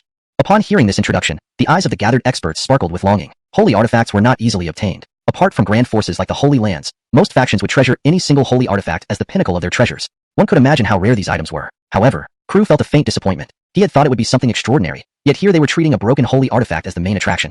Recently, he had acquired quite a few saint-level treasures. Things that others treasured dearly were all handed over by him to the sect. A single divine-grade weapon given by the system was more than enough for him. Often, it didn't even see much use, just gathering dust in his storage space. If anyone knew what Crew was thinking at this moment, they might be tempted to give him a good beating. Such thoughts only revealed his lack of understanding of those who truly needed these artifacts. The experts started bidding fervently, now using not the common spirit stones, but divine essence. For such fearsome treasures, they were generally priceless. Whoever possessed a divine-grade weapon would undoubtedly treasure it as part of their sect's strength. How could they possibly sell it easily? It was only because this divine-grade weapon was severely damaged that it was put up for sale. Very soon, the transaction price for this incomplete divine-grade weapon was decided. It went to the Abdul for an astronomical amount of tens of thousands of pounds of divine essence. Had it not been for its damage, the price might have been tenfold. Congratulations, Abdul. With this divine-grade weapon, our human border will surely become even more peaceful. Alexei said insincerely. He naturally wanted the incomplete divine-grade weapon too, but unfortunately, his household lacked the funds. The Abdul, defending the borders, had his own territory and, as one of the feudal lords, it was no surprise he could afford so much divine essence. After all, he did have some connection with the royal family. With this divine-grade weapon, I hope His Excellency will bring more benefits to the people and protect the border residents, General Jerry said with regret. For ordinary people, obtaining a divine-grade weapon was as hard as climbing to the heavens. Seeing one slip away would inevitably cause regret. Hehe, this is just the first mysterious item. Perhaps better things await us. I'm out of the competition, everyone. Best of luck. The Abdul chuckled brightly. Spending tens of thousands of pounds of divine essence for a divine-grade weapon was indeed a great deal, enhancing his house's foundation, securing the border better, and intimidating potential troublemakers. With nods, the other experts waited quietly for the next mysterious item. The first item being a divine-grade weapon meant the next one should be excellent too. Ladies and gentlemen, next is the second mysterious item of this auction, which is unique and whose origins remain unknown to our auction house. If anyone can unravel its mysteries, they might discover an incredible opportunity, Petra explained with a smile. While she spoke this way, insiders knew if it was truly as wonderful as she claimed, the Lin family wouldn't have put it up for auction. In the hall, murmurs broke out, but Petra paid no heed and quickly had the second mysterious item brought out. The second item, we speculate, is an ancient relic bone left behind by a powerful being from primeval times. Deciphering the runes on this bone could unlock tremendous fortune. Starting bid is 300 pounds of divine essence, Petra revealed, uncovering the red cloth covering the relic bone. An array of colorful light shone forth. A somewhat oppressive sensation spread around. Uncanny, sinister, definitely an ominous object. Crew squinted his eyes. This bone was absolutely special, but the unsettling feeling made him rather uncomfortable. Senior, could you help me with something? I will certainly repay you one day. Beside him, Sinclair suddenly spoke, his eyes filled with fervor. Crew was momentarily stunned but then understood. Sinclair definitely wanted this bone. He must have discovered something. It was often said that destined individuals encounter extraordinary items at auctions. Now it seemed true. Want me to help you buy this bone? Crew laughed. Sinclair, surprised for a moment, nodded shyly. Being unrelated, anyone would hesitate to spend heavily on another's behalf. Therefore, Sinclair looked downcast. He really needed this bone. Crew remained silent, only focusing on the auction stage. The bone was palm-sized, emitting black specks amid the colorful light, exuding endless strangeness.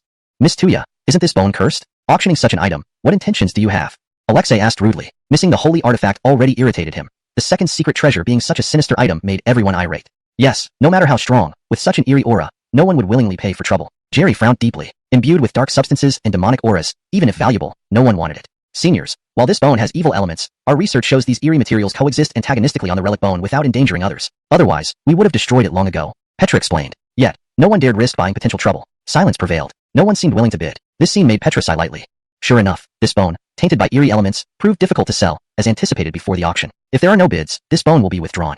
Petra tapped the table lightly. Just as someone was about to collect the relic bone, a voice called out, 301 pounds of divine essence. No one else buying suited Crew fine. Saving costs, divine essence wasn't trivial. 1 pound could suffice for a day of intense cultivation for a celestial. What? Someone actually bought this bone? Infiltrated by eeriness, he's willing to spend so much. What to say? Not afraid of getting entangled by the eerie? Young age, sure, but later years will bring nothing but misfortune. Eventually, he'll be invaded by eeriness, truly senseless. Scattered cultivator sighed. Ancient texts warned against touching such eerie items. Even if Petra assured mutual antagonism, no one dared risk their lives. 301 pounds once. 301 pounds twice. Bang. Waiting for bids, Petra finally sighed, hammering it down. This relic bone was exceptional, comparable to holy artifacts. Without eerie elements, its value could skyrocket hundreds or thousands of times. Too unfortunate. But at least there was a buyer.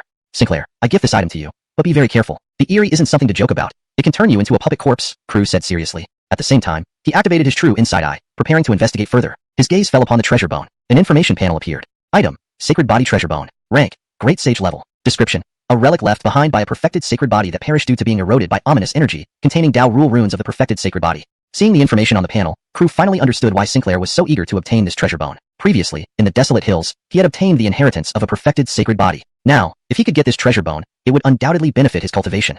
Thank you, Senior. Sinclair was deeply moved. His gratitude towards Crew was immeasurable. He also conceived the idea of becoming Crew's disciple. This bone was crucial to him, resonating with his physique. The inheritance of the perfected sacred body in his mind desperately wanted him to obtain this treasure bone. As long as he got this bone, it would provide tremendous help for his cultivation path. It's nothing, just a small effort. But you must understand that this item carries great risk, and utmost caution is required.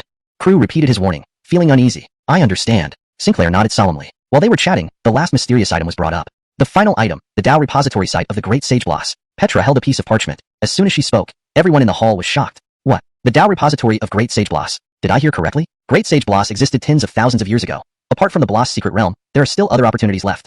My god, if this news gets out, not only our Yunbei city, but the entire northern region will be shaken. That's a Great Sage level existence. Even sanctuaries might send people out.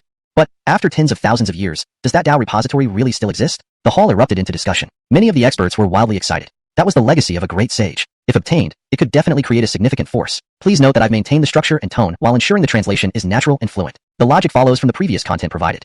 Chapter 50. Flocking to it like moths to a flame. Seeing the covetous expressions of the crowd, Petra's bright red lips curled up into an attractive smile. Although she was unsure about the authenticity of this treasure map, involving the Great Sage's relic site would undoubtedly attract many people like moths to a flame. If this opportunity were real, it would certainly be a direct path to success. The remains of the Taoist treasures of the Bloss Great Sage are located within the Bloss Secret Realm. After some time when the Bloss Secret Realm opens, anyone with this treasure map can locate the site's position. But whether you can truly obtain the hidden treasure depends on your fate, explained Petra. The gist was that even with the treasure map, there was no guarantee one would find the hidden treasure. After all, it had been tens of thousands of years, and no one knew if someone else had already taken it. It was all a gamble. If successful, it would mean a great leap forward. The several experts present were shrewd individuals who understood Petra's meaning clearly, hesitating for a moment as they weighed their options. The base price is 5,000 pounds of divine essence. Everyone, start bidding. Petra tapped her small hammer lightly on the table. Initially, there was silence before a bidder stepped forward. 5,200 pounds of divine essence. Lori, the Valley Master of Hundred Flowers Valley, clenched her teeth and placed her bid. While divine essence might not be lacking in holy lands, for forces like theirs, it remained a rare resource. Losing such a bet would be a severe setback. 5,300 pounds of divine essence. Easton frowned deeply, with only a limited supply of divine essence left. He hadn't intended to continue bidding. Getting a broken sacred artifact was already his greatest gain. But the allure of the Great Sage's relic site was too tempting. Winning could yield unimaginable rewards. 5,400 pounds. General Jerry was also very tempted. If he obtained the Great Sage's hidden treasure, breaking through to the true god realm wouldn't be difficult, and he might even aspire to reach the level of a Holy Land's lord. Even conservatively speaking, becoming a true god would enhance his official rank. Just this prospect alone made it worth exhausting his wealth. The important figures around Yunbei City started to compete. Inside the private room where Crew and others were, Sinclair's calm face showed a slight excitement at the thought of the Great Sage's treasure bone. Benjamin, meanwhile, was frowning, deep in thought. Crew, can you lend me some divine essence? I left in a hurry this time and only brought 2,000 or 3,000 pounds, which may not be enough to get that treasure map. I'll repay double next time. After long deliberation, Benjamin finally spoke. Within the Bloss secret realm, there was something he desperately needed, likely hidden in the Great Sage's treasure. Crew replied nonchalantly, is 10,000 pounds enough? There's more if you need it. This ostentatious generosity annoyed some people. You don't need to give so much, Benjamin grimaced, thinking how Crew exuded an air of opulence. But having Crew's support, his concerns faded. Combining his own resources with Crew's loan should suffice to win the treasure map. Still, he wondered how Crew managed to accumulate so much divine essence. Even a holy son from a sect would feel inferior. The auction continued, with the treasure map now priced at an astronomical 36,000 pounds of divine essence. This was the limit these powers could bear. The damaged sacred artifact cost about the same. Despite the temptation of the Great Sage's relics, it was uncertain if one would succeed. It was a massive gamble. Winning could greatly boost a force, while losing meant retreating to obscurity. 50,000 pounds of divine essence. Silence followed as Benjamin's voice cut through. All attention shifted to him. What kind of person could bid 50,000 pounds at once? Petra looked at the private room where Crew and company were seated, her expression complex. She didn't know where they came from, but their casual attitude toward divine essence hinted they weren't ordinary successors. They likely rivaled forces like the Easton Estate or Hundred Flowers Valley. Ordinary heirs couldn't produce such valuable items. Jiang Yundun, watching the sudden rise to 50,000 pounds, felt a flash of viciousness. He had planned to make a decisive bid, but 50,000 pounds was beyond his means. Was he supposed to spend everything on this elusive treasure map? Dad, I have a plan. Haddon looked crafty beside him. Oh, what do you suggest? I noticed those youngsters in the private room seem rather weak. Once the auction ends, we disguise ourselves and ambush them, seizing their belongings. With your strength, it should be easy. Zhang Yundun smiled. You live up to my expectations. How clever. Seizing the treasure map without spending a penny on divine essence was tempting indeed. A great sage's hidden treasure. While the Zhangs plotted, Benjamin secured the treasure map with 50,000 pounds. For other forces, it was a huge sum. But for his holy land, it was merely a drop in the bucket. Thank you for your help. I will repay double. Benjamin thanked Crew after securing the bid. It's just a small amount. Consider it a gesture of friendship, Crew replied indifferently. Benjamin smiled faintly but didn't say more. Soon, the items Crew and his group had won were delivered to their private room. Earth-level robe, heaven-level spear, mature sacred body bone, Bloss Great Sage's treasure map. These were all excellent finds. But Crew sighed. These belonged to others' fortunes. He was merely an observer. Nevertheless, today's show had been quite entertaining. Thinking of buying new clothes for the girl back home put him in a good mood. He wondered if Michaela had woken up yet, and decided to return soon. Sinclair, take this spear. You lack a proper weapon. Use this one temporarily. Crew handed over the heaven-level spear, weighing roughly 100,000 pounds. It would be manageable at Spirit Gathering Realm peak, but using it required more strength. Injecting spiritual energy could make it heavier, far exceeding Sinclair's current capabilities. Considering this, Crew sealed its power. He worried about others coveting it since Sinclair lacked any backing. Thus sealed, it appeared merely as an ordinary yellow-grade treasure outside. One day when you're strong enough, you can break these seals yourself. This will serve you well for some time. Crew added considerately. As a future disciple, not having a decent weapon seemed unacceptable to him as a mentor. Senior, your kindness. I cannot accept this. Sinclair's eyes moistened. Crew's benevolence gave him assurance in this unfamiliar world. The thought of becoming Crew's disciple grew stronger in his mind, but he didn't know how to bring it up. If Crew were to offer him the chance to become his disciple again, he would definitely accept without hesitation. Take it. If you keep hesitating like this, I'll get angry. Crew pretended to be impatient. Seeing this, Sinclair didn't dare to disobey and carefully took the heaven-grade artifact. He felt an immense respect for Crew. Not only did Crew buy the treasure bone for him, but he also gifted him a heaven-grade artifact. How could he ever repay such kindness? Sinclair was someone who valued emotions and righteousness. Crew's actions were deeply etched into his heart. Even if he returned the favor 1,000-fold or 10,000-fold in the future, it still wouldn't be enough. After all, adding flowers to brocade can never compare to bringing charcoal in the snow. Seeing that Sinclair finally accepted his gesture, Crew was happy. Alright, now that we have everything, let's go. We still need to buy some clothes. Crew said indifferently. Yes, let's go. Benjamin and Sinclair nodded. Both had obtained what they wanted and were in high spirits. After paying, they left the auction house. Under Sinclair's guidance, they quickly arrived at the shop where the girls were buying clothes. Under the watchful eyes of many young ladies, the three men felt somewhat embarrassed. Benjamin even gave Crew a glance filled with resentment. This was more awkward than the auction house. Fortunately, this torture didn't last long. Knowing he wasn't good at selecting women's clothing, Crew gave the shopkeeper a large sum of money and asked her to pick out 10 sets of clothes that could be changed. Dante, enticed by the money, worked wholeheartedly. Brother Sue, if there's such a situation in the future, please inform me beforehand so I can prepare mentally, Benjamin sighed. Being stared at by so many girls with strange looks made him uneasy. Crew smiled, feeling quite pleased. Ha ha ha, this will only happen once, Brother Duan. Bear with it a little longer. I wonder which beautiful lady is worth Brother Sue buying these items for personally? Benjamin was full of curiosity. Sinclair also leaned in closer to listen. Chapter 51. Run. Seeing the group's casual demeanor, Crew felt a headache coming on, with several black lines appearing on his forehead. What beautiful maiden. What are you all thinking about? It's just a disciple. I'm bringing some gifts back as a token of this trip. Crew half-joked. Upon hearing this, any trace of gossip vanished from their faces. Before long, the Allen selected 10 sets of different clothes, each exceptionally exquisite and attractive. The lowest rank among them was yellow grade, suitable for changing to fit any figure. This reassured Crew. He was only worried that they might not suit Jeannie's taste. With the clothing in tow, Crew and company went to the snack street, buying some food before preparing to leave. As the saying goes, there is no feast that doesn't end. After shopping, Crew prepared to return to 10,000 Sword Mountain, while Sinclair and Benjamin intended to stay longer, awaiting the opening of the Bloss secret realm. This secret realm was particularly peculiar, only allowing young people at or below the condensing spirit realm to enter. Although Benjamin did not meet the conditions, he possessed secret methods to bypass the Great Sage's rules. Farewell everyone, let's hope we meet again. Holding a bag of candied chestnuts, Crew said with a smile. Today's events had left him thoroughly content. Fellow Taoist, if you ever need help, don't hesitate to find me, Benjamin sincerely said, offering a token. He felt it necessary to establish ties with Crew. Even their brief time together had won his favor. Senior, I have nothing now to offer, but when my cultivation advances, I will surely repay your kindness. Sinclair bowed respectfully, regarding Crew as an esteemed Lucian. Feeling at ease, Crew replied with a slightly bent eyebrow. Alright, enough sweetness. I think we'll meet again soon, and by then, both of you must treat me to a grand meal. No worries, I promise you'll be satisfied. Benjamin nodded. While the three were chatting, all major forces had set their sights on them. Not only did Alexei want the treasure map, but the Joel and other forces did too. Even Jerry, known for his uprightness, was hiding in the shadows. Could anyone truly ignore the top secret stash left by a great sage? Whether real or not, if there was even the slightest chance, most of the world's forces would vie for it. Even the Holy Lands would not be exempt. Father, let's act now. They seem ready to leave. If we delay, our prey might slip away. Hadden urged impatiently. If they could obtain the great sage's stash, entering the main branch of the Jiang family would not be out of reach. Just thinking about it excited him. Rest assured, with your father here, they won't escape my palm. Alexei nodded, checking his disguise, ensuring no one could recognize him, and prepared to act. However, before he could move, someone preempted him. Young friend, please wait. A voice thundered through the city. The Joel led many guards, encircling Crew and the others. Onlookers quickly moved away, fearing collateral damage. In the alley, Crew frowned, sensing the ominous intent. Benjamin felt similarly, his aura charged with spiritual energy, radiating the pressure of a half-step forth tribulation. Being so strong at such a young age was considered elite. Ha! With merely a half-step forth tribulation strength, you dare to flaunt before me? The Joel stood with hands behind his back, expression calm. His marquee title wasn't earned through connections but hard-fought battles. A half-step true deity was undoubtedly a pillar of any force. After all, Even the openly declared powerhouses of the various holy lands were merely celestial deities. Half-step true deities were among the top tier. To him, a mere peek through Heaven Realm youth was nothing. What do you intend, senior? Crew asked gravely. Facing a half-step true deity, even his full strength could barely resist. The Joel's prowess was battle-hardened, not built on pills and elixirs. The location of the Great Sage's stash is in your possession. Why not share it with me? Isn't mutual benefit better? Rest assured, I will compensate you with 10,000 pounds of divine source. The Marquis didn't plan to forcefully seize it, trying to reason instead. If we don't comply, what then? Benjamin held back his anger. When had a Holy Land's crown prince ever endured such humiliation? Was he a pushover? I will only detain you temporarily. Rest assured, no harm will come to you. Once you decide to hand over the treasure map, you will be released.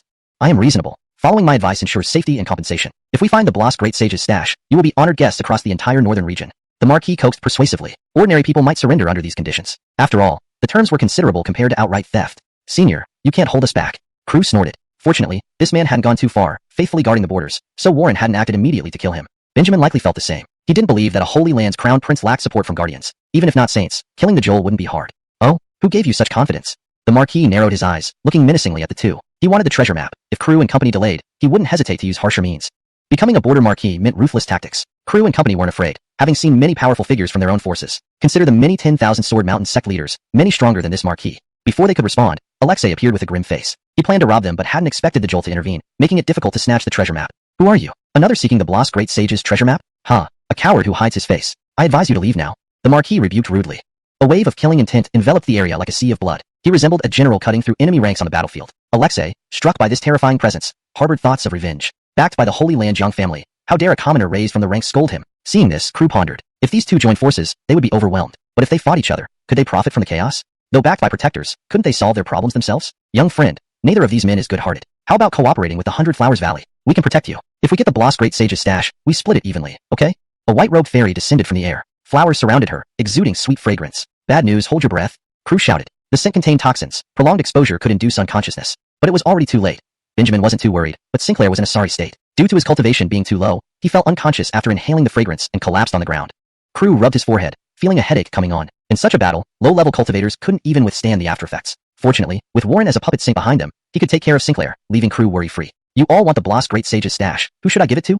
Benjamin wasn't less shrewd than Crew, and had the same idea when faced with this situation. Let these people fight among themselves, and then reap the benefits of their conflict. Together, Benjamin and Crew could probably resolve this dilemma. However, these were all beings who had lived for hundreds of years, their thoughts deep and calculating. Haha, young friend, why don't we bring out the treasure map together? Let the most capable person keep it. This way, we won't have to fight over it. Alexei laughed heartily. So many powerful figures were here now. Trying to snatch the secret stash map from their hands would come at an enormous cost far beyond what he could bear.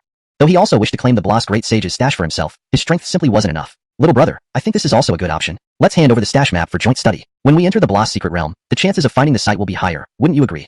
The fairy from 100 Flowers Valley also chimed in. The Joel remained silent, standing quietly to the side, seemingly agreeing with this idea. As long as he knew the location of the Great Sage's stash, he could handle the rest once inside the secret realm. Crew and Benjamin exchanged glances, their eyes heavy with concern. It seemed they had no choice but to fight. But these powerful figures before them were all at least at the condensing spirit realm. Even facing one would be more than they could handle. Run. They moved in perfect unison, picking up the unconscious Sinclair and turning to flee without looking back. What better time to run than now? If they wanted to counterattack, the city environment was not to their advantage. The gathered powers were momentarily stunned, then filled with annoyance. Run? What was there to run from? Did they think their cultivation levels were a joke? Chapter 52. The Spirit Sealing Array. Crew activated the Kuanping treasure technique, broke through the encirclement, and swiftly left Yunbei City with Benjamin and Sinclair. It had to be admitted that the Kuanping treasure technique lived up to its reputation as the fastest technique in the world. Even a group of Void God Realm experts could not catch up with Crew for the time being. After a while, outside Yunbei City, in a valley, Crew and his companions stopped there. The Kuanping treasure technique was indeed one of the most terrifying techniques, and under full power, it consumed spiritual energy rapidly. Therefore, Crew had no choice but to pause briefly to adjust his breath. If it were not for his lesser reserves of spiritual energy compared to those seasoned experts, Crew would have already escaped Alexei and others. Benjamin's expression was filled with suspicion at this moment. He scrutinized Crew once more. Brother Sue, did you just use the Kuanping treasure technique? And this level of strength? His tone revealed undeniable astonishment. Last time they met, they were at the same level. He hadn't expected that within a few days, Crew had made such an advancement. This strength was probably unmatched by very few among the younger generation. Even a top genius like him felt inferior. Indeed, it is the Kuanping treasure technique. Crew didn't hide it since it couldn't be concealed anyway. It was better to admit it openly. Wanjian Mountain wasn't a small force. Even if someone coveted it, they would still have to consider the forces behind it. Moreover, not long ago, he had forged a peerless great sage for Wanjian Mountain who could stand up to any challenge. Even the immense sanctuaries would fear them for years. As for my strength, Wanjian Mountain faced a great calamity recently, and I survived the ordeal with some enlightenment, leading to my natural progression. Crew explained slowly. It was difficult to distinguish truth from falsehood, but it sounded convincing enough. Hearing this, Benjamin sighed. I see, at that time. I also tried to persuade my master, but the situation was too complex, leaving me powerless. Regarding the calamity of Wanjian Mountain, he was well aware and felt somewhat guilty. After all, they were both human forces, and seeing Wanjin Mountain slaughtered by outsiders without offering help indeed caused reflection for a righteous youth. Don't worry, our Wanjin Mountain can be considered to have turned misfortune into fortune. We now have a peerless great sage, and no force dares to bully us anymore, Crew said with a slight smile. Hearing this, Benjamin nodded enviously. Indeed, how I wish I could have witnessed the great sage's might back then. That battle shocked the entire world. It crushed the entire great wasteland so thoroughly that even ancient divine mountains, which had produced several Evars, were suppressed by the terrifying great sage. Wanjin Mountain's name was now renowned, possibly even surpassing some sanctuaries. Seeing Benjamin's expression, Crew smiled contentedly. It seemed the plan executed perfectly, making everyone recognize the power of Wanjin Mountain's mysterious great sage. Just enough. They didn't chat long because a few experts were still pursuing them. This was not the right time for idle talk. We must set up an array here. Being chased around like this is disgraceful. We need to counterattack, Crew declared solemnly. Though the pursuers were all Void God Realm experts, there might still be ways to turn the tables. What do you plan to do? Benjamin showed interest. Crew pondered for a moment, examining the terrain of the valley. Let's start by setting up a few spirit sealing arrays. The best approach is to eliminate them one by one. Together, they are overwhelming. Exploiting their divisions might truly reverse the situation. As a last resort, they still had their final trump card. Was being a guardian meant to be taken lightly? Yes. Let's get moving. Benjamin nodded and started setting up the arrays with Crew. On the other side, damn, how could these kids be so fast? Our strength cannot even catch up. Alexei raged. Lincoln remained calm. There's no need to panic. They must have used some secret method that won't last long. They can't run far. Leader, you're right. By following the remaining aura, we'll find them sooner or later, Easton agreed. Jerry stayed silent, lurking behind. He was conflicted. He didn't want to snatch the opportunities from these young ones. Yet who could resist the allure of the Bloss Great Sage's secret trove? Following the lingering aura, they quickly arrived at the valley, where towering trees stood within vast grounds, requiring half a day for ordinary people to traverse. Beasts roamed and roared through the forests. I think those kids are hiding in this valley. Should we level it together? Alexei proposed. We only need the treasure map, not their lives. No need for unnecessary killing, Lincoln disagreed. You can watch from the side. We'll handle it. Easton had fewer scruples, having committed many killings before. Ha ha ha, this is the first time we're working together. Alexei laughed heartily as spiritual energy flowed around him. Both of them unleashed devastating attacks on the mountains, flattening hills and scattering beasts. A terrifying aura swept across hundreds of miles, shaking the landscape. The picturesque valley became devastated instantly. To go this far just to find us? Seriously? Crew appeared, speechless. These old fools were indeed reckless brutes. Unable to find the target, they leveled the entire mountain range. A real headache. However, this didn't affect their plan. Finally came out. Quickly hand over the treasure map, and we may consider sparing your lives, Alexei said arrogantly. Want it? Come and take it. Smirking, Crew threw a copied sheepskin scroll towards the previously set up large array. Seeing this, Alexei smiled, heading toward the scroll. Easton and Lincoln frowned slightly, finding it suspicious. Could it really be that easy? Despite their suspicions, they approached the scroll. Meanwhile, Crew immediately turned and fled. Be careful, it's a trap. Realizing the threat within the array's range, Easton warned. Fortunately, they hadn't ventured too deep yet. Easton and Jerry exerted their spiritual energies to break free from the constraints of the spirit sealing array. The only one trapped inside the array was Alexei. Although the spirit sealing array was only a heaven-grade formation, and the inscribed patterns were somewhat haphazard, it contained massive amounts of divine essence. Even incomplete, the principles within far exceeded those of ordinary heaven-grade formations. Alexei needed to expend about 80% of his spiritual energy and at least half an hour to escape. Damn, fake. Holding the fake sheepskin scroll, Alexei looked menacing as he grew increasingly frantic. The spirit sealing array's binding force intensified, making it increasingly difficult to harness internal spiritual energy. Sighing in relief, Easton observed the situation. Firstly, the treasure map was fake, and secondly, they weren't trapped in the array. While the array was quite common, it posed significant trouble. If they were trapped now, they wouldn't know where Crew and the others had gone by the time they got out. Keep chasing. I don't believe they have more tricks. Easton's expression darkened as he harbored murderous intent. Initially intending to spare them, these kids proved troublesome. Eliminating them and securing the treasure map was the better option. I think we should be cautious. I suspect these guys have complicated backgrounds, Lincoln speculated. Young and talented individuals were usually heirs of major forces. But the identity of their backers remained unknown. Could they be from a sanctuary? Jerry voiced his doubts, with a lingering feeling that they might have stirred up a huge disaster. If they had angered a sanctuary, even the Carlo dynasty couldn't protect them. It's impossible. If they were heirs of a sanctuary, how could they not have a single guardian? Easton shook his head confidently. They might come from a major force, but it was absolutely impossible for them to be from a sanctuary. Such behemoths always traveled in a grand manner, accompanied by powerful figures, making a huge impact. He had once seen the young Evar of the Carlo dynasty from afar. How gracefully he moved. Pure-blooded creatures pulled his carriage, countless servants followed him, and a group of guardians stood by his side. Wherever he went, Dao sounds resounded, and rays of colorful light filled the sky. Just a glance would instill awe. Therefore, he genuinely believed that the heir of a sanctuary should carry such an air of dignity, perhaps not surpassing Cortez, but still very close. My lord is right. Hearing this, Jerry slightly relaxed. The three of them glanced at Alexei trapped in the array, not intending to intervene. They turned and chased after the direction Crew had fled. Fellow Taoists, give me a hand. How can you just leave me behind? Seeing the others rapidly depart, Alexei felt both anxious and angry, but there was nothing he could do. The spirit sealing array had completely immobilized him, preventing him from moving. Not far from the great array, Crew and Benjamin hid, using secret methods to mask their auras. On the other side, their spiritual bodies fled in the opposite direction, intending to lure Easton's group away from this place. Having agreed to deal with them one by one, they naturally targeted those who were isolated. Of course, if these people were all controlled by the spirit sealing array, they wouldn't need to act. They would just slip away. Unfortunately, these experts were experienced. Once they sensed something amiss, it became impossible to lead them into the trap. Fortunately, Crew's plan was well layered. Even if they didn't fall into the trap now, they would slowly be ensnared. Brother Sue, shall we strike now? Benjamin was eager to take action. Their spiritual bodies had already lured Easton's group far away. When else should they act if not now? Not yet, let's wait a bit longer.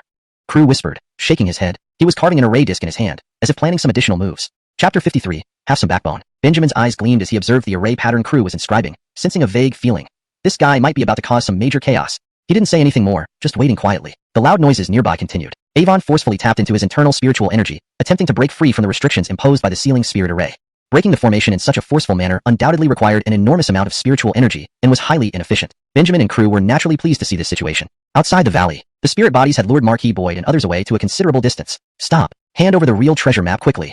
Marquis Boyd appeared with a dark face before Crew and Benjamin's spirit bodies, having finally caught up after chasing them. Stop running. Hand over the treasure map now. We can study it together and you will be spared. Lincoln felt somewhat impatient. Jerry remained silent, but clearly showed his intense desire for the great secret of Evar-grade. The three surrounded the two spirit bodies. Just a spirit body? How could this be?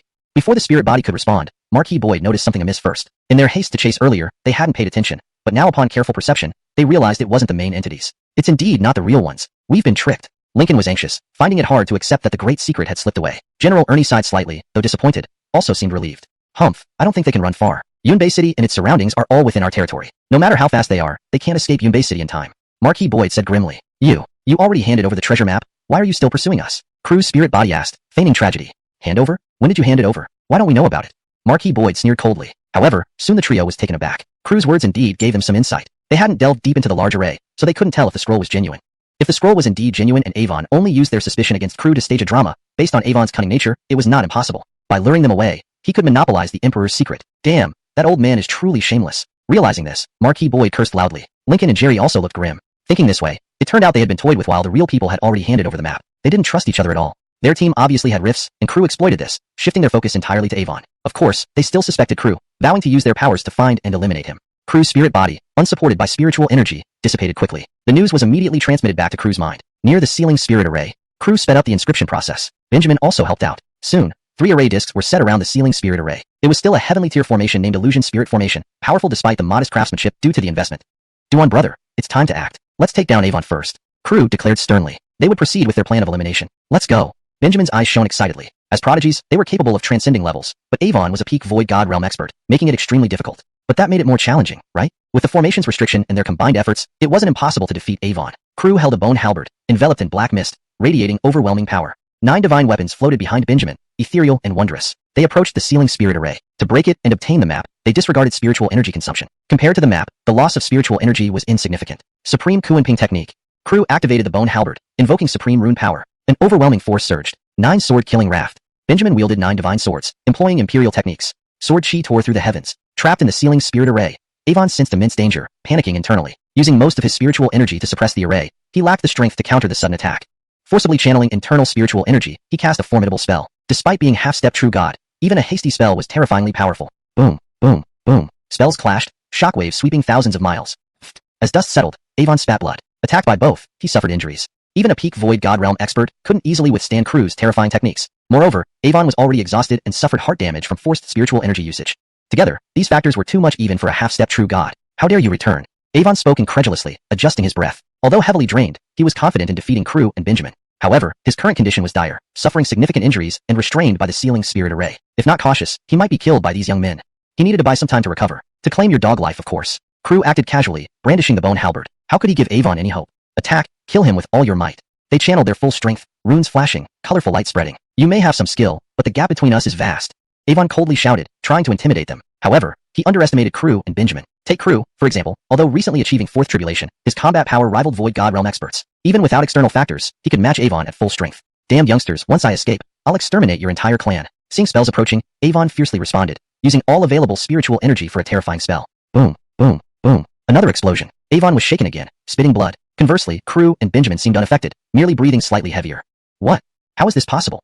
Avon was shocked. Even with many factors reducing his power, it shouldn't be like this. These kinds of existences should be easily crushed. Being ambushed explained the initial response, but there was no reason for this now. How could these two be so strong? A thought crossed his mind. Aren't you from a sacred land? Dragging his injured body, Avon trembled. If he provoked a sacred land, his entire clan might be wiped out. I'm not. Crew shook his head. Relieved, Avon took a breath. It's a relief if that's the case. He couldn't bear the consequences of offending a sacred land.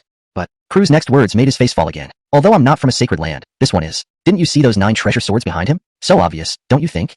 Those words hung in the air. Avon stood stunned in place. The divine sword manor?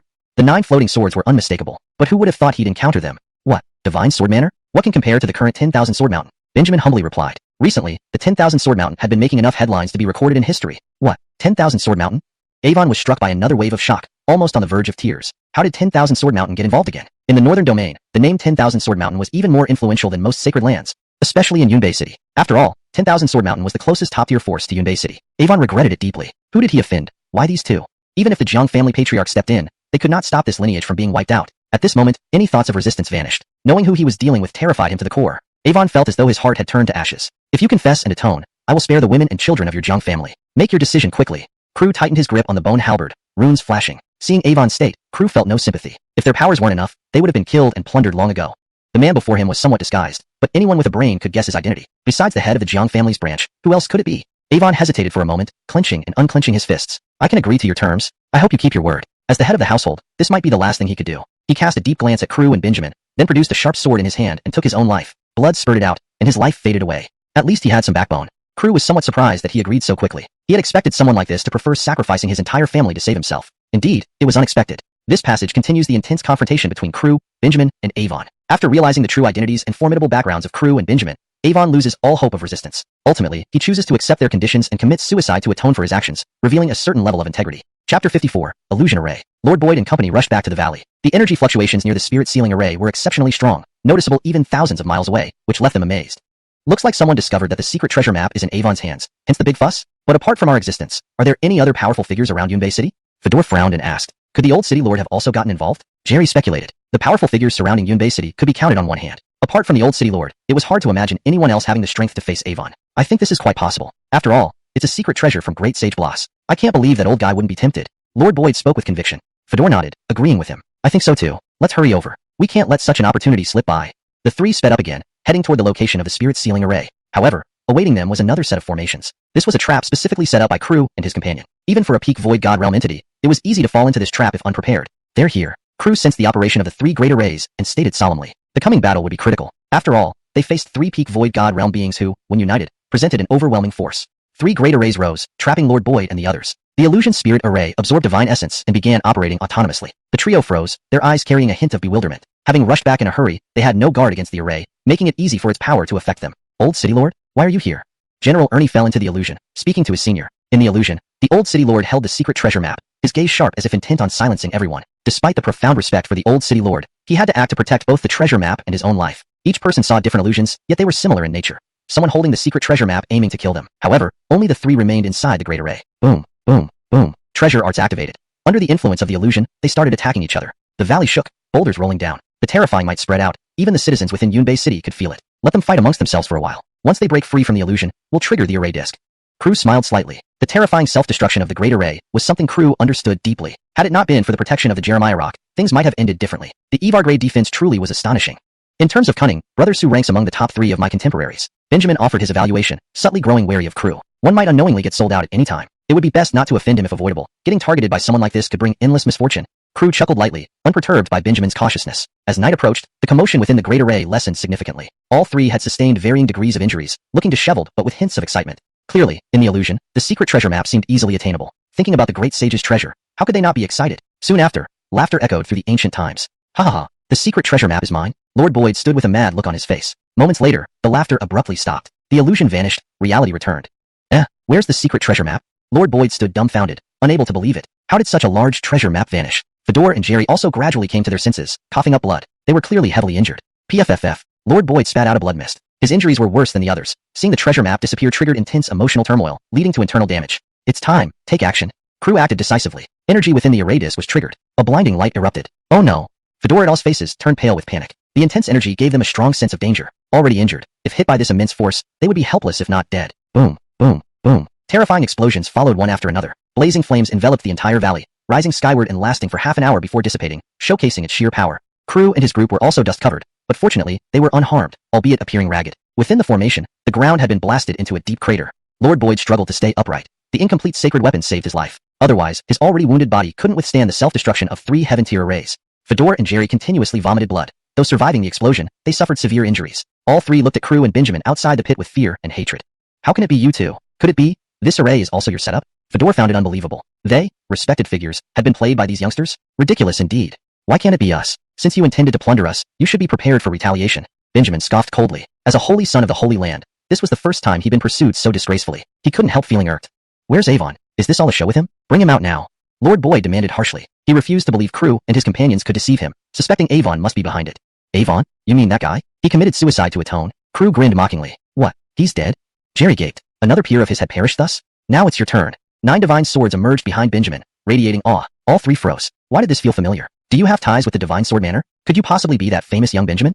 Fedor, realizing first, exclaimed in shock. If seen earlier, they might not have made the connection, but given their current predicament, realization dawned. Such a genius isn't just anywhere. Impossible. If you come from the Holy Land, why have no servants or guards? How could you be chased by us? Lord Boyd's eyes nearly bulged out. Benjamin smirked coldly. The successor of a Holy Land isn't as precious as you think. Just guardians suffice. Bringing servants is unnecessary. He aimed for the supreme Tao, not games. Both Fedor and Jerry trembled, confirming he was truly a holy son. To provoke such a being was ill-fated. Moreover, did such a being need the great sage's secret treasure? Yet he competed with them. Who could have guessed? Chapter 55. Return to 10,000 Sword Mountain. Sir, we did not know your identity. Otherwise, we would never have acted against you, Lincoln said in a somewhat submissive tone. Offending the Holy Land would have grave consequences. To such a colossal power, the 100 Flowers Valley was nothing more than a mere speck that could be crushed with a snap of their fingers. If it were not for this, she would not have been so obsequious. Do you think knowing my identity would stop you from attacking me? What if I didn't have the backing of a great power? Would you have wanted to strip and devour me alive? Benjamin coldly retorted, anger rising within him. We dare not. Jerry quickly shook his head. He had no intention of taking lives. He just succumbed to greed, wanting to gain the opportunity concealed in Bloss' great sage's treasures. I see how daring you are. 9 divine swords danced behind Benjamin, gathering a formidable momentum. Crew watched from the side, finding the situation amusing. While robbery and murder were not out of the question, they should at least accept the consequences of failure. What were they planning now? Death loomed closer. The 3 existences who had lived for hundreds of years showed signs of apprehension. I am a marquis of the Carlo dynasty. If you kill me, you will inevitably come into conflict with the Carlo dynasty. 2 holy lands clashing is never a good thing. Easton clenched his teeth and threatened. Without any means to fight back, like fish on a chopping board, all he could do was intimidate them. So what if it leads to enmity? His Majesty is an enlightened ruler. We only need to explain ourselves, and you will likely be annihilated. Crew wasn't afraid. He had seen the Evar of the Carlo dynasty before, though not familiar. He knew well that the Emperor wouldn't risk enmity with a holy land over this matter. Easton froze, feeling despair as if everything had turned to ashes. After striving for half his life, thinking of how his selfish actions might cause his entire family to perish brought immense pain. Lincoln and others also bowed their heads in despair. They would be at peace if only their families or forces weren't implicated. Sir, if we serve you as loyal retainers, following your every order, would you refrain from involving innocent lives? Lincoln raised her eyes hopefully. This might be her last chance. Her ancestors spent tens of thousands of years building the 100 Flowers Valley. She couldn't let it fall because of her mistake. Benjamin was slightly taken aback, then glanced at Crew. Following his nature, he had no intention of harming the innocent, but everything depended on Crew's decision. Seeing the silent figure, the 3 wise ones understood. He was the main pillar here. Just becoming servants can't absolve you of your crimes. Crew replied coldly. Being slaves was already too lenient. Their sin of ambush deserved much harsher punishment. The trio exchanged glances, seeing hope. According to Crew, there was still a chance for them to live. Whatever you ask, we are willing to do. Jerry responded hastily. Life meant little compared to sparing his family. Easton, despite reluctance, also looked at Crew expectantly. The powers behind you must surrender all resources and fully swear loyalty to one person. Crew had an idea. Sinclair needed resources, and Easton's force wasn't small. Regardless of their response, their resources would end up in his hands. It saved effort and provided Sinclair with some protection. Loyalty to you? Lincoln asked. Subjugation to a holy land was not severe punishment. They all knew better under bigger trees for shelter. Nice try. Crew scoffed, unimpressed by their loyalty. Then who? Jerry eyed Benjamin. The Divine Sword Manor was also excellent. Benjamin smiled sarcastically, bringing out Sinclair. He understood Crew's intentions. It's him. Ensure he has the best cultivation resources and safeguard his path. Fail to comply, and your factions will be eradicated. Crew threatened without hesitation. They reluctantly accepted. Anything to save their lives and avoid the destruction of their factions. We understand. For your own good, sign the contract now and become his loyal servants, swearing undying loyalty.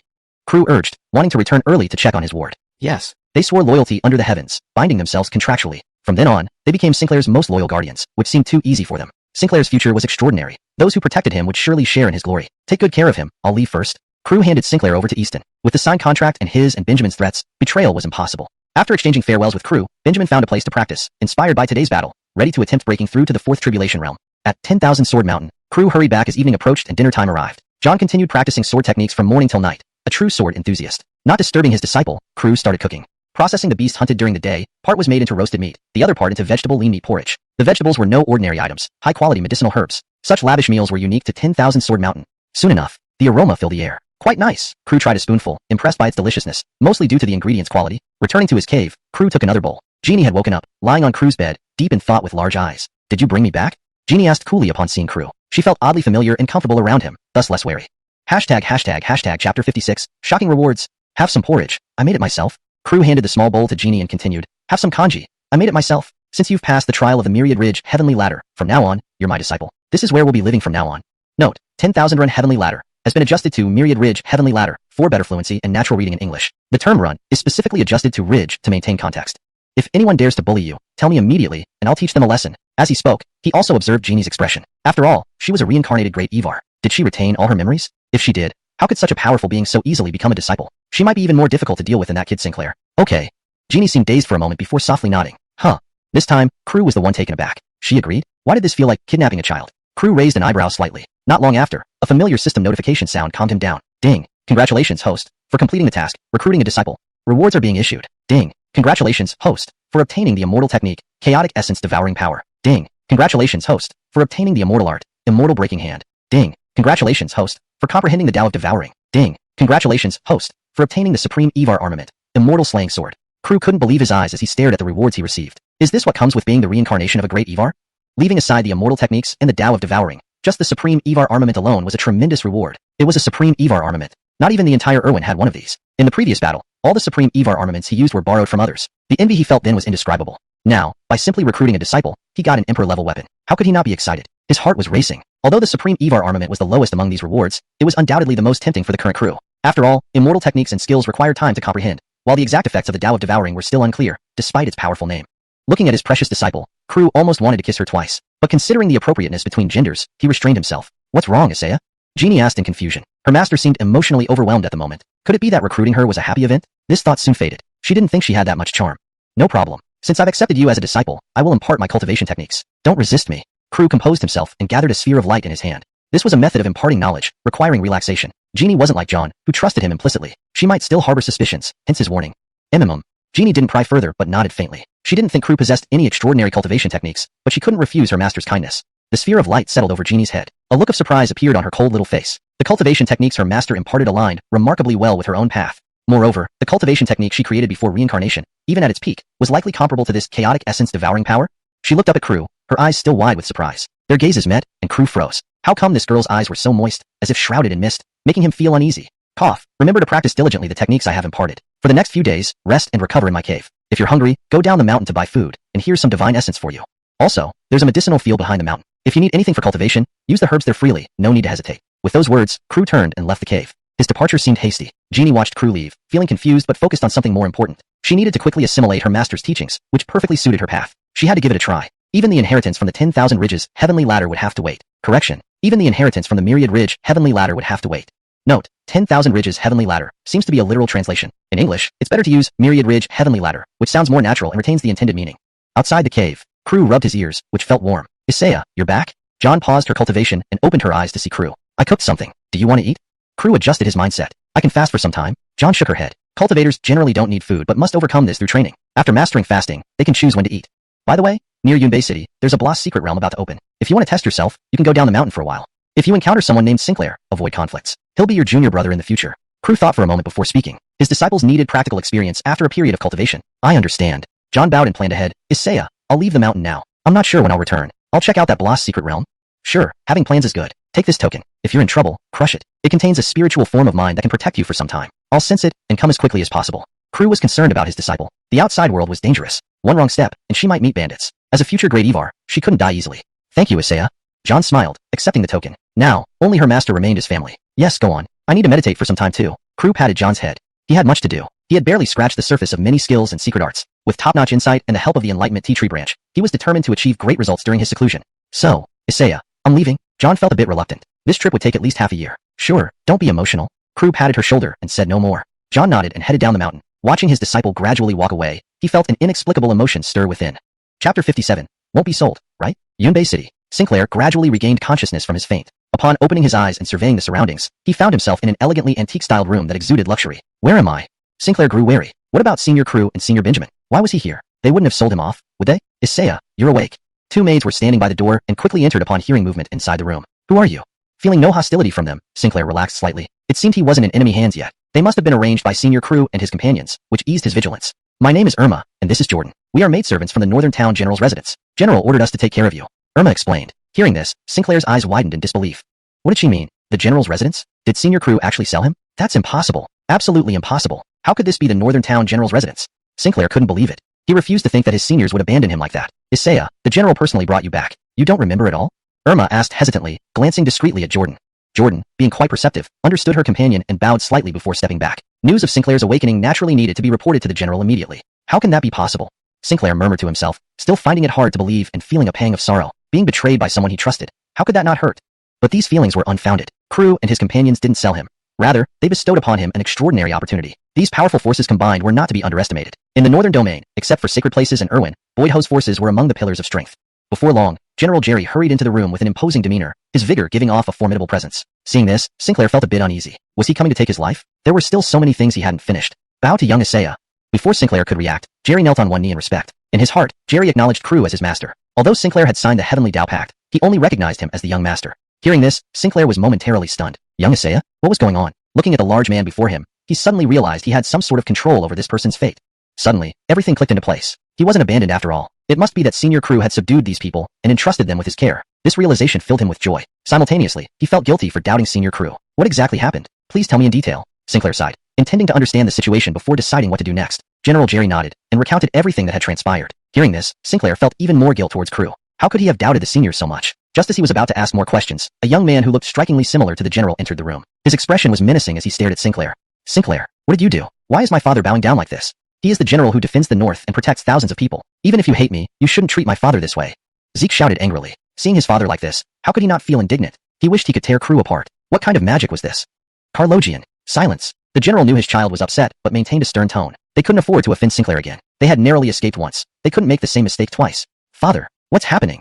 Zeke's eyes were red, breathing heavily. Things you shouldn't know, you should not ask. Bring him to the firewood shed for 3 days. Without my order, no one is to release him. If he continues to be disrespectful to Isaiah, let him stay there permanently. Jerry sighed. He had only one son, born late in life, whom he doted on excessively. But now, with the entire Gao family hanging by a thread, he had to set an example to ensure his son didn't offend Sinclair again. What did you do? Why has my father become like this? Zeke stared at Sinclair with venomous intent, feeling as if he had lost his father's affection for the first time in his life. Never before had he been locked in the firewood shed for 3 days straight. Sinclair felt somewhat helpless. Such unwarranted disaster. It had nothing to do with him, and he had not intended to accept the general's offer of support. But this was a gesture of goodwill from his senior. Besides, he did need resources. With their help, he could temporarily alleviate his resource shortage. His physique required an enormous amount of resources, one reason why it was difficult for the great saint body to achieve the rank of Evar. Isaiah, please don't be angry because of Carlogian. As his father, I apologize on his behalf. Jerry bowed deeply. Sinclair shook his head helplessly. It's fine. We've never gotten along anyway, so this isn't new. Besides, he's not that bad-hearted. I won't hold it against him. Seeing the humble appeal of the northern town general reminded him of his own father, causing a twinge of sadness. Thank you, Isaiah.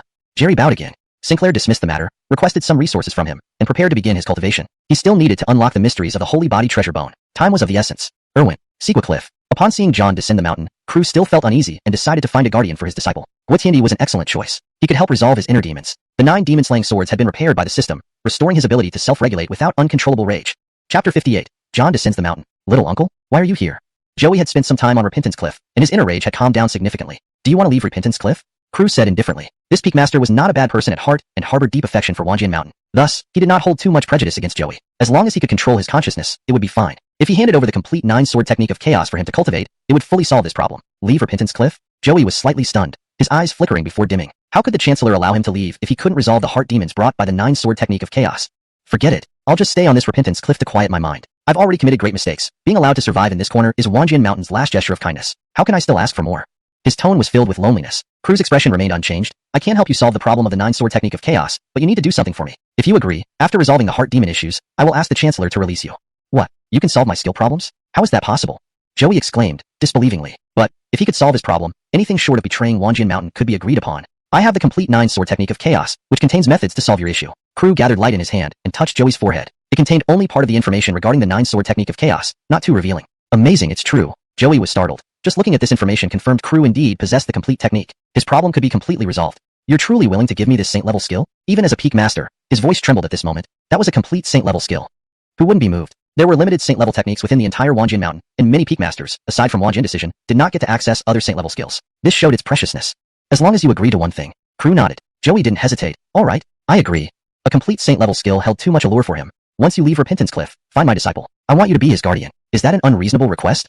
Seeing Joey agree, Crew breathed a sigh of relief internally. Having a peak master-level guardian for his disciple should ensure safety throughout the northern domain. Is it, John? I understand. Joey recalled his previous conflict with Little Uncle. All that was in the past. To regain freedom and gain a complete saint-level skill, even servitude would be acceptable. Initially, he feared it was a difficult task, requiring the price of a complete saint-level skill. Unexpectedly, it was merely acting as a guardian. Not a bad choice at all. Once you can control yourself, I will seek out the Chancellor and have you released from Repentance Cliff. After speaking, Crew gathered a sphere of light. leaving behind the complete transmission of the 9-sword technique of chaos before turning to leave without delay. Lone Sword Peak. Michaela sat cross-legged inside her cave, cultivating. She now had numerous matters to attend to. Crew glanced at the young girl, but did not disturb her. Finding a suitable cave for seclusion, he prepared to focus on cultivation. He had obtained too many skills, so he could only emphasize a few for now. The Kuanping treasure art must be cultivated. He deeply understood the strength of the 10 demon beasts arts. The reverse immortal supreme technique, which enhances combat power, also needed thorough research and was undoubtedly very practical at this stage. The swallowing Dao, he planned to comprehend it too. Since the system provided him ready Dao insights, not utilizing them would be foolish.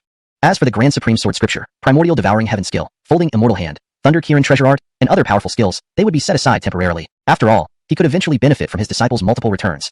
3 days later, around Wanjian Mountain, the 100 Beast Range. This area belonged to Wanjian Mountain, but no one managed it, making the fierce beasts essentially wild. Many disciples practiced here for more combat experience. John chose this place as his first stop. After some cultivation, he needed to test his combat strength. Holding the tier heaven weapon Zhaoshua sword, sword white like snow, wearing a green robe, he resembled a carefree swordsman wandering the world. He cherished this weapon greatly. It was given by his master, used when the master was young, thus having special significance. Over these 3 days, John experienced countless battles, growing stronger. His realm stabilized and improved. In the mountains, John was cultivating using spiritual energy. Distant fighting sounds echoed. What's happening? The commotion made John pause his cultivation, frowning, picking up his sword nearby. This place wasn't safe, so John couldn't focus solely on cultivation. He retained vigilance. Moo! A loud roar exploded. Far away, a bull-shaped ancient relic species, as massive as a small mountain, was chasing a young woman, unleashing its innate treasure arts continuously. The woman was not a match for this ancient relic species, but occasionally turned back to strike, retreating while fighting, looking quite disheveled. This is Milana? John was surprised. How long had she been in Wanjian Mountain? Now she had reached the peak spiritual gathering realm, indicating diligence and effort. However, her appearance while being chased looked rather miserable. For some reason, a smile appeared on John's face. Little uncle, save me. Milana saw someone nearby, her eyes lighting up instantly. Even the dirt-covered face couldn't conceal her pure innocence.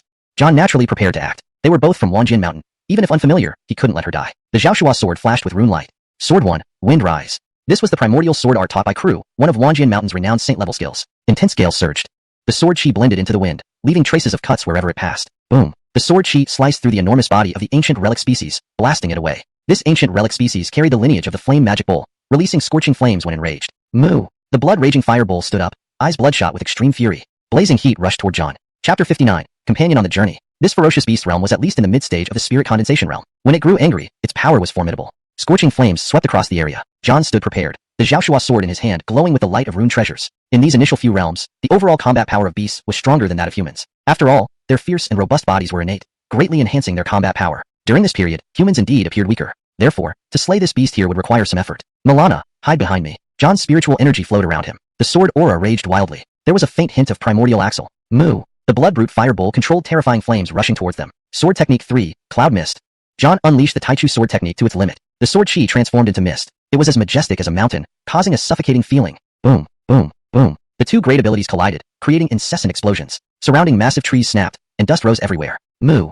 As the dust settled, the blood brute fire bull was sent flying backward, crashing into several giant trees before barely stopping. It struggled to stand, covered in blood, its flesh torn open, which was quite alarming. However, for an ancient relic species, this wasn't considered serious injury, although its combat power was undoubtedly greatly diminished. John panted, adjusting the spiritual energy within him. That attack had consumed a lot from him as well. Sword technique 1, Wind Rise. Benjamin saw that the blood brute fire bull had begun to retreat, so he hurriedly continued to channel the spiritual energy within him.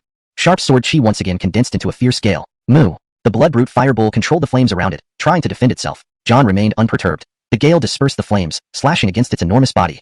No matter how thick-skinned or tough it was, it couldn't withstand repeated strikes like these. If it didn't want to die here, it had no choice but to save its strength and find a way out. Although ferocious beasts could fight beyond their own realm at the same level, John was an unparalleled genius unseen for tens of thousands of years. For him, transcending realms in battle was as simple as eating and drinking water. How could such an ancient relic species be his match? The blood brute fire bull wasn't unintelligent either. The intelligence of ancient relic species was not much lower than that of humans. Realizing there was no hope of defeating John, it turned and fled. John didn't chase after it. He was already very tired. 3 days of training hadn't fully recovered him yet, and another intense battle left him with little will to chase. Junior uncle, you did amazing.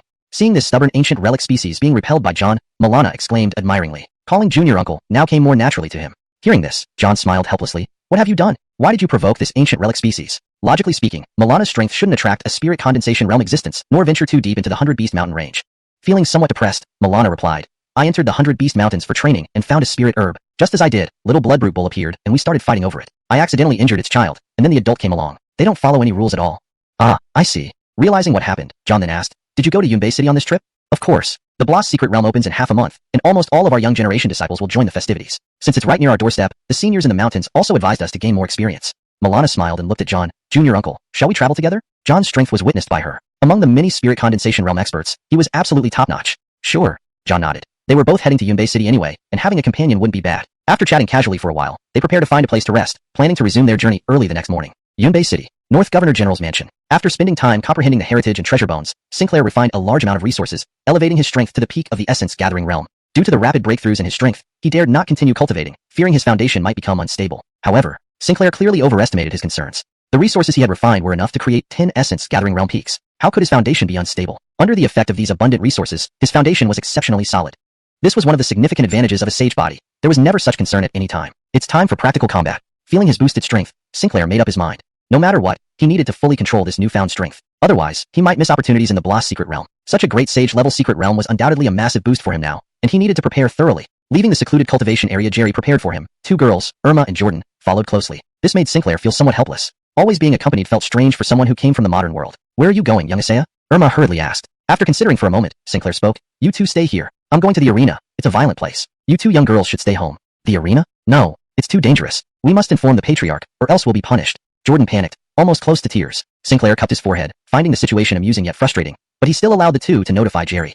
He intended to discuss this matter with him. There was no need to keep watch on him so strictly. It was too uncomfortable. It was better to be alone and carefree. Since he signed a contract with Jerry and others, they should respect his requests. The two girls quickly brought Jerry over. After asking them to stay in the mansion, Sinclair left with the North Governor General. On the street, Sinclair said lightly, I don't need you to do anything for me right now. If I need your help, I will find you. Sir, if we fail to take good care of you, our forces may cease to exist, Jerry responded helplessly. Sinclair fell silent, thinking for a moment, then let's return to the Jovin's mansion. Jerry chuckled dryly, shaking his head. Since Sir feels this way, we won't say anything more. However, we can't leave you unprotected. Since you've decided to return to the Jovin's mansion, I'll arrange for someone to protect you secretly. Please do not refuse. They each compromised. Sinclair agreed, relieved that no one would constantly serve him. Chapter 60, The Seven Stars Sect. At the battle arena, the Cloud North City had an arena where the majority of cultivators would come to hone their combat skills. Those who performed well could also earn a substantial income. Sinclair paid the entry fee and entered the arena. Recently, the number of spectators had increased significantly, as had the flow of people on the streets, especially the young prodigies from various factions. Most sects in the northern region would send their disciples out to participate in this rare competition for young individuals. Even some ancient forces would join in the contention. Endless opportunities were within. It was known that the Bloss secret realm had existed for many years, yet the great sage's inheritance inside it remained unclaimed, fueling the hopes of countless prodigies. Consequently, the influx of participants grew with each wave. Seeing more peers around, Sinclair felt a subtle anticipation arise within him. This era was said to be one of golden prosperity, an age where emperors could rise. Which young person wouldn't aspire to reach the pinnacle? On the battle platform, a teenage boy, no older than 18, displayed unrivaled physical prowess, winning 10 consecutive matches with his bare fists, unmatched by any of his peers. He was named Caleb, possessing late-stage spirit condensation realm strength and hailing from the top-tier Tian gang sect in the northern region, whose influence rivaled the 10,000 Sword Mountain. However, when it came to top combat power, the 10,000 Sword Mountain still held the upper hand. Guy's pretty strong. If I met him in the Bloss secret realm, I'd probably lose. I need more practice. Sinclair made his assessment. Although he could fight across realms, wasn't the opponent a prodigy too? Wouldn't he possess similar abilities? However, Sinclair was certain that if they were at the same level, he would undoubtedly be the victor. Throughout history, only those who were invincible at their own level earned the right to touch the supreme realm. The next match, Caleb versus Cole. As the referee announced, another young man stepped onto the stage. Cole? He looks pretty strong. Do you know which sect he comes from? A chubby kid asked curiously. Don't tell me you don't know. We have only a few sacred lands in the northern region, and he comes from one of them, the Seven Stars sect. This sect is mysterious, with very few disciples, but each one is an unparalleled prodigy. Right? Last year he started training outside, intending to visit all sects in the northern region, challenging their disciples to battles. So far, he hasn't lost a single match, sweeping through half of the northern region. Is he really that powerful? Heaven, even I just learned about him today, and didn't expect him to be so impressive. Worthy heir of a sacred land, our human race truly flourishes. I think Caleb won't stand a chance against Cole. Meeting him is indeed his misfortune. Yes, I agree. Hearing the discussion, the chubby kid frowned. Was he really as strong as they say? Sinclair listened intently, feeling his competitive spirit ignite and dissatisfaction with his current strength grow. He urgently needed to consolidate his realm, preferably finding a breakthrough within the Bloss secret realm. Before long, with a loud roar, Cole easily defeated Caleb. Perhaps due to excessive energy consumption in his previous 10 matches, Caleb felt unsatisfied and wanted to rest and challenge Cole again. However, Cole showed little interest, shook his head, and requested the next match. There were multiple arenas. After watching for a while, Sinclair prepared to step onto the platform. Being new to the arena, he was classified as a newcomer and had to start from the lowest tier. But this didn't matter. He could aim for a streak of victories and benefit from the arena's rewards.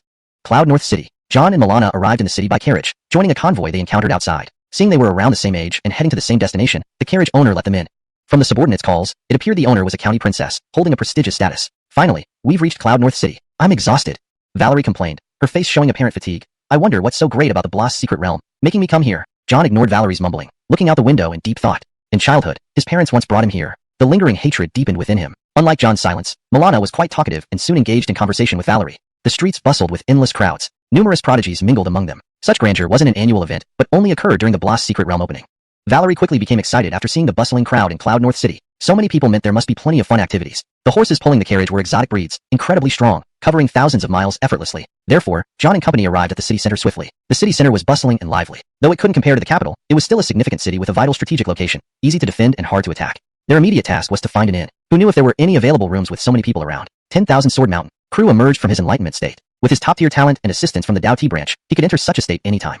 The Kuanping Divine technique advanced greatly in this state, enhancing his strength significantly. However, now was not the time to rush in boosting strength. He needed to continue comprehending the techniques and spells he acquired. His realm had progressed too quickly, needing consolidation. After a brief few days seclusion, Crew got restless and decided to go out, hoping to hunt a small dragon for a feast, bringing along his second disciple.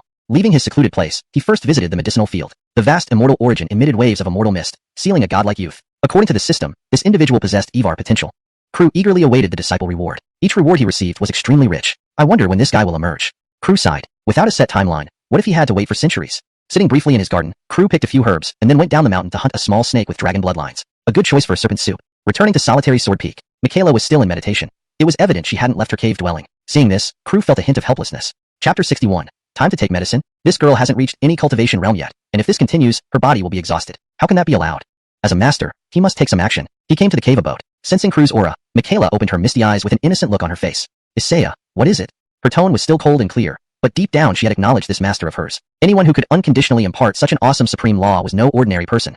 The background of this master was truly mysterious. Your master wants to eat something. I'm planning to try out your cooking skills. Crew didn't intend to cook for his disciple every time. That would make him lose face. But not eating wasn't feasible either. To cultivate a good habit of eating, personally making food was undoubtedly the best choice. Michaela was dazed for a moment. Make food? She didn't know how. However, feeling the hunger pangs in her stomach, she realized something. Now that she was still a mortal body, without having officially started cultivation, she did need to eat. From the awakening of her memories to now, she had only been immersed in understanding the profound mysteries of the cultivation technique.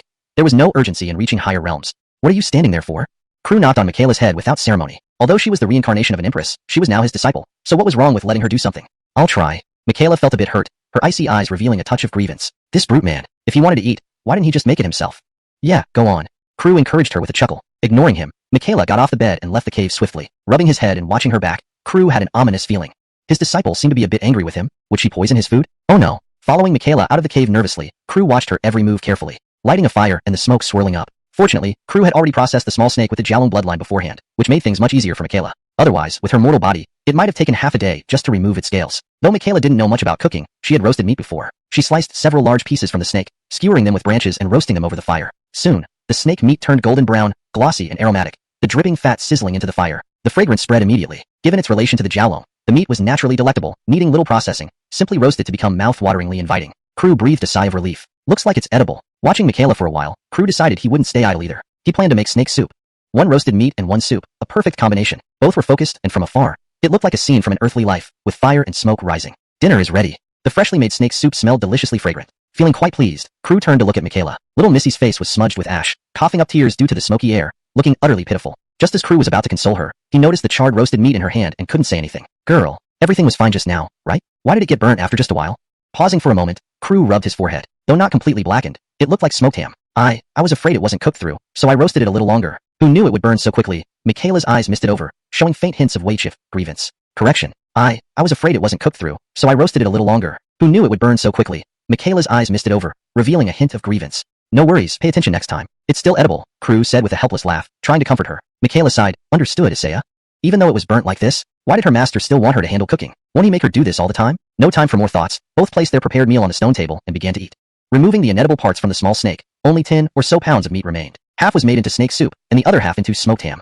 For Crew, this was barely enough to fill his appetite, but today, it satisfied his craving. Most importantly, it ensured Michaela ate a full meal, avoiding his unnecessary trip down the mountain. Not sure if the girl understood his well-meaning intentions. Sigh. He was too kind to master. Isaiah, here's the meat. Michaela handed the dark brown roasted meat to Crew with a demure, obedient look. Crew hesitated. The appearance of the meat was too poor. He wondered what his second disciple was thinking, picking out the worst-looking piece from the roasted meat for him. Had she intended it this way, if not for her harmless demeanor? Cough, cough. To spare her from holding it indefinitely, Crew accepted it. Seeing this, Michaela's cool yet obedient face showed a slight smile. Crew paused. A memory flashed in his mind. Delang. It's time to take medicine. Shivering, he quickly shook it off and banished this thought. Holding the roasted meat, Crew took a big bite without hesitation. The meat was a bit tough and slightly bitter, but overall, it was still decent. Mainly because the ingredients themselves were exceptionally fresh and delicious. Otherwise, being roasted like this by Michaela would have rendered it inedible. Girl, you need more practice? Crew advised. Out in the wild, you'd starve to death. Understood, Isaiah. Michaela showed no embarrassment and maintained her expression.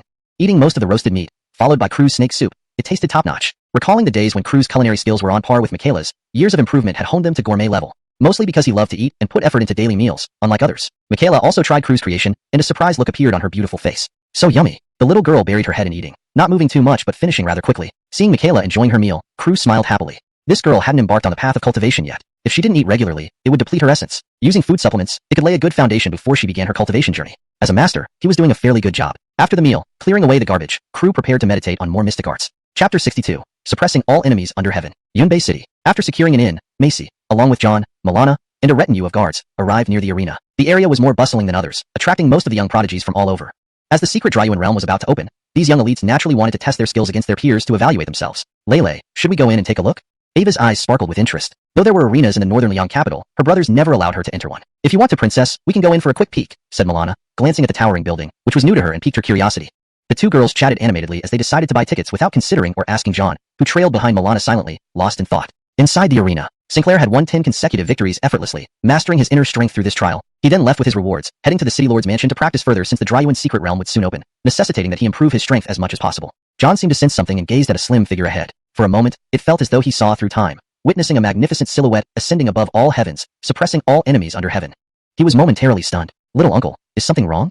Milana asked, noticing John had distanced himself from the group. Nothing, John shook his head. He wasn't sure why he could see such scenes. Milana frowned, puzzled by John's behavior ever since arriving in Yunbei City. He seemed lost in a trance, distant and aloof, quite different from the gentle impression he once gave her. Little uncle, if you're troubled by anything, you can talk to me, the girl said in a voice like crystal clear water flowing over rocks. John smiled faintly and nodded. I will. Their conversation was interrupted by Ava's impatience. A man dragging his feet. You make us wait. Hurry up. As a princess, she was pampered and spoiled. If not for Milana, she would have exploded in anger long ago. In the northern Liang capital, she was known as a little devil by the people. John ignored her. He didn't want to deal with her attitude. Ava didn't pursue it further, dragging Milana off to watch the matches. On the stage, the competition was fierce and intense. John was also intrigued, his eyes gleaming with excitement. He wanted to try his hand too. There were too many strong peers here. Early stage spirit condensation experts everywhere, even middle and late stage ones visible. Prodigies abounded. Isn't that the little princess from the northern Liang royal family? Why are you here? You're not short on great sage legacies, are you? A woman sneered mockingly. Jolie, don't start trouble. Ava frowned, displeased. The northern border nobility and northern Liang always clashed, but given the overwhelming power of the northern Liang king, the northern border marquis kept a low profile. This created tension among the younger generation. Though they were part of the Carlo dynasty, the young ones wouldn't openly confront each other, maintaining surface harmony where the northern border marquis and northern Liang king appeared brotherly. Who is this? Not another lover you just picked up? Jolie taunted. Anyone could see from John's indifferent expression that they had no relationship, yet she still spoke thus to deliberately provoke. Ava clenched her fists, seething inwardly. Innocently defaming someone would rile anyone up. She couldn't tolerate it. Provoking me. Gathering spirit energy into her fist, Ava struck out fiercely. Caught off guard, Jolie hadn't expected such a reaction. Bang. Ah. Jolie screamed, clutching her bruised eye socket. The commotion drew attention from spectators. What's going on? Fighting in public? She hit too hard. That girl is vicious. Such bad behavior. Hitting people on the platform is unacceptable. Kick them out. Seeing Ava's haughty demeanor, the crowd disapproved. But their glares didn't faze her. Keep yelling. Weren't you so sharp-tongued a moment ago? Infuriated, Ava kicked Jolie twice more. John watched, almost wincing. The girl really went all out. Jolie hadn't expected such retaliation for her few insults. Her psyche nearly shattered. Stop. Someone couldn't stand by any longer, stepping in to reprimand. A young girl fighting so ruthlessly. Over some words. Others agreed, disapproving of her actions. What are you teaching me? Want to join in? Ava glared, looking adorable yet ferocious. John sighed internally. She was courting collective ire. Milana tugged at John, signaling him to intervene. Young ladies should be well-mannered. No killing, no fighting, the crowd criticized. Jolie, seeing her opportunity, smiled inwardly. Getting Ava hated by all made enduring this beating worth it. An unexpected bonus. She hadn't expected Ava to strike without warning. Otherwise, she wouldn't have been caught unprepared. Chapter 63, Can't Lose Face. Little junior sister, what happened? Why did you get beaten like this? From the crowd, a deep male voice came through. The man was dressed in the attire of a core disciple of Wadaishan, exuding heavy pressure all around him. He looked extraordinary. Ronald Jerome. It was just a small clash with him. She actually attacked me directly without warning, leaving me in this state. Mariah saw her supporter arrive, and put on an act, feigning frailty. Wow, actually from Wadaishan. Even the Holy Land disciples have come out to train here. Who would have thought? That's right. I think that female devil might have met her match, offending a Holy Land disciple. At worst, it could lead to the destruction of her entire family. Ha ha ha. This will be interesting to watch. Voices in the crowd never ceased. Jerome learned the whole story from Mariah, who embellished greatly, stirring up some anger in him. Do you know what happens when someone offends us from the Holy Land? Jerome warned fiercely. Oh, what would happen? Jolene asked with interest. If it were anyone else, they would undoubtedly be afraid. But Jolene was always fearless. Even if the true Dragon Emperor were in front of her, she wouldn't adhere strictly to rules. Even the head of the Holy Land didn't scare her. Why should she fear a mere disciple? Humph, you dare. Seeing the contemptuous look on the girl's face, Jerome's eyes darkened. Since you hit my junior sister, for simplicity, let her hit you back, and we'll consider it settled. Otherwise, I'll make sure you regret it. And if I say no? Jolene smiled sweetly. Behind the smile lay a hint of coldness. Although the Vladim's power couldn't compare to the Holy Land or even Wanjin Mountain, it was still considered a top-tier force. Moreover, the Carlo dynasty definitely wouldn't allow anything to happen to the Vladim, so anyone wanting to destroy it would have to ask if the Carlo dynasty allowed it. In that case, I'll personally teach you a lesson. Jerome grew furious, gathering spiritual energy in his hand to form a seal. Humph, I don't think you can beat me.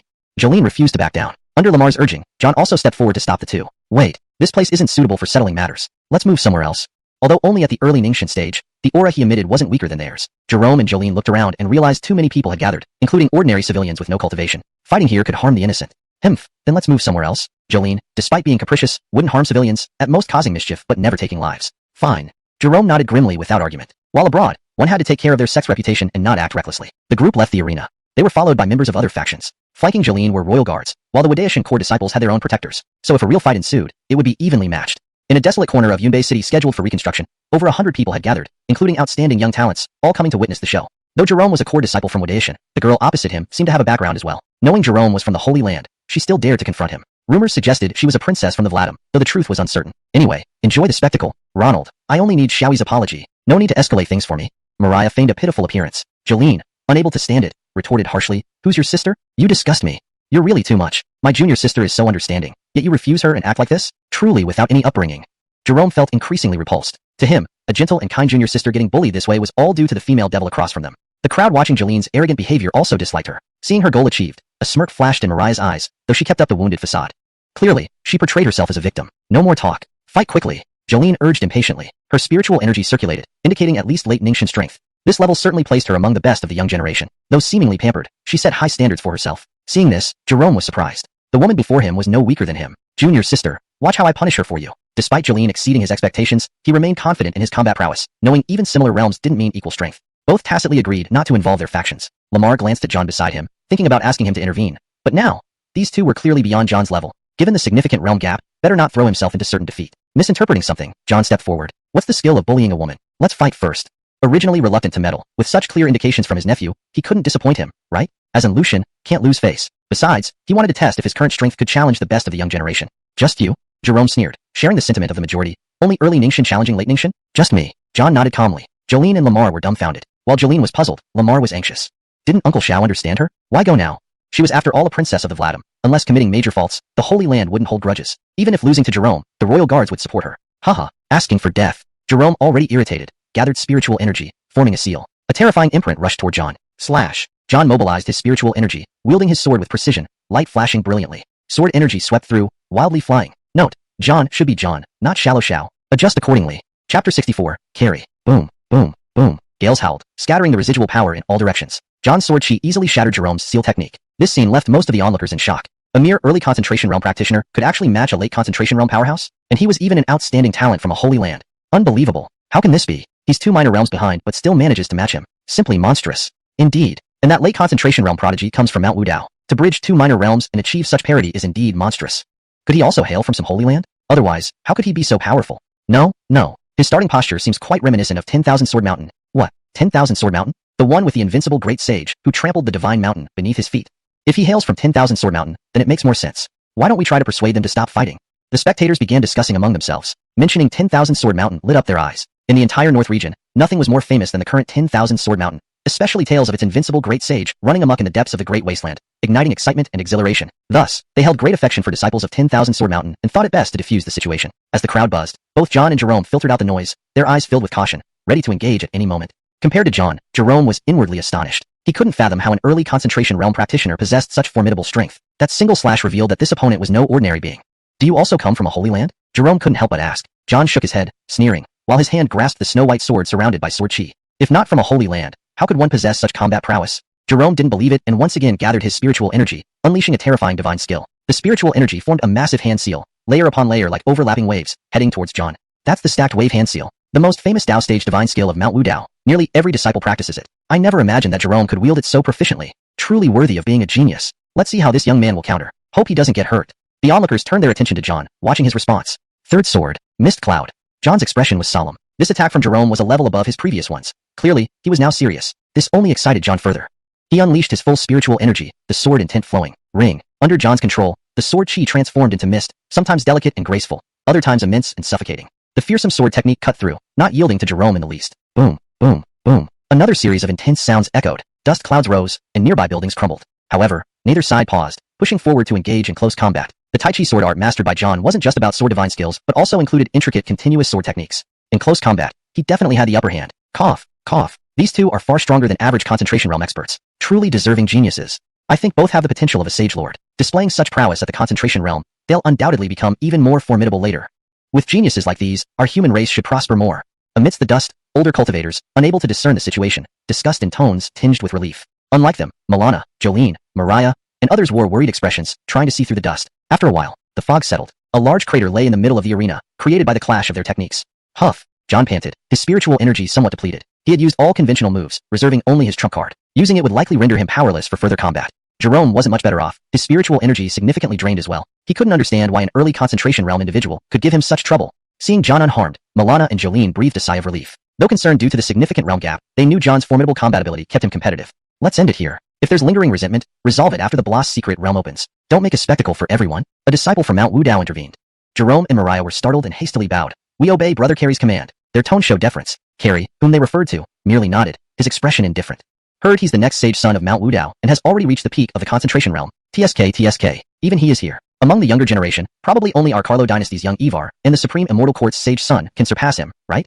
Sigh. Does that make him the top person of our North region's younger generation? So strong? What about the Northern Sea Holy Mountain and the Seven Stars Gate? Remember Cole, whose strength can't be underestimated. Right. Cole is also formidable. Wonder who would win if they faced each other. After the Blast Secret Realm event, we'll know. The younger generation chatted animatedly. Who was the first among the North region's young geniuses? Everyone was curious. John looked up at Carey standing atop the rubble. His blood force rivaled those of ancient remnants like dragons or true beasts, his eyes shimmering with divine light, like a crescent moon. He seemed almost divine, evoking a sense of wanting to submit. A warning bell rang in John's mind. Carey exuded a heavy aura of warfare, extremely threatening. Carey also gazed down at John, expression unchanged. After a brief stare-off, they shifted their gazes. John, let's go. Jolene didn't want to linger around Carey for long, feeling uncomfortable. Milana hurriedly agreed. Since that guy appeared, a chilling presence enveloped them. John didn't stay longer either. It was clear he wasn't a match for Carey.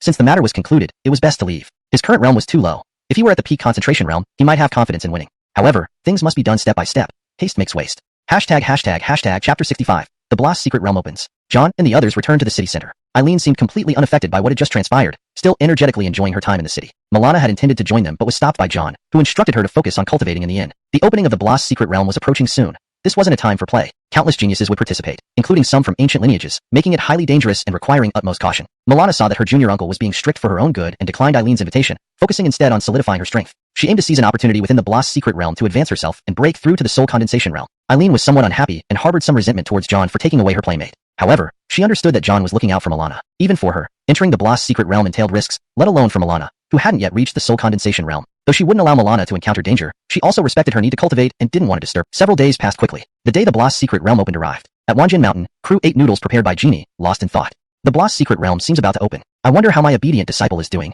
He felt a bit worried, fearing his disciple might run into trouble. However, the soul jade he gave her remained stable, and she hadn't used the jade pendant he provided, so presumably nothing serious had happened. If you're concerned, you can go check. Genie, sensing his thoughts, spoke softly beside him. Crew nodded. That's true, but I must concentrate on comprehending my magical abilities for now. I'll send a spirit body to investigate. With that, he swiftly formed a spirit body. A spirit body could perform various tasks but wasn't very combat effective, dissipating once its spiritual energy was exhausted. However, carrying spirit stones or other items that could restore spiritual energy would prolong its existence. After instructing his spirit body, Crew sent it down the mountain. After finishing breakfast, Genie sat quietly with a primal treasure bone in hand, inscribing intricate runes, wondrous and divine.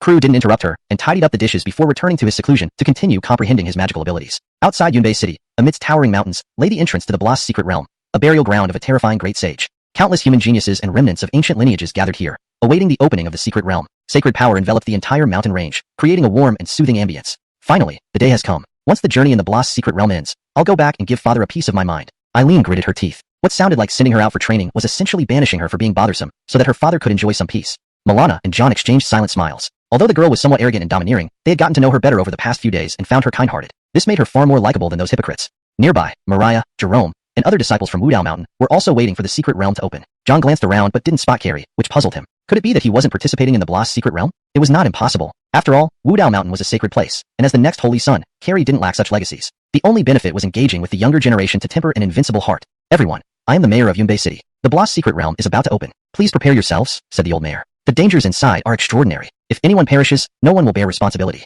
This statement caused a stir. The implication was clear. Entering the secret realm meant signing a life and death contract. We understand. The geniuses nodded. As long as there was no reckless slaughter, settling scores within was permissible. Seeing this, the old mayor didn't say anything further, only turning to look at a young man behind him. His daughter's fate rested in this youth's hands.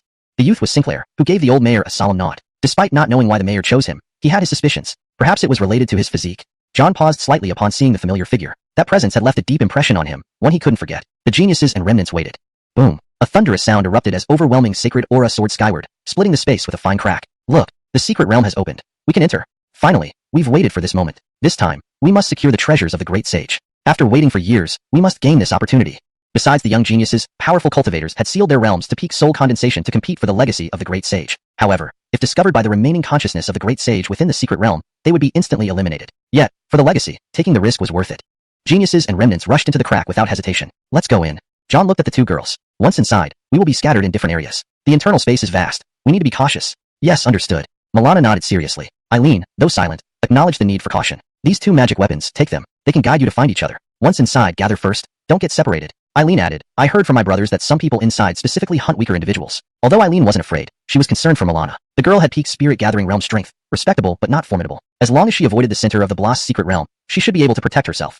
Thank you. Milana looked up, touched. She understood Eileen's intention. Both John and Eileen were top tier among the young generation, and no one would dare offend them even if separated. For Milana, entering the secret realm carried much greater risks. Let's go. Eileen shook her head dismissively. It's no big deal. Chapter 66, Eerie Corpse Beast. John and the others wasted no more time, diving into the mystic realm. The Bloss mystic realm would remain open for about a month. Failure to leave by then meant eternal entombment within. Though it was a tiny world in its own right, the rules here were not fully established, relying on the Tao power of the Imperial Star to sustain operation. Once closed, life within ceased to exist. Inside the Bloss mystic realm, it seemed like a new world. No one knew how big the entire mystic realm was, but it was at least a tenth the size of the northern region. The might of the great sage was terrifying. If not restrained by the Imperial Star's rule, easily an entire galaxy could be destroyed. Creating a small world was not surprising. Phew. I hope to make some breakthroughs within this month, John murmured while deep in the forest. The ancient air enveloped him, seemingly full of life yet carrying a sense of desolation. These are all illusions? John looked around, patting a towering tree beside him which felt as sturdy as iron.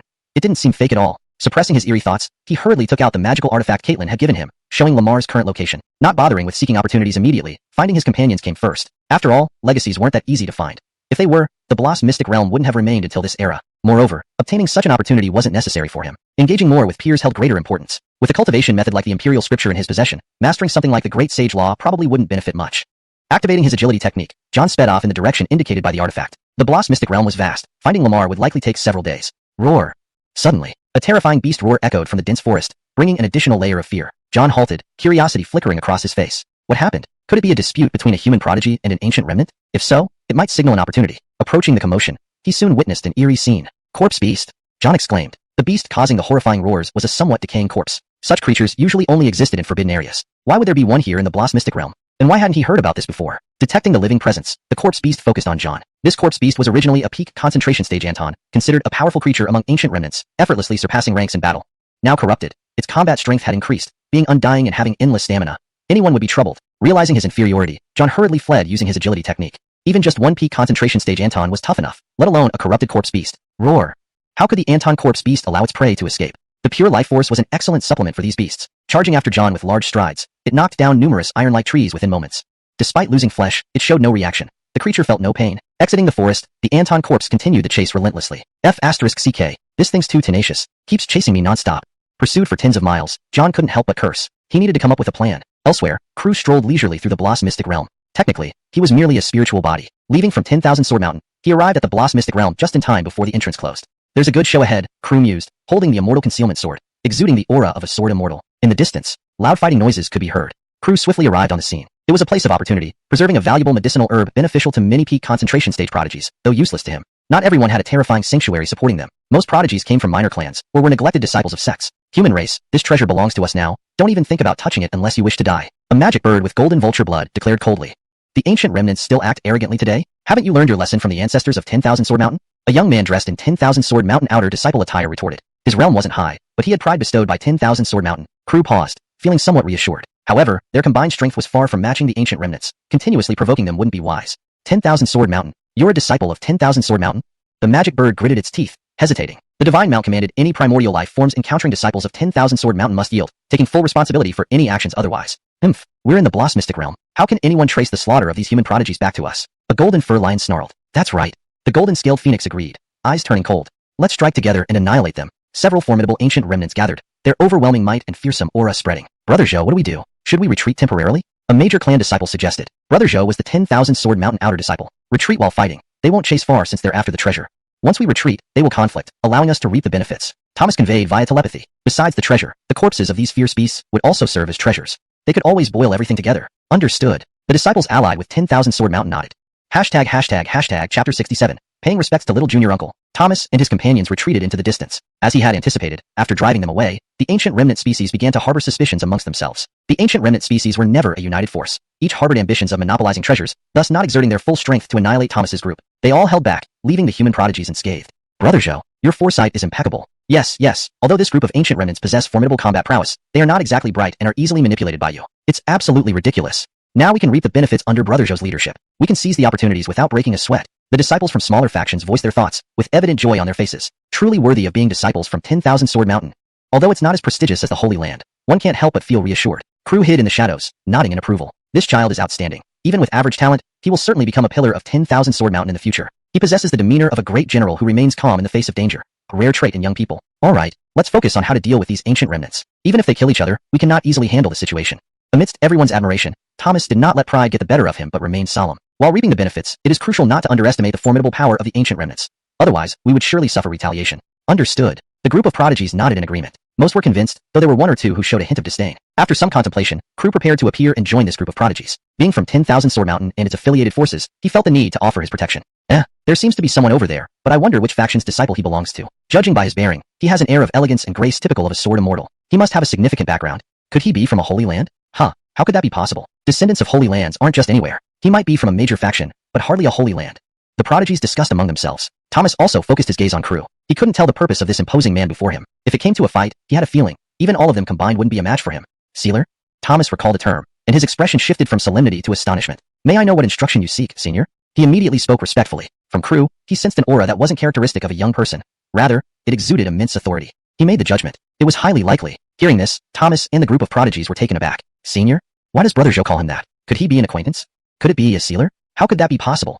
They snapped out of their shock, now filled with suspicion. In the Bloss secret realm, sealers were often associated with robbery and murder. Crew smiled, finding Thomas increasingly interesting. This child was indeed smart and capable. Once back at 10,000 Sword Mountain, he could advise the Asaya to take good care of him. There's no need to be wary. I'm also a disciple of 10,000 Sword Mountain. Crew didn't deny it, replying with a smile. What? You're a senior from 10,000 Sword Mountain? Upon hearing this, Thomas and the prodigies were stunned once more, followed by elation. With a senior from 10,000 Sword Mountain present, how could they not be delighted? Having a senior's protection, they needn't fear the ancient remnants anymore. Some might even consider retaliating. May I ask, which peak do you belong to, senior? Despite his joy, Thomas maintained his vigilance and probed further. Lone Sword Peak. Crew was candid. Upon hearing this, Thomas froze. Lone Sword Peak? All disciples knew there weren't many on that peak, besides little junior uncle. Thinking about it, his wariness grew. Little junior uncle couldn't possibly wander around aimlessly here. Besides, he had never seen little junior uncle's face. Greetings, little junior uncle. Thomas bowed respectfully regardless. Admitting the other party's identity first was always the safer choice. Revealing oneself too soon might lead to disastrous consequences. Of course, if this unusually young-looking man were truly little junior uncle, that would be perfect. Crew smiled approvingly. You're quite impressive. If we meet again, I'll guide you further. This child is indeed sharp. Just knowing he's from Lone Sword Peak, he deduced Crew's identity correctly. Dealing with such intelligent people was always enjoyable. Thank you, little junior uncle. Thomas remained composed, bowing steadily. Crew found himself liking him even more. If he had slightly higher talent, he would be able to reach the realm of celestial deity and manage 10,000 Sword Mountain without any issues. Such a character would undoubtedly make an excellent leader. The rest of the prodigies appeared dazed. They hadn't expected this exceptionally young senior to hold such a high position within 10,000 Sword Mountain. Actually being called little junior uncle by Thomas, that meant he was of the same generation as figures like Hiroshi. To them, Hiroshi was a legendary figure. Even if he doesn't attain the title of Great Sage, he would still be incredibly close. This seemed like a far-fetched tale, almost dreamlike. Would you like me to help eliminate those ancient remnants? It can be my gift upon meeting you. Crew's immortal hidden sword trembled slightly. Clang. A resounding sword cry pierced the sky. The prodigies' faces lit up with joy, ready to agree. However, Thomas shook his head. Thank you, little junior uncle. We should rely on our own strength to obtain what we deserve. If we keep depending on your protection, how will we grow? His words left the prodigies speechless. Crew admired him even more. Without his assistance, he would achieve something in the future. If his talent improved, taking charge of 10,000 Sword Mountain wouldn't be impossible. Chapter 68. Fighting back. Although Thomas still had some doubts about Crew's identity, he could sense that this senior seemed to harbor no ill intentions. However, this did not mean that he didn't have any hidden secrets. Mainly because he had never met Crew before, otherwise, he wouldn't have so many thoughts. But without such caution, he wouldn't have come this far. System, help me investigate Thomas's information. Crew had a vague plan forming in his mind. Although he was definitely not going to be the leader of 10,000 Sword Mountain, finding an astute and capable leader for 10,000 Sword Mountain would be a good thing. This young man in front of him showed potential. Ding. Activating True Eye. The familiar electronic voice rang out. A virtual panel appeared in front of him. Name, Thomas. Age, 18. Realm, Mid-Spirit Gathering Realm. Potential, Celestial Deity Realm. Evaluation, average talent, but with extraordinary mental resilience and intelligence. If his talent can be enhanced, his future achievements will be immeasurable. Looking at the panel, Crew sighed slightly. Celestial Deity Realm strength wasn't enough. At best, it could only make one serve as a peak master or Lucian in 10,000 Sword Mountain. To become a holy deity-like existence, one must possess divine deity realm strength and the potential for divine status. Thomas was still far from it. However, among the outer disciples, this level of talent was top-notch. The masters of 10,000 Sword Mountain were the backbone of the sect. Ding. Special note. The electronic voice spoke up again. Crew's eyes lit up. System, do you have any suggestions? He felt a glimmer of hope. While he didn't know how to improve someone else's talent, perhaps the system could. The true eye can investigate conditions for enhancing others' talents. Each person's enhancement difficulty and methods differ, requiring the host to experience it. Understanding, Crew nodded and activated the true eye. Thomas's temperament suited him well for leading 10,000 Sword Mountain, so he wanted to lend him a hand. Helping Thomas was also helping 10,000 Sword Mountain, wasn't it? Finding an excellent leader for the mountain would greatly benefit its future development. Under the influence of the true eye, Crew understood how to assist in enhancing talent. Nirvana pills were essential. They could reshape bones, and then supplemented with specific treasures, one's talent could qualitatively improve. However, this required a lot of valuable resources, making the whole process very expensive. Just one Nirvana pill, a holy rank pill, capable of bringing back life to dead bones, was priceless. Even a breath of life remaining allowed for rebirth. In any sect, it served as a foundation. It was no wonder few sects were willing to enhance their disciples' talents. Each improvement consumed at least one Nirvana pill and other rare treasures. Any mishap would result in all efforts being wasted. It looked like he needed to test Thomas properly before proceeding with anything. Senior, I see the ancient relics almost finished their battle. Shall we prepare now to check if there are opportunities? Thomas solemnly said. An opportunity lost might never return. They aim to find opportunities amidst chaos. I'll go with you. Crew nodded. Regardless of their refusal, he would protect them. It was his responsibility to these 10,000 Sword Mountain disciples. If Senior goes with us, we'll gain more confidence. Yes, with Senior around, we won't fear even the strongest of the ancient relics. There might be fierce beast meat for us soon. The prodigies laughed, seeming indifferent to the ancient relics. Crew felt a bit helpless. His presence delayed these people's training. Thomas also frowned, sighing. Don't be too happy yet. Since you just said you don't need my protection, I won't intervene. This is your training opportunity. Rely on your own strength. Even if you're in mortal danger, I won't act immediately. Crew warned. Too much comfort wasn't good. Ah. The prodigies cried out, feeling somewhat panicked. They were unsure if Crew truly meant what he said. They must rely on themselves. Thomas watched as everyone regained their sense of crisis and breathed a sigh of relief. Only this way could they improve. He secretly acknowledged Crew's actions. Is he really little uncle? But why is he here? There's nothing he needs. Even the legacy of Bloss Great Sage wouldn't impress him, right? That's a future sect leader's inheritance. With even a quasi-Evar's legacy available, why risk fighting for Bloss Great Sage's secret treasure? If not for this consideration, he wouldn't doubt Crew's identity. As the noise in the distance diminished, Thomas and the group sped up, reaching the location of the spirit herb soon. Blood and limbs were strewn everywhere. Several terrifying ancient relics were dead. Conflicts among these primordial beings were ruthless. Why did you return? Aren't you afraid of death?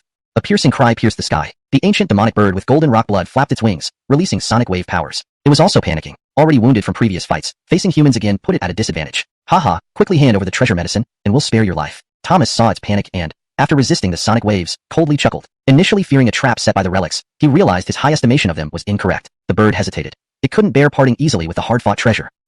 Impossible to give up the treasure medicine. Thousands of sharp feathers shot towards Thomas and his group. The bird understood. If it gave up the medicine, these humans wouldn't let it leave unharmed. ####Chapter 69. Sword Technique, Severing Fate in this life. Since you won't hand over the treasure medicine, then die here. Trace unleashed a heaven-rank mystical art from the 10,000 Swords Mountain, striking with all his might. The group of young elites from smaller factions behind him also attacked with full force, intending to bring down their opponent in one go. Although the demonic bird was powerful, it could not match so many people attacking simultaneously. Its situation was dire, especially since it was already injured. Boom, boom, boom. Countless sharp feathers fell like torrents, momentarily managing to block more than 10 mystic arts. But this resistance wouldn't last long. Daring not to be complacent, the demonic bird took advantage of the brief moment it had bought and hurriedly turned to flee.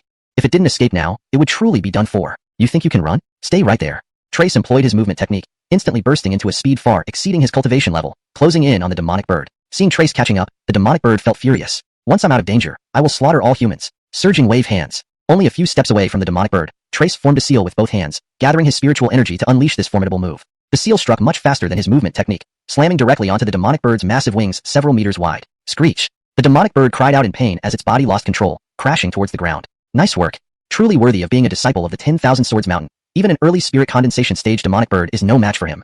Brother Zhou is awesome. Seeing the demonic bird fall, the elite youths quickly surrounded it, leaving no room for escape. Trace approached the demonic bird again, still maintaining the seal in his hands. Though it had been brought down, this ancient legacy species was not entirely defenseless. At this moment, the demonic bird was particularly enraged, tinged with a hint of fear from being cornered. Screech. Another wave of sound came crashing down. In its final moments, the demonic bird struggled and tried to escape towards the side where fewer people were concentrated. However, unfortunately for it, Crew happened to be standing there. You won't get away. Crew spoke calmly, his left hand resting behind his back, and his right holding a sword, his long hair fluttering gracefully like a sword immortal.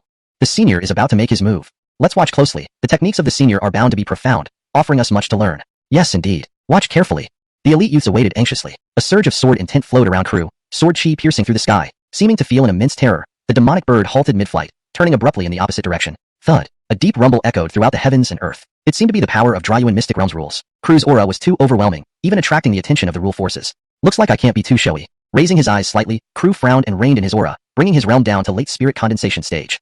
Even at this realm, he remained intimidating. Fate severs in this life. Limitless sword chi surged, merging and flying wildly. This terrifying sword technique evolved from the Taisuwa sword cannon wielded by Crew, possessed extraordinary strength, enhanced further by the imperial scripture, making it comparable to top-tier holy rank mystical arts. If polished meticulously in the future, it might even reach the imperial rank. However, Crew had no time for such refinement at the moment. The horrifying sword strike shook the heavens and earth. Rule powers surged forth, transforming into sword chi to strengthen this technique. Boom, boom, boom. The sword chi rumbled incessantly, warping space. The enormous demonic bird, like a small mountain, was enveloped in sword light, disappearing without even a cry. The elite youth were both shocked and silent. Everyone was speechless, utterly stunned. Late spirit condensation stage power could unleash such a terrifying strike. Even if they all combined, they wouldn't match this single strike. Senior's power is truly fearsome. What an exemplary role model. I must ensure my child joins the solitary sword peak of 10,000 Swords Mountain in the future.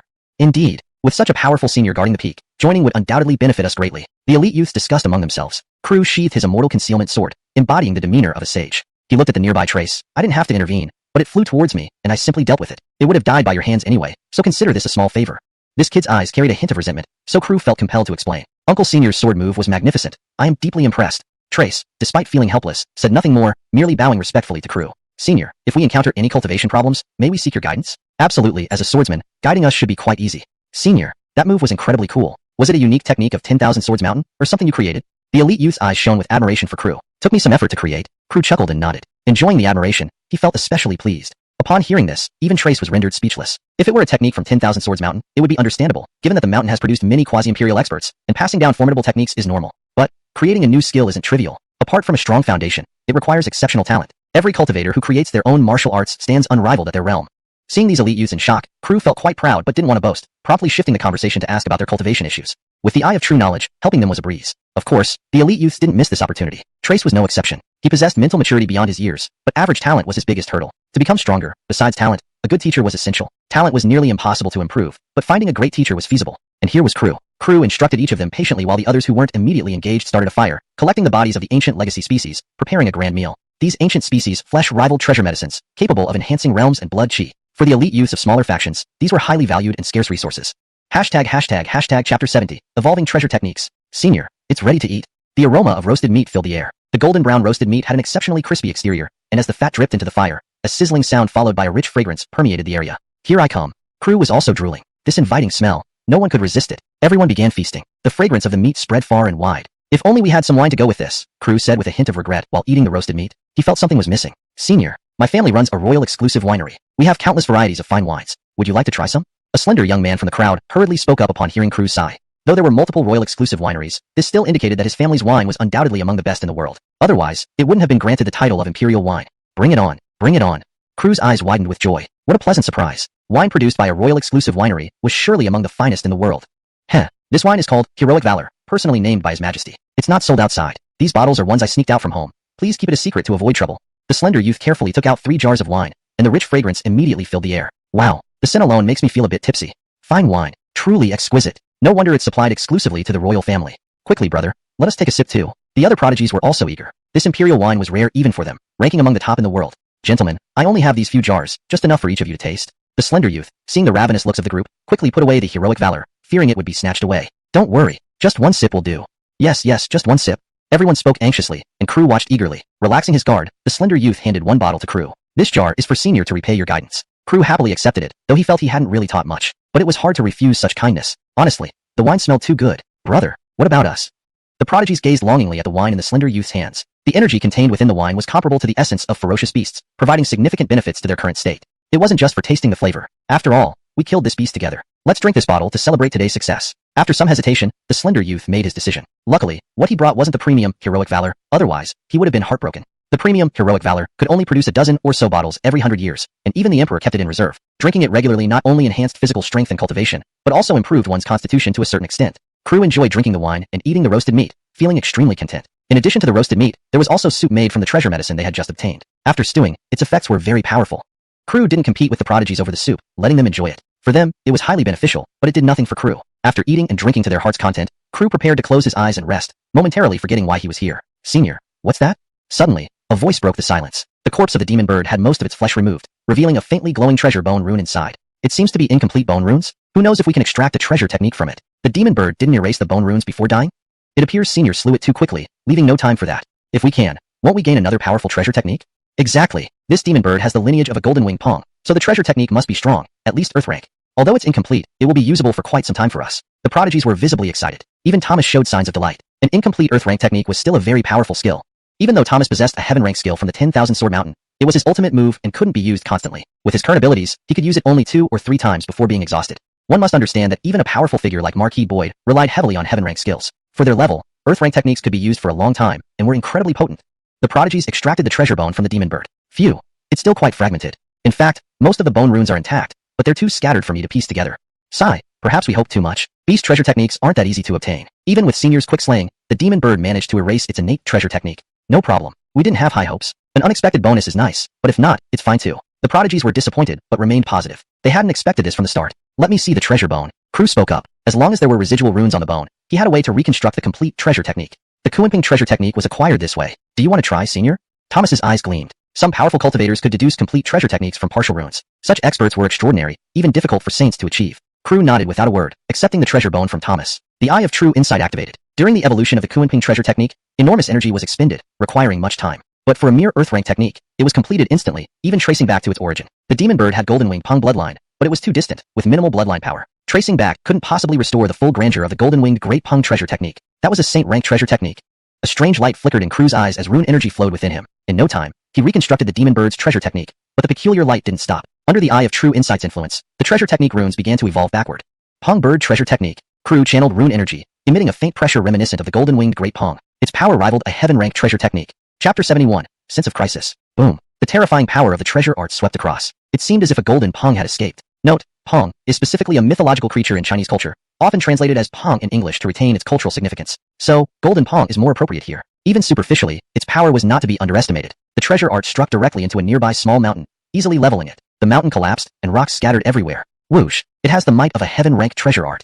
To think he could evolve an Earth-ranked treasure art to such a level, what kind of strength does this senior possess? Truly terrifying indeed. The group of elite young talents stared with widened eyes, exclaiming in awe. They were all deeply impressed. Thomas felt the same way. The shock in his heart lingered. This is truly heavenly. To evolve a fragmented treasure art into a complete heaven-ranked treasure art. This feat could likely only be achieved by emperors or supreme existences. Ordinary sages might easily create heaven-rank abilities, but evolving a fragmented treasure art into full form, even tracing back to a higher level, would be several times more difficult. This involves the core forces of a clan's origins. The complexity involved is far from trivial. This treasure art, I wish to impart it to you all. Are you willing to learn it? Crew asked with a chuckle. For him, this was a simple matter. Originally, the treasure bone was their harvest, and he merely helped complete its evolution, which also repaid them for the fine wine and the feast. Using a heaven-ranked treasure art obtained effortlessly to resolve karmic ties was definitely worth it for Crew. Willing. Thank you, Senior. We will surely repay your kindness in the future. The elites became excited one by one. That's a heaven-rank ability. For their small factions, a heaven-rank treasure art can serve as a legacy passed down to descendants. Its value is immeasurable. The debt of gratitude is substantial. Without further ado, Crew condensed the essence of the treasure art at his fingertips and tapped each elite on the forehead. The process was very quick. Everyone sat cross-legged on the ground, beginning to absorb this inheritance. To them, this trip to the Bloss secret realm had been rewarding enough. Their strength improved, and they gained a powerful technique. Their emotions couldn't settle. After half a day, everyone had absorbed the inheritance, yet their excitement hadn't faded. Thomas was fine, but the other elite young talents from small factions never dreamed they'd obtain this terrifying treasure art. Just as they were about to thank Crew, the ground shook violently. Roar! A terrifying beast roar echoed through the sky, covered by layers of black clouds. Despite being tens of thousands of miles away, Crew and the others still sensed the disturbance. This beast is abnormal. Its strength far exceeds the condensing spirit realm. Thomas judged, his expression serious. In the Bloss secret realm, how could there be an existence surpassing the condensing spirit realm? This has never happened before. Anyone who leaks such power would be eliminated by the rule force left behind by the great sage Bloss. Could it be those pure-blooded beings? Even though they only have condensing spirit realm strength, they can display Dao refinement realm combat power. Thomas shook his head decisively. Not the same. The aura is different. That pressure is absolutely beyond the condensing spirit realm. Crew nodded in agreement. You're right. The opponent is not at the condensing spirit level. He frowned deeply. He felt a strange aura spreading around. This aura seemed somewhat familiar. What should we do now? Should we go see? No. With our current realms so distant, going would be no different from seeking death. You're right. Our realms are too low. Not even a match for condensing spirit beasts, let alone something beyond. How about retreating temporarily? That seems the only option. The group deliberated and decided to temporarily leave the area. That formidable beast was too dangerous, out of their league. Even with some curiosity, nothing was more important than their lives. You all go ahead, I'll go check. Crew said seriously. He had a vague feeling that something significant was about to happen. This spreading aura was too bizarre. Senior, aren't you coming with us? The slender youth was somewhat reluctant. With the senior present, they felt secure and confident. Otherwise, with their current strength, they could only barely survive in the Bloss secret realm, maybe sharing scraps at best. If we meet again, it'll be fate. The Bloss secret realm may have undergone changes. Find a safe place and escape quickly once the exit opens. Crew warned. His feeling grew stronger. Something significant seemed to be present. Benjamin mentioned retrieving something. Could this change be related?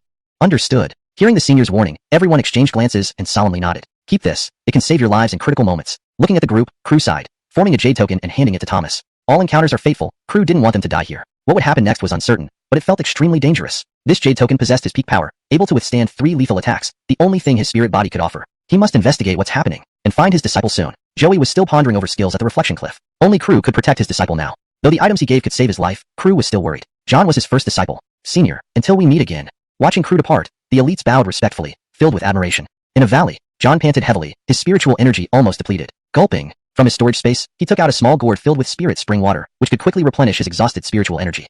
While drinking, he occasionally glanced around, observing the terrain. The bizarre corpse beast had temporarily fallen behind, but it wouldn't take long to catch up. Fighting was impossible. Even if he could suppress it temporarily, sustaining the suppression was difficult. The corpse beast was truly bizarre, undying and painless, making it especially hard to deal with. No weakness was known. The only thing John could think of was to seal it temporarily to gain time to escape. As long as he got out of the beast's tracking range, he would be safe. Chapter 72, Sword 4, Radiant Sun. With his spiritual energy partially restored, John began to act. From his storage spirit artifact, he took out several top-grade spirit stones. Without carrying an array disc, these spirit stones could temporarily substitute for a period of time, albeit with much reduced efficiency. However, there were no other options. Many cultivators usually have secondary practices. Some specialize in artifact refining, others in alchemy, and still others in talisman cultivation. But most focus entirely on the path of immortality, only superficially learning other disciplines without achieving proficiency. John was one such person. Though he had only studied array techniques superficially, it was enough for his needs. He inscribed array patterns on the spirit stones, disregarding how effective they might be, as long as they could provide some protection against that bizarre corpse beast for a short while. John's inscription speed was incredibly fast, completing the task on over a dozen top-grade spirit stones in less than the time it takes to burn an incense stick. Once the grand array was activated, it could draw energy from these stones to sustain its operation. Even a condensation realm expert would be delayed for half a day inside this array. With that much time, Crew would definitely be able to escape the pursuit range of the corpse beast. Roar. The roar of the beast echoed again. The enormous corpse beast, akin to a small mountain, could shake the entire valley with each casual movement. Its strength was terrifying. How could it catch up so quickly? I haven't even set up the formation yet. John clenched his teeth angrily. This relentless chase was indeed infuriating. But knowing he had only partially restored his spiritual energy, he decided not to confront it head-on. Earlier, he had scouted the valley and found it perfect for setting up formations. Although the corpse beast had formidable combat power, its brain was not very sharp. Setting up a trap for it would be incredibly easy. When you can use your brain, you should always do so. Sword 1. Wind Rise. John waved the Jiaoyue sword. Even as just an opening move, the power of this technique, enhanced by the heaven-rank treasure, was extraordinary. A series of gales swept through, each wind blade containing a razor-sharp edge capable of slicing through anything. Whistling sounds filled the air. Roar. Caught off guard, the corpse beast suffered a direct hit from John's sword technique, losing large chunks of flesh and blood from its exterior. Black blood flowed, emitting a foul stench. Despite feeling no pain, the events unfolding before it fueled its rage. The true Ho corpse beast stared coldly at John, eerie aura enveloping its body, but shortly after, its wounds healed, leaving everyone stunned. That aura had granted this mere condensation realm creature an almost indestructible life force. What is happening? What is that bizarre black mist? John's expression turned grim. The demonic sword hidden within him trembled uncontrollably upon encountering the black mist. There was no time to dwell on this now. Successfully drawing the corpse beast's attention, the next actions were critical. This valley was an ideal place for sealing, so John buried a spirit stone where he stood and immediately fled, vanishing into thin air. Enraged, the corpse beast eagerly pursued, ready to devour John alive. Its massive maw roared furiously, reeking of decay. Watching the beast chase him, John began circling, embedding all the spirit stones he prepared into the valley. All preparations completed, John brandished the Jiaoyue sword once more, a fierce look flashing across his eyes. This corpse beast possessed late-stage condensation realm strength, yet its true power rivaled that of peak condensation realm. John planned to test himself against it. Sword 4, Radiant Sun. As the long sword danced gracefully, John appeared like a god of swords. Pure yang energy spread around him, and behind him emerged the illusions of 9 blazing suns, radiating intense heat. The world seemed to transform into a fiery hell, a scene of utter desolation. Subtly, it contained a hint of fire true intent. It was both a manifestation of sword intent and the nascent form of a sword domain. Undoubtedly, John's insight into the way of the sword was exceptional. Slash! John roared, unleashing all his partially restored spiritual energy. Bam! Bam! Bam! 9 radiant suns slammed into the corpse beast. In an instant, the beast disintegrated, black blood exploding outward in a fog-like mist, releasing a foul stench. Even with its formidable physique, it couldn't withstand this fearsome strike. A pale smile crept onto John's face, but even this slight expression looked strenuous. He kneeled on the ground, clearly exhausted. He had tested his current strength. After using his trump card, he could eliminate a peak condensation realm entity. Of course, this included only ordinary geniuses, not monstrous beings like Cortez or the dual pupil boy.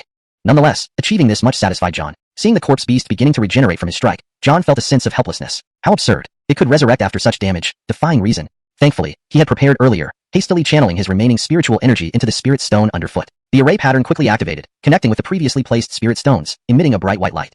The body restraining array formed, trapping the corpse beast inside. Relieved, John, now drained of spiritual energy, decided to leave the valley. He didn't want to encounter that beast again.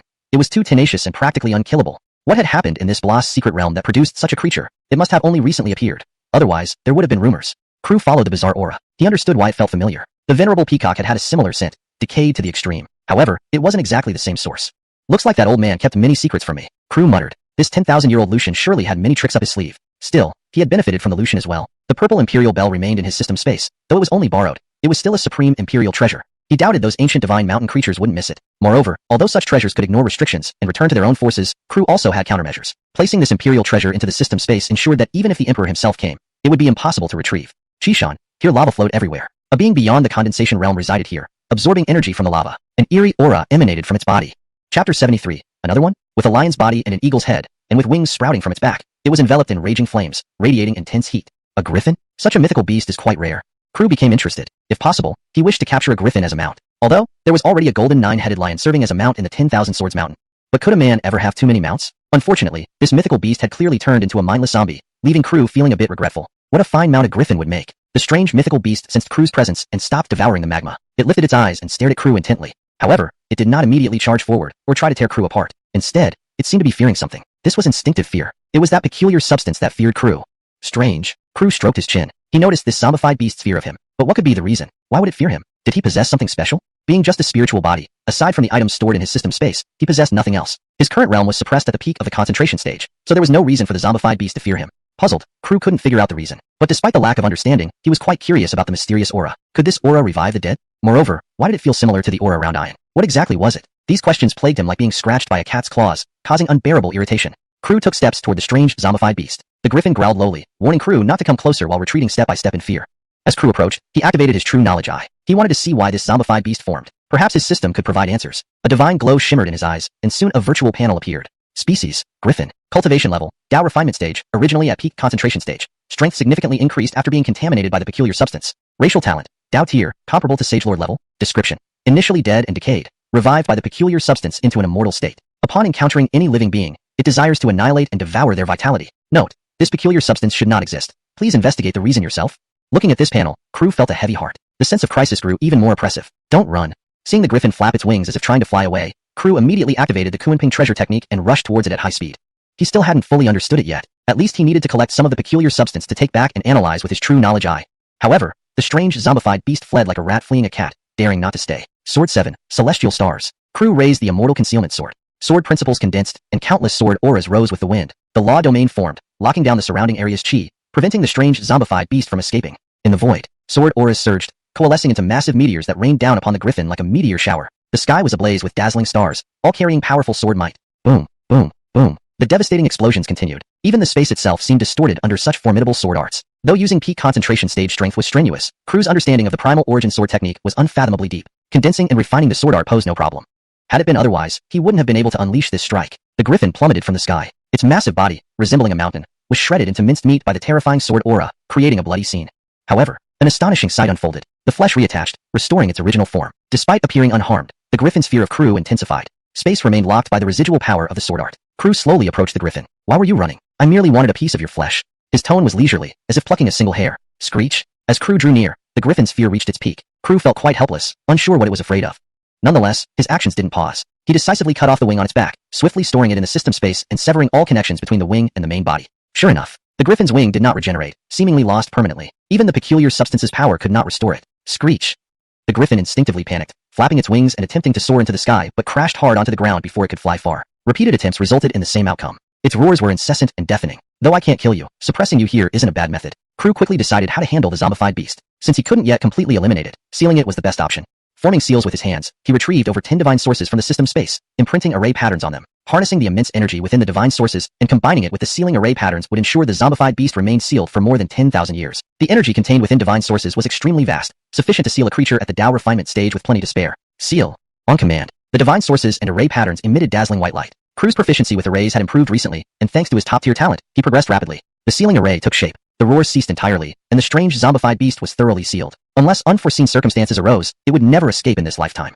Crew patted his hands contentedly, admiring his work. Sadly, the joy was short-lived, as worries crept back into his heart. The system mentioned that the peculiar substance shouldn't exist. Why did it appear now? What was the cause? Thinking of this filled his heart with endless worry. The great era had begun, but beneath it, dark currents swirled. No one knew what would happen next. This was only the tip of the iceberg. What changes had occurred in the Blast secret realm? It was certain that it wasn't like this previously. These changes likely happened recently. Of course, there was another possibility. The planner started laying foundations long ago, meticulously preparing for years since the last time the secret realm closed. So, who was the planner? Ian? Or someone else? Chapter 74. The Gap in Strength. A clear mountain stream flowed gently. It was brimming with rich spiritual energy, but upon closer inspection, it seemed to be tinged with faint wisps of dark chi. John walked along the mountain path. The spiritual energy here was quite dense, promising opportunities and attracting many young prodigies. Since he had come this far, why not challenge some of these young experts? After climbing a short distance, he saw several figures dressed in Wadation attire. Although their realms weren't high, they still made John cautious. In front of the group stood someone surrounded by others, barely visible. If it were Jerome, it wouldn't be too bad. He wasn't afraid of him. What worried him was if it might be Carrie. That encounter back then left a heavy feeling in his heart. If he met Carrie now, he wouldn't stand a chance. It would be best not to run into him just yet. Even if he used all his reserves and traded one for one, such an uncontrolled summoning of the primal sword axle could leave him unable to advance in the future. He should avoid using it unless absolutely necessary. Maybe I should slip away while they haven't noticed me? John hesitated. Offending Wadation earlier and then appearing before them so brazenly. Wasn't that courting death? Cultivating an indomitable heart didn't mean being reckless. That would make him no better than a brainless brute. Just as John was about to leave, a voice called out, "Don't hide. Come out." The voice was calm but had a mesmerizing quality, making people unconsciously follow its command. John felt a chill, and his expression turned serious. This voice was unmistakably from that day. It was Carrie. Damn, I didn't expect this guy to be here. He actually spotted me immediately. My luck is truly terrible. John muttered inwardly. Not long after escaping the strange zombie beast, he encountered this notorious prodigy. Was there anyone more unfortunate than him? He struggled with the dilemma. Should he run heedlessly or engage in some conversation first? He still had the life-saving talisman given by his master. Even if Carrie wanted to kill him, it wouldn't be easy. To flee like this as someone from Wanjiang Mountain would tarnish its name. After a moment's hesitation, John decided to stay and see what Carrie had up his sleeve. These people gathering here certainly meant something significant. Everyone had been scattered when they first entered the Blast secret realm. Gathering together wasn't easy. Carrie, as a saint son of Wadation, you really are remarkable, sensing my presence almost immediately. Impressive strength indeed. Suppressing his concerns, John smiled politely, praising him. After all, even enemies might soften with kind words. It's you again. You offended our Ronald Jerome and now dare to appear here? Truly fearless. Brothers, since he's alone, why don't we take this chance to teach him a lesson on behalf of Ronald Jerome and Sister Jeannie? That's a good idea.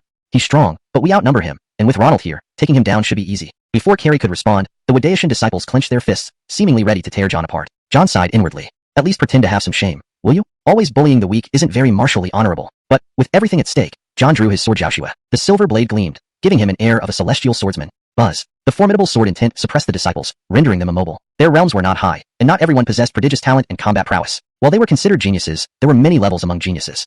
Sigh. How can he be so powerful? Why does he seem stronger than when fighting Ronald Jerome? What kind of monster is this? We'll have to wait for our Ronald to handle him. Ronald doesn't seem inclined to act. That's impossible. He must deal with this person who offends our Wadation dignity. Indeed. Let's wait and see. Pressed by the sword intent, the disciples of Wadation eagerly awaited Carrie to teach John a lesson. Friend Taoist, please stop. Carrie placed one hand behind his back and gracefully formed a seal with the other. It radiated terrifying spiritual power fluctuations. Boom, boom, boom. An explosion erupted, warping space itself as a divine skill was unleashed. Startled by Carrie's strength, John hastily blocked with his sword, unleashing sword skill 3.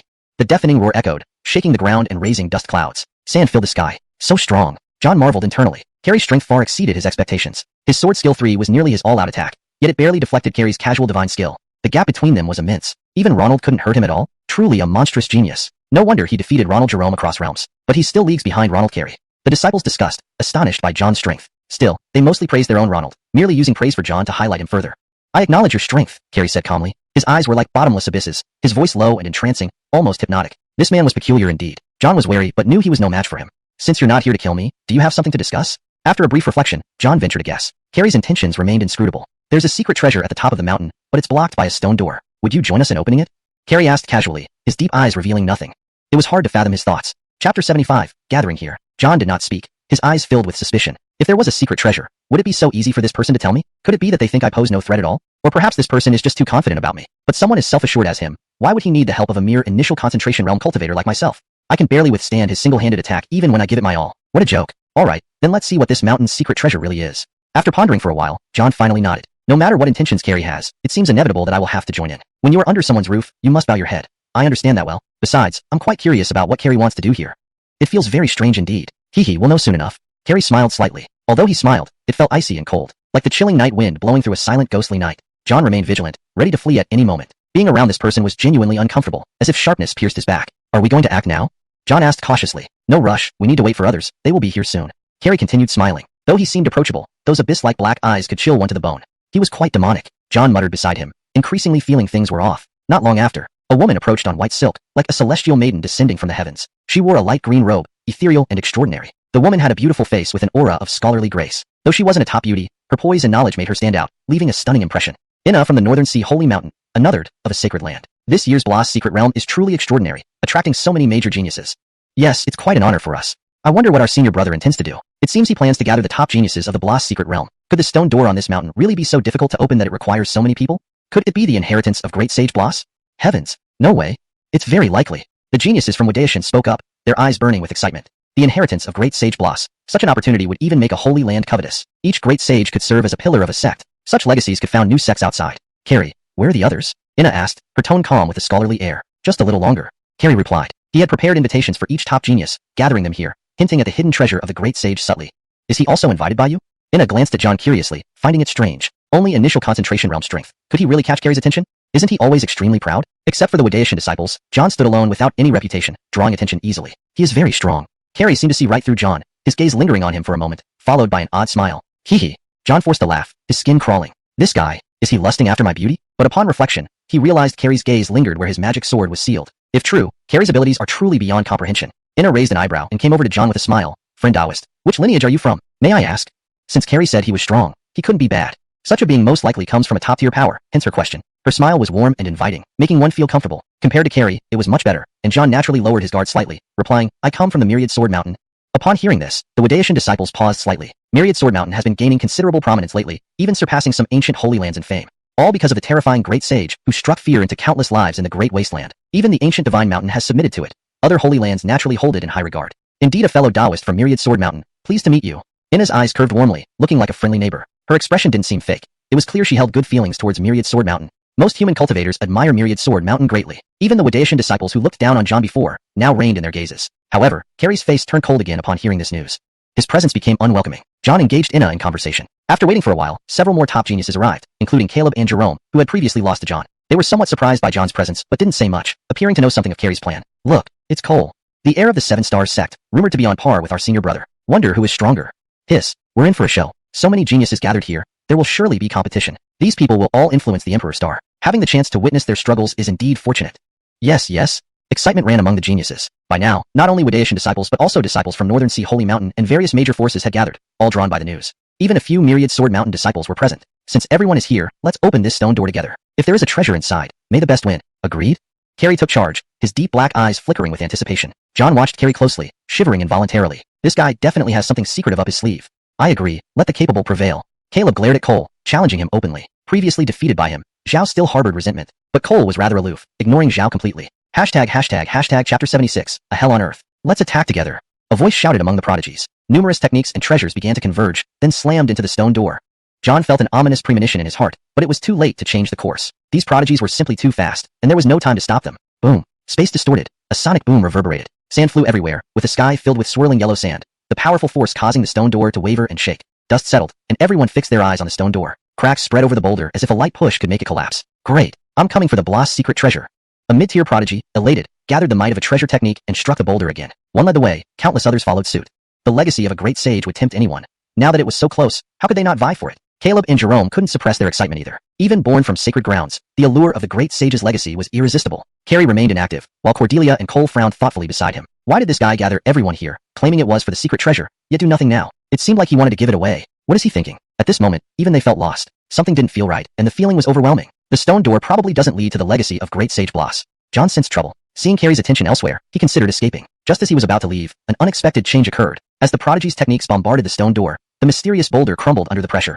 Behind the stone door was not what they expected. Instead, there was a well that emitted a peculiar aura, resonating with the way. Could this be the Bloss secret treasure? But before these descendants of prodigies could cheer, eerie energies surged forth. Not good, it's a trap. Ah! It hurts. Help me. Run. Everyone run.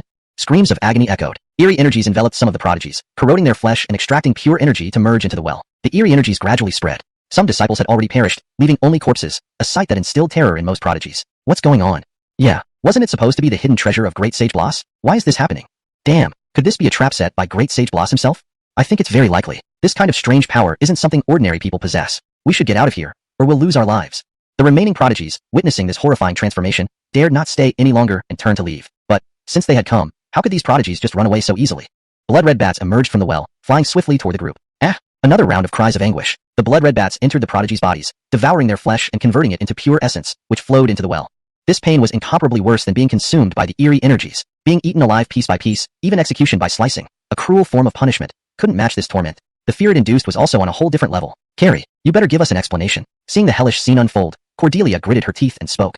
Now she understood. No wonder Carrie was so kind as to gather all the prodigies here, promising to share the hidden treasure of Great Sage Bloss. Turns out, he intended for them to die. Did you know from the start that this was a trap set by Great Sage Bloss? To kill more prodigies and keep the legacy for yourself? Cole guessed. Yet, He doubted a high-ranking figure like a sacred son would do such a thing for a sage's legacy. Carrie smiled faintly. I didn't expect it to turn out this way. Perhaps I got the wrong information. My intention was good, to let everyone share the treasure. Though smiling, it sent shivers down everyone's spines. Unifying Axle suppresses mountains and rivers. Cordelia decisively unleashed a time-honored sacred technique from the North Sea Holy Mountain. Purity and righteousness descended, and it seemed as though chanting voices filled the heavens. Rune symbols flickered continuously, bright white light shone intensely, and a mighty righteous aura pervaded. Many blood-red bats instantly disintegrated under this technique, turning to ashes. She didn't have time to ponder Carrie's intentions. Her immediate priority was to eliminate these blood-red bats. If left unchecked, who knew what chaos they could unleash? Blood-red bats are inherently dark and evil, naturally suppressed by this righteous aura. Besides those annihilated, the remaining ones moved slower. This is Sanctasy attacking. Everyone, use your techniques together. Eradicate these blood-red bats completely. Under the influence of the righteous aura, the prodigies received a boost. After this shift, the previously fearful prodigies found some courage to fight back, unleashing their techniques relentlessly. The blood-red bats suffered heavy losses. John slashed several blood-red bats with his sword. He originally intended to leave, but the sudden situation blocked his escape route. However, these bats seemed afraid to approach him, circling warily, as if fearing something. John recalled the demonic sword within him. In terms of eeriness, that sword was even more formidable. Although he didn't know its origin, it definitely wasn't from this world. Its nature closely resembled those eerie energies. Thinking of this, John felt a bit anxious. Eliminating the nearby bats, John cast his gaze towards Carrie. The faint smile on Carrie's face vanished, replaced by a distant expression. Soon, the prodigies collectively eliminated the bats, but the eerie energies showed no signs of weakening. Quickly retreat, that well is brewing greater calamity. Cole shouted, using a treasure technique from the Seven-Star Sect to glimpse future events. The sky was filled with blood-red bats and endless strange beasts. Translation note, Chapter 76, A Living Hell. Let's attack together.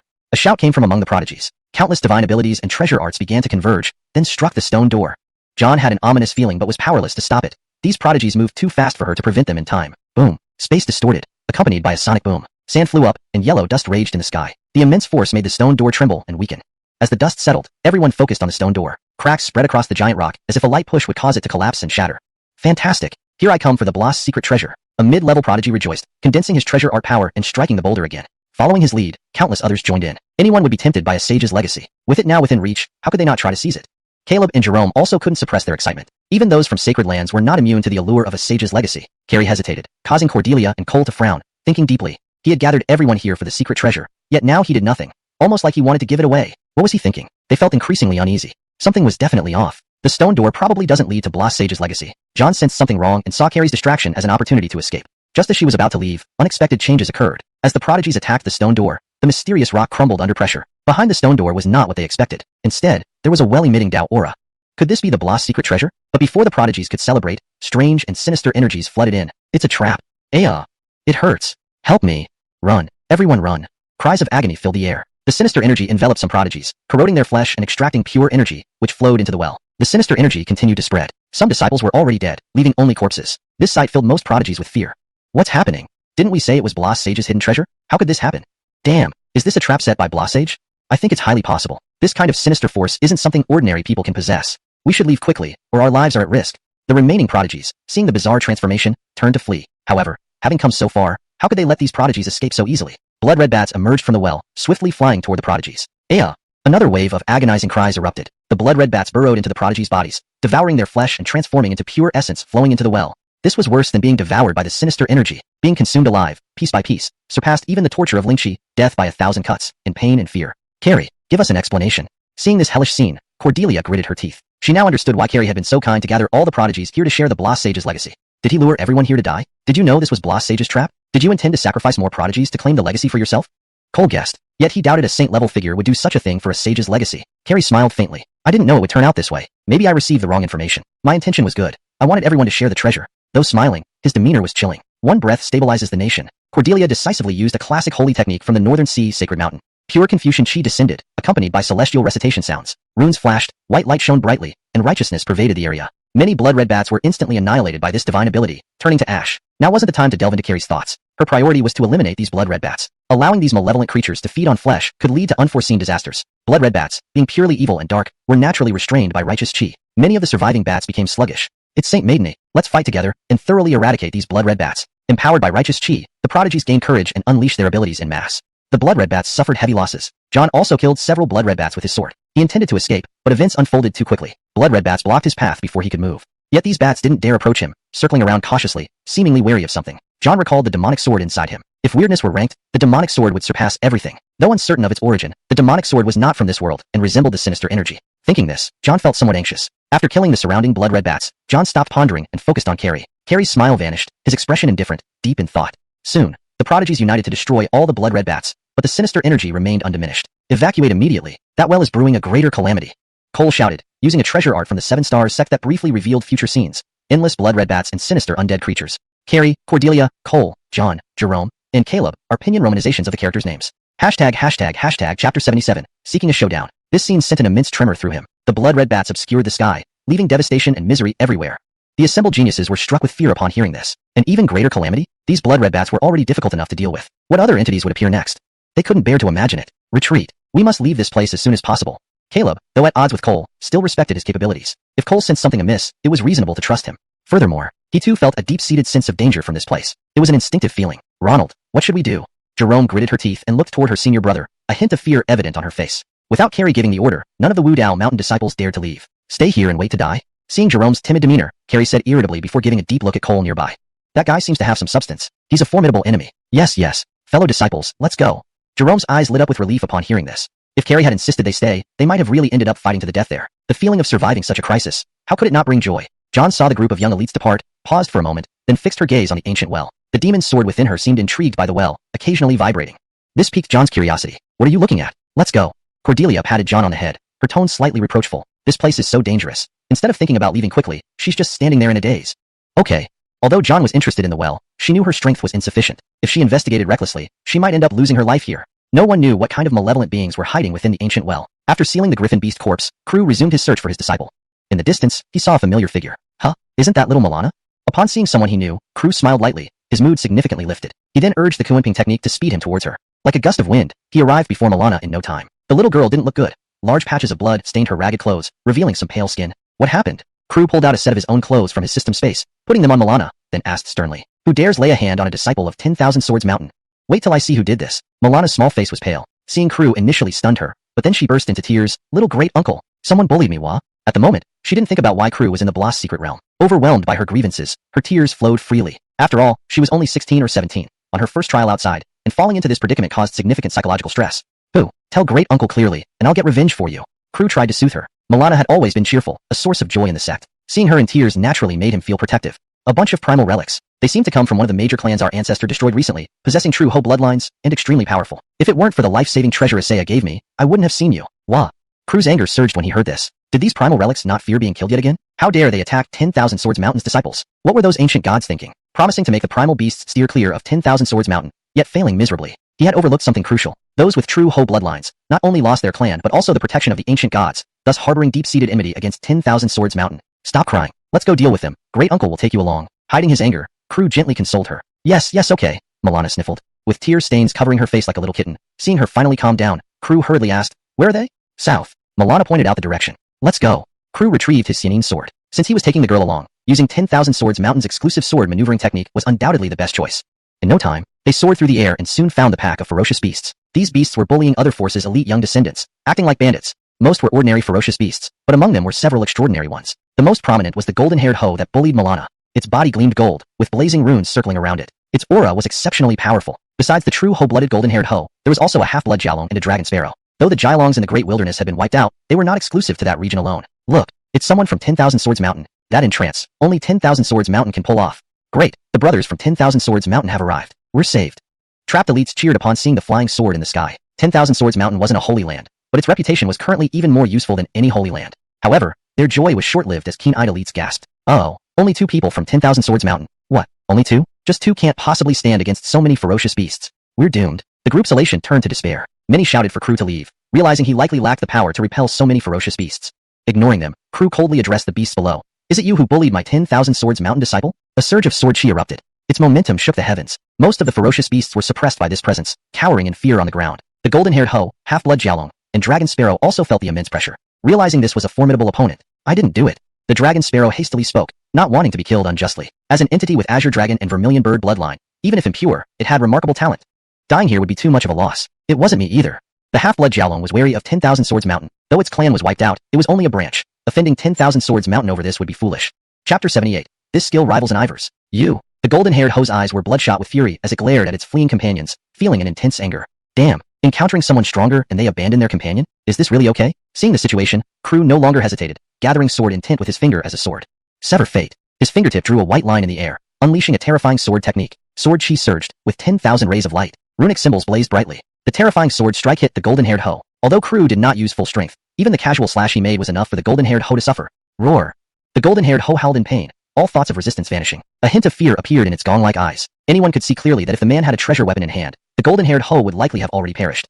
Long K and the half-blood dragon saw the pitiful state of the golden-haired hoe. Though they felt compassion, they did not dare to intervene. They could guarantee that the man before them was definitely a senior from 10,000 Sword Mountain. Otherwise, it would be impossible for him to be so powerful, leaving no room for resistance. They said not to offend 10,000 Sword Mountain. See what happened? The two glanced at each other, having decided in their hearts that once the golden-haired hoe was dead, as good friends, they would bury it properly. To actually critically injure a late-stage condensing spirit realm golden-haired hoe with just one sword stroke, this person is truly remarkable. Yes, originally, we thought it was like a mantis trying to stop a card, but who would have thought he would be so strong? This person's talent should not be weaker than Carrie, Cole, Cordelia, and others, but why is he not well known?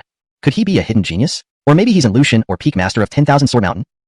Such a young Lucian? His vitality is as robust as a dragon's, probably not over 100 years old. To have Lucian-level strength at such a young age isn't even more extraordinary? That's also true. Beside them, the geniuses being beaten back by the fierce beasts discussed happily. Initially, they thought they were going to die, but unexpectedly, this man became their savior. If it weren't for Crew's appearance, these geniuses from minor sects, would likely have become nourishment for the beasts. Senior, can you spare me a path to life? The golden-haired hoe trembled as it spoke. Although its true Hoe clan was destroyed and it no longer enjoyed the protection of the ancient divine mountains in the Great Wasteland, it did not mean it could face death calmly. 1. You are a remnant of the true Hoe clan and deserve death. 2. You ambushed my 10,000 Sword Mountain disciple and deserve death. 3. I am in a bad mood now and you deserve death. Crew spoke coldly. His finger revealed a sharp edge, endless sword chi converging in a rather shocking manner. Kill. Sword chi surged like waves, pouring onto the golden-haired hoe. Like scraping bones, it instantly killed the beast completely, leaving only a faint golden corpse with shattered runes. My god, he easily annihilated that golden-haired hoe. Even Carrie couldn't do that? That's certain. Perhaps only a Terra-level existence like Atlas or a sage son of the immortal court could compare. This means he at least has supreme talent. Most likely, everyone, including the remnants of the ferocious beasts, stared in shock at this astonishing scene. Too terrifying. Crew noticed something interesting. There were residual runes on the treasure bone. It seemed that killing quickly had its benefits. At least this golden-haired hoe didn't manage to completely destroy itself and erase the runes. Although the runes were broken, Crew had the true knowledge eye which could instantly deduce the complete treasure art. The golden-haired hoe had very pure true Hoe bloodline. Perhaps using its bones, Crew could deduce the true Hoe treasure art. The true Hoe clan was an extremely powerful pure-blooded creature race. Although no great Evar-level existence was born, many quasi-Evars emerged, making it a great clan with a long history.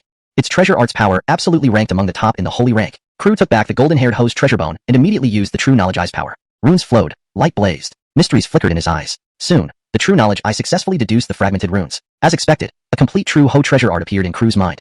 Little Milana, let me give you a chance for enlightenment. Crew chuckled. His previous displeasure vanished. Apart from giving this holy rank treasure art to Milana, he could pass it on to his disciples later via the system. If not for their low realms, he might even give the Kuanping treasure art. However, he didn't want his disciples spending time on the true Hoe treasure art when they hadn't thoroughly comprehended the Evar scripture. Moreover, the Evar scripture contains suitable scriptures and divine powers for every stage, far surpassing the true Hoe treasure art in value. Junior Uncle Ancestor, have you deduced the golden-haired hoe's divine power? Milana guessed, her eyes filled with surprise. The runes on the treasure bone were severely damaged. Even a saint-level expert would find it hard to deduce. Otherwise, there wouldn't be rumors about how difficult it is to obtain treasure arts. Yes, Crew smiled slightly. Deducing the true Hoe treasure art was easy. The golden-haired Hoe treasure art was just barely a Dao rank skill, much weaker compared to the Axelan treasure art. Wow.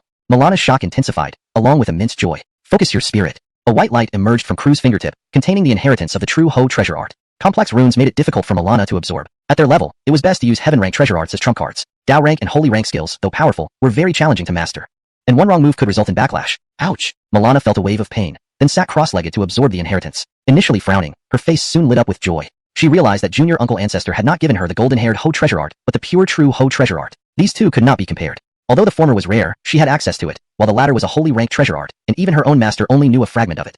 Could this not fill her with surprise? Even her master didn't have a complete holy rank treasure art, yet she obtained it, and it was deduced by her Junior Uncle Ancestor. This felt like a dream. Why was Junior Uncle Ancestor so strong? This skill rivals that of a great Evar. Edited translation provided. It conveys the meaning accurately, reads naturally, maintains consistent terminology and style, and is in fluent English.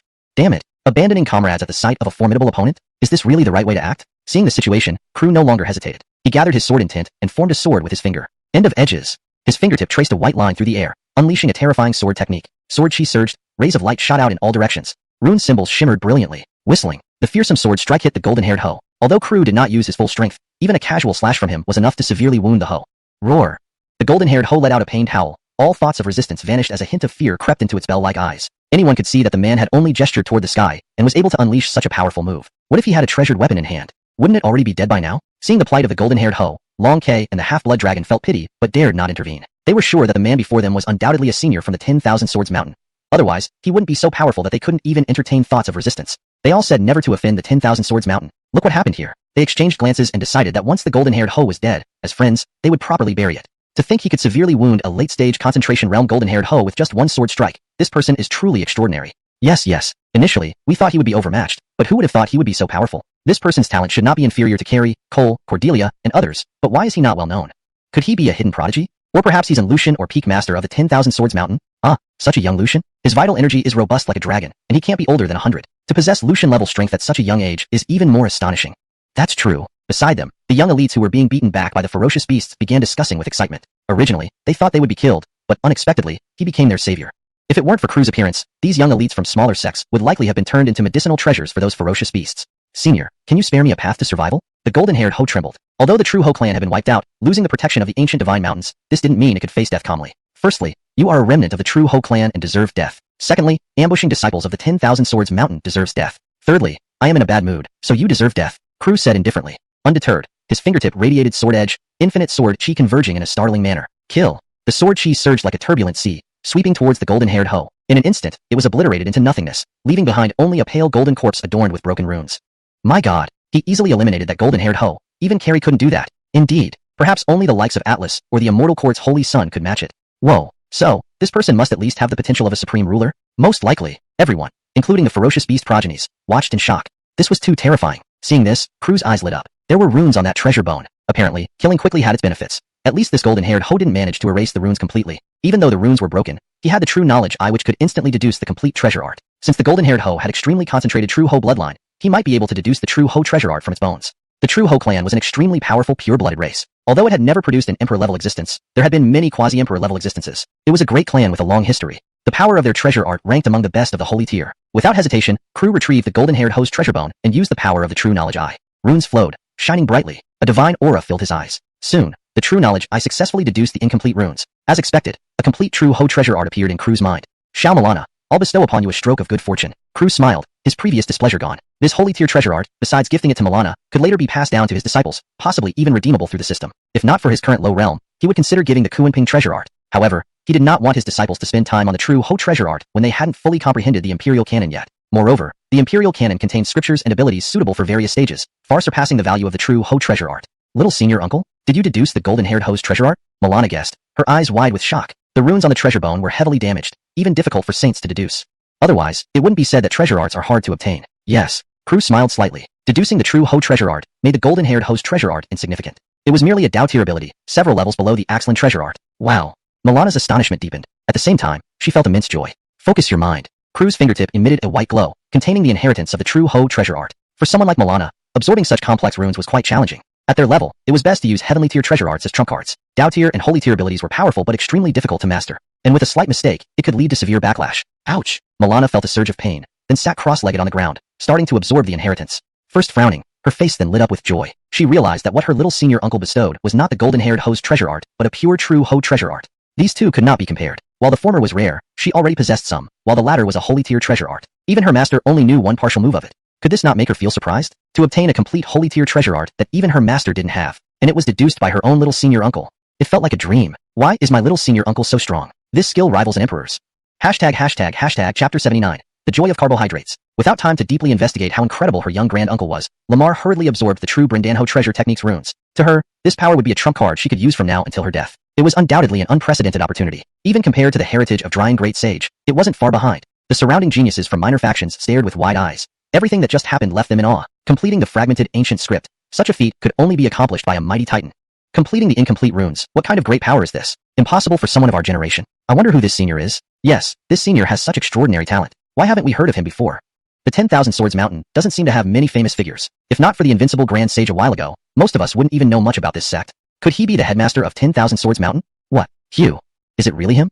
Impossible. How can a Saint Isaiah level being be here? Right, it can't be him. I saw Senior Axel's visage earlier, and he isn't this young. It is strange though. His chi and blood are like a dragon, no different from ours. He probably isn't one of those old monsters either. A wave of murmurs filled the air as they questioned Crew's identity. Completing the Brendan Mao Bao technique's runes was something no young person should achieve. But judging by his appearance and chi and blood, he also didn't seem to be an old recluse. Indeed, it was quite strange. Crew didn't care about their gazes, focusing on the remaining vicious beasts. You may leave, but under one condition, he said coldly. He had little good feeling toward most of the beasts. Senior, please speak. The half-blood dragon seemed more flattering. In this secret realm, if you see my 10,000 Swords Mountain disciples in danger, you must provide protection. Understood? Crew's expression was very serious. Understood. The group of beasts responded as if granted amnesty. They had feared some excessive demands, like servitude, but merely protecting 10,000 Swords Mountain disciples for a short period seemed relatively easy. Satisfied, Crew nodded, having them swear to the heavenly Tao, then release them. With the culprit subdued, he had no interest in dealing with the rest. Lamar had already finished absorbing the inheritance of the true Brandanho treasure technique and looked at Crew excitedly. Just as she was about to speak, Crew cut in first. Don't stand there staring. This golden-furred hound is a great tonic. Hurry up and cook it. Crew's mouth watered. Although its taste wasn't as exquisite as the true hound, the meat was extremely flavorful. Got it. Lamar's response turned reluctant. She had wanted to praise her young grand-uncle's valor, but why did he suddenly act so down to earth? She clearly noticed the glint in his eyes whenever food was mentioned, which contrasted with his noble image. Yeah, go ahead. Crew chuckled, nodding. Before long, smoke rose, and the aroma of roasted meat wafted through the air. The golden-furred hound was as large as a mountain, impossible to stew entirely. Plus, too much stew would get tedious. A small portion was fried after extracting the fat, golden and crispy, utterly inviting. Another part was slow-braised. Digging a pit, they lightly roasted the meat, added spices and natural treasures, wrapped it in leaves similar to lotus leaves, covered it in clay, and buried it for baking. The fragrant smell was tantalizing, making mouths water. Lamar's cooking skills were genuinely good, at least better than his second disciple Genie, who often earned Crew's complaints. As night fell, only he and Lamar remained. There was only so much of the golden-furred hound's meat. Inviting unknown factions to join in wouldn't suffice for a bowlful per person. How could he endure that? If he ate to his heart's content, even a mountain would fit into his stomach. So, he decided not to invite them. However, these minor faction members didn't linger either. They came for the secret treasure of drying great sage, not for a meal. They couldn't miss a chance for greatness because of greed. Someone must gain this secret treasure. So, why not them? This world required striving, risking life for even the slightest opportunity. Otherwise, they would spend their lives in mediocrity. That stew should be ready. Crew took out his personal utensils from the system space, his face beaming with anticipation. It smelled so delicious. Grand-uncle, I'll ladle it for you.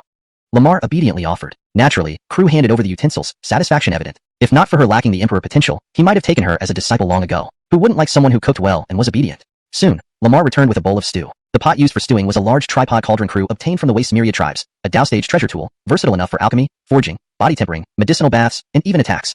This potent item, reduced to a cooking vessel, could cause bloody conflicts if revealed, but it indeed had its uses. The roasted meat, rich in aroma, resembled braised pork and soy simmer trotters, flavorful and bright red. Annoyingly, a bowl of rice would make it perfect. Crew felt a bit regretful. The joy of carbohydrates, who could understand? Devouring a whole pot of stew, it quickly digested into pure energy. Unfortunately, the energy dissipated since his spiritual form couldn't cultivate. However, it helped restore some lost spirit energy. Unlike Crew's voracious appetite, Lamar dared not eat too much. The golden-furred hound was a late condensation spirit realm creature, 2 realms above her. Its energy-rich flesh was too powerful. Just a few pounds made her feel bloated.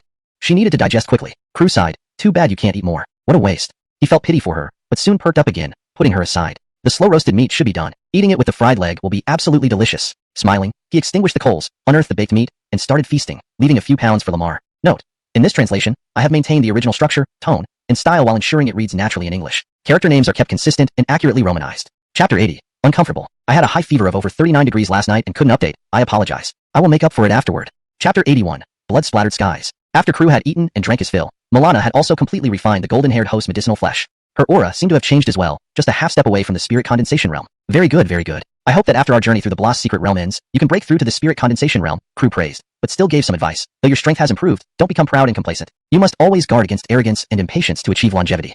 I understand, Isaiah.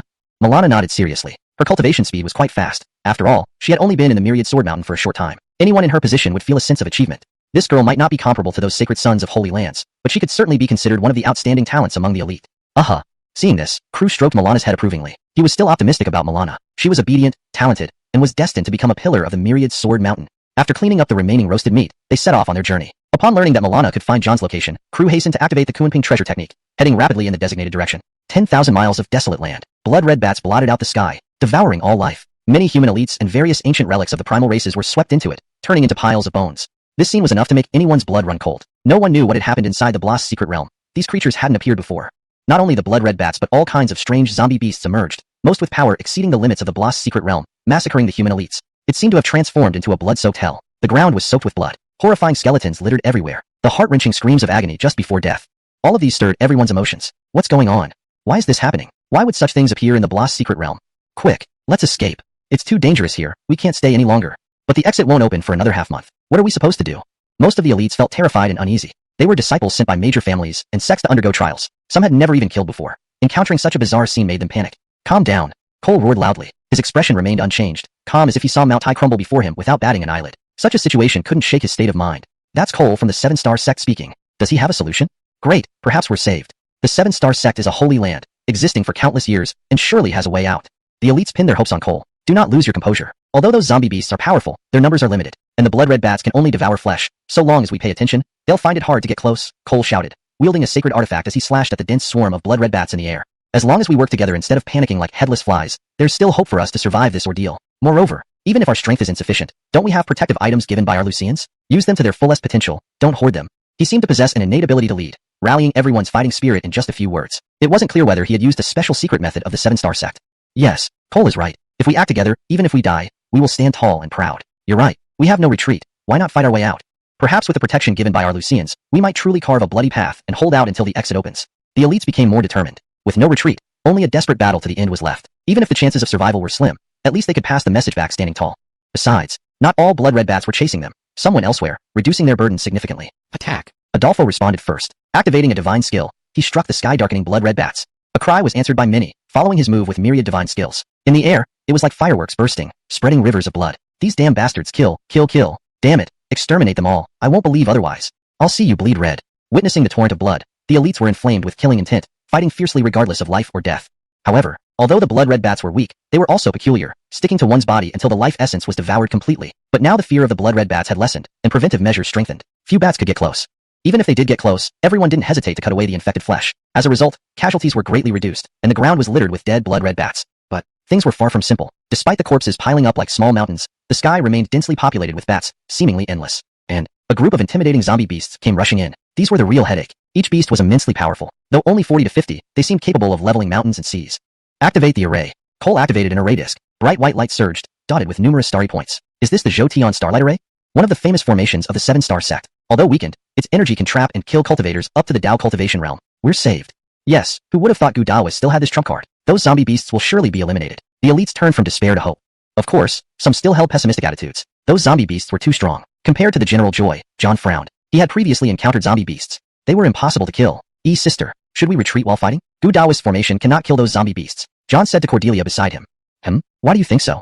Cordelia asked curiously. This formation can not only trap and kill cultivators of the Dao cultivation realm, but also delay enlightenment level experts for some time. How could it not kill these beasts? These beasts can't be killed. Just listen to me. John said seriously with a hint of urgency. Chapter 82. Carrie disappeared? Can't be killed? You're sure? Cordelia frowned. How could they possibly be unkillable? Although beings that can come back to life after death are rare, they aren't unheard of. After all, weren't most puppets made from corpses? These things are very eerie. They can't be killed. I've encountered them before. John urgently persuaded. They would all die here if they didn't leave soon. Though the current situation seemed advantageous, it was all an illusion. The Heavenly Stars array couldn't hold back those corpse beasts, and the blood-red bats still swarmed overhead, blotting out the sky. Shortly thereafter, a shocking scene unfolded before everyone's eyes. The Heavenly Stars array cast its stellar radiance. The starlight was brilliant, containing immense energy that even a Heart Realm expert wouldn't dare to confront head-on. However, after this intense energy dissolved the numerous corpse beasts, they resurrected once more. What? How is this possible? They died and came back to life? What logic is this? These corpse beasts are too strange. Not only do they surpass the limits of power, but now they can come back to life? Why? With such abilities, are we not destined to perish here? We're doomed. Doomed. The group of prodigies lost their previous confidence and exclaimed in shock one after another. It truly can't be killed. Cordelia felt the situation was tricky, and a hint of fear began to surface in her heart.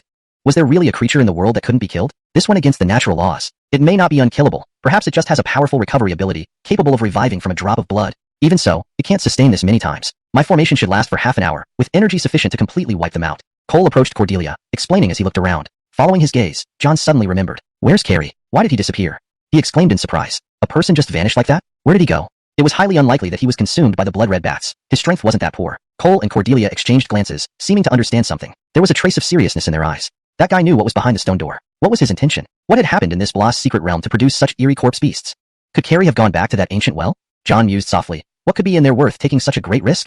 The demonic sword inside him trembled slightly, seemingly in agreement. Boom. A loud explosion shook the space, sending ripples through the air. The Heavenly Stars array collapsed, the formation disk turning into fragments. How is this possible? It broke through my formation so quickly? Cole was astonished. The formation was brimming with energy. Logically, it shouldn't have been broken so easily. Even if it couldn't kill these creatures, it should have held them off for a while. The corpse beasts, freed from the array's constraints, charged toward the prodigies. Damn it, can we really not kill these bastards? I'm still so young. Wah, I don't want to die. We have no retreat left. Let's fight to the death. These young prodigies, barely in their 20s, had never faced such a dire situation before. Yet, their willingness to fight to the death was commendable. Just a pointless sacrifice. Jerome sneered, preparing to lead the disciples of Wu Dao Mountain away. Seeing his senior brother absent, he assumed he had already left and didn't wish to linger. They had bright futures ahead. Why waste their lives here? Even if they had a way to win, how many would be left standing at the end of the battle? So what? Are you going to desert us?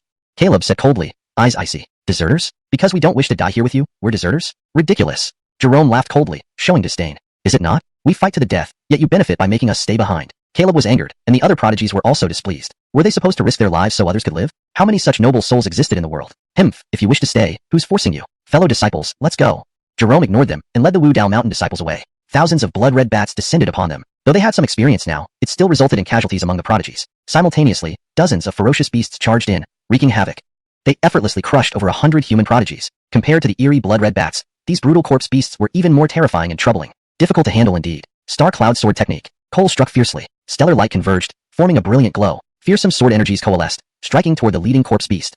Capture the leader first. Though unsure why his formation failed, he had other ways to repel the enemy. Even on his own, he could stand against a Dao cultivation expert and even defeat one. The corpse beast leader was a Qilong, already fierce and horrifying, now decayed. It was daunting to look at. Though unimpressive in appearance, its strength was terrifying, reaching late-stage Dao cultivation realm, overpowering any prodigy present. The raging sword energy surged like a river entering the sea. Boom, boom, boom. Starlight and sword chi pierced the Qilong corpse beast, shredding its flesh and limbs. This sight filled the prodigies with hope. The corpse beast leader was that weak? Cole defeated it so easily? So it wasn't much after all. But unknown to them, the Qilong corpse beast didn't defend itself. It felt no pain or fear of death. Why exert effort resisting? Cole frowned, realizing something was amiss. He doubted his skill could transcend a major realm gap so effortlessly. Something was definitely wrong. Sure enough, the Qilong quickly restored its form, as if nothing had happened. Most faces turned from joy to dread again, growing increasingly cold. Eerie, too eerie, died and revived. How could this continue? Despair gripped the prodigies. Led by the Qilong, the corpse beasts started massacring, sucking the life essence from the human prodigies. They were incredibly enthusiastic about it. Cole, Cordelia, and others fought back, but ultimately, 2 fists couldn't match 4. They couldn't protect all the human prodigies alone. Only relying on the protective items bestowed by their Seclusians could they temporarily hold back the tide, avoiding total defeat. Chapter 83. Is no one really coming to save us? A half hour of slaughter, with blood and gore everywhere, limbs severed and strewn about. Over half of the human prodigies were dead or wounded. A heavy veil of sorrow and despair shrouded everyone remaining, including John. They could escape, but what would happen then? Would the outcome be any different? Death was inevitable. With half a month until the opening of the Blas secret realm, how could they possibly escape these bloodbats and strange undead beasts solely on their own strength? It was just a matter of sooner or later. Better to die fighting like men and fight for a sliver of hope. But they truly couldn't handle those strange undead beasts. Without their unlimited resurrection ability, perhaps they could have carved out a bloody path. Brothers, cheer up. Let's fight our way out and live amidst death. Amidst the gradually oppressive atmosphere, a voice emerged from the crowd. There was trepidation and fear in the voice, yet it didn't lack courage, a young man's bold determination. On their shoulders rested not only the blooming springtime and the clear winds under the bright moon, but also a weightier responsibility. Morale lifted slightly. Kill. I need to kill every last dog. My mother is waiting for me at home. We can't die here. I haven't achieved the supreme Dao yet. Our future is bright. Dying here is such a waste. We must carve out a path to live. The prodigies once again unleashed their treasure techniques, disregarding the near depletion of their spiritual energy. Even if they drained themselves, they would try to kill more bloodbats and take down those strange undead beasts multiple times over. John was influenced by this sentiment as well. Despite having unavenged blood feuds that he couldn't settle by dying here, he stayed and fought alongside everyone. This was his path. If he always avoided challenges, how could he ever seek vengeance for his family or overthrow an ultimate Dao tradition? Imperial execution sword style. John's face showed solemnity, beads of cold sweat dripping from his forehead, his eyes revealing a hint of severity. He poured all his spiritual energy into the technique without reservation, causing sword chi to fly wildly. The primal sword chi within him yearned to burst forth, but he held back out of reason. Unless it was the last moment, it was best not to use the primal sword axle, or else he would sever his root foundation, wasting his cultivation beyond remedy. Slash. A terrifying sword move sent shockwaves through the air. The sword light was blinding. In the void, a gigantic longsword rose, as though it could collapse space and cut through the karmic threads of time. Clang. An extremely piercing sound rang out as the massive sword descended from the void, its sword chi piercing the sky, tearing a gap in space itself. The sun-obscuring bloodbats fell in droves, their flesh turning to mush and instantly becoming pools of blood, the stench unbearable. And the strange undead beasts suffered greatly under this powerful technique. Keep in mind, most of these undead beasts were Dao forging realm entities, while John was merely at the spirit gathering realm, yet he suppressed them in one move. Who would believe it? Naturally, it caused astonishment and discussion among the crowd. What a powerful sword style. Even Cole, who usually remained calm, showed a glint of surprise in his eyes. If it had been him, he might not have guaranteed receiving such a move. This unassuming youth had such formidable strength. This divine technique was extraordinary. Certainly not as simple as a holy rank technique. Some of the prodigies in the crowd looked at John with envy and jealousy, but dared not entertain thoughts of killing him for his skills. Usually, someone possessing such power would most likely come from an everlasting immortal lineage with countless years of tradition. They didn't have the courage to act against such a behemoth. Although Erwin behind John wasn't quite at the immortal lineage level, it was close. Brothers, if we can seal these strange undead beasts here, perhaps there's hope for us. I've bought you some time. Hurry and set up the formation, John said forcefully, his spiritual energy already depleted after using the divine technique. Coming from the imperial scripture, the consumption was indeed alarming. Not only was his spiritual energy depleted, but his internal organs were also impacted, a trickle of blood seeping from his lips. He had no more fighting strength left. Sealing them here is indeed a good plan. Cole and Cordelia's eyes lit up. With the undead beasts injured and pushed back by John, they indeed had some breathing room.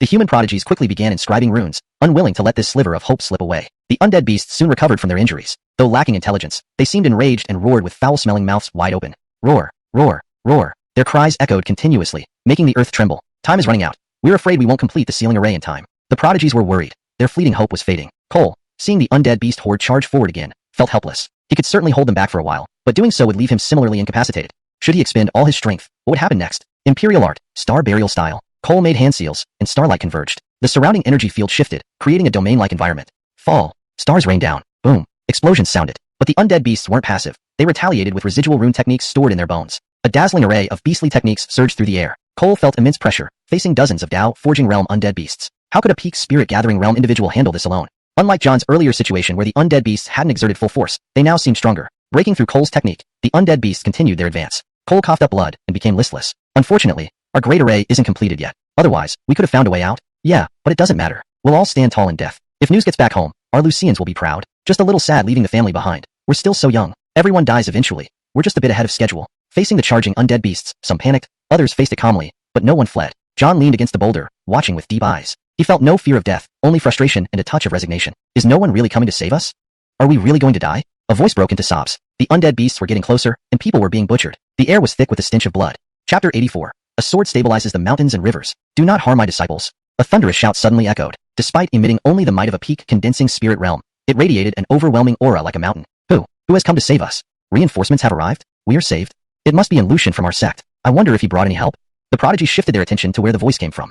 In midair, Crew stood with his white robe billowing like a celestial being, his cold gaze and aloof demeanor making him seem otherworldly. Is he alone? Even as a senior from the sect, influenced by the rules of this Blast's secret realm, he cannot unleash too powerful a force. How can he match those strange undead beasts? We're doomed. We shouldn't involve this senior. Senior, please retreat quickly. These strange undead beasts are too terrifying. You are no match for them. The group of prodigies did not wish for any further casualties. If they could let this senior know what was happening here, gather more forces, and then wipe out and seal these bats and undead beasts, it would count as avenging them. Compared to their mistrust, John's eyes shone brightly, instantly feeling relieved. He knew he was saved, completely trusting his master without reservation. Noticing John's expression, Cordelia couldn't help but ask, do you know that senior? Is he from your Wanjian mountain? He is my master, very strong. We're saved. John had the appearance of an enthusiastic disciple. Is that so? Cordelia remained non-committal, her face showing clear disbelief in John's words. But indeed, these undead beasts were virtually unkillable and pain-insensitive, surpassing the limits of the Blast's secret realm. Even Holy Lord-level experts might struggle to resolve this calamity without an Imperial-grade artifact, or at least an Evar tool. But how could anyone carry such treasures at all times? The Blast's secret realm isn't a forbidden area, and providing a replica of an Imperial-grade artifact already indicates great caution. The undead beast horde continued roaring, attracted by Crew's imposing presence. Those blood-red bats that had been obliterated by one sword strike earlier were now circling again, far too numerous to kill off entirely. Without much ado, Crew produced a single horn in his hand, exuding an Imperial power that could tear apart space and obstruct the flow of rule essence. The Azure Dragon Horn, an unparalleled weapon of destruction, it was seized from a half-blooded Azure Dragon and is a treasure passed down through countless years of the Azure Dragon lineage. The horn, 3 feet long, matched the length of a sword perfectly. Quick look, it's the Azure Dragon Horn, a senior from Wanjian Mountain. To bring such a treasure, perhaps it is the great sage himself taking personal action? Impossible. I think it's probably Headmaster Hiroshi. He looks so young, that can't be possible. Whoever it is, we might have a chance to survive. Even holding an Imperial-grade artifact, facing so many undead beasts still seems precarious. That's true, but the senior can surely hold them off for some time. Let's quickly set up the sealing array. That way, we'll have a chance to live. Indeed, indeed. With Crew revealing the Azure Dragon Horn, the prodigies gained some confidence and hurriedly began setting up the array. Crew, wielding the Azure Dragon Horn as a sword for the first time, felt slightly excited. With a casual swing, a terrifying azure glow spread out, capable of leveling a small mountain. Roaring cries rose incessantly. The Azure Dragon Horn's power astonishingly sliced through most of the undead beasts in half, truly defying nature. Truly a supreme offensive weapon. TSK. This thing is terrifying. Fortunately, it's just an Imperial-grade tool without a spirit consciousness. Otherwise, I might not be able to control it. Crew muttered quietly, marveling at the power of the Azure Dragon Horn, which hadn't even been infused with his spiritual energy. Compared to an Imperial-grade artifact, this Imperial-grade tool was indeed easier to control. Though the undead beasts were easily slain, their most vexing feature was their undying nature. No matter how thoroughly they were killed, they revived fully and mysteriously, leaving one helpless. Crew understood this well. Seeing the undead beasts regroup and charge forward again, he ceased admiring the Azure Dragon Horn's power and instead activated the Taishang sword cannon, an Imperial scripture, summoning terrifying sword chi in wave after wave. A sword stabilizes the mountains and rivers. Another fearsome sword technique from the Imperial scripture. It contained a suppressive force. The power of the rules within the Blast's secret realm was stirred by this terrifying sword technique, freezing the surrounding area. Sword chi swirled everywhere, filling the realm almost instantly. Countless tiny swords stood in the air, each capable of slaying a peak condensing spirit realm practitioner. Even a Dao cultivation realm expert wouldn't dare take it head-on. To ask who among the peak condensing spirit realms could achieve this level, not even Cortez could reach this height. Kill. Crew's cold shout unleashed the full might of the skill, bright light erupting in dazzling rays. Terrifying sword chi swept across thousands of miles, causing the earth to tremble. Blood mist filled the sky, a foul smell permeating the air. My goodness, what am I seeing? This senior is incredibly powerful. Even at peak condensing spirit realm, he can effortlessly slaughter a Dao cultivation realm existence, right? Not just that, I think he can rival inside heart realm masters. I've never seen someone defy logic this way. Even Alicia and Carrie wouldn't match him. In his youth, this senior was likely invincible, though I don't know his name. Such a heaven-defying genius must have been quite famous when young. Everyone watched Crew in awe. This single sword strike didn't seem achievable at the condensing spirit realm. Even a Dao cultivation realm expert releasing this move wouldn't necessarily yield such power. Clearly, Crew's cultivation foundation and understanding of skills were immensely deep. Quick, everyone seized this opportunity. Alicia recognized a golden opportunity. Crew's sword move inherently possessed suppressing and sealing properties. Although the undead beast revived, they remained motionless for about 15 minutes, making it a perfect time to seal them.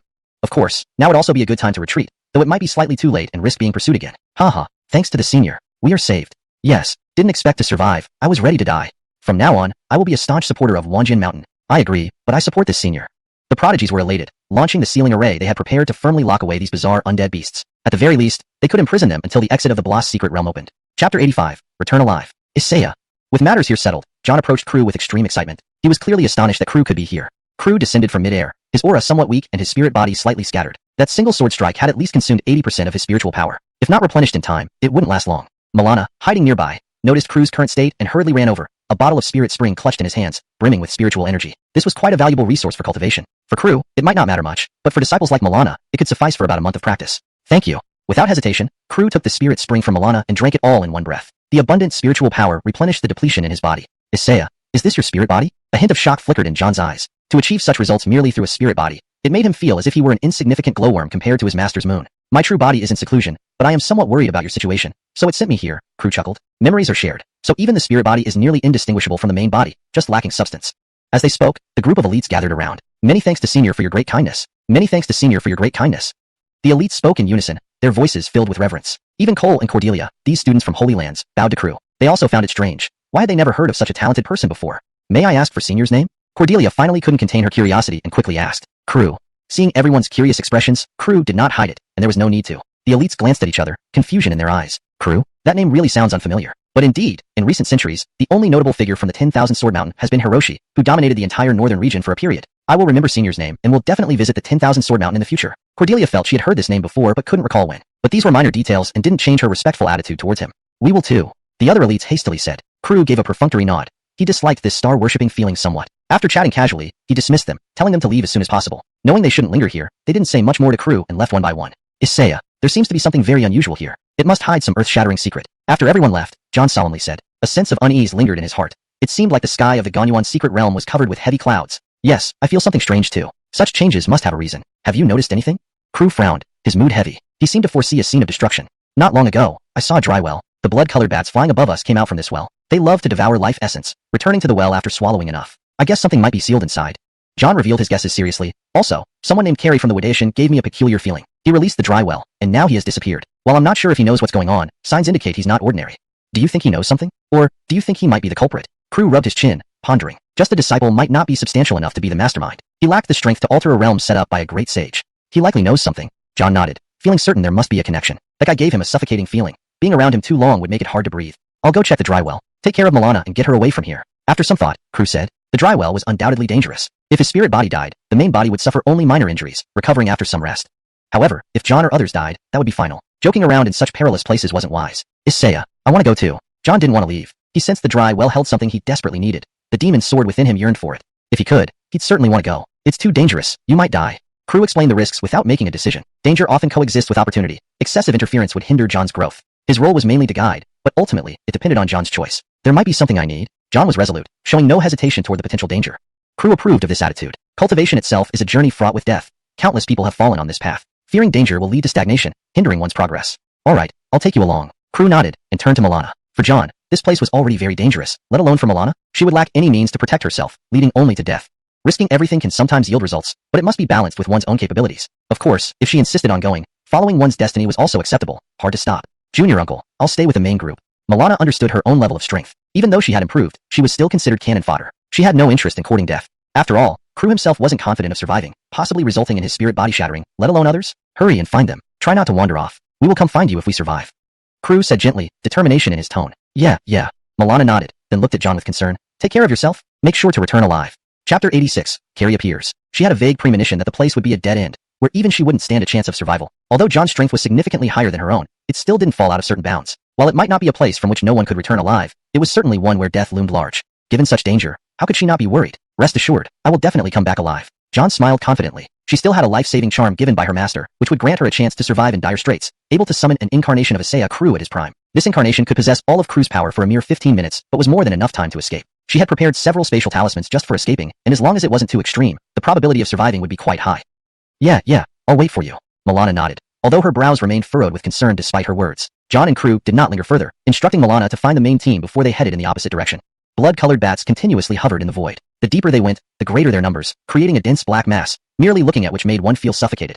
They desired to get close to Kru and the others to feed on life energy, yet seemed to fear some force, hesitating to act, only circling around to find other prey. Soon, the two arrived at the small mountain where the dry well lay. The blood scent here was extremely thick, accompanied by strands of mysterious energy. Isaiah, the sword inside me is reacting strongly. John pressed her hand against her chest. The closer they got to the dry well, the more violently the demon's sword within her trembled, causing her discomfort. This reaction might have been due to the awakening of the mysterious object within the well, or its feeding on life energy. However, there should be some change if it absorbed any life essence. But what was inside the well that could stir such a reaction from the demon's sword within her? The item in the dry well may share the same origin as the demon's sword inside you. Kru made a tentative guess. Share the same origin? John lowered her head, deep in thought.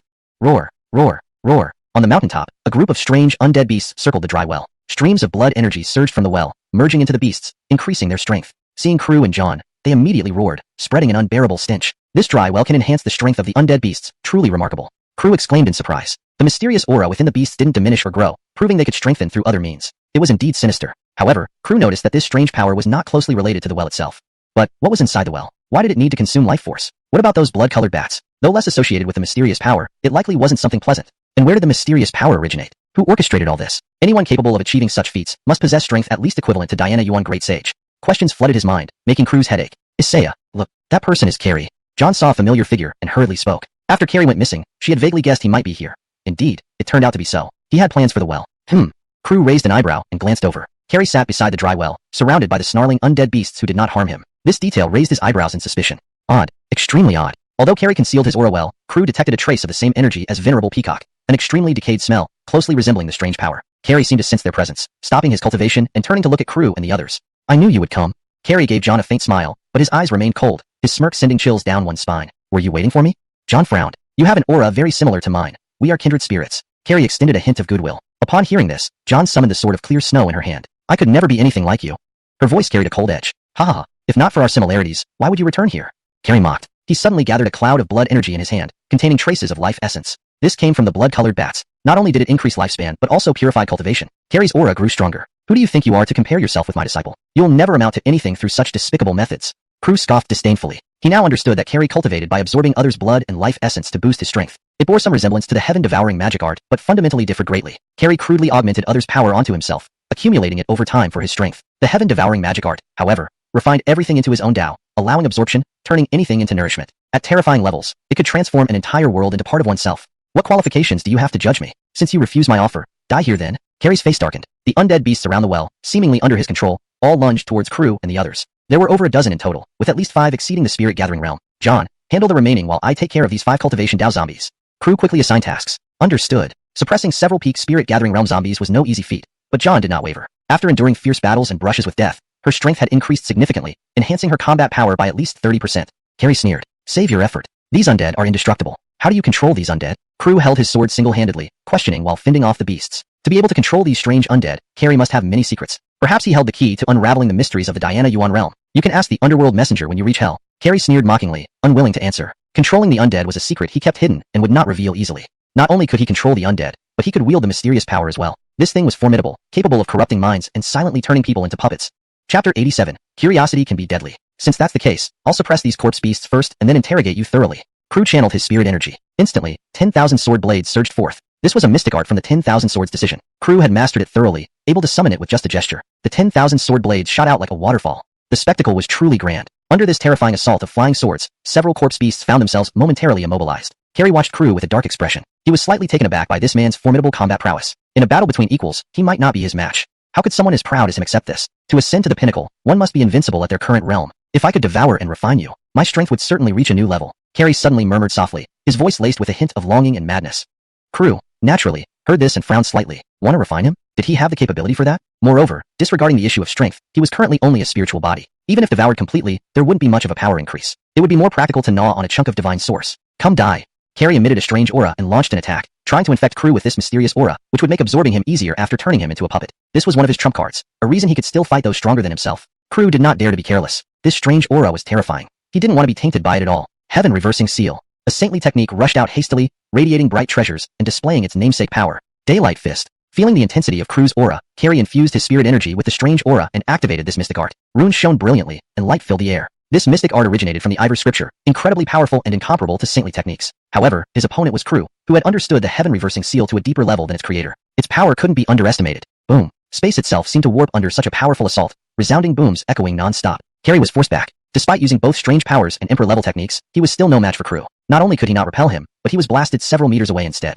Their respective strengths were clear. John, go check what's in the dry well. Perhaps there's something beneficial for you. Leave Carry to me. Focus on your task, Crew said, reforming the seal in his hand. He could launch the heaven-reversing seal again at any time. After their last exchange, however, some strange substances clung to him, refusing to dissipate. Fortunately, he was only a spiritual body, so even if infected by this malevolent substance, it wouldn't affect him significantly. Yes, Isaiah. John had been eagerly waiting for this moment. The demonic sword within him urged him incessantly. What kind of entity was inside the sword that could cause such a bloody storm? This dry well belongs to me. How can I let you contaminate it? Carry raged when he saw John approaching the dry well. It contains supreme treasures essential for his cultivation. If taken by Crew and company, it would indeed be the end. Daylight fist. This mystic art's power was even greater now. It blasted fiercely toward Crew, aiming to remove this obstacle. Runes blazed, light shimmered. Its power was significant. His purpose here was the treasure in the well. How could he give it up easily? Star-dotting hand. Leopard treasure art. Crew made seals with both hands, runes glowing golden. Instead of engaging Carry head-on, he used the treasure arts to disrupt and delay him. Clearly, Crew succeeded, preventing Carry from nearing the well and creating a safer space for John. Damn. Carry grew increasingly agitated. His eyes turned black, the strange aura thickened, and his overall aura changed drastically, as if he had become a different person. Seeing this, Crew furrowed his brow, comprehending somewhat. It looked like a case of soul-snatching, yet Carry's consciousness hadn't vanished completely. This suggested that a terrifying and mysterious entity was possessing him, harboring hidden motives. Perhaps, the mastermind behind all changes is the mysterious entity possessing Carry? Crew muttered to himself, making a deduction. Given Carry's level, he probably couldn't touch the source of that strange power. Therefore, it was likely brought by the mysterious entity within him. However, this shadowy figure might not be alone. Such meticulous planning wasn't achievable by a single person. What was their motive for setting this up so many years ago? Though he understood part of the situation, the underlying mystery was still baffling. But at least some clues were emerging, and the final answers would eventually come to light. Carry's aura kept rising. Strange aura enveloped the entire mountain, isolating it from the outside world. Even the rules of the Blast secret realm couldn't interfere within this bizarre domain. Youngster, we are determined to obtain what's in the well. Clear the way if you don't want trouble. Carry's tone had completely changed, hoarse and ancient, as if belonging to an Lucian who had lived for 10,000 years. A decaying aura like venerable peacocks. Crew sensed something off. What exactly is in the well? Why are you so obsessed? Everything happening in the Blast secret realm, is it all orchestrated by you? What is your true goal? Was it necessary to cause such a disturbance to take what's in the well? Do you have other secrets in the Blast secret realm?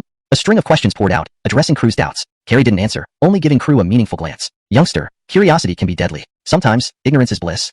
There are too many things in this world. You don't need to get involved in everything. His voice remained ancient and hoarse, as if aged by countless years. Crew frowned. I won't meddle in every affair, but what you're doing poses a wide-ranging threat. I cannot stand idly by. Why cling to such foolishness? A mere spiritual body can't stop me. Carry sneered and moved to act. His strength kept rising, and within moments, under the influence of the strange substance, he reached the peak of the Tao refining realm. His aura and power continued to grow. 1/2. Chapter 88. The Treasured Bone and Remnant Soul. The dried up well. John descended into it. The life essence and the mysterious substance exuded an extremely potent aura, mutually restraining yet infinitely coexisting. A pitch-black, treasured bone floated between these two substances, radiating pure power of darkness. It had no luster whatsoever, resembling an abyss that could swallow everything whole. But unlike the eerie matter which held a wicked nature, this was only a highly refined energy with no impurities at all. John yearned to touch it, but the pitch-black aura emitted gave off an intense heat, as if forcibly coming into contact would melt a person into a puff of gas. However, the demon's sword within his body kept quivering urgently. John pondered for a moment, and eventually extracted the demon's sword from his body. Though he couldn't control it temporarily, it somewhat feared the primordial sword chi within him, preventing it from causing chaos. The demon's sword left his body. An overwhelmingly dark aura soared into the sky. Fear, savagery, sorrow, resentment, melancholy, death. All negative emotions entangled in a chaotic mass, tainting anyone who touched them and affecting their mind. With these negative energies enveloping it, the pitch-black, treasured bone also began to tremble. Outside the dry well, Carry sensed the aura of the treasured bone and could no longer hold back. His gaze on Crew was as still and sinister as a pool of stagnant water. That treasured bone was paramount. Any mishap was absolutely unacceptable. Attack. Carry's face turned grim as he channeled terrifying abilities and launched an assault towards Crew. The radiant glow of talismans shone brightly, exuding an awe-inspiring presence. His realm was a step higher than Crew's spirit body, and he was a top-notch prodigy, making this confrontation no easy task. Way of Sword. Fate ends here. Crew held the azure dragon horn, invoking supreme sword might. Combining the sword arts comprehended from the imperial scripture with the effects of the imperial weapon, he could match Carry even across a major realm gap without falling behind. Roar. Waves of sword energy emerged continuously, easily breaking down Carry's offensive. Handling things for now wasn't an issue. Crew was confident about that much. But if the battle dragged on, his spiritual energy reserves wouldn't suffice. Surely he couldn't pause mid-fight to sip some spirit spring and rest for a while before continuing? Carry wouldn't give him that chance. You can't withstand me, move aside quickly. A voice full of vicissitudes carried a trace of urgency. This sentence is clear, natural, and accurately conveys the meaning of the original text. However, to make it read more fluently in English, it could be slightly adjusted to.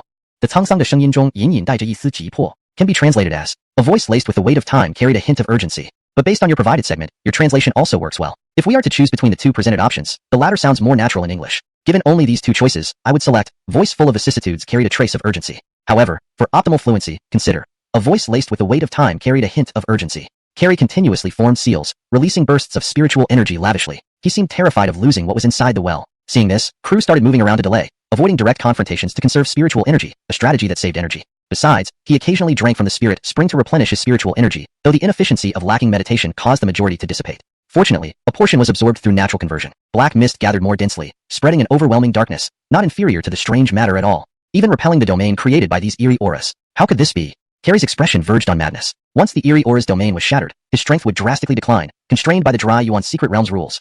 Then seizing the treasured bone would be nothing more than a pipe dream. A great opportunity, one sword to calm the mountains and rivers. Crew unhesitantly unleashed this terrifying sword technique. Wild sword energy converged and surged. The azure dragon horn acted like a sharp long sword. A gentle swing stirred boundless sword chi, like a river rolling backward or a vast sea striking the sky. No. Watching the surging sword energy, Carrie panicked. Despite enduring endless ages, he couldn't face death calmly. Otherwise, why would he have resorted to attaching to others' bodies, even tolerating contamination by strange matter, transforming into a half-man, half-ghost existence? Divine burning technique. Another terrifying skill from the imperial scripture blasted out, attempting a last-ditch effort. However, how could he possibly be Crew's match when the latter wielded an imperial-grade artifact?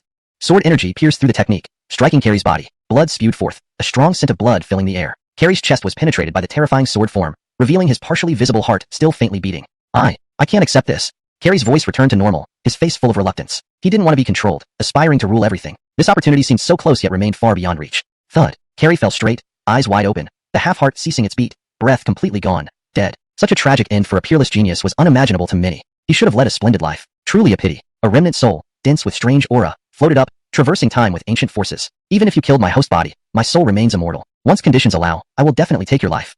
The Lucian's hateful look showed unabashed intent to kill Crew. This trip not only failed to obtain the treasured bone but cost him a superior physical body. A true case of losing both wife and soldiers. Do you still think you can escape? Crew raised an eyebrow. There were many questions left unanswered. How could he let the remnant soul go easily? If I wish to leave, how can you stop me? Do you have special tools against souls?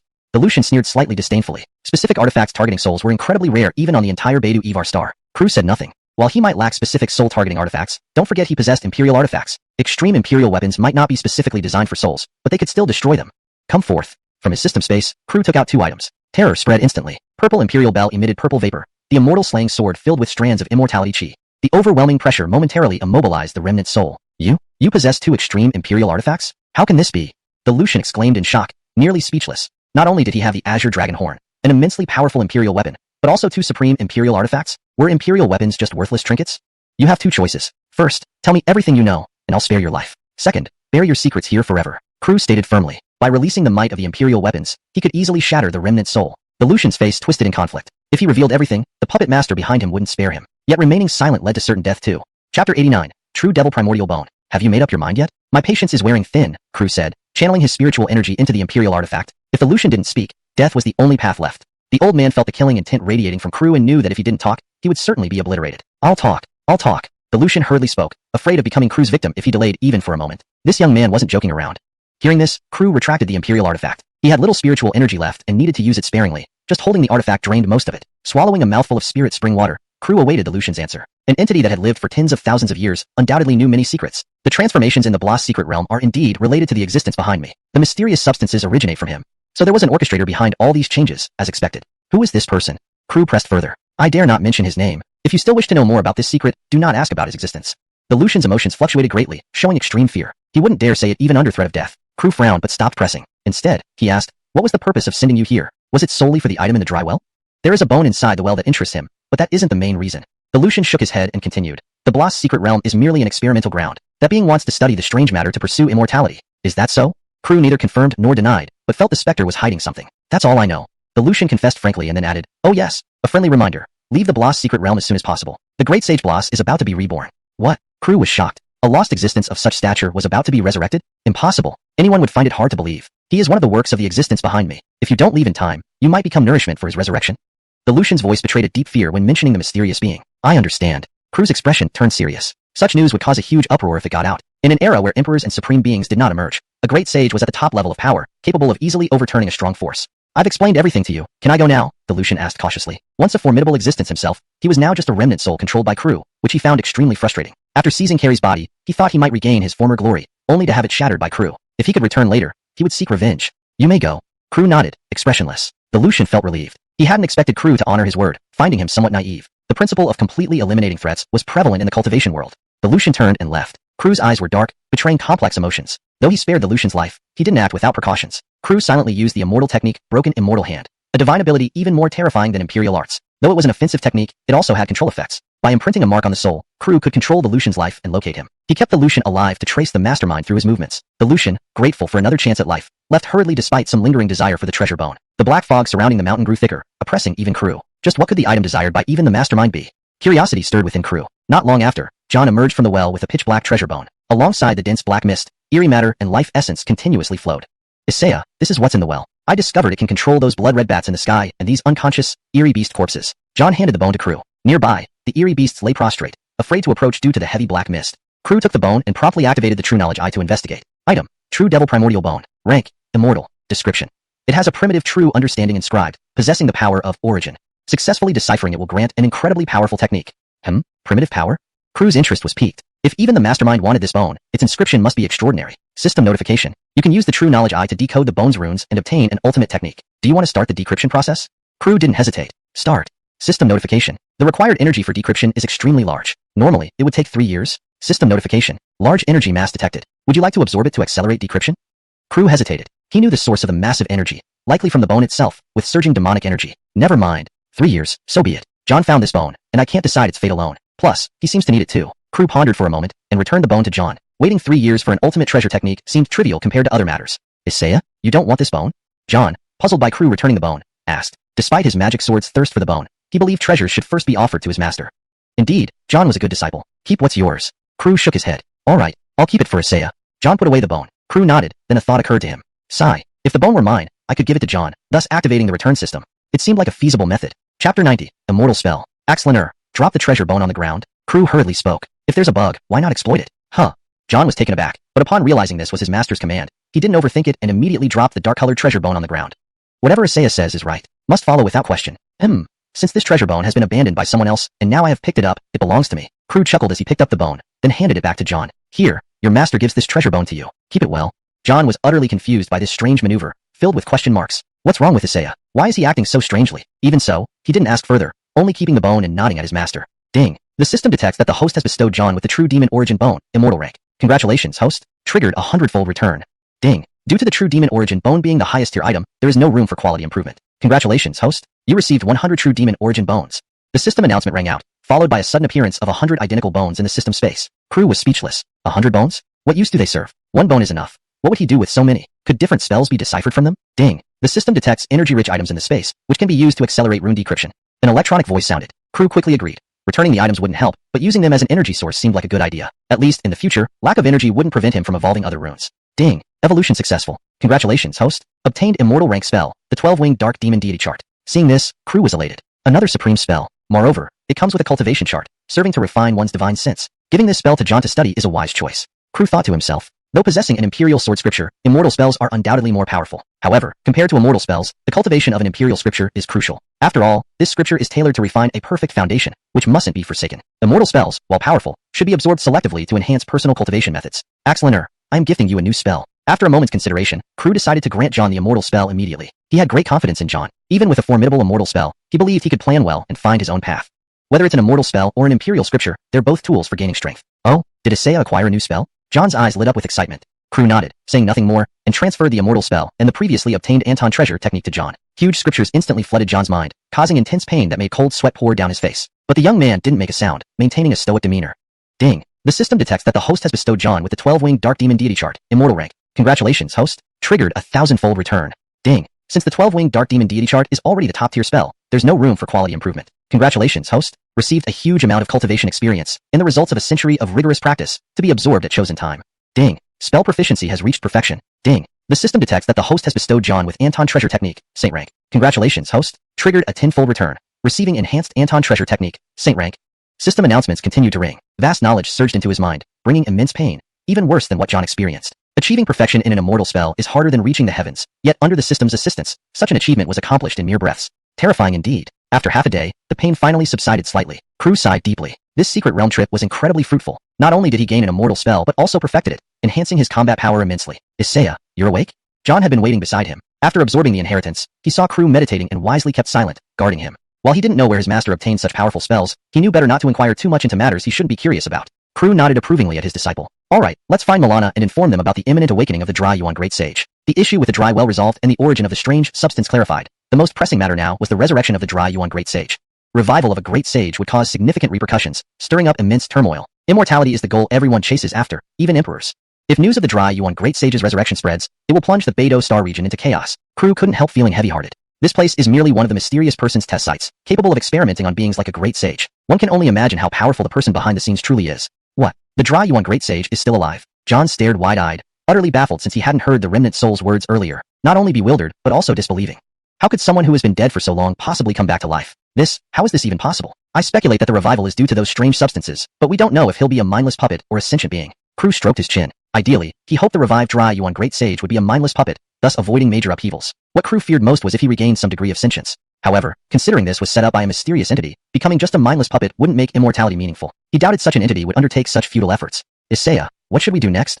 John asked urgently. Wait, until the secret realm opens, there's no other way. Crew sighed. To leave the Dry Yuan Great Sage's secret realm, besides waiting for the exit to open, there was no alternative unless an ancestor-level existence resisted the rule forces and forcibly opened a passage. Chapter 91. A plan. Such an entity would surely possess the power of a great sage, or it would not be able to forcibly open the passage. John nodded, her expression turning heavy. If a great sage were to be revived, they might all face certain death. Even the entire Beidou Imperial Star would be plunged into catastrophe, whether by resurrection or eternal life. Such events would stir the hearts of all and lead to turmoil. Let's not think too much about that for now. First, we need to find Milana. Crew sighed, then took John with him, activating the Kunping treasure technique as they hurried in the direction where Milana and others had left. On the way, he suddenly remembered something. Benjamin had also entered the Blas secret realm, seemingly searching for something important, though it was unknown if he had a way to leave early.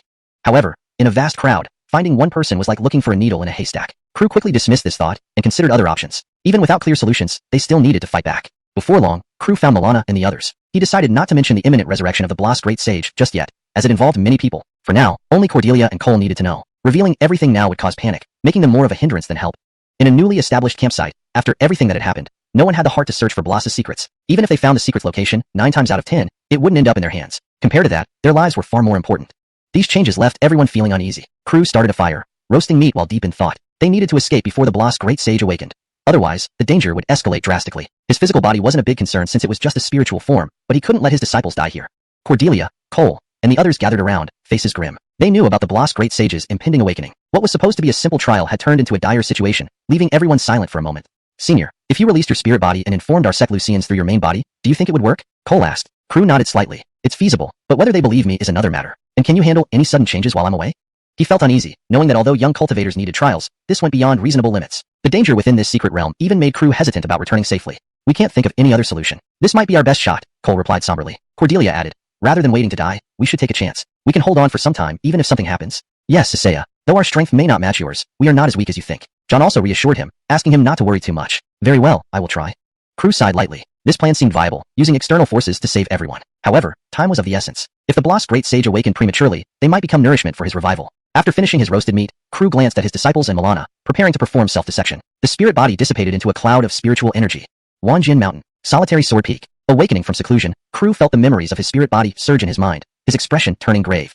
A great sage-level figure can resurrect from death? Crew was shocked. If this news spread, it could cause unprecedented chaos. For eternal life, even ancient holy lands would go mad. I need to inform Ronald first. Leaving his secluded area, Crew rode a flying sword toward the main peak. In the Great Hall, Hiroshi was busy handling sect affairs, too preoccupied to meditate. What is it now? Hiroshi looked up briefly, still working on matters. Crew rarely visited unless it was important, and Hiroshi knew his younger brother's nature well. Huge news, Blas Great Sage is about to awaken. Crew summarized the events experienced by his spirit body, including the mysterious mastermind behind it all. How is that possible? Resurrection goes against heavenly laws. Even Evars can't achieve that. Hiroshi showed rare astonishment. If true, the whole Beidou Imperial world would be in uproar. This leaves us little time. Regardless of its truth, we must rescue the young talents trapped in the Blas secret realm. They represent the future of our northern domain and cannot be sacrificed as nourishment for the Blas Great Sage's revival. Though Crew found it implausible, he trusted his spirit body's observations. The Blas Great Sage might indeed be the work of that mysterious existence, pursuing eternal life through strange means. Our Wanjin Mountain has many disciples trapped inside. We must lend our support. Hiroshi made a quick decision. They would awaken the ancestors to aid in rescue efforts. Given the Blas Great Sage's likely weakened state upon resurrection, a few capable sages should suffice. Awakening sages required significant resources, especially after depleting reserves recently. Only in extreme cases could they summon all ancestors again. You handle Wanjian Mountain's operations, and I'll inform other forces. Please hand over the sect leader's seal as proof. With Wanjian Mountain backing us, other sects might believe. Crew bowed. Hiroshi didn't hesitate, handing over the seal. He trusted Crew fully and wasn't concerned about misuse. Crew was touched by his senior brother's trust. Clutching the seal tightly, he left via flying sword. The sect had a large teleportation array, which, though unable to directly transport him to other sects, could send him to nearby towns, saving valuable time. ##### Chapter 92. Gathering forces. According to customary protocol, one must present a visiting card when entering the territory of another sect. Without this, one would be treated as an enemy. This rule applied to almost all forces. However, Crew did not have time to follow this protocol at the moment. The Seven Stars sect, a venerable and secretive stronghold, both ancient and formidable. Although it didn't have many disciples, each one was exceptionally powerful. At the mountain gate, a huge stone blocked the path, with a young man lazily lying atop it, chewing on a blade of grass and gazing idly at the sky. Beyond here lies the territory of the Seven Stars sect. Please turn back, fellow Taoist. The young man said indifferently. He was Hobi Karlakshan, the current eldest disciple of the Seven Stars sect, who was only about 100 years old but had already reached the mid-stage fourth tribulation realm, even faster than Crew, who had a shortcut. At just over 100 years old, he possessed such power, making his future boundless. If he devoted himself to cultivation, reaching the level of a great sage might not be out of the question. He might even have a chance at the supreme position. Among countless geniuses, he was one of the top-tier existences. If it weren't for the sect's low-key approach, his name would have been renowned throughout the world long ago. I have urgent news to report. Can you bring me inside the sect? Crew clasped his hands in greeting. Do you have a visiting card? Hobi Karlakshan asked. This was a matter of respect for the sect and its rules. Preparing a visiting card didn't take much time but demonstrated sincerity. The only issue was that it required the approval of the sect leader. Getting a response would probably take some time. The situation is critical, so I couldn't prepare the visiting card in advance. Crew quickly explained. No visiting card? Hobi Karlakshan furrowed his brow slightly, but seeing Crew's urgency wasn't feigned, he spoke again. What crucial matter has occurred? I am the eldest disciple of the Seven Stars sect. You can tell me first. If it's truly something important, I will bring you in. But if you're causing trouble, don't blame me for being unfriendly. Crew couldn't help but feel a headache coming on. He could say it. But the matter was so outrageous that it might lead them to think he was there to cause trouble. Who would believe that a sage like Blas, who had died years ago, could be reborn? What's wrong? Hobi Karlakshan asked politely. Seeing no way around it, Crew finally opened up. An incident has occurred within the Blas secret realm. According to reliable sources, someone has set up plans within the realm to reincarnate Blas the Great Sage. When this happens, all the geniuses inside will serve as nourishment for his revival. As he spoke, he hurriedly took out a token as a sign of his sincerity. That's impossible. Are you deliberately mocking us? How can anyone come back from the dead? Even an emperor couldn't achieve this. Hobi Karlakshan exploded with cold anger. It sounded utterly preposterous. The token in my hand is the Order of the 10,000 Swords Mountain Sectasea. I guarantee the veracity of my words with the reputation of 10,000 Swords Mountain. Crew said firmly. Despite his disbelief, Hobi Karlakshan calmed down somewhat. I'll give face to 10,000 Swords Mountain, but this still seems far-fetched. Wait here while I report to our Sectasea. Thank you, fellow Taoist. Crew breathed a slight sigh of relief. The name of 10,000 Swords Mountain still carried weight. Otherwise, he might have been chased away by now. Such an absurd statement was hard for anyone to believe. Hobi Karlakshan turned and headed up the mountain. Shortly after, an Lucianly man descended from the mountain, bearing the air of a sage. Just his presence commanded reverence. Young friend, is what you say true? The Lucian asked, concern creasing his brows. He was Jerson, the current holy Asaya of the Seven Stars sect, whose power rivaled Hiroshi, standing just a step away from the sage realm. Absolutely not false, Crew swore. Indeed. The turmoil caused by Blas marks the beginning of chaos. Jerson muttered to himself, visibly worried. I didn't expect the rumors to be true. His expression flickered with fear momentarily before returning to normal. What do you plan to do, young friend? Jerson asked sincerely. Although Crew couldn't quite understand the sudden change in emotion, now wasn't the time to delve into it deeply. Please awaken your sect's patriarchs and jointly resist the Blas secret realm's laws, opening a spatial channel to allow the disciples inside to escape before Blas's revival. Not a bad idea, Jerson nodded. Regardless of helping all beings, ensuring the safety of his own disciples was paramount. They are the future of our human race. If they all perish, it will be a significant loss. There's nothing more I know about this, Crew urged. Compared to other geniuses, he was particularly concerned about the safety of his disciples. Naturally, if he could lend a hand to others, he would still assist. Jerson shared similar thoughts. His main concern was the safety of his own disciples. For others, he tried to save them if possible but wouldn't force it. Rest assured, I will go. Urged by Crew, Jerson began preparing for departure. Besides rescuing the disciples, he also wanted to verify the truth of Blas's revival. If it were indeed true, great chaos would soon follow. As a sacred place, he didn't want to see so much suffering. After informing the Seven Stars sect, Crew hurriedly moved on to the next. Apart from the holy sites, he would also reach out to other forces, offering whatever assistance he could. For the sake of his disciples, he spared no effort, unwilling to delay a moment. Though most sects dispatch strong individuals, they still harbored doubts about Crew's claims. A great sage-level existence reviving from death was simply too shocking. Crew did not hide this fact. If Blas the Great Sage truly revived, hiding this information would be impossible. Thus, having gathered as much support as possible, Crew continued his efforts without rest, knowing that every second counted in saving his disciples and potentially preventing greater chaos. Chapter 93. The Man Beneath the Abyss. Blas' secret realm. At the edge of a cliff overlooking the bottomless abyss, Antoine was drenched in blood, cornered with no way out. Hand over the precious medicine, or you will surely die. The young man's expression was grim and menacing. Behind him were 4 or 5 others who had chased Antoine to this point. These people belonged to a major power from the northern domain called Yun Song sect. This sect had a long history of inheritance. Though not as renowned as Wanjianshan, it still had a sage ancestor presiding over it. It held significant influence within the northern domain. It's impossible. This medicinal treasure is meant to save lives. Antoine said solemnly. There were things worth doing and things that were not. He had been entrusted by the old city lord, and he must fulfill this task. One should always have some conviction and not abandon their principles for the sake of mere survival.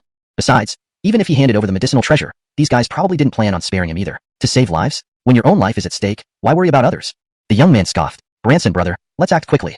Many more are waiting for us. A short figure behind the youth spoke up. He's right. We don't have time to waste on this kid. Charge. Branson activated his spirit power, revealing his mid-core condensation realm strength. Antoine felt a surge of helplessness. He was still far from reaching the core condensation realm. How could he possibly stand a chance against so many core condensation realm cultivators? Furthermore, he had sustained severe injuries, and even if he had the strength to fight beyond his realm, it wouldn't amount to much in his current state. Antoine glanced behind him. His expression was bleak and deadened. There was no way out. Before him lay an abyss. Falling from here would be impossible to survive. Scared? Hand over all the heavenly treasures you've obtained on this journey, and perhaps we might spare you. The short youth sneered coldly. Though he talked tough, his hand seals didn't stop.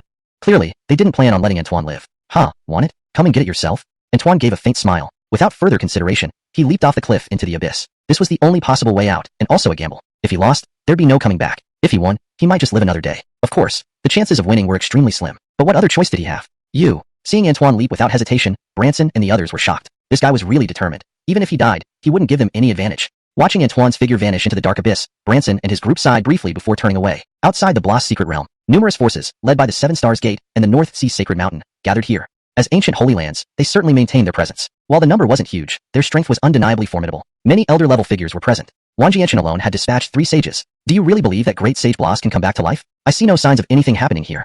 A sect leader from a large force frowned, still skeptical about the message crew had relayed. How could anyone return from the dead? If it were possible, it would shake the world to its core. Yeah, nothing unusual. Most likely a hoax. How could there be a way to revive the dead? Various sect leaders debated loudly. Crew remained unperturbed. The Lucian with the fragmented soul may have hidden something, but regarding the revival of Great Sage Bloss, he was certain it was true. Regardless of how Crew learned this news, we cannot take the risk. The disciples inside the secret realm are the future of our northern domain.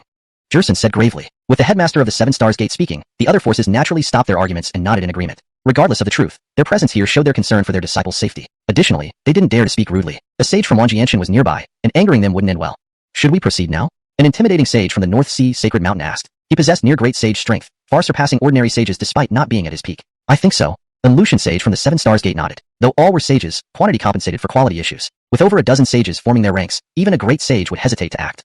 Let's do it. The sage from Wang Jianchen unleashed powerful saintly energy. Over a dozen Lucians chanted incantations, releasing overwhelming power that shook the entire northern domain. Boom. The roar of divine techniques, the warping of space, all mixed together. The Bloss secret realm was created by a great sage, making it no easy task to tear through its defenses. The Tao laws of a great sage were indeed formidable. Unfortunately, these sages weren't ordinary. They wielded imperial weapons and near-imperial weapons. These sages mostly came from the Seven Stars Gate and the North Sea Sacred Mountain, legacies spanning countless years and home to past Evars, wielding imperial artifacts easily.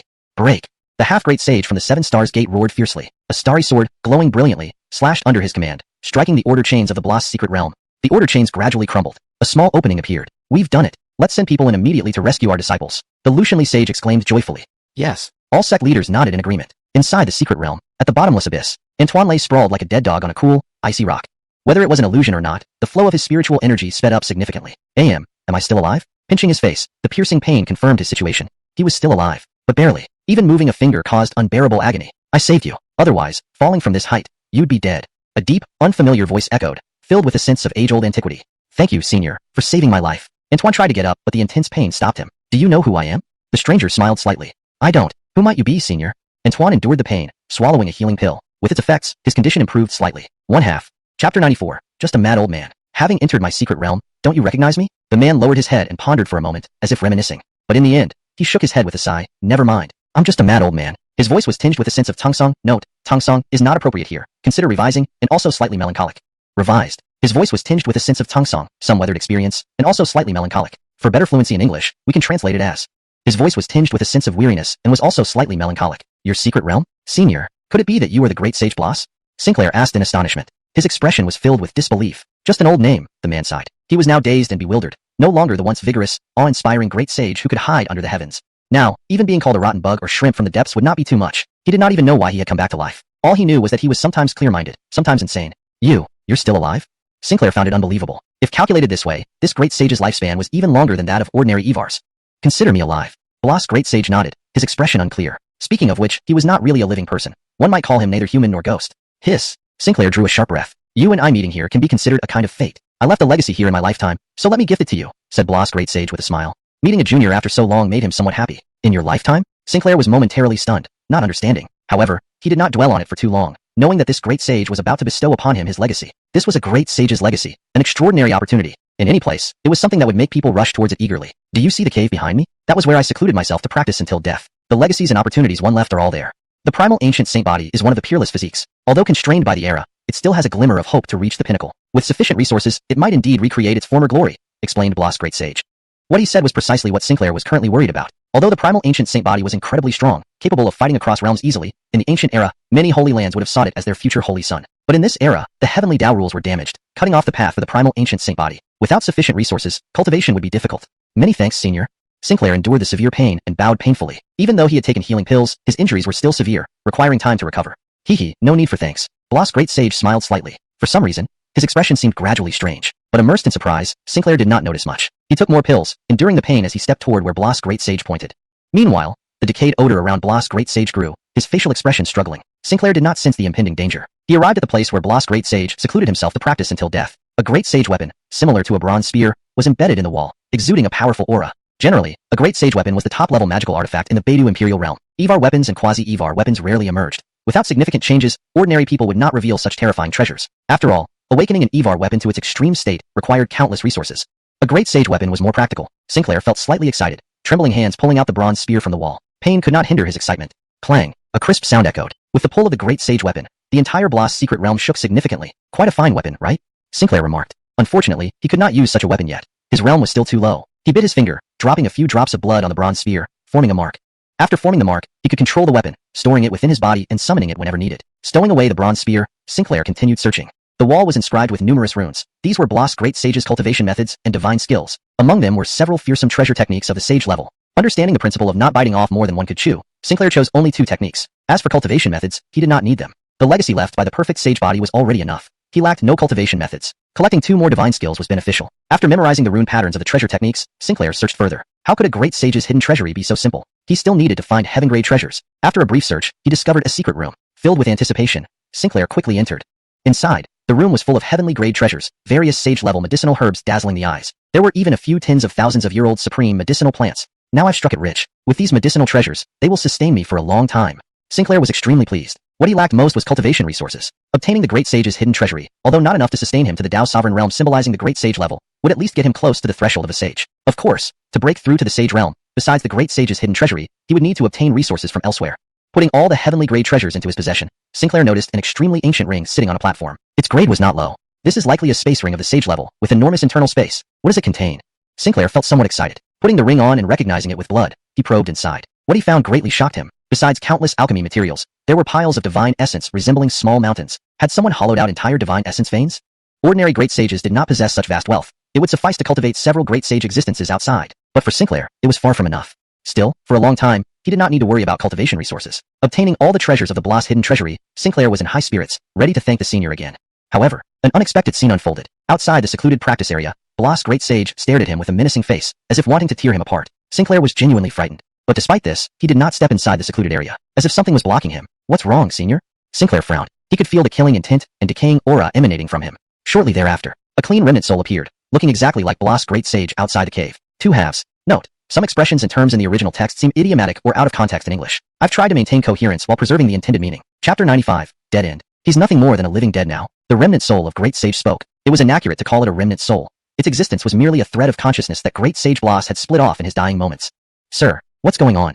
Antoine was genuinely bewildered. How did 2 senior figures appear at the same time? What exactly was happening? I have long been dead, but for some unknown reason, I've revived again. Frankly, I am also quite puzzled. However, one thing is certain. He is no longer the original me. Even if there is still some consciousness left, it's only a manipulated puppet, a mad old man. The Great Sage's remnant soul couldn't help but sigh. He knew that the remaining consciousness within that body felt the same way. Living like this was indeed tormenting, being used by others even after death. So, the senior is being controlled now? He looks like he's possessed by madness. Antoine looked worried. Revival from the dead? Being controlled? If an entity of this level could not escape manipulation, what kind of existence was the figure lurking in the shadows? This world seethed with hidden currents, making people shiver from their core. But he can neither enter nor leave temporarily, so you can be at ease for now. The Great Sage's remnant soul understood what Antoine feared. With him here, the Great Sage couldn't leave the abyss. But, unfortunately, he was just a splintered consciousness and wouldn't exist for much longer. Once he dissipated, the Great Sage would have no more restraints. I understand. Antoine nodded, but his furrowed brows didn't relax. Apart from worrying about the hidden entity, he was also concerned about his current situation. Although Great Sage Bloss couldn't harm him for now, what about later? He felt as though he had entered a den of wolves and tigers. There's an escape route within the grotto that can lead out of the secret realm.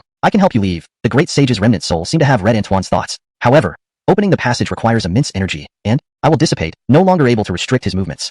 Then let's not do that. I'll find another way. Hearing this, Antoine immediately abandoned the idea. He didn't want someone else to dissipate because of him leaving. Hee, since you accepted my legacy, you're like my half-disciple. Don't worry, I won't let you die by his hands. The great sage's remnant soul smiled faintly. He was pleased with Antoine's character. Despite knowing he would soon dissipate, he chose not to sacrifice himself to ensure Antoine's safety. This exceeded many others.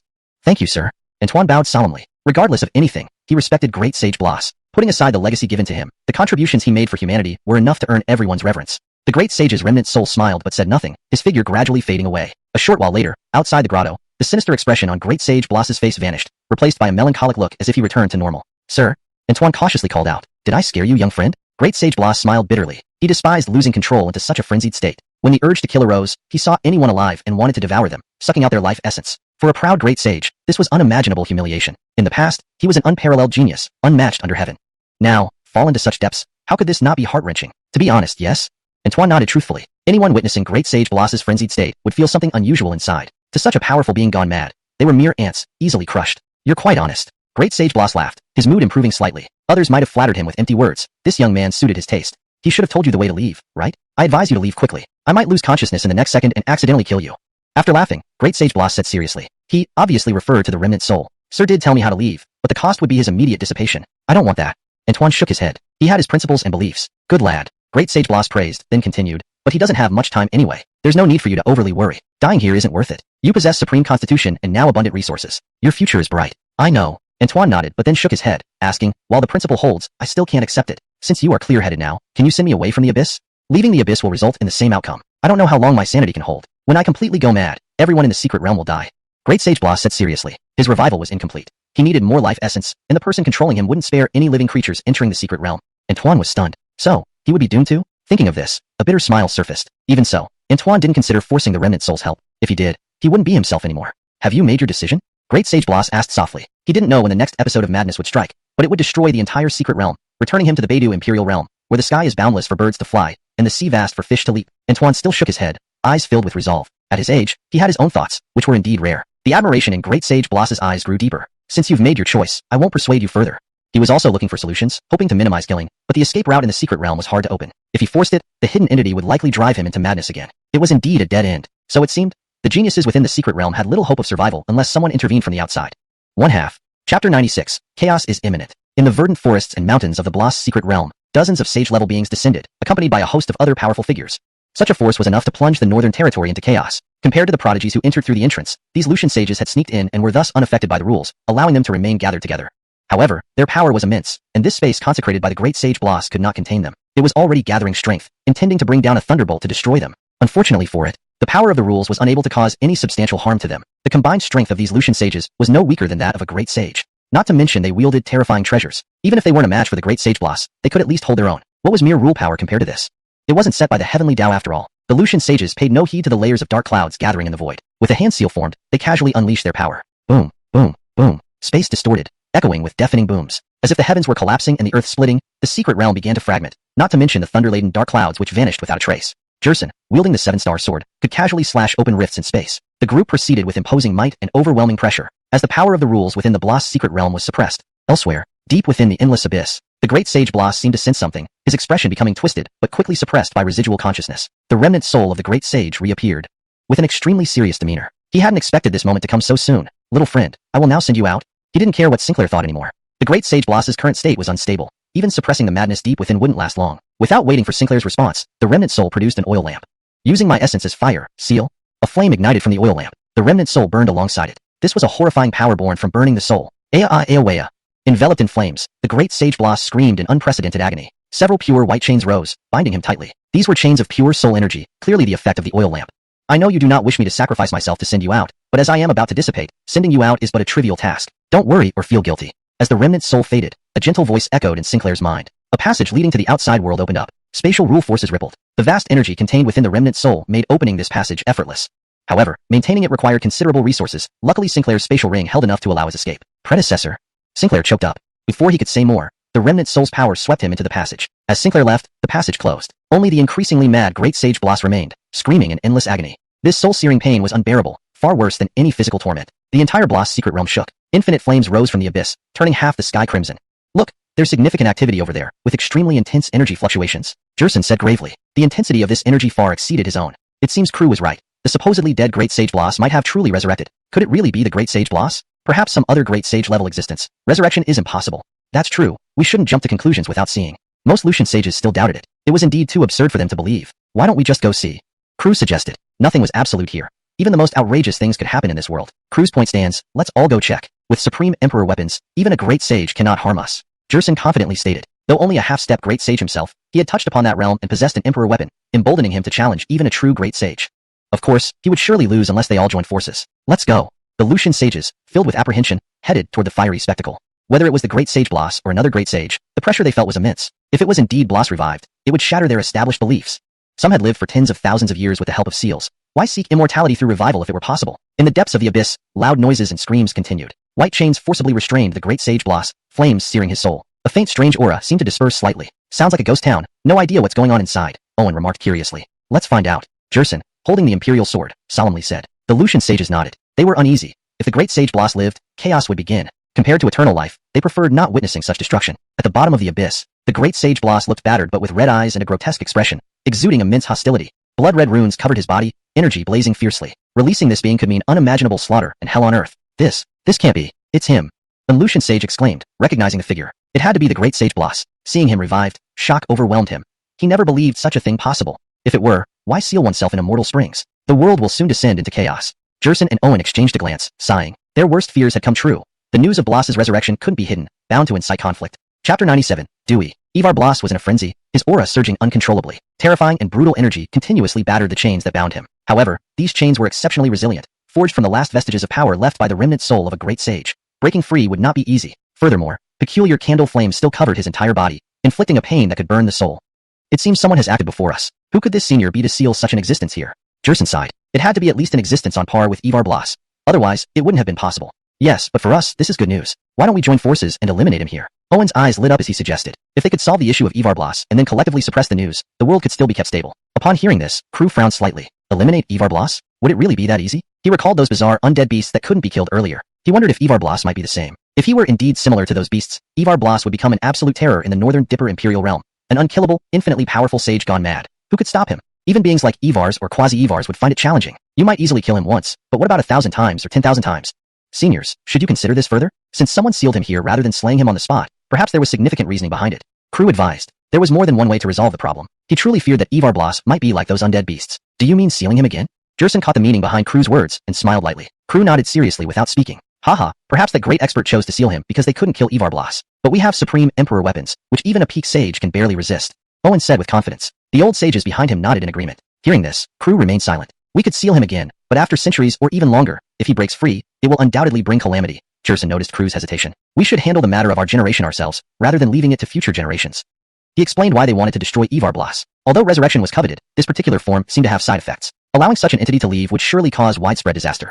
Moreover, despite the potential side effects, many would still pursue immortality at all costs. Resurrection was another form of eternal life. Anything linked to eternal life could drive the world into madness. I understand. Crew saw the determination in Jerson's eyes. As human sages, they bore the responsibility for the world, especially Owen from the Northern Sea Holy Mountain, whose influence reached 80% of the scholarly class. Each generation has its own challenges. This trouble should not be left to the next generation. Old friends, let's act. Jerson laughed loudly, swinging his 7-star sword. It looked as though the Milky Way had been turned upside down, with radiant symbol lights shining brightly. The 10,000-mile landscape scroll.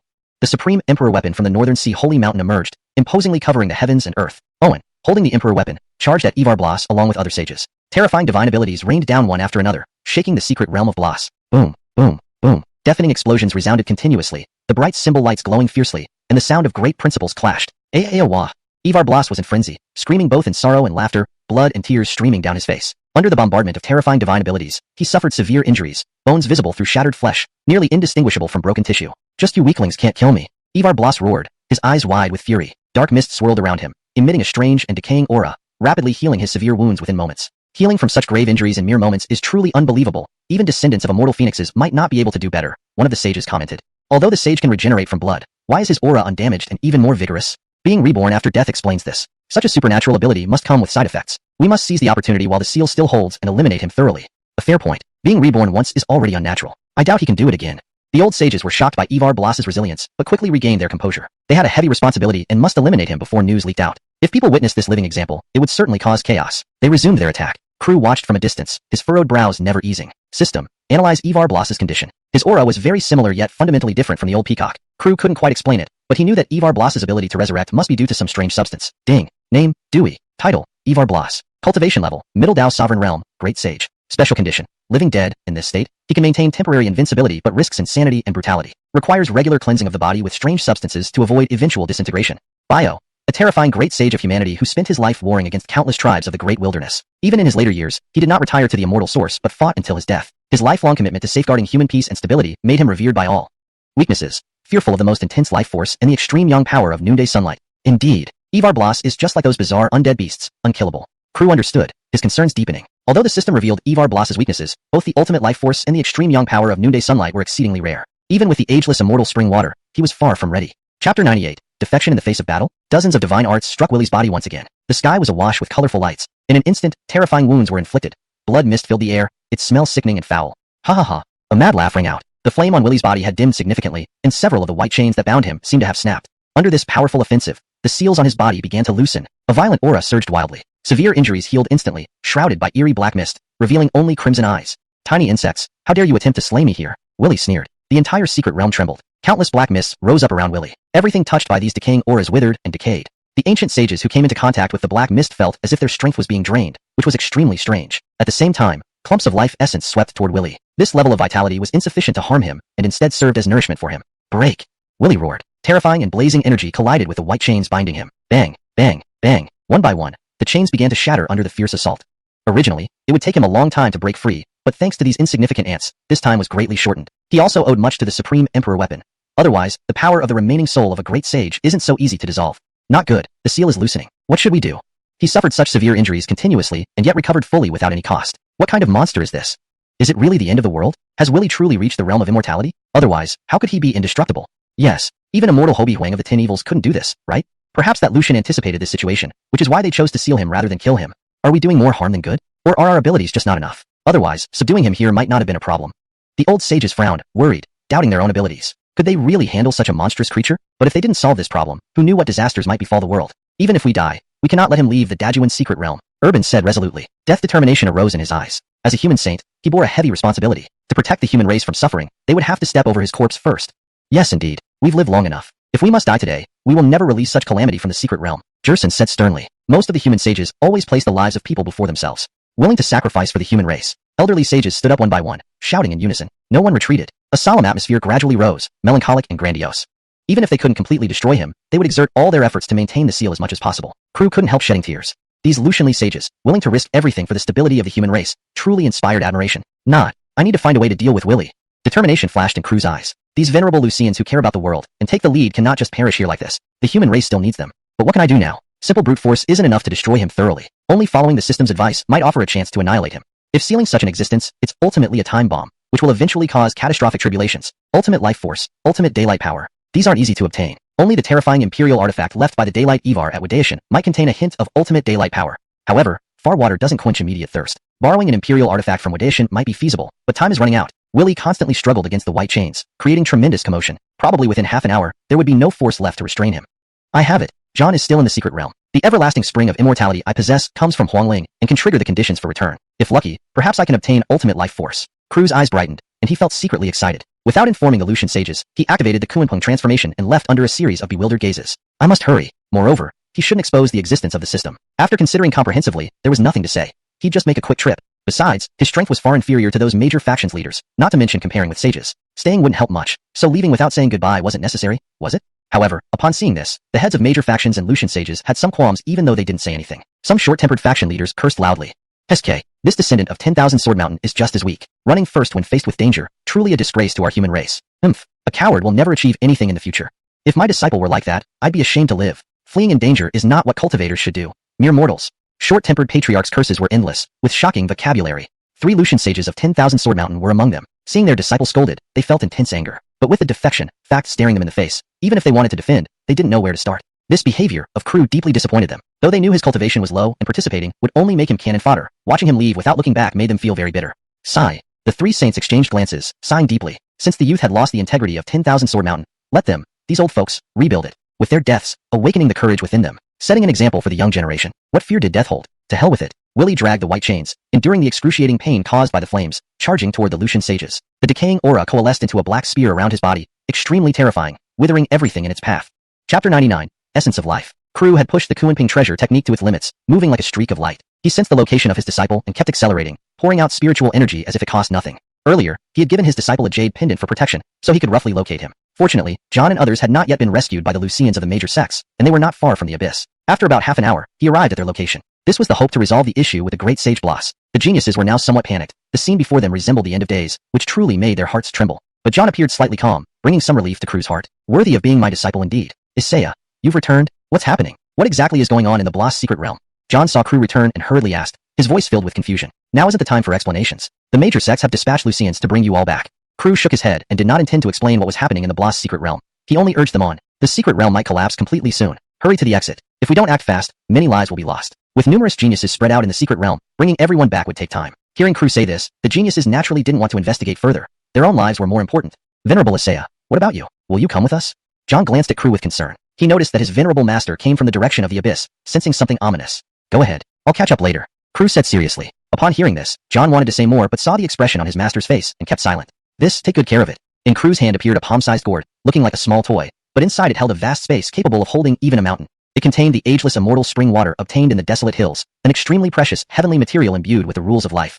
Yes. John took the item without asking further, knowing that whatever his venerable master entrusted him with, he must complete with his utmost effort, even if it meant death.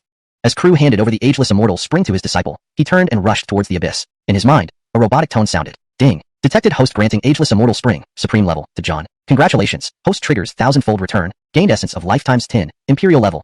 Essence of life has been sent to the system space. Please check and confirm. Item. Essence of life. Function. 1. Revive the nearly dead for a new life. 2. Can be worn as an accessory, aiding in the understanding of the supreme path of life. One person can only use one. More ineffective. Description. Contains ultimate life rules, reviving the dead and healing bones. Crew looked at the item description, feeling bewildered. Reviving the dead and healing bones was already remarkable. Many top-tier medicines had similar effects. But this was just the most basic ability of the essence of life, allowing the nearly dead to live again. News of this would make even Evars yearn. Moreover, understanding the supreme path of life. If one could fully grasp such a path, they could achieve enlightenment and ascend to Evar status. This is no ordinary imperial grade item. Even if offered unparalleled offensive imperial items like the Azure Dragonhorn or Black Tortoise Rock in exchange, I would not part with it.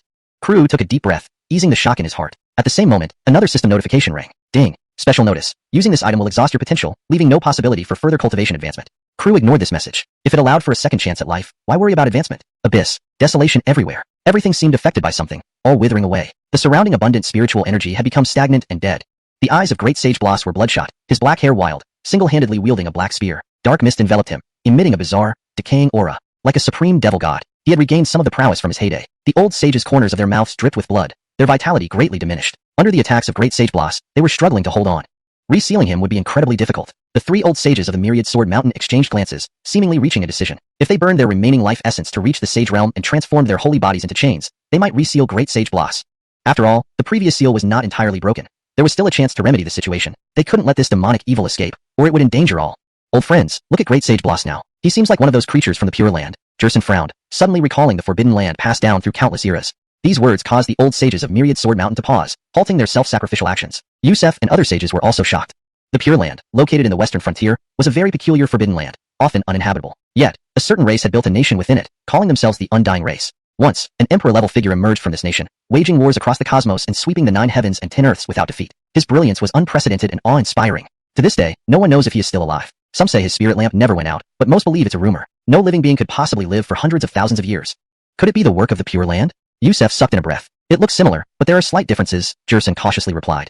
No matter what, let's deal with the immediate problem first. Great Sage Blas is too hard to handle. We can't kill him. Instead, we should sacrifice our last bit of vitality, transform into chains, and serve as the first line of defense for the world. The old sage of Myriad Sword Mountain stood forward, saying, Crew's recent behavior had tarnished Myriad Sword Mountain's reputation. As the older generation, they could not lose the backbone of Myriad Sword Mountain. They needed to set an example for the young disciples. Upon hearing this, the saints led by Jerson and Yusef hesitated, their expressions uncertain. Hashtag chapter 100. The human race does not fear death. Everyone, there's no time to hesitate. If we wait any longer, the great sage Blas might break through the seal, and then it will be too late, said the 3 sages of Wanjianshan with a determined tone. Their life essence gradually boiled up, unleashing an overwhelmingly terrifying momentum, as vast as a mountain. The strange aura permeating the heavens and earth suddenly coagulated. Add me to the ranks. I'm old and don't have many years left to live. Let this be my last contribution for the benefit of all living beings, said an Lucianly man with white hair and a weathered face calmly. Though he was extremely old, His every move could tear through space and subdue an entire region. He was the oldest among these sages. Even if sealed within the immortal source again, he wouldn't have many years left to live. Instead of dying inside the immortal source, he chose to die fighting for the human race, making his death meaningful.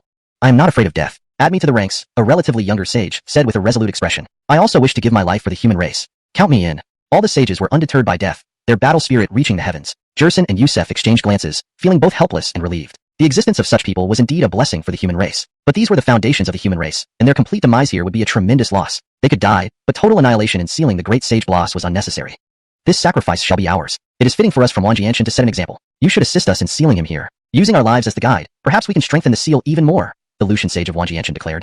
They had nothing to lose. After all, Wanjianshan produced an invincible great sage, ensuring their own safety. What they feared was the conduct of future generations. If Wanjianshan lost its principles, it would inevitably decline after their passing. Let their death serve as a beacon of hope, both for the sake of all living beings and for Wanjianshan's future. This was the responsibility of human sages. Everyone watching from afar felt deep respect at that moment. Jerson and Yusef, who had intended to sacrifice themselves, paused. If the three Lucian sages of Wanjianshan failed to seal the great sage Blas completely, they would step in. At the same time, Crew rushed over urgently, his heart filled with anxiety and concern. He pushed the Kuanping treasure technique to its limit. Although life essence was potent, he didn't know if it would affect the great sage Blas. He had to try, hoping the system's information about its weakness was correct. Little did he know, his departure led the senior Lucians of his sect to choose this path of sacrifice. Had he known, he would have been in an awkward predicament.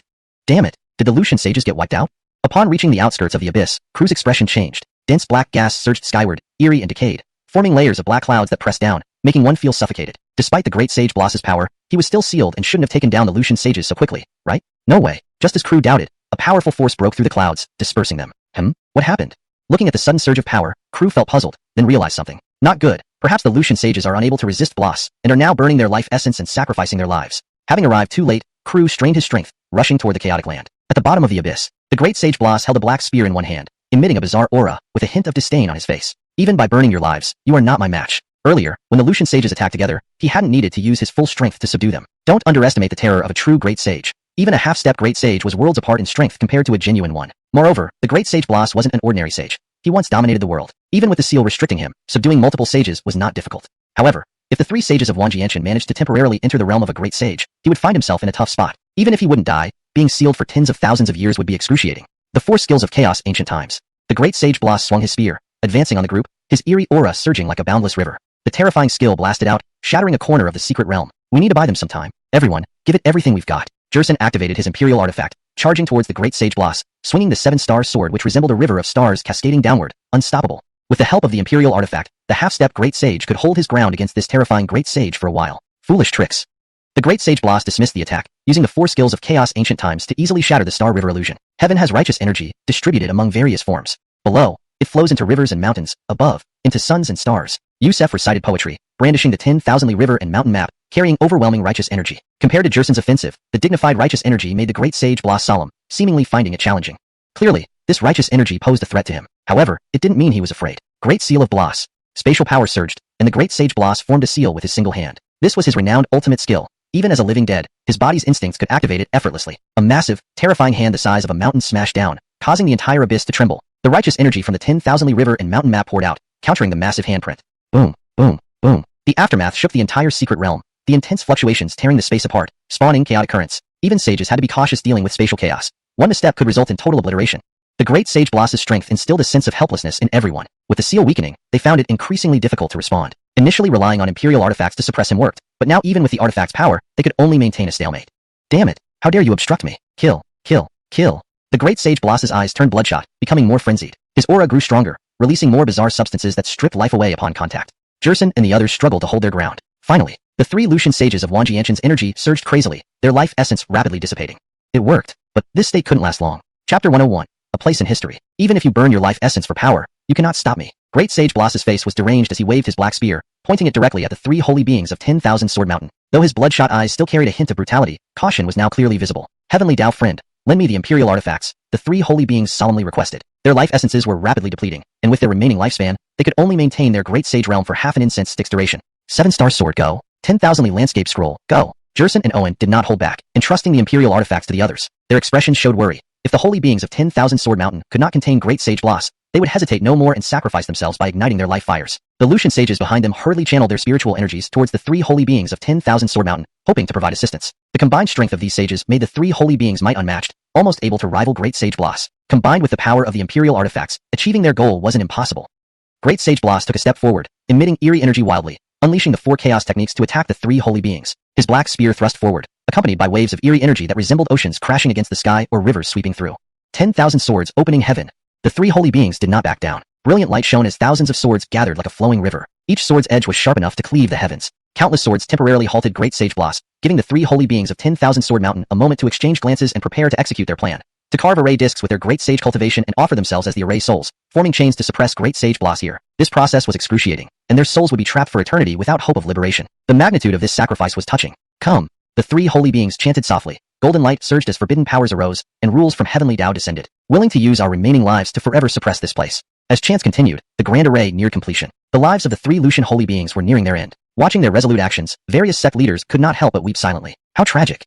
They, in their youth, had also dreamed of such moments, sacrificing themselves for human safety. Their hearts were filled with both fervor and sorrow. The grandeur of this event deserved to be recorded in history. Seeing the grand array about to be completed, Great Sage Blas became anxious, wildly releasing eerie energy, breaking countless sword handles, attempting to break free. If the formation was completed, it would be too late. Stop! In the silence, a loud shout erupted like thunder out of nowhere. Everyone's attention was drawn. Isn't that the disciple who fled just now? Why is he back? Has he reconsidered? This way, he hasn't disgraced the name of 10,000 Sword Mountain, but his presence will be a burden. But why did he shout? I don't know either. Sect leaders and Lucian sages were puzzled by Kru's return. At the center of the battlefield, the 3 elder holy beings saw Kru, exchanging glances, feeling somewhat relieved. At least the child didn't flee out of fear. It was enough. One must be brave enough to face challenges. Child, watch carefully. This battle is not just for all beings but also for you and your peers. Turning back to Kru, the 3 Lucianly holy beings spoke seriously. Despite their hunched figures, they seemed noble. Once the life fires were ignited, there was no turning back, leaving little time to complete the grand array. Kru grew anxious. He felt powerless to make the Lucians stop. Just use the life essence. Maybe it will work. From the system space, Kru pulled out a life essence. About the size of a palm, it contained immense vitality. Just a small piece could add 10,000 years to one's lifespan. Upon its appearance, the abyss was flooded with life energy. Hiss! Why has life energy suddenly become so concentrated? Just breathing it in seems to heal my long-term injuries. What is this object? Look, that thing is in the hands of a 10,000 Sword Mountain disciple. What's his name? I remember. He's Hiroshi's junior brother, Kru, a new generation genius with 4 Tribulation Realm cultivation. Really? That's impressive. He might compete for the title of first genius among the young generation in the northern region. Many sect leaders fixed their gaze on Kru, yearning for the life essence he held, a supreme treasure emitting intense life energy. But how could they snatch it away with so many holy beings present? Moreover, as major players, they couldn't bring themselves to do it. Of course, some dark-hearted individuals were eyeing it jealously. However, they dared not act openly out of fear of the great sage of 10,000 Sword Mountain. Plank. A breaking sound echoed. Life energy condensed further. Above the abyss, life clouds formed, turning into greenish water droplets that fell. Sizzling. Water droplets dissolving the eerie energy like snow melting in fire. Aya! Great Sage Blas began to scream in agony. Some force was peeling away the strange substances within him, a pain unbearable to the soul. Conversely, the 3 holy beings basked in the life rain, experiencing immense comfort as their life essences gradually restored. However, once the life fire ignited, it couldn't be reversed. Even as they felt rejuvenated, the burning continued. It seems to really work on Great Sage Blas, but the 3 elder holy beings are still burning their life essences. What can we do? Kru was in a dilemma. This life rain wouldn't last long. A solution must be found before it ends. He couldn't stand by and watch his sages perish. Look, Great Sage Blas's power is weakening. This is a perfect opportunity. Let's seal him first. Perhaps then we can save our fellow Taoists. Bathed in life rain, Jerson, although thrilled by the increase in lifespan, was happier seeing Great Sage Blas's weakened state. Weakening him would make sealing easier. His terrifying strength had been a huge pressure on everyone. Even with Imperial artifacts, they had to make sacrifices. Now, it was simpler. Chapter 102. The 3 Sages. In this state, the Great Sage Blas did not require the 3 Lucian sages of Myriad Sword Mountain to intervene. Jerson, Owen, and other sages collectively exerted their power, imprinting intricate array patterns in a desperate attempt to completely seal off the Great Sage Blas here. Only by resolving his threat first could they have any chance of saving the 3 sages of Myriad Sword Mountain. A surge of Tao energy erupted, the white light blindingly bright. After being nearly completely suppressed by the life aura, the Great Sage Blas's strength had drastically diminished. Where was the majestic air he had just displayed? He could barely stand against an ordinary sage. However, the peculiar substance that granted him immortality made it impossible to kill him, even if all his cultivation were to be stripped away. Otherwise, with the Imperial-grade artifacts at their disposal, they would have already resolved the issue of the Great Sage Blas. Naturally, the Great Sage Blas did not want to be sealed. He struggled fiercely, but due to the sharp reduction in strength, he found himself helpless. The suppression from the life aura was too intense for him. After all, this was an unparalleled treasure of the Imperial rank. Using it merely to suppress those peculiar substances within his body seemed trivial, didn't it? For now, the matter of the Great Sage Blas was considered settled. But the current state of the 3 Lucian sages was far from good. Having ignited the flame of life, they could not stop aging, reaching their extreme limits as if they were about to perish at any moment. Their lives were only sustained by the rain of life force. However, the rain falling from the void gradually diminished, and once it ceased, the lives of the 3 sages would also come to an end. Time is running out. Kru frowned, a faint green glow emanating from his hands, carrying remnants of life essence. Right, the system. Now, they could only rely on his own system. Activate True Inside Eye. Kru silently thought, casting a rather urgent gaze onto the 3 Lucian sages. Ding! An electronic voice sounded, revealing several panels before him. Name, Stefan. Cultivation, Divine Realm, Sage. Techniques, Myriad Sword Decisive Art. Mystic arts, sword cuts through mountains and rivers, sage level, heavenly seal imprint, sage level. Brief biography. Possessed mediocre talent in his youth, practicing diligently in the mountains. Each time his lifespan approached its end, he would achieve breakthroughs. Tens of thousands of years ago, during the perilous times for humanity, he defended the borderlands against the beast tide, restraining 4 equal-ranked adversaries. On the brink of death, he attained sudden enlightenment and forcefully ascended to the sage realm, reversing the dire situation at the borderlands. Evaluation. A pillar holding up the heavens, a beam bridging the sea. The cornerstone of human civilization. Status. Extremely critical. Solution. Strip away his cultivation. Use fragments of life essence to revive him when he reaches the brink of death. Name. Aiden. Cultivation. Divine realm. Techniques. Myriad sword decisive art. Mystic arts. Primordial sword technique. Sage level. Pluck star hand. Sage level. Brief biography. Gifted since childhood. Devoted to cultivation and training for many years, smoothly ascending to the sage realm. Evaluation. An outstanding genius of his generation. Status. Extremely critical. Solution. Strip away his cultivation. Use fragments of life essence to revive him when he reaches the brink of death. Name. Eris. Cultivation. Divine realm. Techniques. Myriad sword decisive art. Mystic arts. Azura seal. Sage level. Mooncut sword stance. Sage level. Brief biography. Orphaned and raised by village Lucians. Originally destined for a mediocre life, he embarked on the path of cultivation after surviving a beast invasion, determined to avenge his villagers. Evaluation. A man who endured great hardship. Status. Extremely critical. Solution. Strip away his cultivation. Use fragments of life essence to revive him when he reaches the brink of death. Ding. Special note. After revival, they will have no more than 100 years of lifespan, and their potential exhausted, turning them into mere mortals of the first tier. Looking at the solutions on the panels, Crew first felt a surge of hope, then a wave of hesitation. Is there no better way? The system only offered one solution, leaving him with little choice. With the rain decreasing, he had little time left for deliberation. This is the only way. Save them first, and surely other solutions will arise afterward. Crew gritted his teeth. Stripping the Lucian sages of their cultivation was a task he hesitated to undertake, but this was a necessary action.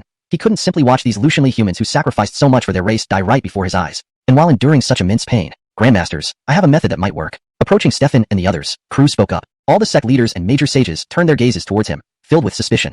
Why this kid again? Putting aside the origin of the artifact capable of suppressing the great sage Blas, just the ability to extinguish the burning flame of life was enough to astonish everyone.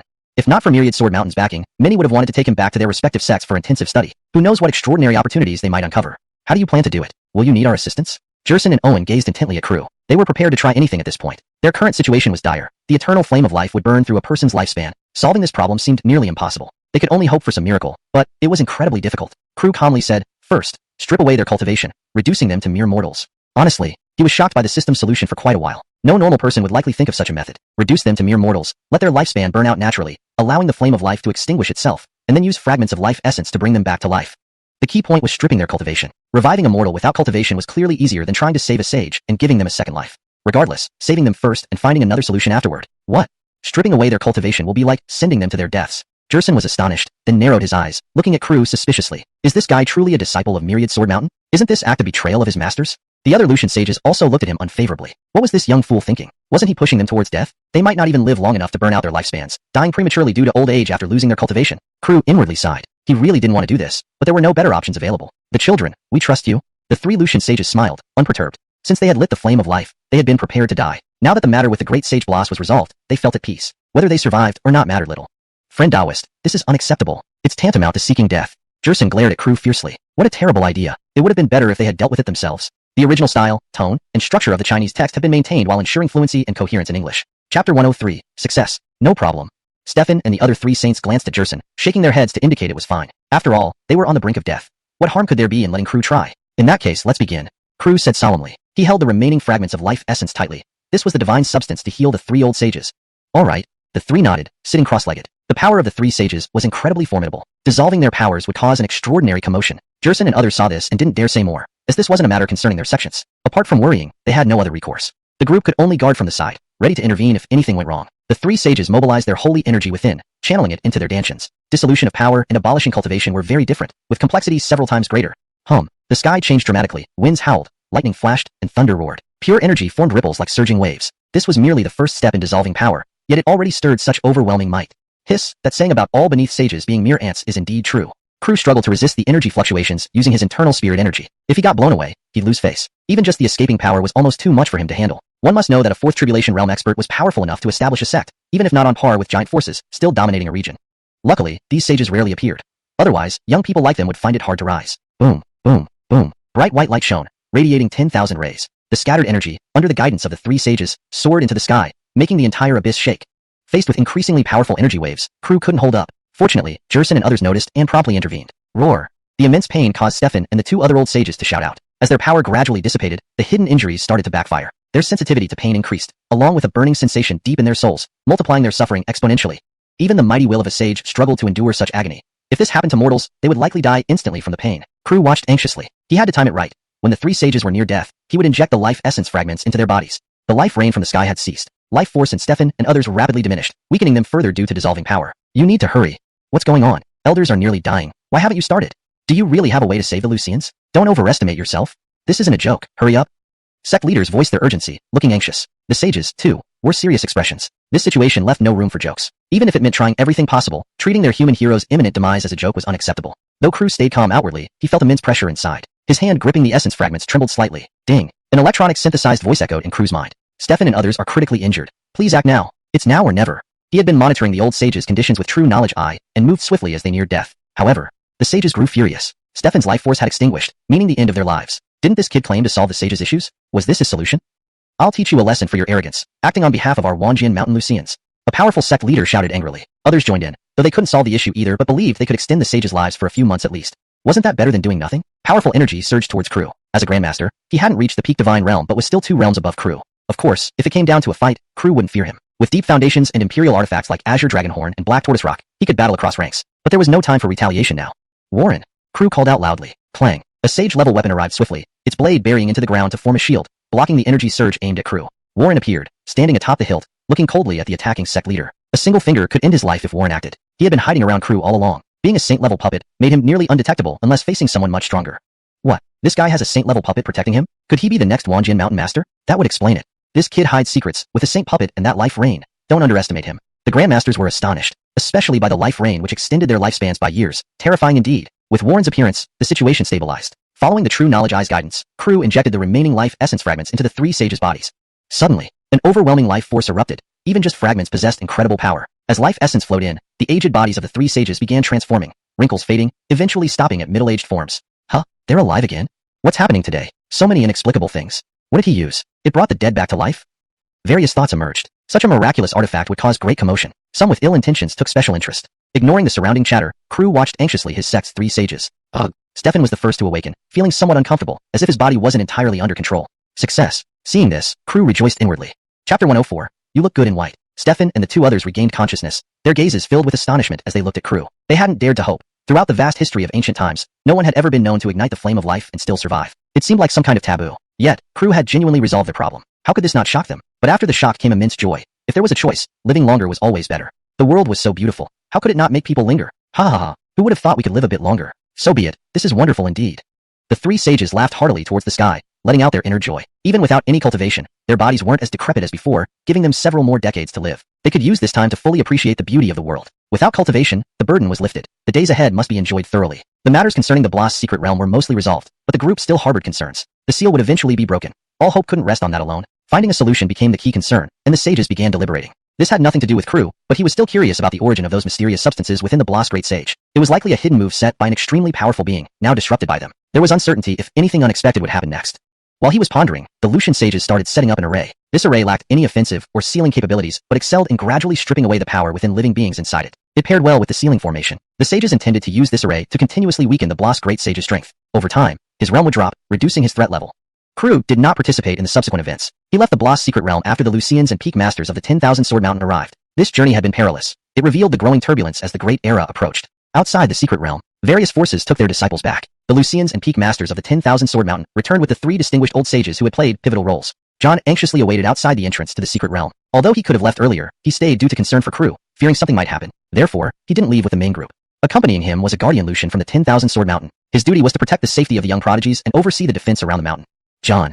Seeing John waiting outside the secret realm, Crew smiled warmly. It felt like relief after surviving a disaster. Relieved to see Crew, John breathed a sigh of relief. His master was safe. That abyss had been terrifying. Approaching it made John feel goosebumps and deep anxiety. How could he not worry? Worry also made him realize his weakness. He could protect no one, and was even a burden. If he were immensely powerful, he could protect those he cared about, and the Shao family wouldn't have fallen. John clenched his fists tightly, his fingertips turning white, trembling slightly. He was deeply dissatisfied with himself. He had to become strong. Clang. A sword hum suddenly emerged from within his body. The demon sword also vibrated in response. Crew noticed John's change and remained silent, only instructing Warren to guard nearby. This was a moment of enlightenment, more precious because it involved a breakthrough in mindset, which was far more crucial than physical strength. The enlightenment lasted briefly, less than half a stick of incense burning, but it significantly transformed John. From an uncrafted sword embryo, he now possessed initial sharpness. Little uncle, let's return to the mountain. We shouldn't stay here too long, the guardian Lucian said worriedly beside him. They feared further incidents in the Blas secret realm. Staying longer posed too much risk. Yes, Crew nodded. If not for these events, he would have continued cultivating in seclusion. Isaiah, I'm relieved you're safe, John said quietly after a pause. But I won't return to the sect immediately. I want to train for 2 more years outside, returning for the sect competition in 2 years. The competition wasn't just a trial in the northern region. It was a grand event involving all sects in the entire Beidou Imperial Star. All young disciples would participate, from the immortal sanctuaries down to third-rate sects. Every 10 years, only those under 30 participated, making it purely a celebration for the youth. Do you have any plans? Caught off guard, Crew asked helplessly. He knew his disciples' profound resentment and desire to grow stronger quickly. These emotions would erupt someday. Was this good or bad? Such drive could accelerate his growth, but might lead him astray. Crew was concerned. Everyone has their path. His role was to guide positively. I may travel through the Eastern Wasteland for a while. It's suitable for my growth. John had his own ideas. Eastern Wasteland? Crew was surprised. It was too distant and much more perilous than the northern region. Go then. I hope our next meeting brings surprises. In the end, Crew didn't stop John, despite worry. A fledgling must face challenges to grow better. Just don't let hatred control your thoughts. Without waiting for John's reply, Crew glanced at the guardian Lucian and left. Everything was understood without words. John bowed respectfully, watching his master's back, his eyes becoming resolute. 10,000 Sword Mountain. Crew sat on a boulder atop a hill, feeling inexplicably weary. Too many things had happened recently, like being pushed by an unseen force, never getting a breath. Thankfully, he had the system to rely on, providing some peace of mind. As long as the great Evar didn't appear, he could protect himself against anyone. Want noodles? A cold voice sounded. Michaela saw Crew's fatigue and couldn't resist asking. She had been on Lonely Sword Peak all along. You look good in white. Crew blurted out. Chapter 105. 3 months later. Michaela was momentarily taken aback, wondering why the conversation had suddenly become incoherent. But, would she look better in white? No one had ever said anything like that to her before. Forget about the noodles then. Ignoring what Crew had said, Michaela replied coolly, her demeanor exuding a unique kind of aloofness. I will eat. Crew quickly got up. Her cooking skills weren't particularly remarkable, but it gave him a sense of peace, as if he were reliving a past life. Without a word, Michaela nodded and turned to leave. Seeing this, some of Crew's worries dissipated, a smile forming on his face. He would soon have something to eat. However, this fleeting moment of happiness did not last long. There were still many things that needed attention. The rewards from this trip to the Gon Yuan secret realm were immense. Immortal spells were exceedingly rare. Even the supreme beings like the great Evars desired them greatly. Saying even fragments could grant unparalleled power within the same realm. And on this journey, Crew had perfected an entire immortal spell, rendering him unmatched at his current level. Fighting across realms would be easy for him. He wasn't sure exactly how much his real combat strength had improved. He'd need to verify it at some point. Based on his estimates, unless someone at the level of the Holy Lords from the various sanctuaries intervened, he should be able to protect himself without issue in this era where saints hardly appeared. After finishing the noodles Michaela cooked, Crew prepared to digest and integrate everything he had gained, intending to comprehend it thoroughly. Not only that, there were many more cultivation techniques and mystic arts he needed to practice for a while. Skills like Immortal Inversion, Chaotic Yuan Swallow Heaven Art, and Immortal Breaking Palm were still at the introductory stage. Without spending more time on them, how could he achieve any significant progress? System. Analyze myself. Crew activated the Eye of True Knowledge, using the system's power to summarize a path of cultivation for himself. Ding. As his mind commanded, the system panel emerged. Name, Crew. Cultivation level, 4th Tribulation Realm, mid-stage. Techniques, 12-Winged Dark Devil God Map, Immortal. Chaotic Yuan Swallow Heaven Art, Immortal. Supreme Sword Cannon, Evar. 10,000 Sword Spell, Holy. Path. Devouring Tao, Perfected. Mystic Arts, Kuanpeng Treasure Technique, Immortal. Immortal Breaking Palm, Immortal. Immortal Inversion, Supreme. Primal Beginning Sword Technique, Holy. Heaven Turning Seal, Holy. True Mausoleum Beast Treasure Technique, Holy. Items, Bone Halberd, Immortal. Immortal Slaying Sword, Evar. Azure Dragon Horn, Evar. Black Tortoise Rock, Evar. Purple Evar Bell, Evar. Demon Slaying Sword, Holy. Essence of Life, Century-Long Hard Practice Files. Potential, Divine Realm, Full Level Insight. Evaluation, Potential to become a saint? Uncertain. Let's see. Summary of the protagonist's general gains. Ding. It is suggested you cultivate Immortal Inversion first, as it greatly enhances combat power. After analyzing, the Eye of True Knowledge provided its recommendation. Among these, Immortal Inversion was the simplest, with its perfection offering a 16-fold increase in combat power. This boost was no less impressive than any Emperor-level technique. In ancient times, a Supreme used this secret technique to fight evenly with Emperors, and although he ultimately lost, he remained honored. This highlighted the formidable nature of this secret technique. Crew also valued this technique highly and immediately began cultivating it, entering seclusion for a period of time. 3 months passed swiftly, like a white horse passing through a gap. The world was peaceful, without major disturbances. However, the Tianji men had set up a list of young elites, attracting public attention. Everyone naturally wondered who the top talent among the younger generation was. Those who made it onto the list required exceptional talent, an age under 100 years, and notable strength. All regions of the Beidou Imperial Star were included. Ranking was not solely based on strength. Potential and constitution were also considered. Crew was listed, though his rank was not great. He barely made the top 20. Despite having reached the 4th Tribulation Realm, he lacked extensive combat records, making it commendable that he ranked so high. After all, achieving such cultivation at a young age was rare. Few finally perfected the Immortal Inversion Supreme technique. Emerging from seclusion, Crew felt delighted. There was no denying the power of full-level insight. Mastering a supreme technique in 3 months was unbelievable by anyone's standards. Looking out, the mountains were green and the trees lush, presenting a beautiful scene. Only Jingu Peak remained desolate. If John were here, it might feel more lived in. I wonder how that kid John is doing now. A heaven-defying figure has unmatched survival skills, but I wonder how strong he has become. Why hasn't he sent me even a single letter? He probably caused quite a stir in the eastern wastelands. Fortunately, I sent Joey to guide him. I can be somewhat reassured. Crew muttered, filled with concern for John. At least Joey brought him some peace of mind. A virtual deity-level powerhouse was a grandmaster revered everywhere, serving as a pillar in even sanctuaries. As long as he didn't cause a catastrophic problem, most issues could be resolved. On the mountain waste, their daily living area, Michaela E. leaned against the towering tree, the breeze gently lifting her hair and sleeves, creating a serene ambience. She looked completely at ease and content. Currently, she held a stone in her hand, engraving strange runes onto it. Crew immersed himself in this tranquil atmosphere for a while, but then frowned. What was wrong with her? She still had no spiritual energy circulating within her. Having been at Jingu Peak for quite some time, she hadn't practiced at all. Even a reincarnated empress shouldn't waste her talent like this. What have you been doing lately? Crew wanted to advise her but hesitated, remembering that she had once been an incomparably powerful being, likely having her own considerations. Michaela E. glanced at Crew curiously, then raised the stone in her hand. I am studying it. Her voice was soft and pleasant, yet carried an undertone of detachment. She seemed to possess a mysterious charm that isolated everything around her. Then continue. Crew replied helplessly. He sat beside her, enjoying the silence without further questioning. Recalling the events with the Gone Yuan Great Sage still left him feeling uneasy. Only around her did his heart feel truly at peace. Earlier, he tried to use the system to analyze the origin of the strange substance from the Gone Yuan secret realm, but the explanation given was vague, leaving him confused. Fortunately, that matter was resolved. Or was it really? In the Gone Yuan secret realm, in the sealed area, a dark shadow flickered, accompanied by a dense, eerie aura. Chapter 106, Eastern Wasteland. Eastern Wasteland. This was an ancient land where countless formidable forces took root, with noble families and sects standing in abundance. In terms of overall strength, it was the most powerful region next to Central Prefecture. Among the younger generation, 3 of them occupied the top 10 spots on the prodigious talent list, each a peerless existence of their time. The highest-ranked one came from the Great Derivation Sacred Land, Conroy. Though not yet in his late 20s and still relatively inexperienced in cultivation, his realm wasn't extraordinarily outstanding, yet his combat power was devilishly potent. He had once, with merely Dao cultivation realm, slain an expert at the heaven-piercing realm, spanning 2 entire realms above him, shocking the world. It was rumored that his original name was not Conroy. He had only changed it after dreaming through 9 lifetimes one day and gaining insights into past and present lives. His true strength was unfathomable. Even experts at the heaven-piercing realm couldn't force out his full power. There was also a terrifying kid from the Jiang family named Toby. His realm ranked among the top in the younger generation, and he possessed the renowned Dustless Sword Body, a legendary constitution. An ancient supreme Evar once had this very constitution. Though his actual combat experience was limited, his inclusion in the top 10 of the prodigious talent list due to this emperor-like constitution met little objection. Ranking last among them was a woman, precisely in 10th place, Lydia, the dot of the Wayfarer Pavilion. With her 7 perfect hearts, paired with the pavilion's cultivation methods, her progress was swift, without hitting any bottlenecks. She had already reached the peak of the 4th Tribulation Realm, making her one of the highest realm prodigies. John had been in the Eastern Wasteland for some time, and had come to understand its situation. Here, aside from ancient noble families and supreme sects, there were also demon tribes rooted in the land. They carried the bloodlines of ancient divine beasts, resembling humans, possessing human cultivation talents, and having bodies as terrifying as fierce beasts. Their advantages were unparalleled. During several trials, John had encountered demon tribe prodigies but didn't engage in battles due to the vast gap in strength, naturally keeping his distance. Through this period of training, John had grown significantly, shedding a touch of youthful innocence. His once pale face now bore a coppery hue. Brother Xiao, the Heavenly Profound sect will be opening their secret realm soon. Why don't we go over and join the fun? A youth clad in furs spoke up. The boy appeared about 15 or 16 years old, escaping from a tribe deep within the wasteland. When they first met, the youth was covered in blood, pursued by a demon beast. John just happened to encounter him and saved him. Their circumstances were strikingly similar. The youth's tribe had fallen due to its weakness and an aged sacrificial spirit, coveted by a nearby tribe, which eventually led to its downfall. He managed to escape under the protection of his Lucians. The Heavenly Profound sect's own secret realm. Why open it to outsiders? John questioned. Brother Xiao, you may not know, but we have to pay entry fees, source stones or treasures, for entering the secret realm. The main purpose is to provide trial opportunities for sect disciples. Snatching these chances from them isn't easy. Most people leave empty-handed. Only a few exceptionally talented or incredibly lucky ones might succeed. This deal works in their favor, explained the fur-clad youth. Alright, let's go and join the fun. I've recently made a breakthrough and need some tempering. Nodding, John agreed. Over the past 3 months, he had advanced to the peak of the concentration realm, though he hadn't tested his combat prowess, knowing well that ordinary Dao cultivation realm experts weren't his match. The Heavenly Profound sect wasn't far from their location. It would take only a few days to reach. There'd still be some time to rest before the event. North Territory, Myriad Sword Mountain, Solitary Sword Peak. A slender disciple hurriedly arrived via flying sword, his expression filled with urgency. Junior uncle, something dire has happened. Someone is challenging you. A mountain guard, breathless, exclaimed. Crew was comfortably leaning against a large tree, enjoying the tranquility. Such peace, however, was short-lived. What's going on? I haven't wronged anyone lately, have I? Frowning, Crew looked at the reporting disciple. They heard about the recent prodigious talent list. They want to see your strength and challenge you. The guard hurriedly replied. As the 17th ranked prodigy, Crew suppressed countless prodigies across the North Territory. Only 2 individuals ahead of him belonged to ancient sects. Naturally, the young elites here questioned his capabilities and felt unsatisfied. Do they think they can challenge me whenever they like?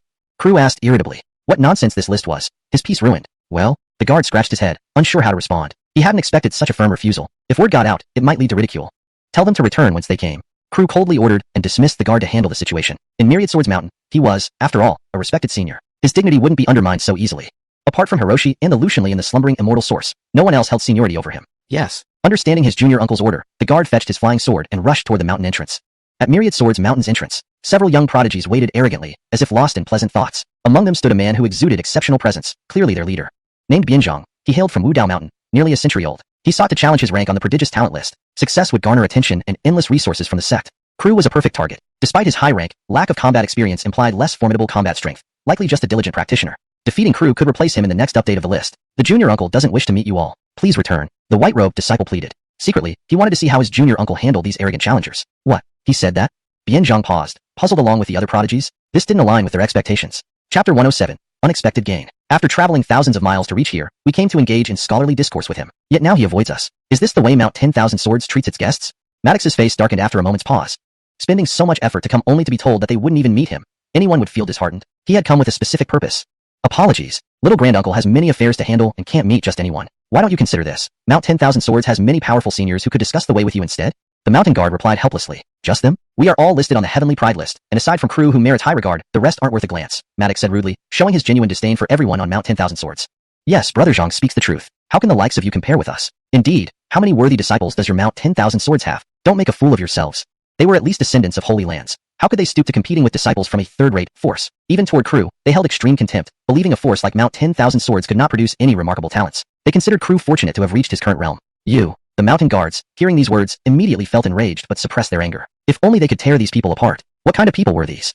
Did they really think Mount 10,000 Swords was an easy target? You what? Hurry up and call out Crew. If he fears battle, he can directly give us the 17th position on the Heavenly Pride list, and we'll leave immediately. One of the aristocratic youths beside Maddox jeered. Completely disregarding Mount 10,000 Swords, they acted as if being born in a holy land made them inherently superior. How dare you insult the disciples of Mount 10,000 Swords on our territory? You truly seek death. A roar exploded in response. The sudden voice startled Maddox and his group. It was Crew, arriving by flying sword. He looked like a celestial being in white robes. Everyone was momentarily stunned. He didn't intend to intervene. But if this issue wasn't resolved, more trouble would likely follow. Your Crew? Maddox stared at the sword-riding figure doubtfully. There was nothing extraordinary about him. Even his spirit energy fluctuated weakly. Had the Heavenly Pride list made a mistake? If you wish to challenge me, why not place a bet? Crew, indifferent, proposed to Maddox and his companions. The air around him was filled with surging sword chi, brilliant and formidable. A bet? Huh. Combined, our financial power far outweighs yours. Are you sure you can match us? Shall we try and see? Crew scanned the crowd. Then let's go. Prepare to be bankrupt. Maddox lifted his head arrogantly. The betting arena was quickly set up, the atmosphere growing increasingly tense. Will you come one by one, or all together? Crew asked nonchalantly. While he appeared relaxed, Maddox interpreted it as arrogance. Don't think that making it to the 17th position on the Heavenly Pride list means you can strut through the northern domain. Today, I'll show you true might. Remember, there are always better men beyond. I alone will suffice. Enraged, Maddox wielded a long spear of Dao-level quality, an exceptional treasure, and charged at Crew. The spear moved fiercely. Ha! Crew scoffed lightly. Only at the heaven-penetrating realm and daring to challenge him? Who gave him the nerve? Even beings at the void spirit realm or true god realm couldn't intimidate him, let alone these people? Still, I suggest you attack together. Otherwise, you have no chance. Crew formed a sword from gathered chi, releasing a terrifying aura. The sword chi soared into the sky. A single stroke transformed into a rain of swords. His casually slashed sword move flowed like mercury spilling on the ground, reversing like tides. Humph, enough talk. Let's fight. Maddox swept with his spear, creating immense pressure. Perhaps others might not withstand it, but his opponent was Crew. Clang. Metallic explosions sounded. Pooh, pooh, pooh. Sprays of blood followed. Aya! Agonized screams rose. Crew's sword chi shattered shields and broke the spear's momentum, piercing Maddox's body with numerous razor-sharp sword strikes, causing severe injuries. What? Maddox can fight above his level. How did he not withstand even a single blow from Crew? It's impossible. Impossible. Fellow Taoists, remember, Crew's rank on the list is there for a reason. Be cautious. Yes, despite lacking notable combat experience, he's still ranked 17th on the Heavenly Pride list. Let's attack together, otherwise we'll stand no chance. We've already placed bets. If we lose, we're truly ruined. With Maddox's defeat, the other Heavenly Prides grew anxious, desperate to join forces against Crew. One sword cuts through the mountain river. Glowing sword lights enveloped Crew. Sword chi roared, and sword intent pierced the sky. Buzz. The sword sound echoed. Aya! With a single strike, all the Heavenly Prides were thrown to the ground, heavily injured, and he had restrained himself. Otherwise, these minor foes would be dead by now.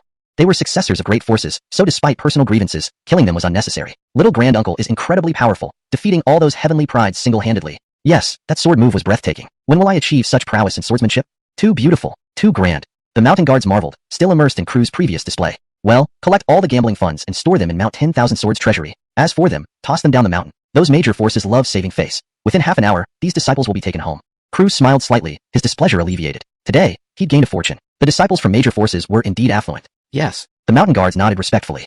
Soon, the battlefield was cleaned up, as if nothing had happened. Back at Lone Sword Peak, Crew decided, why not embark on a journey for self-improvement? It would bring peace too.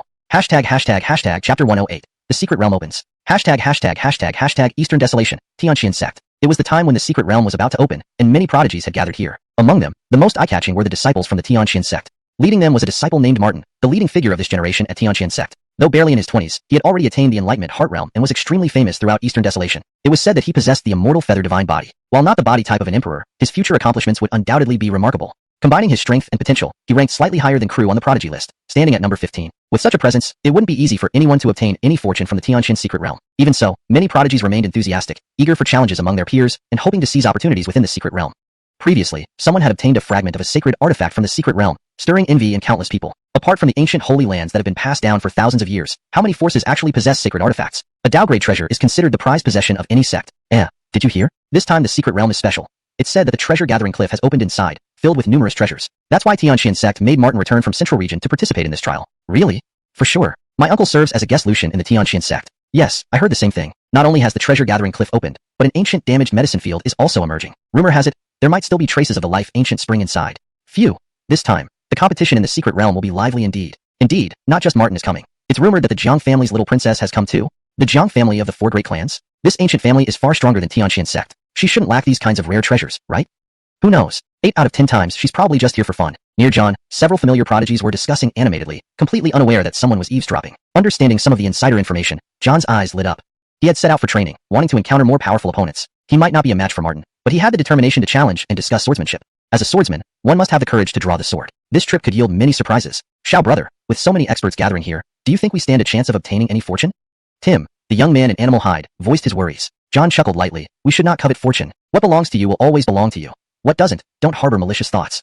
Oh, hearing this, Tim nodded uncertainly. You seem quite detached. But if fortune were right before you, wouldn't you be tempted? A melodious voice spoke up. The girl had a delicate appearance and a bright smile, wearing a green robe, exuding both beauty and vigor. Her age seemed close to John's, yet her aura suggested she was a formidable expert, likely surpassing him in cultivation. If it's not meant for me, even if I'm tempted, I won't force it, John replied firmly, despite being puzzled by the girl's familiarity. To gain it is fortunate, to lose it is destiny. That's all. How lofty, the girl commented, a mysterious smile on her face. She seemed very interested in John. Who are you? John asked. She was around his age, but at least in the cultivation path realm, certainly no ordinary person, likely a disciple of an ancient force. My name is Lauren. The girl revealed her name openly. John nodded slightly, finding it somewhat familiar. Jiang's surname? With considerable strength. Could she be the little princess of the Jiang family? According to rumors, the Jiang family's little princess was extremely ugly and a great menace, capricious and mischievous, having caused plenty of trouble. But nobody could specify exactly what wrong she had done, just knew she wasn't a good person. However, the girl before him gave off a refreshing impression, leaving a decent first impression. Probably not the Jiang family's little princess. At least not based on appearance. My name is Tim, and this is my sworn brother John. With Lauren introducing herself, Tim also spoke up. Fate brought us together. Let's travel through the secret realm as companions? Lauren smiled warmly, extending an invitation. Sure. Before John could respond, Tim agreed, nodding. He glanced at his sworn brother, then at Lauren, with a cunning glint in his eyes. John shot a reprimanding look at Tim. Although Lauren didn't seem bad, it's important to remain vigilant around anyone. Seeing John's gaze, Tim retracted his head, realizing he had acted too hastily. Being only 14 or 15, it was normal for him not to think thoroughly. He simply felt that having another companion would help in the upcoming fortune competition, plus John and Lauren seemed well matched in talent and looks. John shook his head helplessly. This wasn't a serious issue. Having another companion had more benefits than drawbacks, as long as they stayed cautious. Don't worry, I won't harm you too. Are 2 big men afraid of being eaten by a weak woman? Lauren teased, noticing their exchange of looks. John and Tim both blushed awkwardly. Of course, being careful is never wrong. Look, the secret realm has opened. Let's hurry in and try to win top honors. Hurry up. Finally, this is where I'll make my name known. Several strong energy fluctuations surged, opening a rift in the air, the entrance to the secret realm. Prodigies rushed in eagerly, fearing others might snatch their chances. Let's go, Lauren urged the other 2. Sure, John agreed, scanning the crowd of prodigies who were moving slowly. These individuals exuded formidable auras, none weaker than him. The 3 entered the secret realm. It was a naturally formed secret realm, a small world with remnants of Tao rules, home to powerful beings. Entering the core area without necessity would be inviting danger. This chapter translates a segment from a Chinese novel, maintaining the original tone and structure while ensuring natural English fluency and coherence. ##### Chapter 109, Eliminating Bandits. In the Heavenly Mystery Realm, John and his 2 companions appeared at the initial location, which served both as an entrance and exit. However, they would have to wait 3 more days for the next opening to leave. This was also why one shouldn't provoke the original inhabitants of the core area. 3 days were ample time for them to wipe out all the elites who entered the realm. Wow, Brother Xiao, the spirit energy here is so pure. If we cultivate here, our progress would be lightning fast. Eric said excitedly. Don't get too happy too soon. Although the spiritual energy is pure, it's not suitable for our cultivation. The Tao principles here are incomplete, and prolonged practice will lead to flawed realms. John patted Eric's head. Despite their similar experiences, their personalities couldn't be more different. Eric was always carefree, with a heart as big as the sky. Of course, this kind of personality had its pros and cons. At least it minimized the risk of losing control or straying into the wrong path. Oh. Hearing this, Eric's excitement quickly dampened. Lauren couldn't help but smile at this scene. These 2 had such interesting interactions. Just as she was about to speak, a long sword flew towards them. Watch out. John frowned and shouted coldly, summoning the Zhao Shue's sword. He channeled his spiritual energy and slashed the sword. Clang. The long sword was deflected. Several figures appeared, about 30 in number. Their strength wasn't insignificant, comparable to Crew's level, except the leader seemed somewhat stronger. So we've been targeted. In all our previous visits to secret realms, this is the first time we've encountered bandits. Lauren looked quite excited. They seem professional, targeting young people like us with relatively weaker strength. John's expression was solemn. It was said that there were groups of people in the secret realm who did nothing but target solitary and less powerful elites. To them, These were all easy prey. Extremely wealthy. Eliminating a batch of elites could yield far more rewards than seeking fortune. Hee hee, some fun ahead. Lauren's eyes brightened as she summoned a long sword. Its quality wasn't inferior to John's Xiaoxue sword. Our brothers, once we finish this job, we should find a new place to rest for some time. The scar-faced man looked delighted. The treasure-grade weapons in their hands alone were significant wealth. From this, it was clear that the backgrounds of these two youngsters weren't ordinary. They lived by taking risks. There was no need to fear. After finishing this job, they would hide and lay low for a while. Brothers, attack! Conway shouted loudly. Kill! Kill! Kill! A group of followers raised their large knives and charged at John and company. The atmosphere was filled with intense killing intent. Clearly, they were experienced in robbery and murder. The commotion was considerable, but no one wanted to meddle in other people's affairs. Only the disciples of the heavenly mystery Holy Land lingered briefly, deliberating whether to intervene. However, such incidents were commonplace. It was either revenge or a grudge. There was no need to incur unnecessary enmity. Even murder and robbery were common occurrences in the cultivation world. Moreover, now they were competitors, so the group ultimately chose to leave.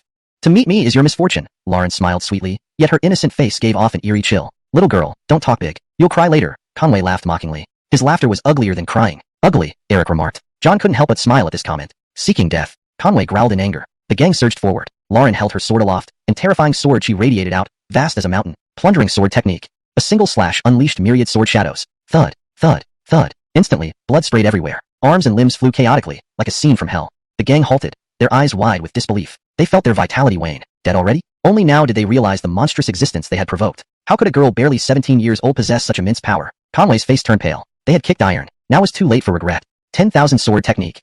John acted decisively, sword chi swirling and howling. Countless solidified sword shadows instantly became thousands of floating long swords in the air. Go! With a fierce shout, countless swords shot out. Whoosh! Conway frantically wielded his saber, pushing his profound Taoist realm to the limit. But how could he resist the torrent of sword strikes? Long swords pierced his body, severing his life force. Eric, gather all their storage rings. John put away the Xiaoxue sword. Yes. Eric nodded happily, seemingly unaffected by the bloody scene.